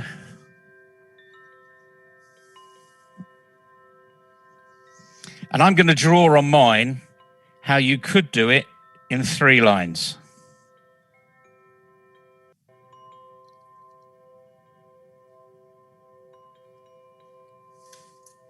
Now you have to use a bit of imagination here because I'm going right outside the lines to infinity and beyond, as Buzz Lightyear would say, okay? So I would have to go a long way outside, but draw one line like that and draw another line and then draw another line like that. That's 3 lines. Does that make sense? Yes, I can draw it, but not like you, but I can definitely draw it. Okay, so the point we're trying to make today is I didn't want to get you too frustrated at the beginning, but a lot of people will get very frustrated in this. And by the way, when we run our workshops, we spend probably 45 minutes to an hour on this simple program. And we get people to buddy up. And they get incredibly frustrated trying to do it in less. Oh, there you go. Perfect, CK. To infinity. They get incredibly frustrated in trying to solve what on the face of it is a very simple problem. So is it not an expectation, therefore, that with very complicated problems, you can get equally frustrated if you don't use your mind? So this is an exercise in using your mind. And in my background, you will always see our Mind Fit for Success banner that we take to all exhibitions and we put it up in our workshops. We're trying to develop a can-do attitude. So when you first started, you didn't have a clue how to do it, really. You just operated as most people would do. The vast majority of people would see 9 dots in a square and they'd stay within the square.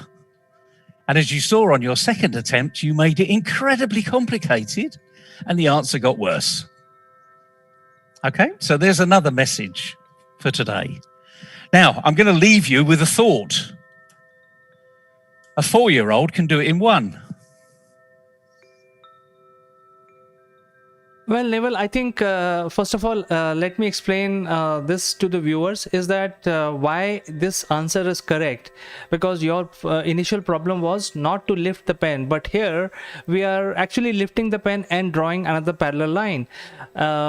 So I think scientifically, I must tell the viewers that as per the theory of relativity, all parallel lines will intersect at some point. So that is why that is infinity. And so that is the first explanation why these parallel lines are considered to be drawn without lifting, as long as you keep going to the infinity and then keep coming back, and then again on the other side of the infinity, and then keep drawing that line again.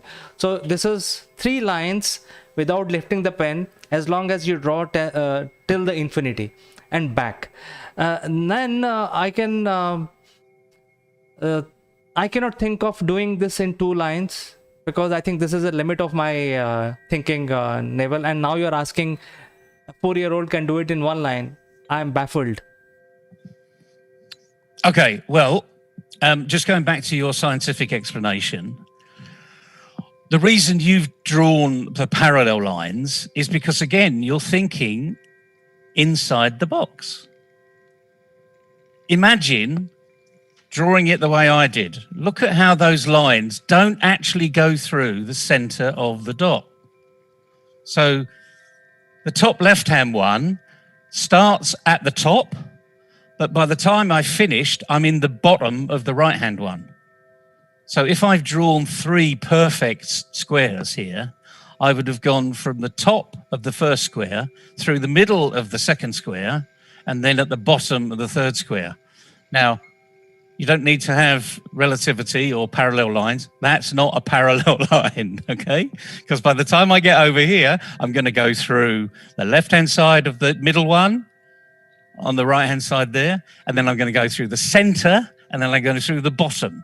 So I'm actually drawing the letter Z, although going beyond your piece of paper, okay? So again, you, through your explanation, got me to think about where you're going, because this isn't my journey that's important, it's your journey that's important. But you know, because of who I am, that you're intrigued now. And when I say a 4-year-old can do it in 1, you believe me. And interestingly enough, there's lots of research that's shown a 4-year-old can do it in 1. So would you know how to learn how to do it in 1? Would our viewers want to know how to do it in 1, or are we going to leave them on tenterhooks? Well, Neville, I absolutely believe you, because this exercise is not about solving this puzzle. This exercise, now I get it. Because when we started doing this, I was very confident I can do it, because there is nothing. These are a matter of just connecting 9 dots. I could do it, but then I realized in the middle that it's easier said than done. And now you're telling me it can be done in 1 line, and the exercise is about thinking out of the box. So I'm perfectly with you on this path that it could be done just using 1 line. And I don't know what is the answer. Maybe one of our viewers would know the answer, and they can tell it to us. I don't know. It's up to you, CK. We can either tell everyone what the answer is, I can show them, or more importantly, you can show them, or we can leave it here for another day, but ask our viewers to come up with the answer. What do you think? It's entirely up to you. Neville, I feel that, like, for example, today I failed to solve the challenge. Oh, right. No, CK, you didn't fail at all. You went on a journey, okay? And the point about going on a journey is you're learning something. And you're now learning all of that management speak about think outside the box. You actually practically shown how a simple demonstration means you should think outside the box. This is limiting your belief in your behavior by staying inside a very simple child's puzzle. That's what effectively this is. So you haven't failed, you've learnt, and that's most important, right? Failure is something that just doesn't exist. The more we fail, the more we learn, frankly. Edison, remember, there's a famous quote about Edison. It was only on the 10,000th light bulb that he succeeded. That means he had 9,999 failures or partial successes. We know what the answer to that is. I take that, Neville. Absolutely take that. And but I'm very curious. How many would be able to solve this in 1 line? So instead of you telling the answer, why don't we leave it open for 7 days and revisit this problem after 7 days, and see if people can solve it using one line, and share their videos with us. Absolutely, let's do that. And what I will say to everybody, this is a very famous experiment and you can actually Google it. But if you Google it and find the answer, okay, tell us you've Googled it first. Be honest. I'm not going to tell you how to Google it because it's not that obvious. But it's a very famous experiment that's done all the time. But if you Google it, you will find the answer. Now, that's part of research, that's part of your learning. And if you want to learn about that earlier, do it. Alternatively, try and do it yourself. Get with your friends. Have a cup of coffee with a few of your business friends. Or if you're a student at university, sit round a table and draw those 9 dots and just say, how can we do it with one line? Get your thought processes really moving. So yes, CK, happy to come back in a week's time. 7 days. My goodness, that's a lifetime. That's more time than it takes to get to the moon. But anyway. Well, viewers, there are 7 days to complete this challenge. It's partially done today during the program live between me and Neville, where I was the student. But now the challenge is increased to a higher level, to a next level, where you're supposed to connect all these 9 dots with just one line. So let me show that to viewers once again what we are asking for. So by starting my whiteboard.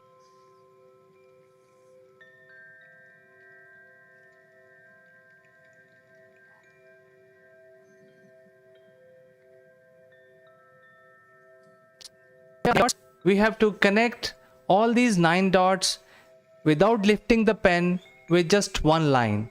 And Neville says that it's a school problem. It's a 4-year-old, even a 4-year-old can solve it. So it must be very easy. I think the lesson that we learned today is thinking out of the box. So answer is not in mathematics, not in geometry, but thinking out of this box. So that is a challenge. We will revisit this one after 7 days again. Good stuff. Well, I hope you enjoyed that little trip, journey today, CK. And remember, everybody, everything you do, you're succeeding or you're learning. Failure is just an imagination issue between your 5 inches between your ears.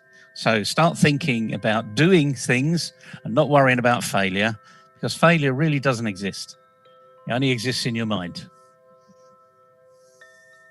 Absolutely, Neville. So thank you so much for opening my mind today. And I want to see how many people can attempt this and draw just one line interconnecting all these 9 dots which are laid down in a pattern of a square.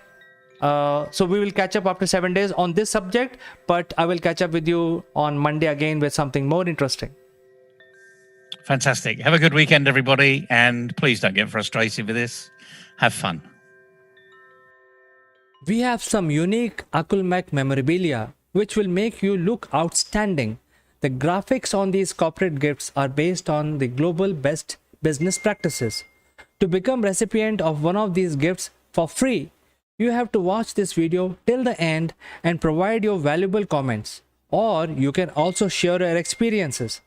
The person who makes the best comment would be chosen to become a recipient of this beautiful AkulmachLive gift, absolutely free, delivered to your doorsteps.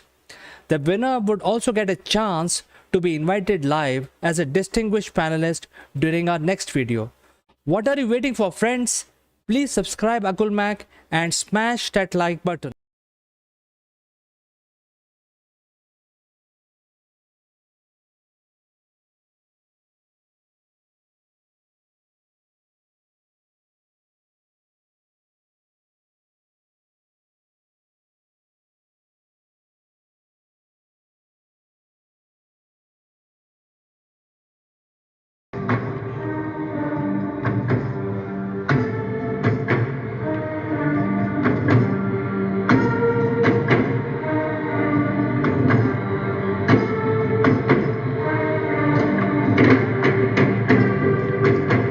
Hello friends, this is Chandra from AkulmachLive Technologies. Welcome to Top Brass. Today we are joined by a very eminent leader. Her name is Isha Sharma. She joins us from Delhi. She is the co-founder and the CEO of Triambak organization, which is a specialized company in the area of intellectual properties. Welcome to the show, Isha. Thank you so much, CK. How are you doing? I'm doing good. And as you know, Isha, we are on day 16th of the lockdown. Certain parts of India are also getting into or gearing up into total lockdown. But I think rest of India is going through lockdown. So I would like to know, in your community, in your area, do you see any innovation that has come out where people have got together as a social partnership and coming out with some solution to handle this lockdown situation? Mhm. Sure. So thank you so much for getting me on this platform. So answering to your question, I am joining from Delhi. So what I see related to my community and neighborhood is that I understand that it's a total lockdown situation across the globe. So it's more or less similar for everybody sitting in India or anywhere across the globe. But the because I come from a domain which basically relates to a lot of startups, a lot of innovations in nature, so I keep on reading a lot of stuff related to what is happening currently. So I understand that it's a very difficult situation for people who are working in the line of business. Either it's a small scale business or it's a large scale business. The scale of problems might be different, but then it is still there. So I see a lot of collaborations happening between two, you can say, two different sets of startups to actually help and to fight against the COVID. So for example, the industries which the major players related to your I would say the car part, say Ola and Uber is there. So those people are trying to collaborate with the say Big Basket or people who can actually supply the components or the essential needs of a normal person. So these kind of collaborations are helping both of them in terms of business and in terms of contribution as well. So I see a lot of positive change happening because they usually belonged from a community which focused on competitiveness. But right now, because of this COVID culture, I see too much of collaboration happening, which is in a way a very positive approach towards fighting anything. And even I would say, to enhance business, I personally believe that collaborations can actually help you achieve more in comparison to the competitiveness. So this is one change that I'm seeing in terms of business aspect. Apart from that, if you talk in general terms of say psychology or human behavior, that we are still away from that human touch kind of a feeling. We were so used to meeting people and then discussing things. Even if I talk about my business, it was more like meeting the client, trying to convince them that why is it important, how is it is done, and everything else. Now everything is digitized in a way that we are doing these Zoom calls and video conferencing with our clients as well as with our friends. It doesn't hit the business in terms of, I would say, the connectivity level, but of course we miss that human touch. But in a way we have learned to deal with it, and in a way it is moving towards more of a digitization. In terms of Indian aspects, I would say that it is going to create a culture where we will be okay working from home. It will create a culture where we will be like okay digitizing everybody's, because when we talk about startups, leaving the tech startups aside, apart from that, everybody else who is into creation, say there is a small shop owner or a restaurant owner or anybody else who is selling their products, they were quite reluctant to go digital. I mean, apart from the impositions that were there, like for Amazon or Flipkart, you have to sell your products. But apart from that, they were very hesitant and they were not very tech friendly. But now, because of this lockdown scenario, they have to learn it because there is no way out of it. So probably it's a do or die situation. So you have to learn to go digital to survive in the market. Yeah, that's more what is happening around me, I would say. Yes, it's very well summarized, Isha. And since you work with the intellectual property issues and you mostly work with the SME segments and startups, do you see any downturn in the business sentiments in your community, in your network? See, as I'm interacting with my clients, I would say, who are startup owners, initially I would say they were very irritated and frustrated what to do because they were not prepared with this kind of a scenario. But now, eventually, because we've come a long way now, because now we are used to this kind of a setting, and it looks indefinite to me as of now, that when will this lockdown open or not. And so now people are coming up with different positive approaches. So what I see is a lot of people who can't implement what they're doing, at least they're ideating to it. So they're creating more of a novel content, for that matter. They're designing on new products and new developments. So people are actually using this time to focus on the ideation part of the business rather than the implementation part of the business. Because once you have everything ready in your plate, you can start doing the work at the later stage, right? So a lot of my clients are more focused towards creation part. Eventually what we do is help them to register. So the entire process, that process will follow. Eventually it will follow once the offices gets open. So there is a part of which we can do right now.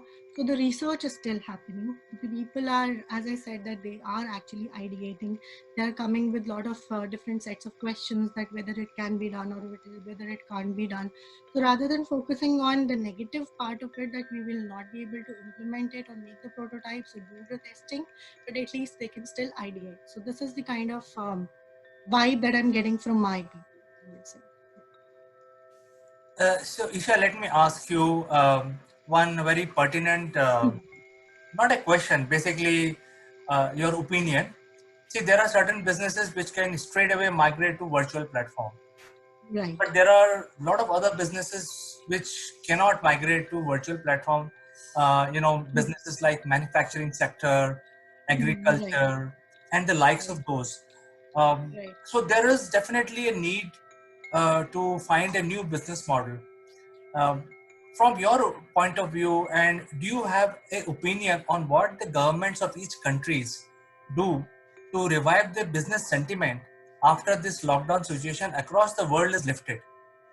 Mhm. See, I understand your point that it is going to affect, and I could relate with the fact that, of course, there are divisions which can actually go virtual, and then there are divisions which can't. So, for the divisions which can go virtual, if you talk about IT companies, they always had a work from home culture. So, for them, it is not a very big thing apart from getting the business hit, because there is a shortage of the client for everybody, irrespective of an IT industry or an agriculture industry. But and for the kind of businesses which are not tech oriented or which are not virtual in nature, so I was telling for them only that this is the time to actually think, or maybe do your SWOT analysis, that what went wrong, what are we doing right now, so even to enhance your productivity. So if you say that any business which is into manufacturing unit, there is a part of which can be done virtually, or which can be done sitting at the home. As I said, that probably if you're into a product making industry, any kind of a product, say mobile phone is your product, you will not be manufacturing those products, but you can still do the research on the development part, that eventually when this lockdown gets over, there is a human psychology which will be there. So you can play with that aspect. I see a lot of digital marketing companies going under lapse condition, because there is nobody who is marketing their own stuff right now, because maybe either due to crash crunches or whatever. But this is the time to understand the human psychology, that after the lockdown period, there will be certain component of which will need certain things. So you have to play on that part. I'm not saying that you exploit that part, but maybe people would need to still be connected with other people. So more of events or more of networking platforms can come into picture. So you have to actually understand the requirements of your customers. So right now, this is the best time to understand the human psychology, and then ideate according to that aspect, and then later on you can always execute that part. So it is valid for every industry, irrespective of whether it go virtual or not. Now, coming to your point about the economy condition, of course, see, I don't see any country which is not aware about the economy condition that it will go, I mean, in a very questionable manner, and it will be a very, I would say, we will have another war to fight for, maybe hunger, maybe employment. That is what we are coming to at the later stage. But so I was just reading somewhere that it's not a very easy situation for anybody, for even for government, because they have to choose between a wrong and a wrong kind of a scenario. There is no right thing into it. So probably you just have to understand that maybe you're choosing something which will not have a very larger impact into it, because considering the death rate in this coronavirus scenario is very high. So you cannot expect any government or any I would say agency for that matter to play with that factor, because it is going to affect people, right? So you can't just let people die. Even if you see that there will be an economy impact, it can be reviewed by measures which can be taken in a clubbed manner. What I see uh, happening would be that maybe there will be certain collaborations which is going to happen across the globe, because it is not something which is in it's not a country specific problem, it's a world problem. So what I see or probably hope in the future is that the world will come together to fight this kind of a scenario. There will be certain treaties which will be formed, there will be certain collaborations which will be formed to take care of the global impact of the COVID, in terms of either say food, or in terms of medicine, or in terms of your employment, or in terms of your economy. There will be a difficult time because people will eventually lose jobs. To be very honest, even I was concerned that I've been seeing that big companies are cutting on the salaries and of the partners and eventually of the employees as well. But you should feel lucky enough that you still have something on your plate, you still have a job. So this 30%, and see, in comparison also, if you say that the kind of expenses that we had before the lockdown, and right now if you compare it with me, I don't even spend like 20 or 30% of what I had earlier. So we have to just survive. I would say that it is the survival time rather than fighting and questioning what will be the impact of it on the economy, or whether it will be done or not. At times we just have to sit and survive for a duration of time and then come back to it.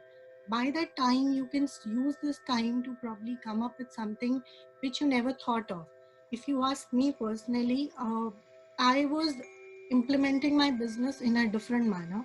Now I am more of a process oriented person, because now I can sit and see that these were the loopholes that were there in my kind of an implementation. So maybe I can improve.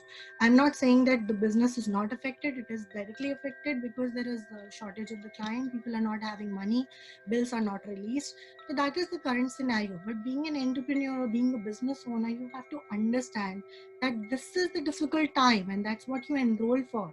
If you're choosing to be an entrepreneur, if you're choosing to be a business person, you enroll for failures. So you have to sustain during this time period, and eventually it will get better. For the people who are in employment, for the people who are employees, feel lucky that if you still have a job, so be positive and contribute whatever you have. So if you are contributing 100%, contribute 200%, so that you don't regret that you never gave your 100% into it, and you never fulfilled the entire expectations. But even if there is a scenario where you end up losing your job, just don't lose on your hope. So there is a favorite quote of mine which says that people can take away everything from you, but they can't take your indomitable spirit. Just hold on to your spirit and everything will be. In fact, Isha, I think there is a lot of stuff that you said today. So if I have to summarize this in a real life situation, when people go for during the good times, right now we are under lockdown, but during the good times, we talk to people, they say, hey, I need a challenging job. So here it is. I think what you're trying to say, here's the challenge, and this is what you wanted. So here it is in front of you.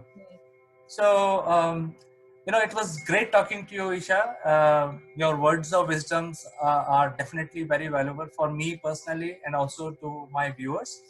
It was really a good pleasure, but conversation I had with you.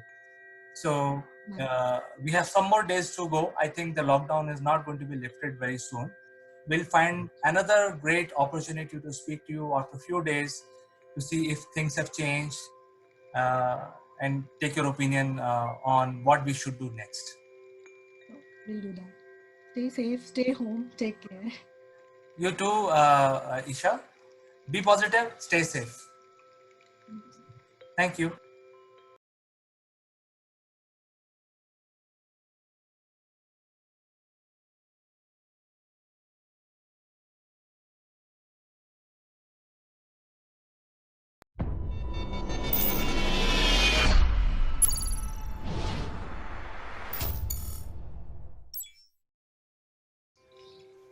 Hello friends, I'm Kanchan from AkulmachLive Technologies and you are welcome to our show, The Great Kings of India. And today we'll be discussing about Bindisar and Ajatashatru, the great kings of Magadha. And to discuss about these wonderful kings, we have uh, uh, Shrimati Meeta Joshi, who is the head of the department at St. Anne's College in Hyderabad. So welcome to the show, Meeta ji. How are you today? Sure, Kanchan, how are you? I'm fine, thank you. So yet again, we are discussing the great king, Ajatashatru and Bimbisar. So I'm eager to really listen to you and what is in store about these great kings. Okay. I will give you a little political backdrop before I start about Bimbisar and Ajatashatru.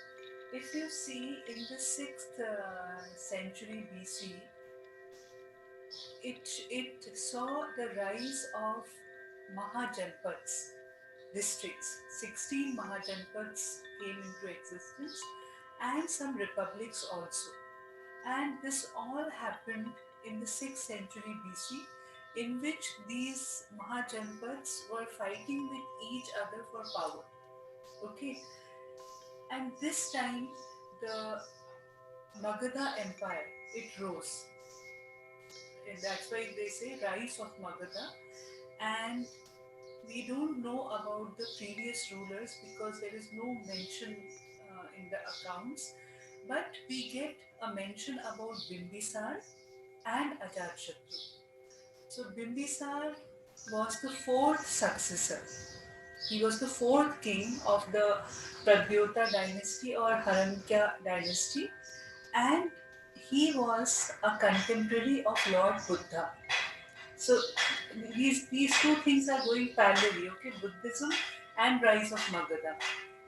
Now, Bimbisar, when he came into power, he wanted to expand his empire. He wanted to expand his Magadha empire, and for that, he waged wars with some kingdoms, with some Mahajanpads, with some he entered matrimonial alliances, so that peace be there and they accept his suzerainty also. In this, imperialist policy which Bimbisar followed, he set up a very good administration in which he appointed some officers which were known as Rajbhatas. And if you see broadly, they were divided into four categories, like someone for justice, someone for administration, someone for army. So like that, the categorization was done. Apart from having a set of officers, what Bimbisar did was he gave autonomy to all his small kingdoms which were under him. So they were like Bimbisar was the head. Then there were these Mahajanpads and republics, but they enjoyed their autonomy. They were free to take their own decisions with the consent of the king. So this was the So something like setup. like a separate state, I mean small state, and something like today when we have a federal system, small state, they are reporting to central. I think something like that. Yes. Okay. So this type of setup was there, and because Bimbisar was a contemporary of Buddha, so he some texts they tell that he followed Buddhism. Some texts tell that he followed Jainism, but the Brahmin accounts tell that he was the follower of Brahmanism. After Bimbisar, his son Ajatashatru came to power, but to come into power, Ajatashatru killed his own father. Killed Bimbisar according to the Buddhist tradition. But if you see the Jain philosophy in the Jain text, it is mentioned that he poisoned himself, he committed suicide because Ajatashatru had imprisoned him. Oh. So different theories are there about Bimbisar's death. Now, Ajatashatru, when he came to power, okay, he came to power around 492 BC and he ruled up till 460 BC, and he followed the same imperialist policy which his father followed. He tried to expand his empire. In order to do this, the first war he had with Prasenjit, the king of Kosala kingdom, and after this war, Prasenjit offered the hand of his daughter to Ajatashatru, and Ajatashatru married him. So again, matrimonial alliance. After this Kosala kingdom, he had to wage a war against Lichavis because that time two republics were very, very powerful. They were Lichavis and the Sakyas. So with Lichavis, he had a long war, Ajatashatru, and probably it was the time when he established this city Patliputra. He laid the foundations of Patliputra at that time when he had a war with the Lichavis.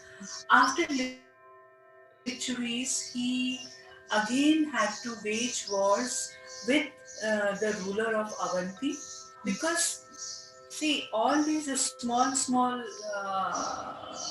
kingdoms which were there that time, they were powerful in their own territories. So for with Prasenjit, why Ajatashatru fought was because he stopped giving revenues to Ajatashatru. Okay. So one by one, he waged wars, either by war, either by treaties, either by matrimonial alliances. He tried to expand his empire, and before his death, he was able to make Magadha a very, very powerful empire. Before his death, he had extended the boundaries of Magadha empire far and wide. And one more thing because of which Ajatashatru is known in the pages of history is that he was the king who convened the first Buddhist council um, at that time. He patronized the Buddhist council that time, and Buddhist council was nothing, they were meetings. That was a huge meeting in which the monks, nuns, and either kings were invited, and they sat together and discussed how to compile the teachings of Buddha and how to propagate the good things about Buddhism, far and wide. So this was the main what what shall I coin the word, main purpose of the Buddhist council. So it happened under Ajatashatru, okay, after the death of Buddha at Rajgriha. Rajgriha was the place, and this council was presided over by Mahakassapa, and they decided that how to give a shape to the teachings of Buddha so that it reaches more and more people. So Ajatashatru, he patronized Buddhism, and with this first Buddhist council which he convened at Rajgriha, he became very, very popular. But only one drawback which you will see in the personality of Ajatashatru was that he killed his father to come to the throne.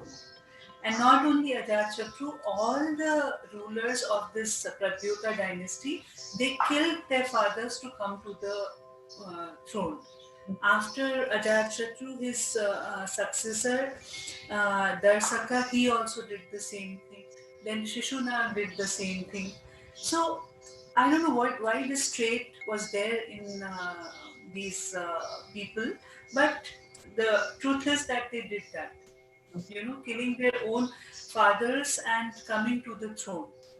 That's why this dynasty is little infamous because of this trait of killing their own fathers. And after this fall of Shishuna, then came in being the Nanda dynasty.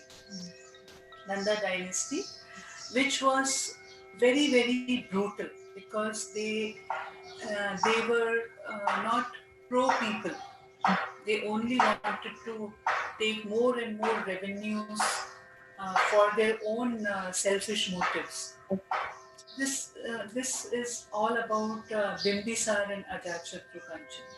Okay, so I've heard that this Ajatashatru was a very great general, and he has invented few weapons, and one of them is a rod caterpillar, I guess, catapult, I guess. So apart of that, one weapon was also there. Later on, it was used very much by other kings. It was a unique device in which it was a wooden thing in which they used to put the rock and throw the rock to the enemies. If you have watched the film Bahubali, Bahubali has used the same weapon in it. Yes. So this see the war techniques which they had, the weapons, they were very advanced. That's why they were able to conquer more territories. That was one of the major reasons. So, apart of his impact on the Buddhist, the recognition of a Buddhist council, and he was a great general. Yes, that the trait of killing his father and coming on a throne, this is not known as far as I know, and as far as I have read that any king has done in the past. So I think that is something which is really bad when we talk about Ajatashatru. But we have other very great and profound trait of Ajatashatru. So what is the impact of Ajatashatru the period politically on India? See, politically, as I told you at that time, these 16 Mahajanpads came into being, and then republics also came into being. So, Ajatashatru, he tried to expand the Magadhan Empire. Okay, he wanted to establish his supremacy, and he did that with his imperialist policy number one, with the wars which he waged, and with the matrimonial alliances.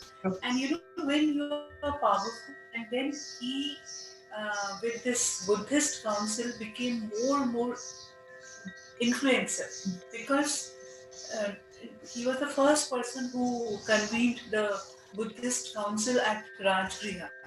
Okay. So, because of all these things, he became very, very strong politically. That's why Magadha was, and then he laid the foundations of Patliputra, which has a huge history. As a city, Patliputra has a huge history. Not only with the Magadhan kings, but later when you will, we will discuss about other dynasties, then also you will find the mention of Patliputra. Yes. So I think contribution of Ajatashatru is immense because he has laid the foundation of Patliputra, who is in our history page, attained at greater heights. And apart of this, he was a great general. He has invented a weapon which we generally don't know. Most of people don't know and they don't discuss. So I think I can safely say that Ajatashatru as a great general, and we should be discussing about this face profile in schools, and people should know about this great king. It was so lovely to talk to you, Mitaji. We'll meet again in next episode and discuss another great king of India. Thank you so Sure. much. Thanks.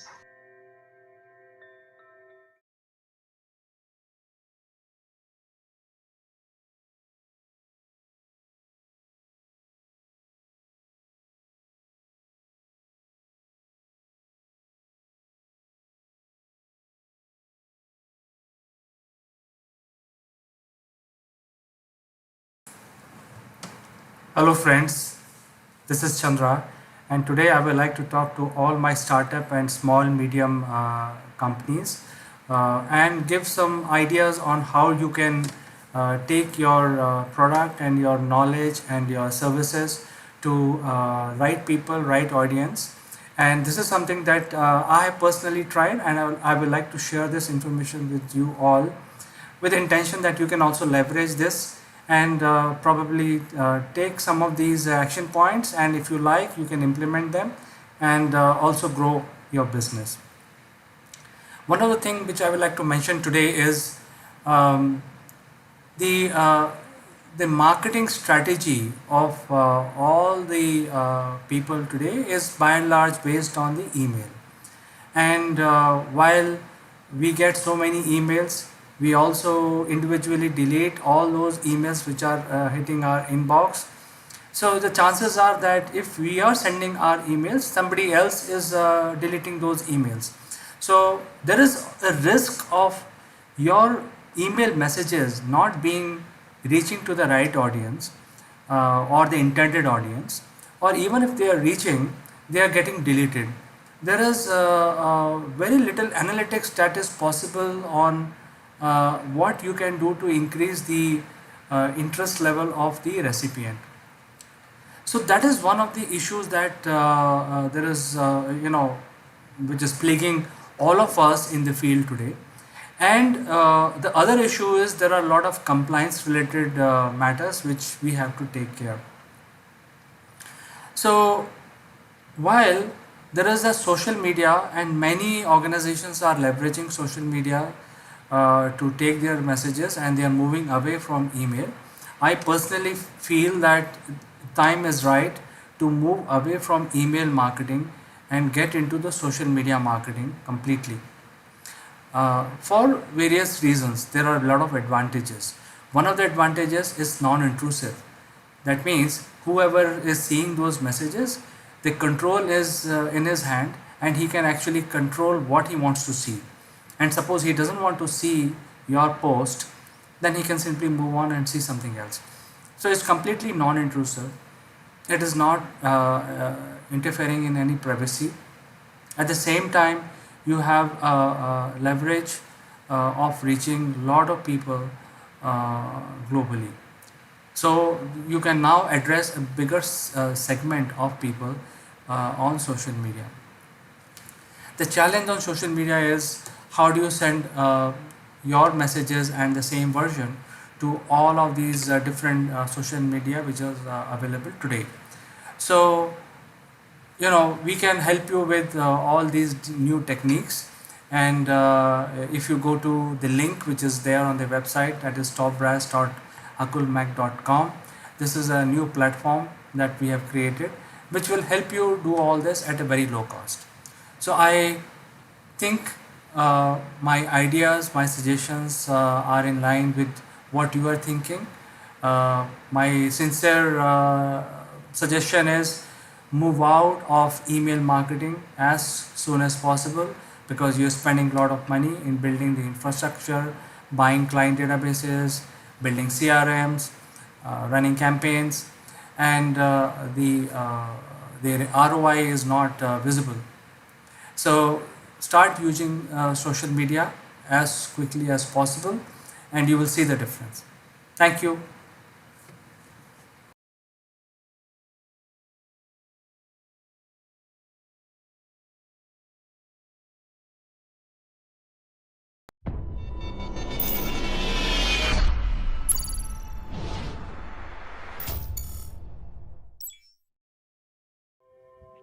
Hello, friends. This is Chandrakant, and welcome you again on Naval Gun Live. And we are continuing from our last week's discussion, which was about self-worth. And we discussed few things. And if you have not seen the video on how to prepare yourself on self-worth, I think it will be a good idea to go back and see that video. I will share the link along with this video as well. But today we want to give three most important tips to the audience. And for doing that, let me invite my friend from UK, Mr. Naval Gun. Good morning, CK. Good morning, everybody. And yes, this is week 2 of self-worth, how to value yourself in front of your clients in many respects. That's where we're getting to today. So just a recap of what we said last week. It's about how do you value yourself? Do you really know who you are? So look at yourself in the mirror and write down the good and the bad about you and be able to live with that analysis, that review. Because if you can't be honest with yourself, you can't be honest with anybody else. And as we've said on many occasions before, CK, people buy from people they know and like. And this is where we're in the world of consultancy. So there are many Me Too's out there. So the first thing we're going to say today is do not be a Me Too. Okay? So it's the negative of what you should be. Because Me Too's get thrown into a box and you literally get put along the conveyor belt. And it's people just pick which Me Too they like. And Me Too's are typically picked up on price. The cheaper the offer, the more likely people are going to pick it up. And although I'm going to say something about Fiverr.com, it is a Me Too arena. But it's a good Me Too arena because it gets you into a window of opportunity. So this is where you can use the being a Me Too, being someone that's good at SEO, someone that's good at digital, someone that's good at design, and put yourself into a marketplace where everybody else is. So that's the positive side of being a Me Too. So there's 2 parts of it. So go to where people are looking for you. But now the most important one, the third one, being able to value yourself. So CK, I'm going to put you on the spot now. We never do any rehearsal for this, and you never know what's going to come. So this is live, ladies and gentlemen. So how do you value yourself when you're talking to a client? Well, to be frank with you, Neville, I value myself a lot. Good. I'm pleased to hear it. So do I. If you're talking to me, you can only just about afford me. But it's a difficult one, isn't it? Because when you're in this, the thing about the digital world, as you and I both see it, there's lots of people offering platforms, from the mass platforms like LinkedIn and Facebook and Instagram to the very bespoke platforms that you get on a very local basis. So it's really hard, actually, to value what you're doing, isn't it? Don't you think? Yes. So let me ask. In fact, I will give a complete answer now, since now you have clarified. I've got some ideas, and I will also ask you a question related to Me Too. I think the question that you asked is, how do you value yourself? I have to offer the value to the client. How much I am worth in my own as a personality is not relevant at all, because if I'm not able to draw value for the client I'm talking to, that is really the crux of the matter. So I think one of the ways that I found uh, is basically telling them the numbers, where if they deal with our company, the numbers are very clearly defined on our website, their circulation, their visibility, in terms of click-through rates, in terms of how many visitors we have on our website, and the companies who are dealing with us can get leverage around it. And that clearly is a differentiator because that is the data which is real data, and I provide it to the client. Now, this data is not really the best data. There are people much smarter than what we are doing, much more mature. They have been in this business for many years, and their data when they present is better than what I present. I think that brings me to the second point of how much my circulation costs to the client, and then we can do a simple math. So obviously, if the circulation and the visibility that we offer is lesser than XYZ, then obviously my value will be lesser than that. So I think we go with a simple mathematics. However, my question to you, Neville, is when we talk about Me Too, and if you look at the consultant, and if somebody is saying, hey, I'm executive coach, I will train your leadership team. There are dime a dozen floating around. I mean, just look and you will find, I mean, a simple Google search will get you thousands. So they are, by virtue of saying this word, executive coach, getting into arena of Me Too.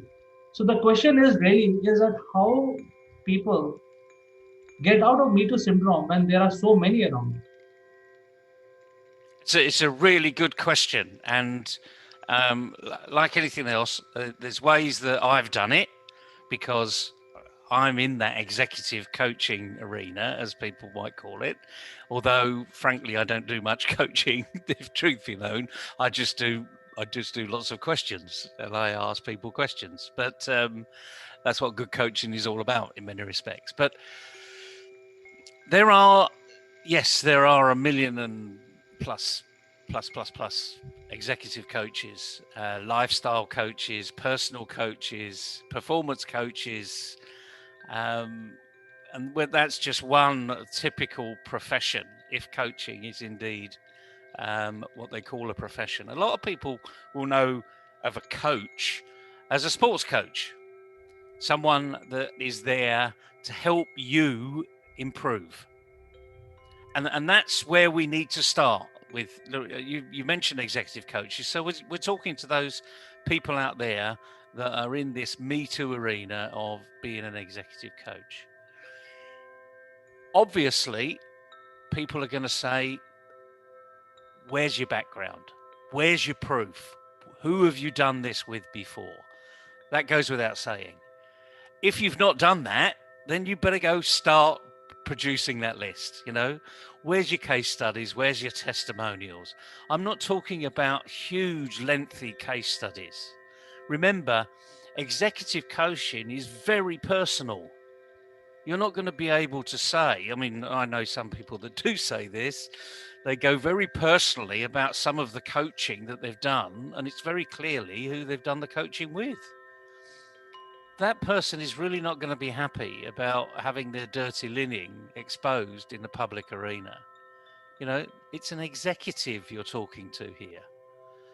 They've taken you on in confidence. It's a bit like a psychiatrist or a lawyer or an accountant. You're taken on in confidence. So you can't really, or you shouldn't really, be promoting yourself on the back of a list of people that you've been an executive coach to. At the very best, you can actually put out the companies that you've been connected to. And that might be enough, actually, if you've got a company list which are A-listers, the FTSE 150, 250, or NASDAQ, or Fortune 500 companies, or whatever the equivalent is in India. That may be enough. But the point is, you've actually got to get your message across in a very short period of time. So, yeah, you've got to put your testimonials out there. That's number one. But then you've got to be giving in other areas. So, write an article on LinkedIn. Put out some social media on a regular basis. So you need to be consistent. And I get a lot of people coming to me to say, I've seen you over the last 6 months and I like your consistent message. And I go back to them and said, well, I'm glad you like it. What have you done with it? because if they've come to me and they now want me to coach them, if they've done nothing, just following me and other people for the last 6 months and done nothing with it, then it's an uphill battle because you're not going to take action. So this is where you are a Me Too, but you need to stand out in the crowd. The crowd will be saying everything about themselves. They'll be putting their ego out there. They'll be saying me, me, me, me, me, me, me. And that's why we call them Me Too's. Whereas executive coaching or any support is about you, how you've achieved, what I helped you to see, where you've gone without me being a crutch and picking up my regular retainer. And if you're a really good coach out there, never, never go for retainers. Your job is to get in, do the job, and get out again. And there is a trick here, CK. When you're working with a new company, let's just say Tata, everyone knows the name Tata, huge organization. And I'm sure there are hundreds of executive coaches that have been through the Tata executive arena, senior leadership arena, even junior leadership. If you're new to Tata, they want to see who you are, what have you done, where have you done it. Of course they do. So they want to see your portfolio. But you can go and offer to say, give me some control parameters here. Give me someone that's been on a coaching program before and it hasn't quite worked for. And give me someone who is a complete nutcase. Some really difficult member of your team. They're still there because they're performing. But they're really not a team player. They could be obnoxious. They could be very toxic, but they get brilliant results. So you can go in and say, well, give me an opportunity for someone who didn't make it with someone else and someone actually you would never, ever put on a coaching program. You might even do 2 for 1.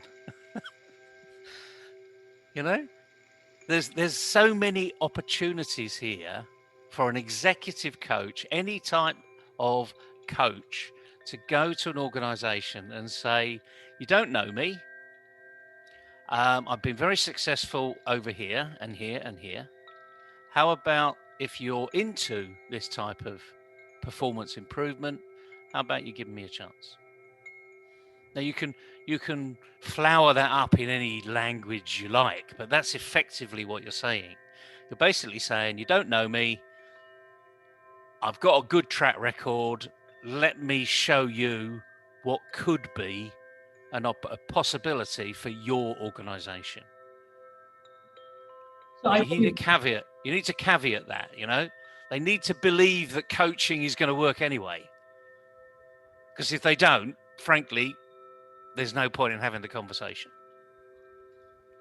So if I summarize the learning that you have given us is first we need to know how much we are worth really in terms of value to the client, not to yourself, but to the client. So you have to have some impression about that.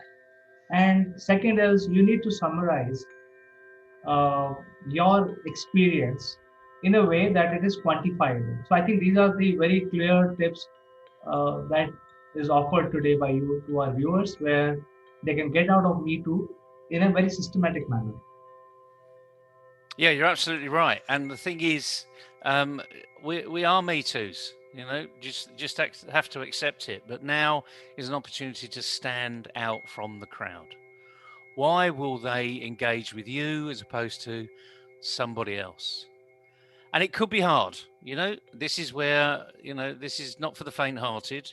This is for people that are confident in themselves. This is the whole point of doing week 1, self-esteem, valuing yourself, what you're good at, what you're not so good at, where your weaknesses are, where your successes are, etc., etc. We are all we've all paid the undergraduate fee into MIT, but it's not the MIT you know, it's management in training. And we all are management in training, because that's where we're all growing to, whether we're in a junior management for all of our life, or a middle management, or a senior management. The point is, we're all in MIT. So now the opportunity is to get out there and show people who you are, what you've achieved somewhere else, and how it's going to be great for their organization. And let me just summarize this even further.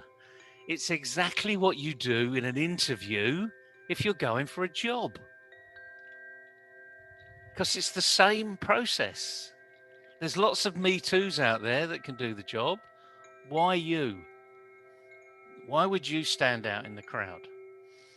A job is just a long consultancy in many respects, and all employers are taking probably more of a risk giving you a job, because it's difficult to fire someone, more difficult to fire someone than it is to fire a consultant.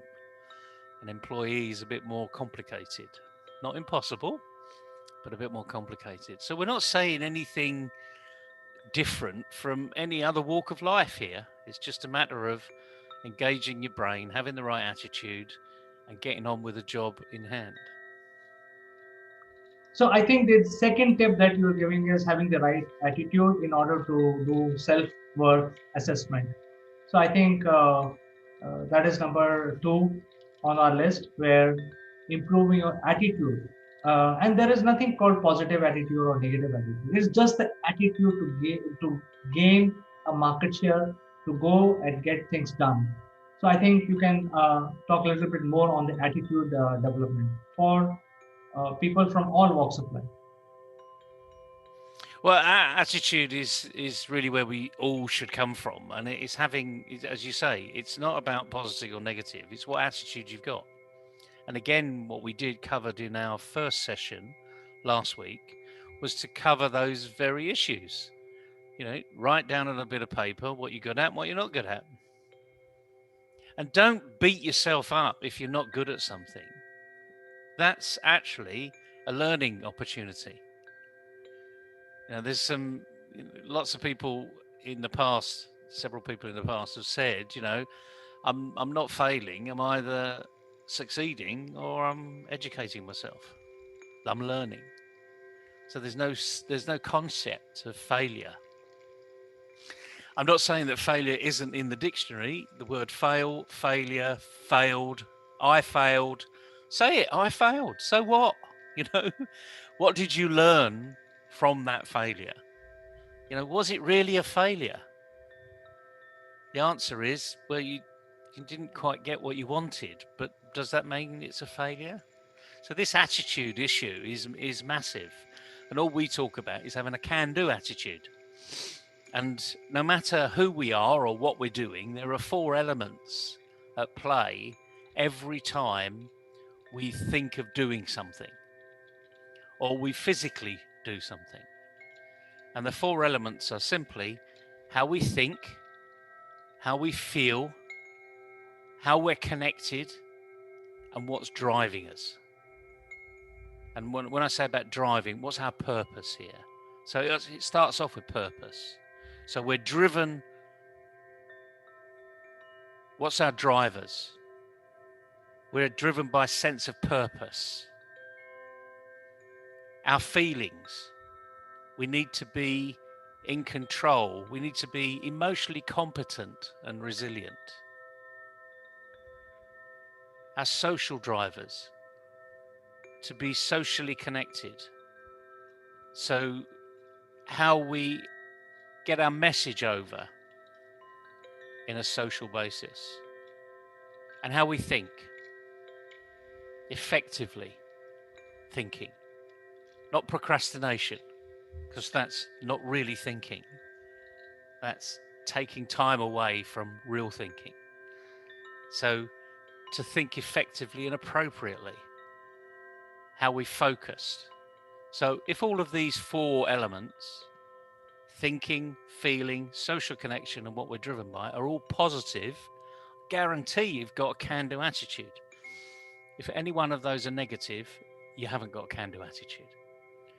And whether it's an employer of someone who's going for a job, or whether it's a client or future client for someone who's going for a contract, for a consultancy, you need to have a can-do attitude.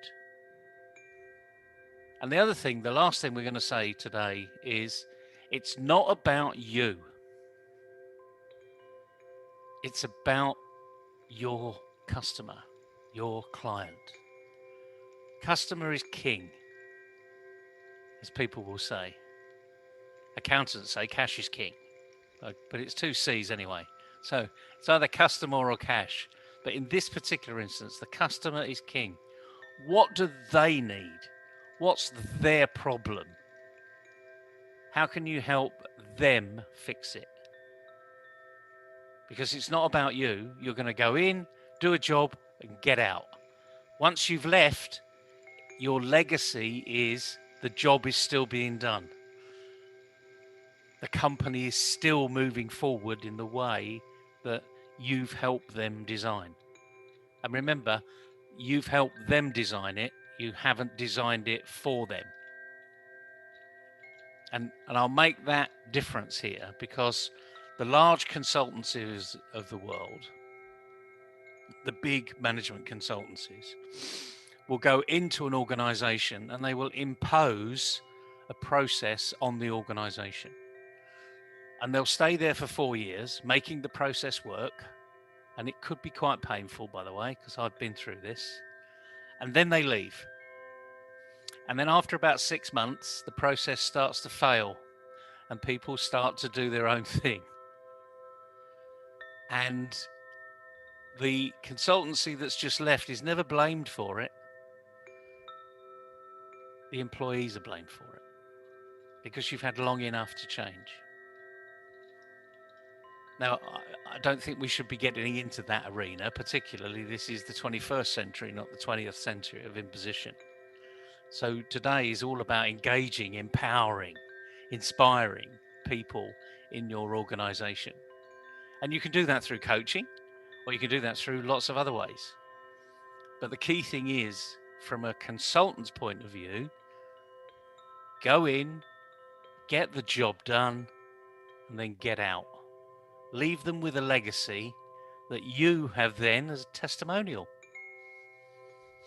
And just like anything else, CK, if you get a really big client on board, but you only get them on board in a small way because they're testing you, and you do a great job,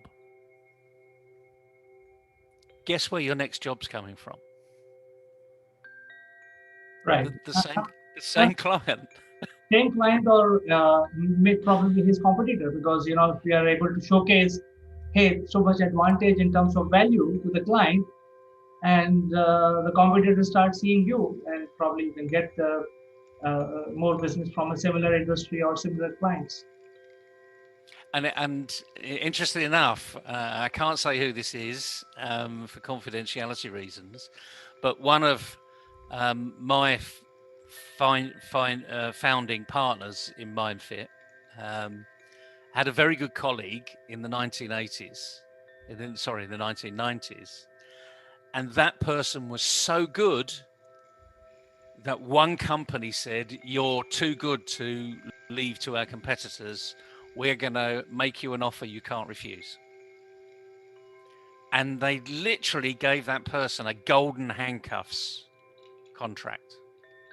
It was so good, they couldn't refuse it.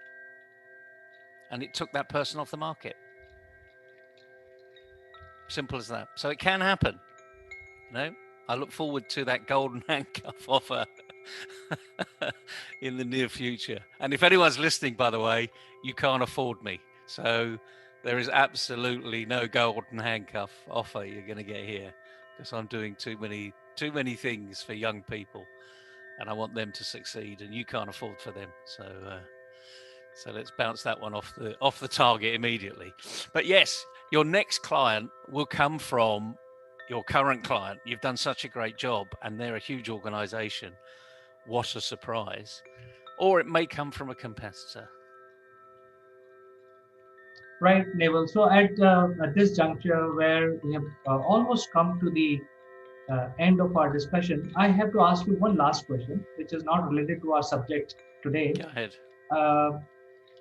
We are going through COVID, and whatever we have discussed, these multiple points about attitude, about self-worth assessment, and how to get out of Me Too. Um, will it change because of COVID, or there is anything specific required to cope up with the current situation? It's a good question. COVID, as we know, is here to stay. So our world has changed, shifted its axis, certainly on a business concept. More people are going to be working from home or from anywhere going forward. There are obviously going to be some exceptions, like manufacturing. You can only manufacture in one place, so majority of people would still need to be in that manufacturing plant. So I think it's the way businesses are maturing. We're seeing lots of challenges in the banking sector, financial, tech, the apps that are coming through. So there are things that are changing irrespective of the COVID arena. But I suppose the simple answer is it's going to be different. You as a person of interest in the consultancy world, let's talk to these people, the consultants, you need to be aware of the impact you can have in this new world.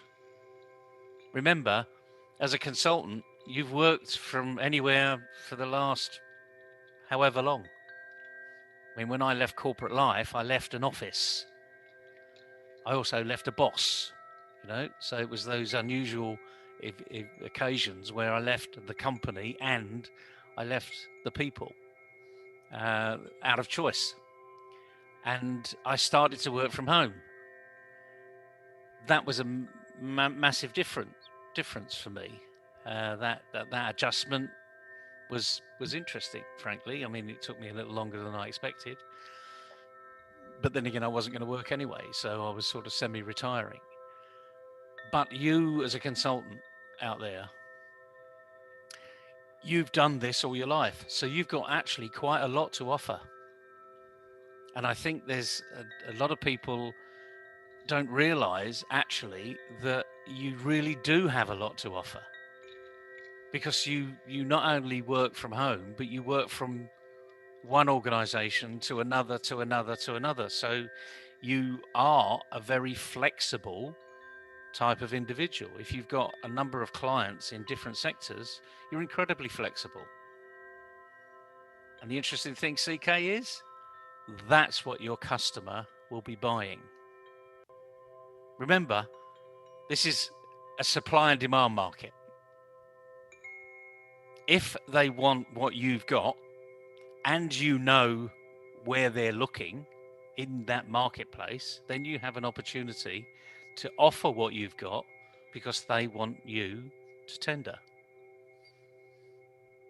And the more you have to offer, the more variety you have, or actually the more specific solution you have, could be what they're looking for. But until you ask them, you don't know. Let me give you a simple example here. 10 years ago, I was introduced to a company, and they asked me to come and coach the senior team. So I did what I normally do. I say, why? Because I want to work with an organization that wants to be successful, really wants to make changes and prepared to make changes. So I went and talked to several people in the senior leadership team. One or two asked me of my background, so I gave them it. It's pretty obvious. You can see it on LinkedIn. You can see it anywhere, really. And Then I had a meeting with the chief exec at the end, and he said, "You've got no specific industry knowledge of what we do." And I said, "Specifically, no, you're right. Why'd you ask?" And he said, "Well, you really need to know about our industry." And I said, "Well, hang on a minute.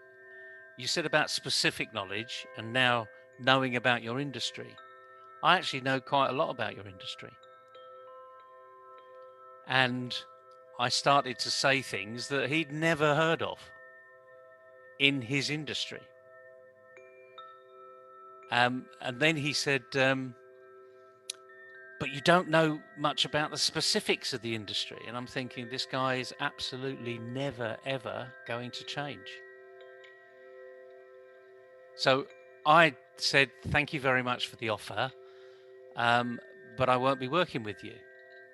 And he said, "Well, we weren't going to offer it to you because you don't have specific industry knowledge." And I said, "Well, in that case, then we're both happy, aren't we?"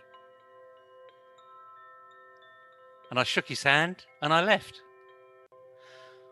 48 hours, I think it was later, I got an email, "Could you come back in and we'd like to make you an offer." So I politely sent an email back to say, "Thank you very much, but I don't think you're ready to change." So there, you have to know your parameters as well as their parameters. So I suppose the last message I'm going to say here is, if it's a hand in glove solution, so you're the hand and they're the glove, or they're the hand and you're the glove, and it's got 4 fingers and a thumb and it's about the right size, okay, then it's going to work. But if it's only got 3 fingers, no thumb, then your glove isn't going to fit that hand. So walk away. Don't force what you're doing into what they want, because it's never going to work. The marriage is not going to happen. Easy for me to say, very hard for people to do, especially when it's the only offer out there. You're right, Neville. I think you have shared a lot many stuff today. Lot of advices you have given directly, indirectly to our viewers. I think it's going to help us a lot. And you're always available to help people, executives. So any viewer who are watching this and want any specific help from Neville, you can reach out to him directly, or we can reach out to us, and we will connect you with Neville. So with this, I will end this discussion, Neville. Thank you very much. We will catch you again on AkulmachLive next Wednesday. Until then, bye-bye. Bye-bye. Have a good day, everybody.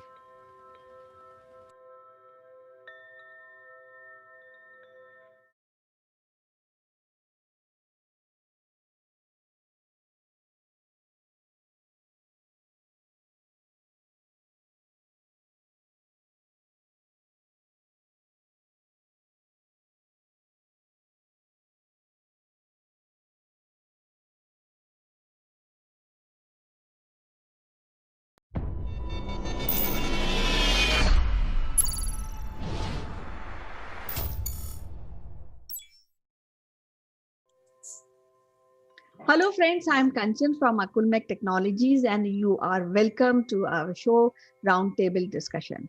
Today we have a very interesting panel guest, and let me introduce you to all of you, to you. Now we have Ritu Gupta, who is CEO of PR agency Four Seasons. A part of this, she is also teaching in one of the prestigious colleges in Delhi. And she's a lecturer of media relations and PR relations here in Delhi.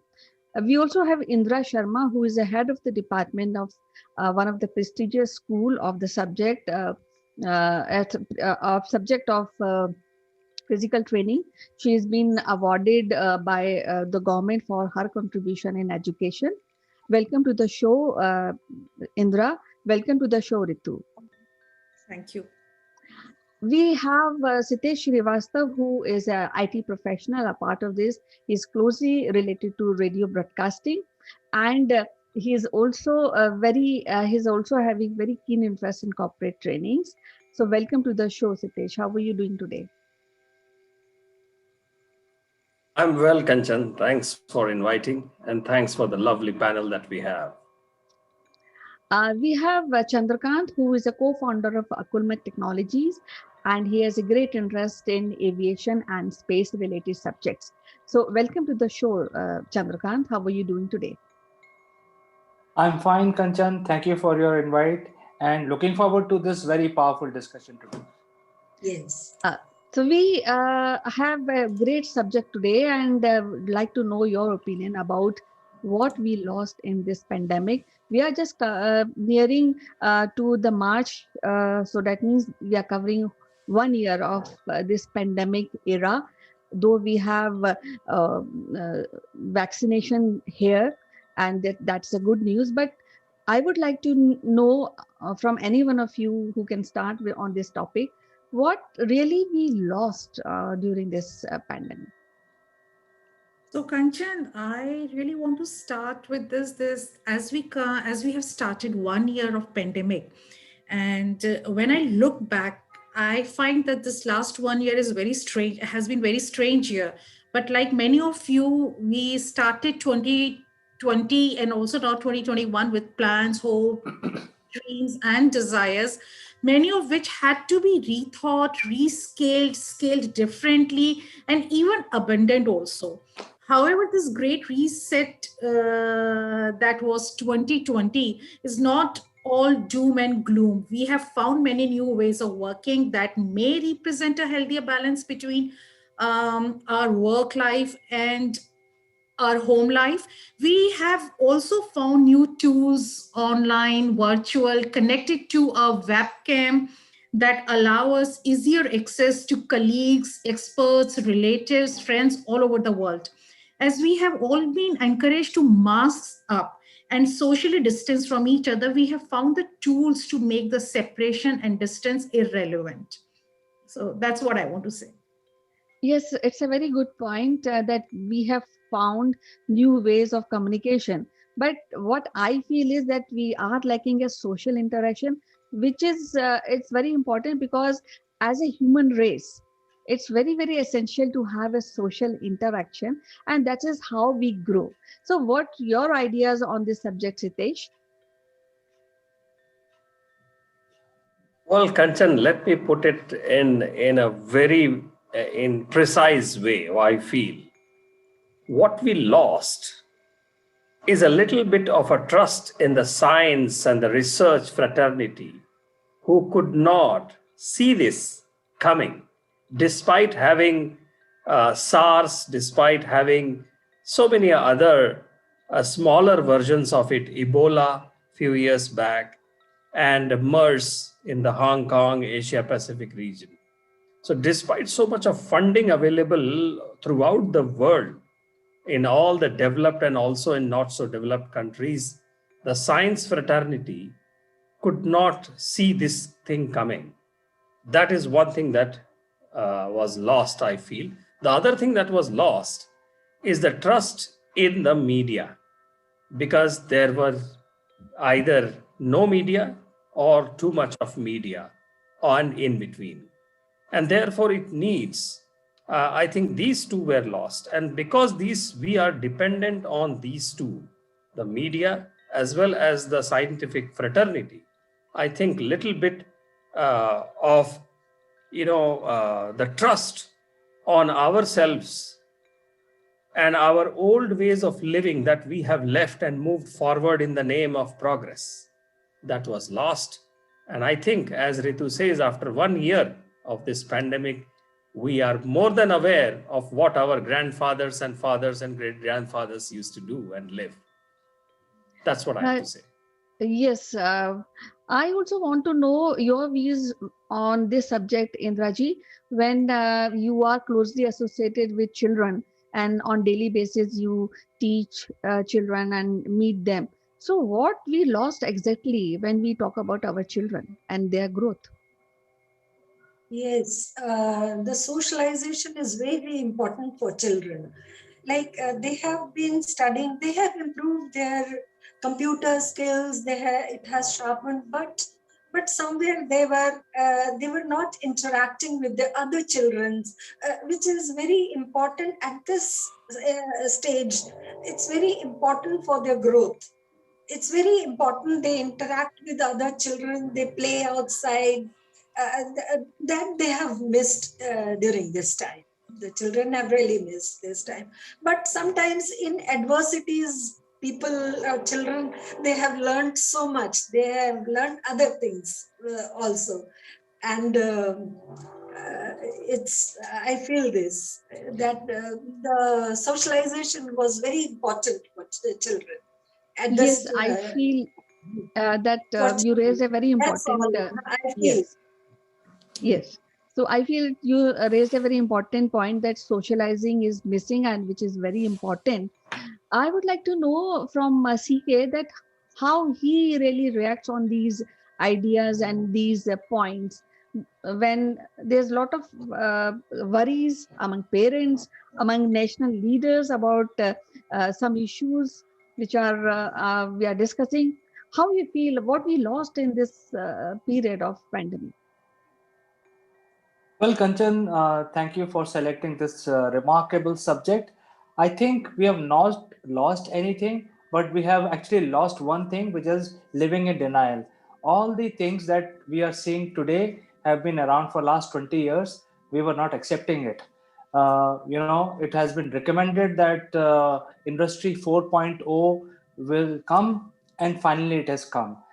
What I'm disappointed is that we had one wretched virus to tell us that hey, Industry 4.0 is there, and virus has to teach us these things.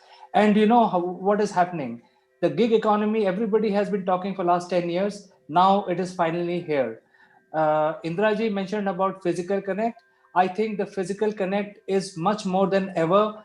Earlier, you could talk to 100 people with your time of spending 1 hour. Now you can talk to 10,000 people. People who are doing gaming, they are now flourishing. They are doing gaming for 11 hours, 12 hours, and all sorts of games are being played on the internet. Gaming industry is booming. If you look at the YouTube platforms and Facebook, their infrastructure is booming. Their bandwidth utilization is booming. Everywhere we see boom. So I think we have not lost anything. What we have gained is a new way of embracing Industry 4.0. So that means we are talking about this loss, and do you feel really it's a myth? Anybody can take this question. Is it a myth that we are, as CK has mentioned, it is a denial, we are living in a denial? But then many people will, even today, come up and say that, yes, we have lost something. Like if you talk to the agricultural sector, the farmers will say that, yes, we have lost, we are not able to get a right amount, we are not able to sell our products because there was a pandemic, people were not buying. And if we really go into marketing segment, then again we have same time of opinion which is expressed by head of the sales department of any company. It said no, we are not selling anything because people are not buying. So what do you think about this, Sitesh? Well, I think, Kanchan, that CK has raised a very interesting point that we have been living in denial. At the same time, I would just add to his point. Last 10 years, or last 12 years to be precise, the amount of consumption that we are having with our electronics, gadgets, internet, and our superfluous lifestyle even in the middle class incomes, that has actually made us dependent on so many things without asking a question. Whether it is electricity, whether it is medicines, whether it is home delivery of food and every essential items, we suddenly started thinking that everything is doable, everything is feasible, and therefore we can overlook the basics, we can overlook the essentials, we can overlook the not so fortunate part of the world. In fact, the virus, the wretched virus, as CK says, comes from one of the biggest economy in the world, and that it was unapprehended, it was uncontrolled, and then when it was released, it was controlled through the World Health Organization for such a long time. So definitely we have lost so many lives. Definitely we have lost the credibility of the scientific fraternity. And definitely we have lost to understand that there are some basic principles of human living that never change. And a global village concept may be as good as it gets, but it may not solve all the problems of this world. That's what I want to say. So, Ritu, you interact with all grown-up children. You go to college and teach pretty smart students at the moment. So, what is your reaction? As CK has mentioned that the technologies were already there at place, but we were so scared to use them. But when pandemic came and we started using more and more, so what has changed in the lives of a student when we pre-pandemic and post, not post as yet, but still we feel that we are just about to be out of this pandemic. But my question is how children react to this. I think what children miss, very frankly, they miss in-person interaction with the teacher. They miss in-person interaction with each other. The freedom to, grab a cup of coffee, meet someone face to face. That thing they are really missing. And also,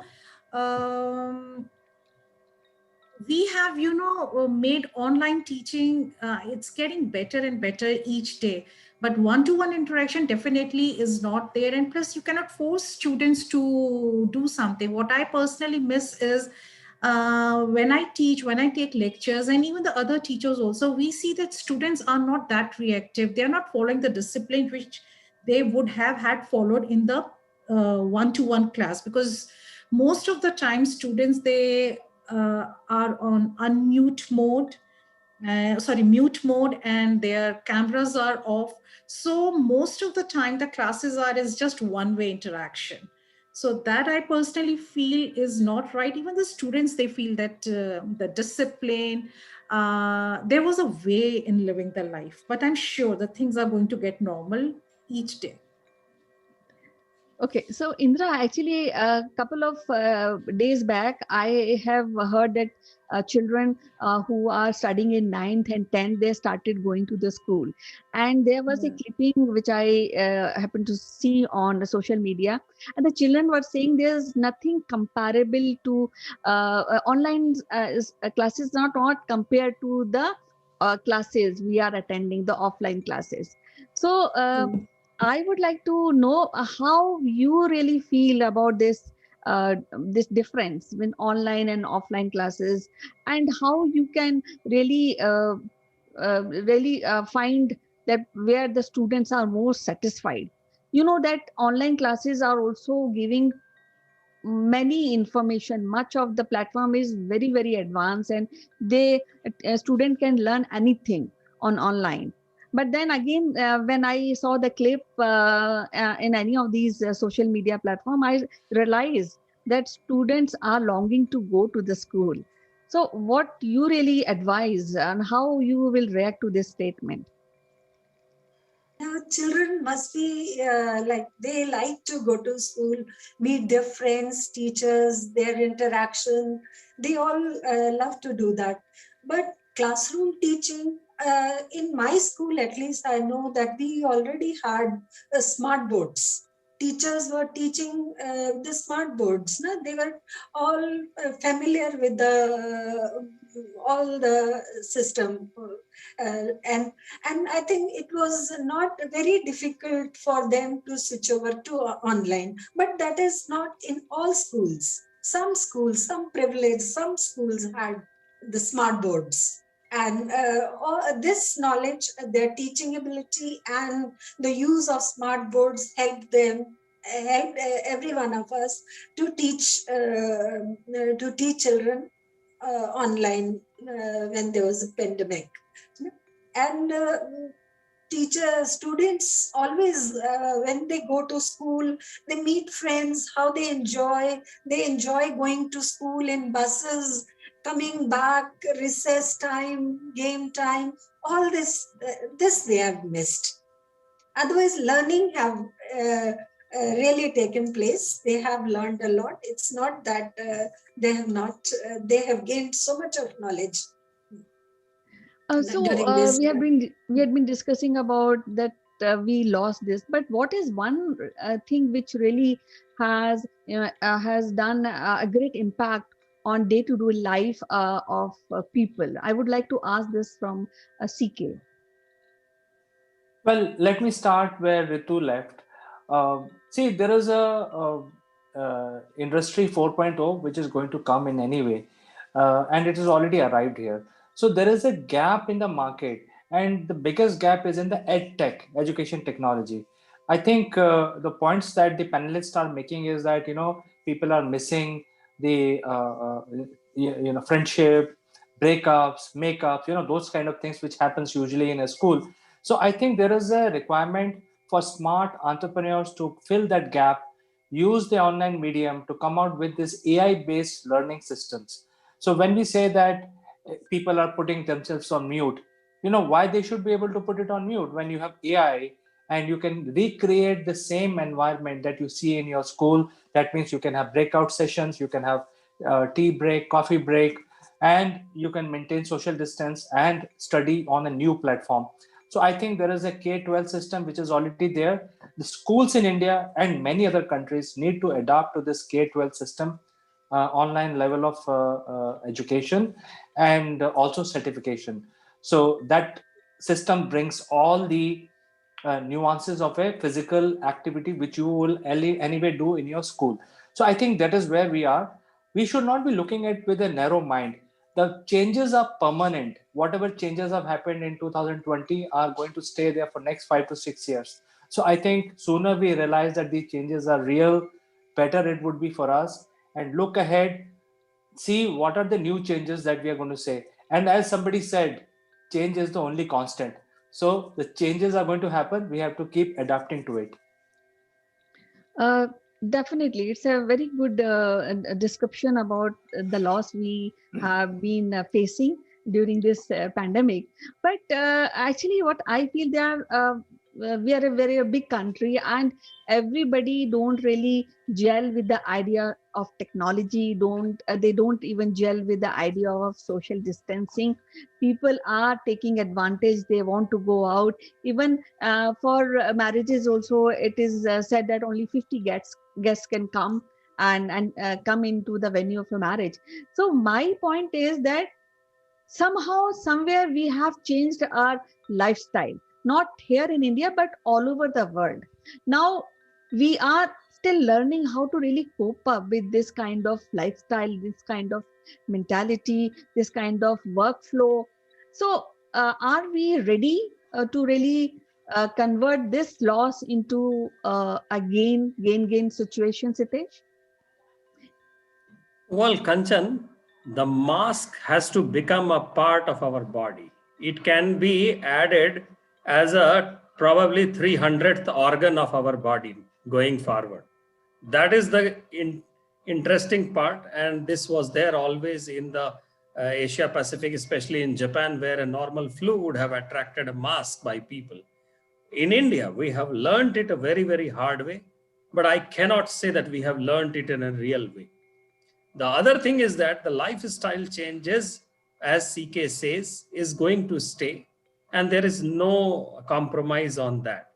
How much we can compromise and how much we can bring back the great glorious days pre-pandemic times, I really want to see or feel that. What I also understand is the lifestyle of this is not a guarantee for another pandemic. As we are seeing, new strains are coming, and we are also seeing that there could be another more potent, more fatal pandemics, which are generally recurring after every 100 years. So 100 years is far enough for all of us here on this day today. But the new strains are possible. And we really don't know what is happening in those labs, wherever they are, whether it is in any country. Who is looking at the compliance of those? And why the data is not coming out? Why Dr. Fauci from US had to cut away from his government standpoint and make his own channel of communication? That is a great example. Another thing that I really try to despise is one side of people says that this pandemic has taught all of us that the good old days of living, having home food and healthy living, healthy habits, and all such, so much of knowledge or gyan that has passed through last year in 2020. The other side says that, did we really need to go through this kind of a wretched virus to feel this? I don't think so. Greta Thunberg said, this is a Earth's way of healing. But did we really need to go through that? I don't agree with Greta.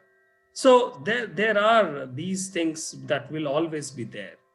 But from a corporate perspective, as everybody here in the panel says that children are missing this, I must tell you, I am missing going to office, because the real productivity gain is there for the office. While sitting at home, I can do a lot of things that are my own choice. But from a working perspective, it is very important to be in office, to feel the culture and to enhance it. That's what I feel. Yes, CK also wants to add something on this comment. Yes, CK. Yes, Satish, I fully agree with you. And when I was in Africa, we had limited transportation. I mean, we had to keep our own cars and drivers, and many times you had to work from your apartments. So, what I used to do is dress up in the morning, wear a suit, because you never know, when you will be called for a meeting, and continue working from your home till the time you're going out. So I think the whole point is that it's in your mind. So what is happening today is that 20 years back I was in an extraordinary situation where I had to dress up and feel like as if I'm working from an office although I'm at home.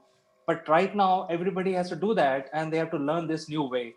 And Kanchan mentioned about entertainment, joining birthday parties. I think there are enough facility available where you can do karaoke. In fact, many of my friends are celebrating using karaoke's and things like that. And Siddesh, you mentioned about office. There are virtual office products available today where you can actually create a virtual official environment. What is missing is for the children, because the school fraternity has not woken up to the reality. They are still going in the old way. I can show the teacher in front of the camera, 40 people will tune into that stream, and then they will do whatever they want. They can mute their camera, they can mute their microphone, etc. I think the innovation is waiting to happen. I'm sure somebody like Byju's will come up with a very advanced AI based learning system, and all of these schools will be out of the business very soon. So the whole evolution method is either you evolve or you perish. I think this is the biggest learning we have from this pandemic. We need to evolve with the changes because these changes are permanent. It is starting the gig economy. Next 21, 22, 23 will be the year of online workers. 50% of the workforce will be available online. There is no need to go to office. Google has already announced for 3 years they will not be calling their employees to office. So I think it's a reality in front of our own eyes. How can we deny it? Yes, very well said, CK. But the thing is that we have lost something. What we have lost is that we had been living in a it is like living a pattern of life which we are missing, and we are learning day by day, going through that pattern. I would like to summarize what we have discussed today. First is social distancing, which we are really doing online. We have as Ritu said, that we have some problems like students are not as disciplined as they are in an offline mode. Like Indra said, that social distancing has created a havoc in among children, and of course our among parents also, because they don't have a free time for themselves, because earlier children used to go out and they can manage their timetable accordingly. Like Sitesh said, that things were already there. There are some missing aspect of living life, like going to the office, but then CK said we can counter, we have everything available. So I think to summarize this discussion is that yes, pandemic will remain, the effect of pandemic will remain nearly for 3-4 years more, and we have to accustom with the change. And I think that change, whatever we have lost, I think there it should be converted into positive vibes, and we should evolve. This is a great time to evolve ourselves, evolve the way of we are living, and of course, relationship also need a little evolution. So it was lovely talking to you, all of you. Thanks for joining on this important discussion. Till next time we meet. Bye bye. Bye bye. Thank you. Thank you, Kanchan. Thank you, Kanchan. Have a Thank you, great day. Kanchan. Thank you. Thank you. Bye bye. Thank you.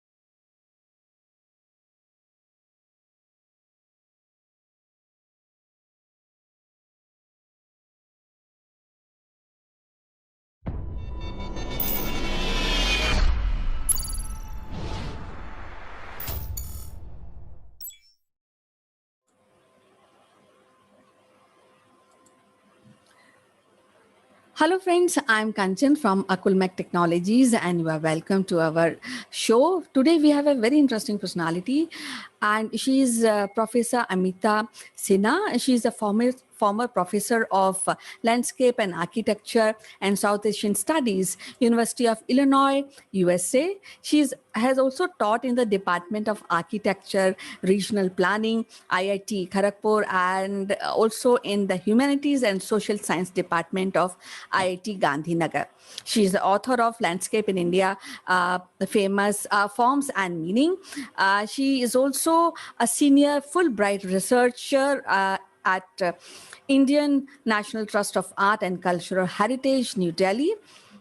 She is also a recipient of Fulbright Nehru Academic and Professional Excellence Award Fellowship in 2018 and 19. So without wasting any time further, I would like to welcome Professor Amita Sinha in our show. Welcome to the show, ma'am. How are you today?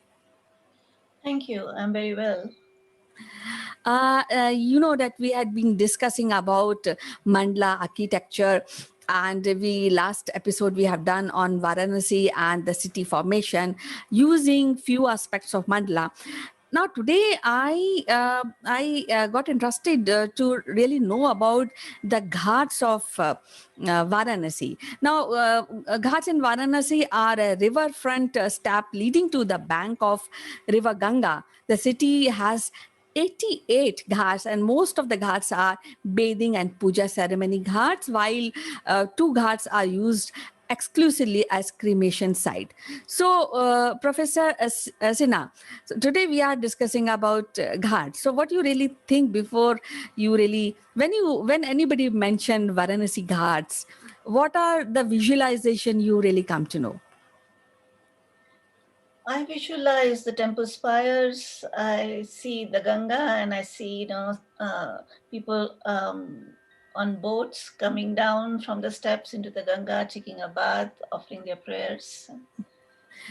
Yes, actually, whenever we talk about Varanasi and its ghat, so many Indians, especially who wish to go to Varanasi and they want to do a holy dip in the river. So I would like to ask you, the ghats of Varanasi are very, very famous. So what is their function? Yes. Well, as you can see in this image, they stretch for 6.8 kilometers. and temple spires, sandstone palace buildings, boats. So they stretch on and on. So these are the most magnificent and longest stretch of ghats in the Indian subcontinent. The function of the ghats, as you know, is to take people down to the river. And the river does not have the same level. As you know, during the monsoon season, the river really rises up. And during the dry season, the river the level falls down.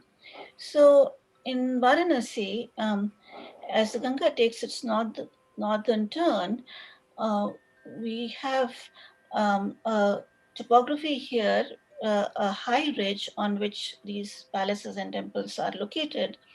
And to get down from that high ridge into the water, the ghats, which probably were just a kacha embankment 700 or 800 years ago, then began to be clad in stone, and slowly, the ghats evolved. And yes, as you said, there are about 88 ghats. Many of the ghats have been are very old, and some of them have been divided and subdivided.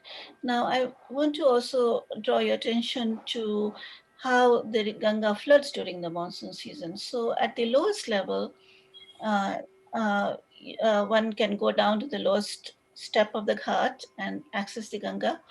As the Ganga rises, activities shift to a higher level. And during the 100-year flood, actually, Ganga submerges not only the entire stretch of ghats, but also part of the city itself. So if the ghats had not been there, I think access to Ganga would have been very difficult. And the way the levels of the ghats work is with the different levels of Ganga rising and falling. And here in these photographs taken of Assi Ghat, we can see how the river during the monsoon season has completely covered this landing, and during the winter season, it has receded.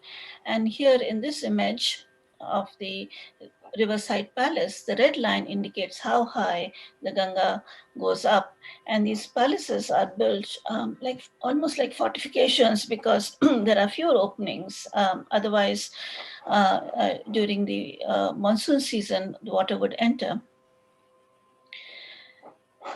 Now, the ghats are on the western edge, and so one can pray to Surya as the sun rises. And in fact, a lot of devotees get very early in the morning from the old city before 4 o'clock, 4 a.m., and they find themselves on the ghats as the sun rises, and they do Surya Namaskar.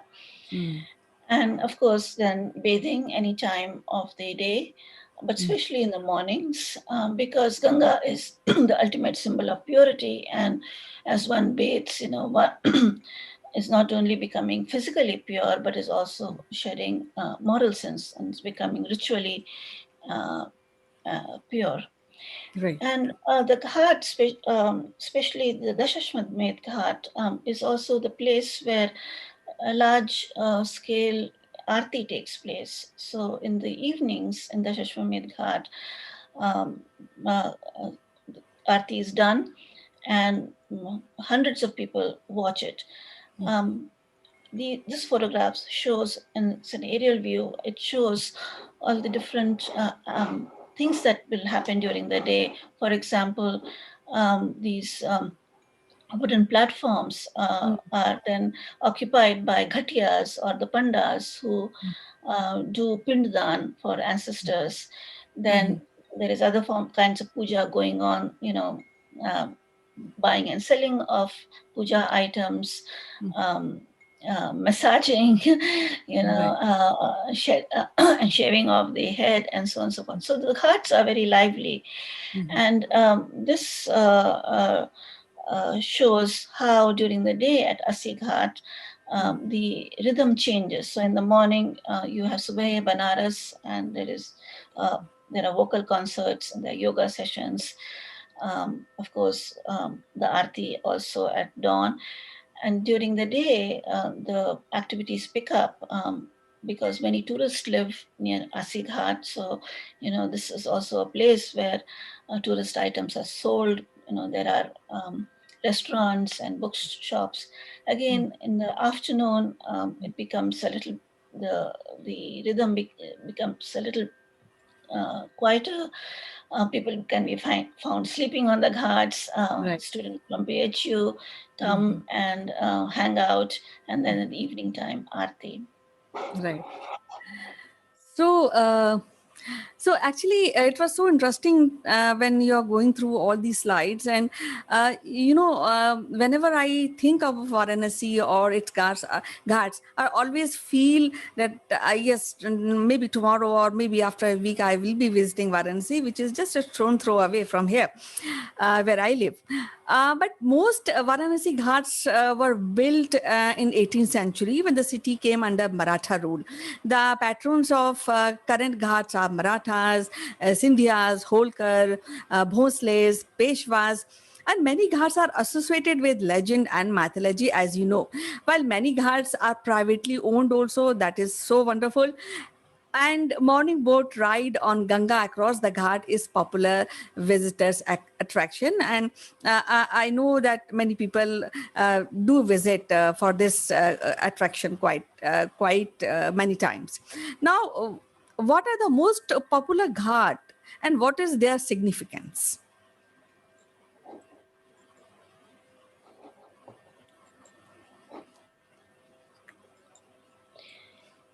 Well, if you can think of the Ganga riverfront at Varanasi in the form of a Vastu Purush Mandal, so here we have the spirit of the site, Purusha, and think of his spine as the Ganga rising through the spine as the Kundalini, and these would be the chakras through which it rises.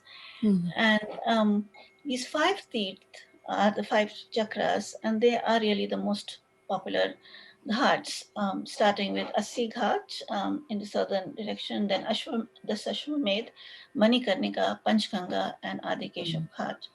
And here in this collage, each ghat has been associated with the essential constituent of all matter, the Panch Mahabhut. So wind is associated with Asi Ghat, ether with the Shashwamedh, fire with Manikarnika. Manikarnika is always burning, water with Panchganga, where 5 forms of the Ganga converge, and Adikeshav with earth. And when we mapped the riverfront, as you can see, the city stretches behind the ghats, and within the 300-meter zone, the mapping shows actually that these 5 ghats are important because there is a convergence or a confluence of streams. And as we know in Hindu thinking, whenever 2 rivers merge, that becomes a very holy spot. So at Asi Ghat, there is Asi Nala and Ganga, and at Varna river and Ganga meet, and this is where the Adikeshav Ghat is. Now, these other 3 ghats, the streams have disappeared, but once upon a time, there were streams. So at Panchganga Ghat, for example, Ganga, Yamuna, and Saraswati are there symbolically, as well as Kirana and Dhutpapa. And they are no longer there actually, but they are represented symbolically in one kund and in sculptures. Similarly, at Dashashwamedh Ghat, there is no river right now, but once upon a time, there used to be a stream called Gaudalia stream, which was probably named after river Godavari. And it drained the area from upper Varanasi. And so this convergence of Godalia and river Ganga is then again a very sacred space, and it becomes the Dashashwamedh Ghat. And Kedar Ghat, we've not been really able to find any convergence of streams, but I think, as we had discussed last time, there were many water bodies where the city is now. And so these water bodies were the most ancient sites of ashrams and worship.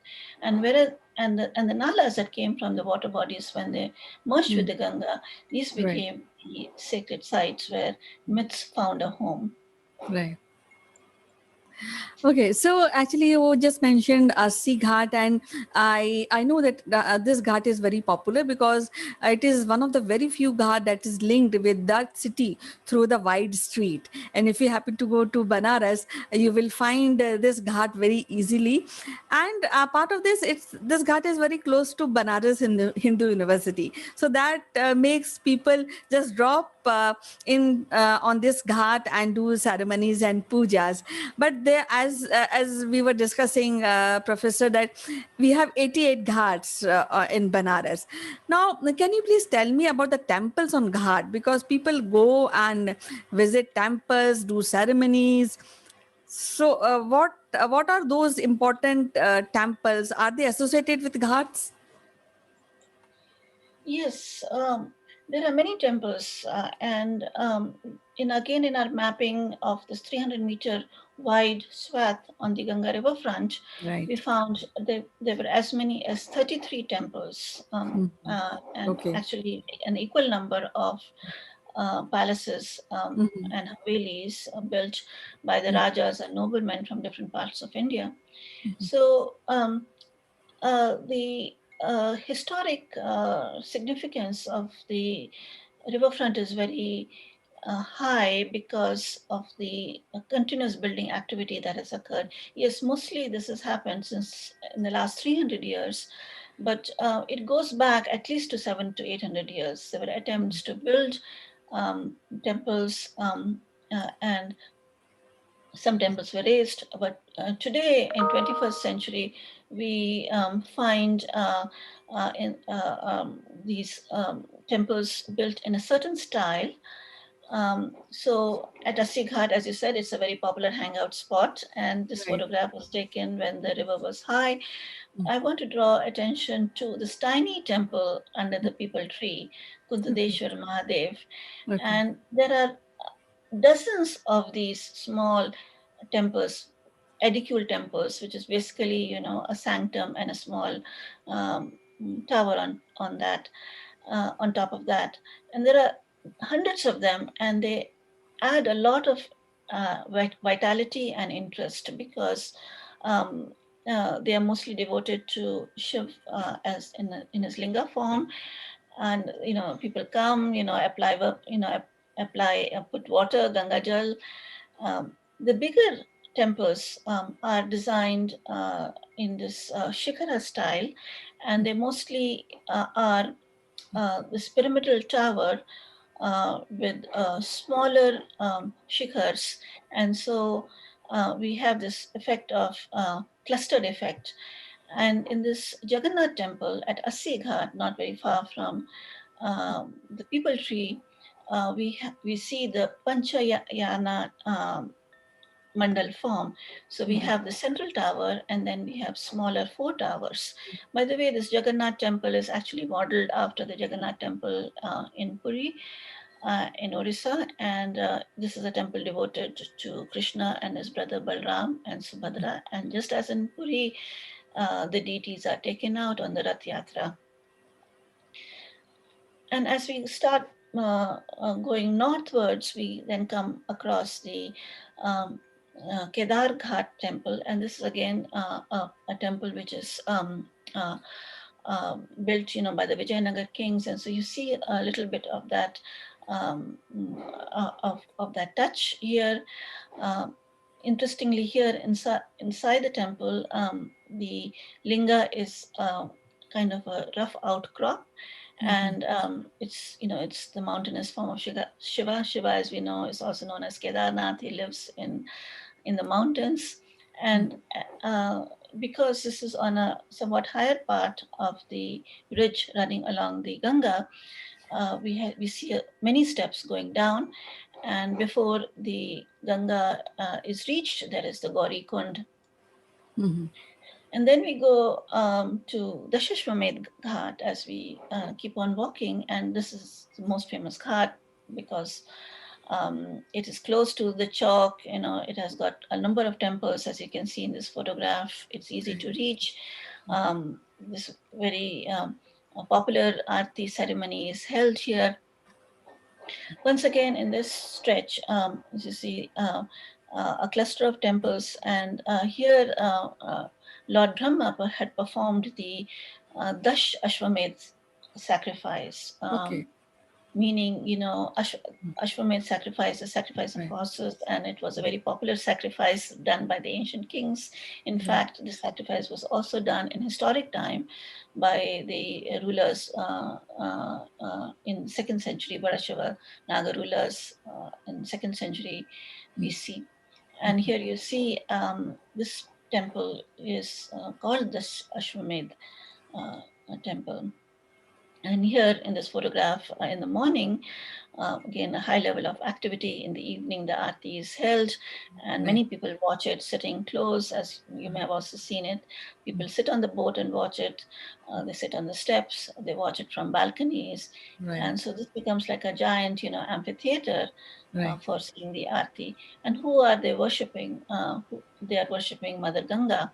So they're worshipping the phenomenal form of Ganga, Ganga in a liquid form as liquid Shakti, but they're also worshipping Ganga as in the anthropomorphic form. This small shrine is located on the steps.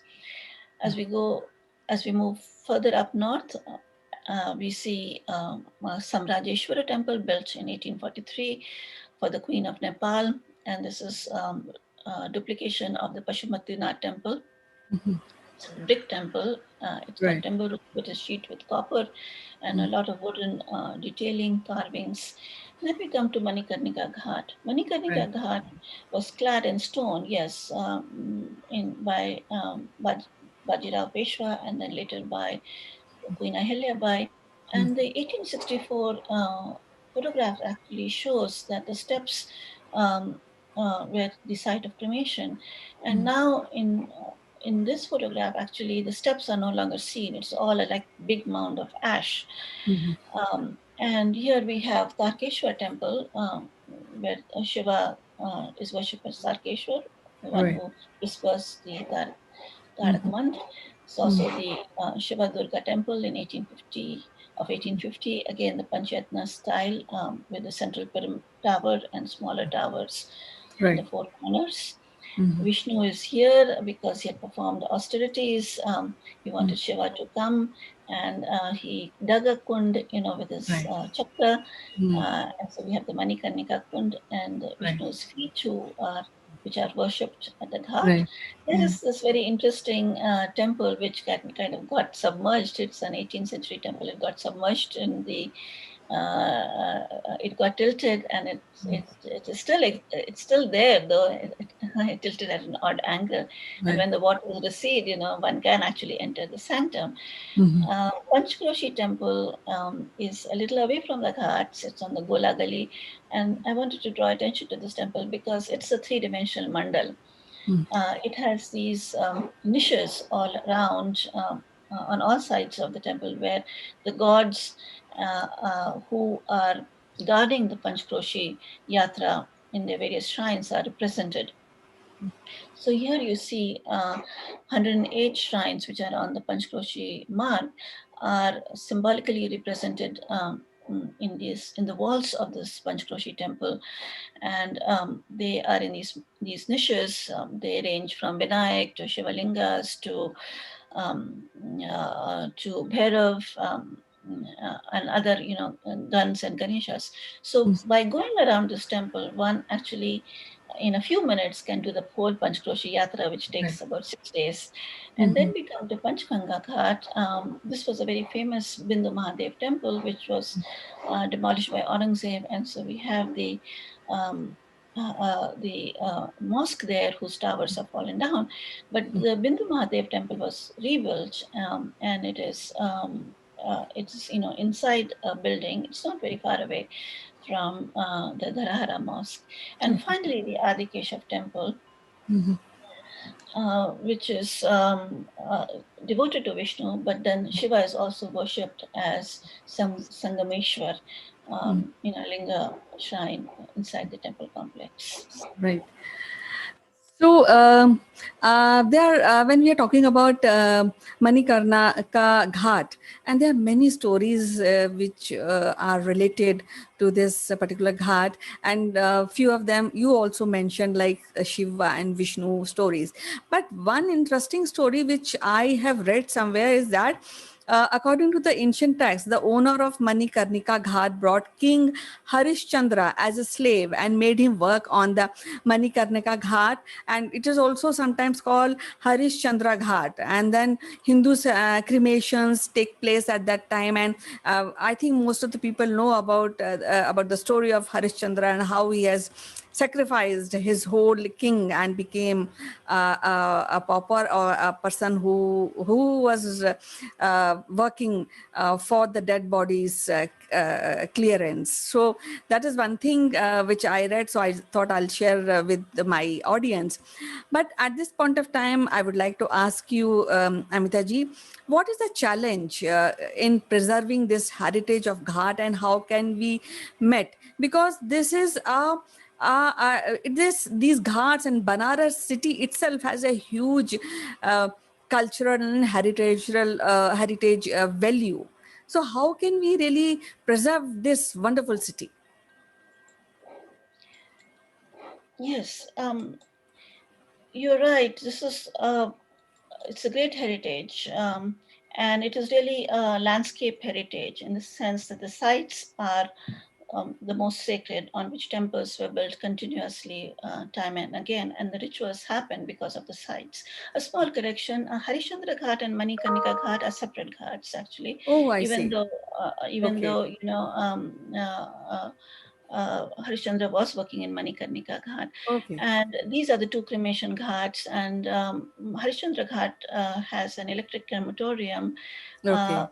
Manikarnika Ghat, however, receives far more cremations. About 28,000 bodies are burnt every year. Oh, okay. So now what has happened is that pilgrimages increase. The number of bodies, that have cremated are quite a lot, and this adds, to Ganga's pollution. For example, as we saw in Manikarnika Ghat, there is so much ash there that the steps have disappeared altogether. Okay. Plus, the pollutants, the wastewater, the grey water from the old city finds itself, into the Ganga. Right. So many pilgrims, as many as 100,000 devotees, Right. are on the ghats on Mahashivratri and at Kartik Purnima. So Right. imagine the amount of waste that is generated as a result of all of these activities, and Right. as also because of the residents of the old city and its lack of sanitary system. So you've asked a very important question. How do we preserve this heritage? We preserve this heritage if we can conserve the ghats, which means that this has to be a resilient landscape. First of all, that is, when the Ganga floods, it should be allowed to spread on the opposite bank also. So which means there should be no sand mining on the opposite bank. So then the Ganga can deposit some of the silt, and that way the force of the Ganga will not be on the ghats, which are about they go back to 700 years, and they're kind of fragile. The second point is that no more buildings should be erected on the ghats. Instead of having, more and more buildings, I think, because the activities are changing from season to season and during the day also. So all the new infrastructure should be in the form of kinetic architecture. That is, that could be folded up and then can be reinstalled. Ghats face east, so they're always bathed in sunlight. There is plenty of sunshine on the ghats, and we should use the solar energy Right. for all the activities that happen. There's also a lot of cooking, plus, we can use solar energy for the lighting of the ghats at night time. And finally, waste should be seen as a resource. That means it can be recycled. The puja items can be recycled. There can be composting pits. There can be gardens, in the silt bed that would use the biodegradable waste as fertilizer. And the resource, using waste as a resource means that the community can also be engaged in in this activity. And that way, the pollution in Ganga would be lessened, the local point source pollution. And Ganga, we hope, will be once again pure as we want it to be. Right. I hope your suggestions are being heard by decision maker who are still making city beautiful, and I think lately they are working on these thing, but I think that these are the very, very good suggestions. And I think people are, of course, not the decision maker, but people at large should understand the value of the city, the heritage, and we have to preserve it in for our children for a long years to go. So we need a good plan for preservation of Banaras Ghat and Banaras city. It was so wonderful to talk to you today and learn so much about conservation, about the temples, about the ghat and their stories. So thank you very much, Professor Amita Sinha. We'll be meeting again with some other interesting topic. Till then, bye-bye, take care. Thank you for inviting me. It's a pleasure, ma'am.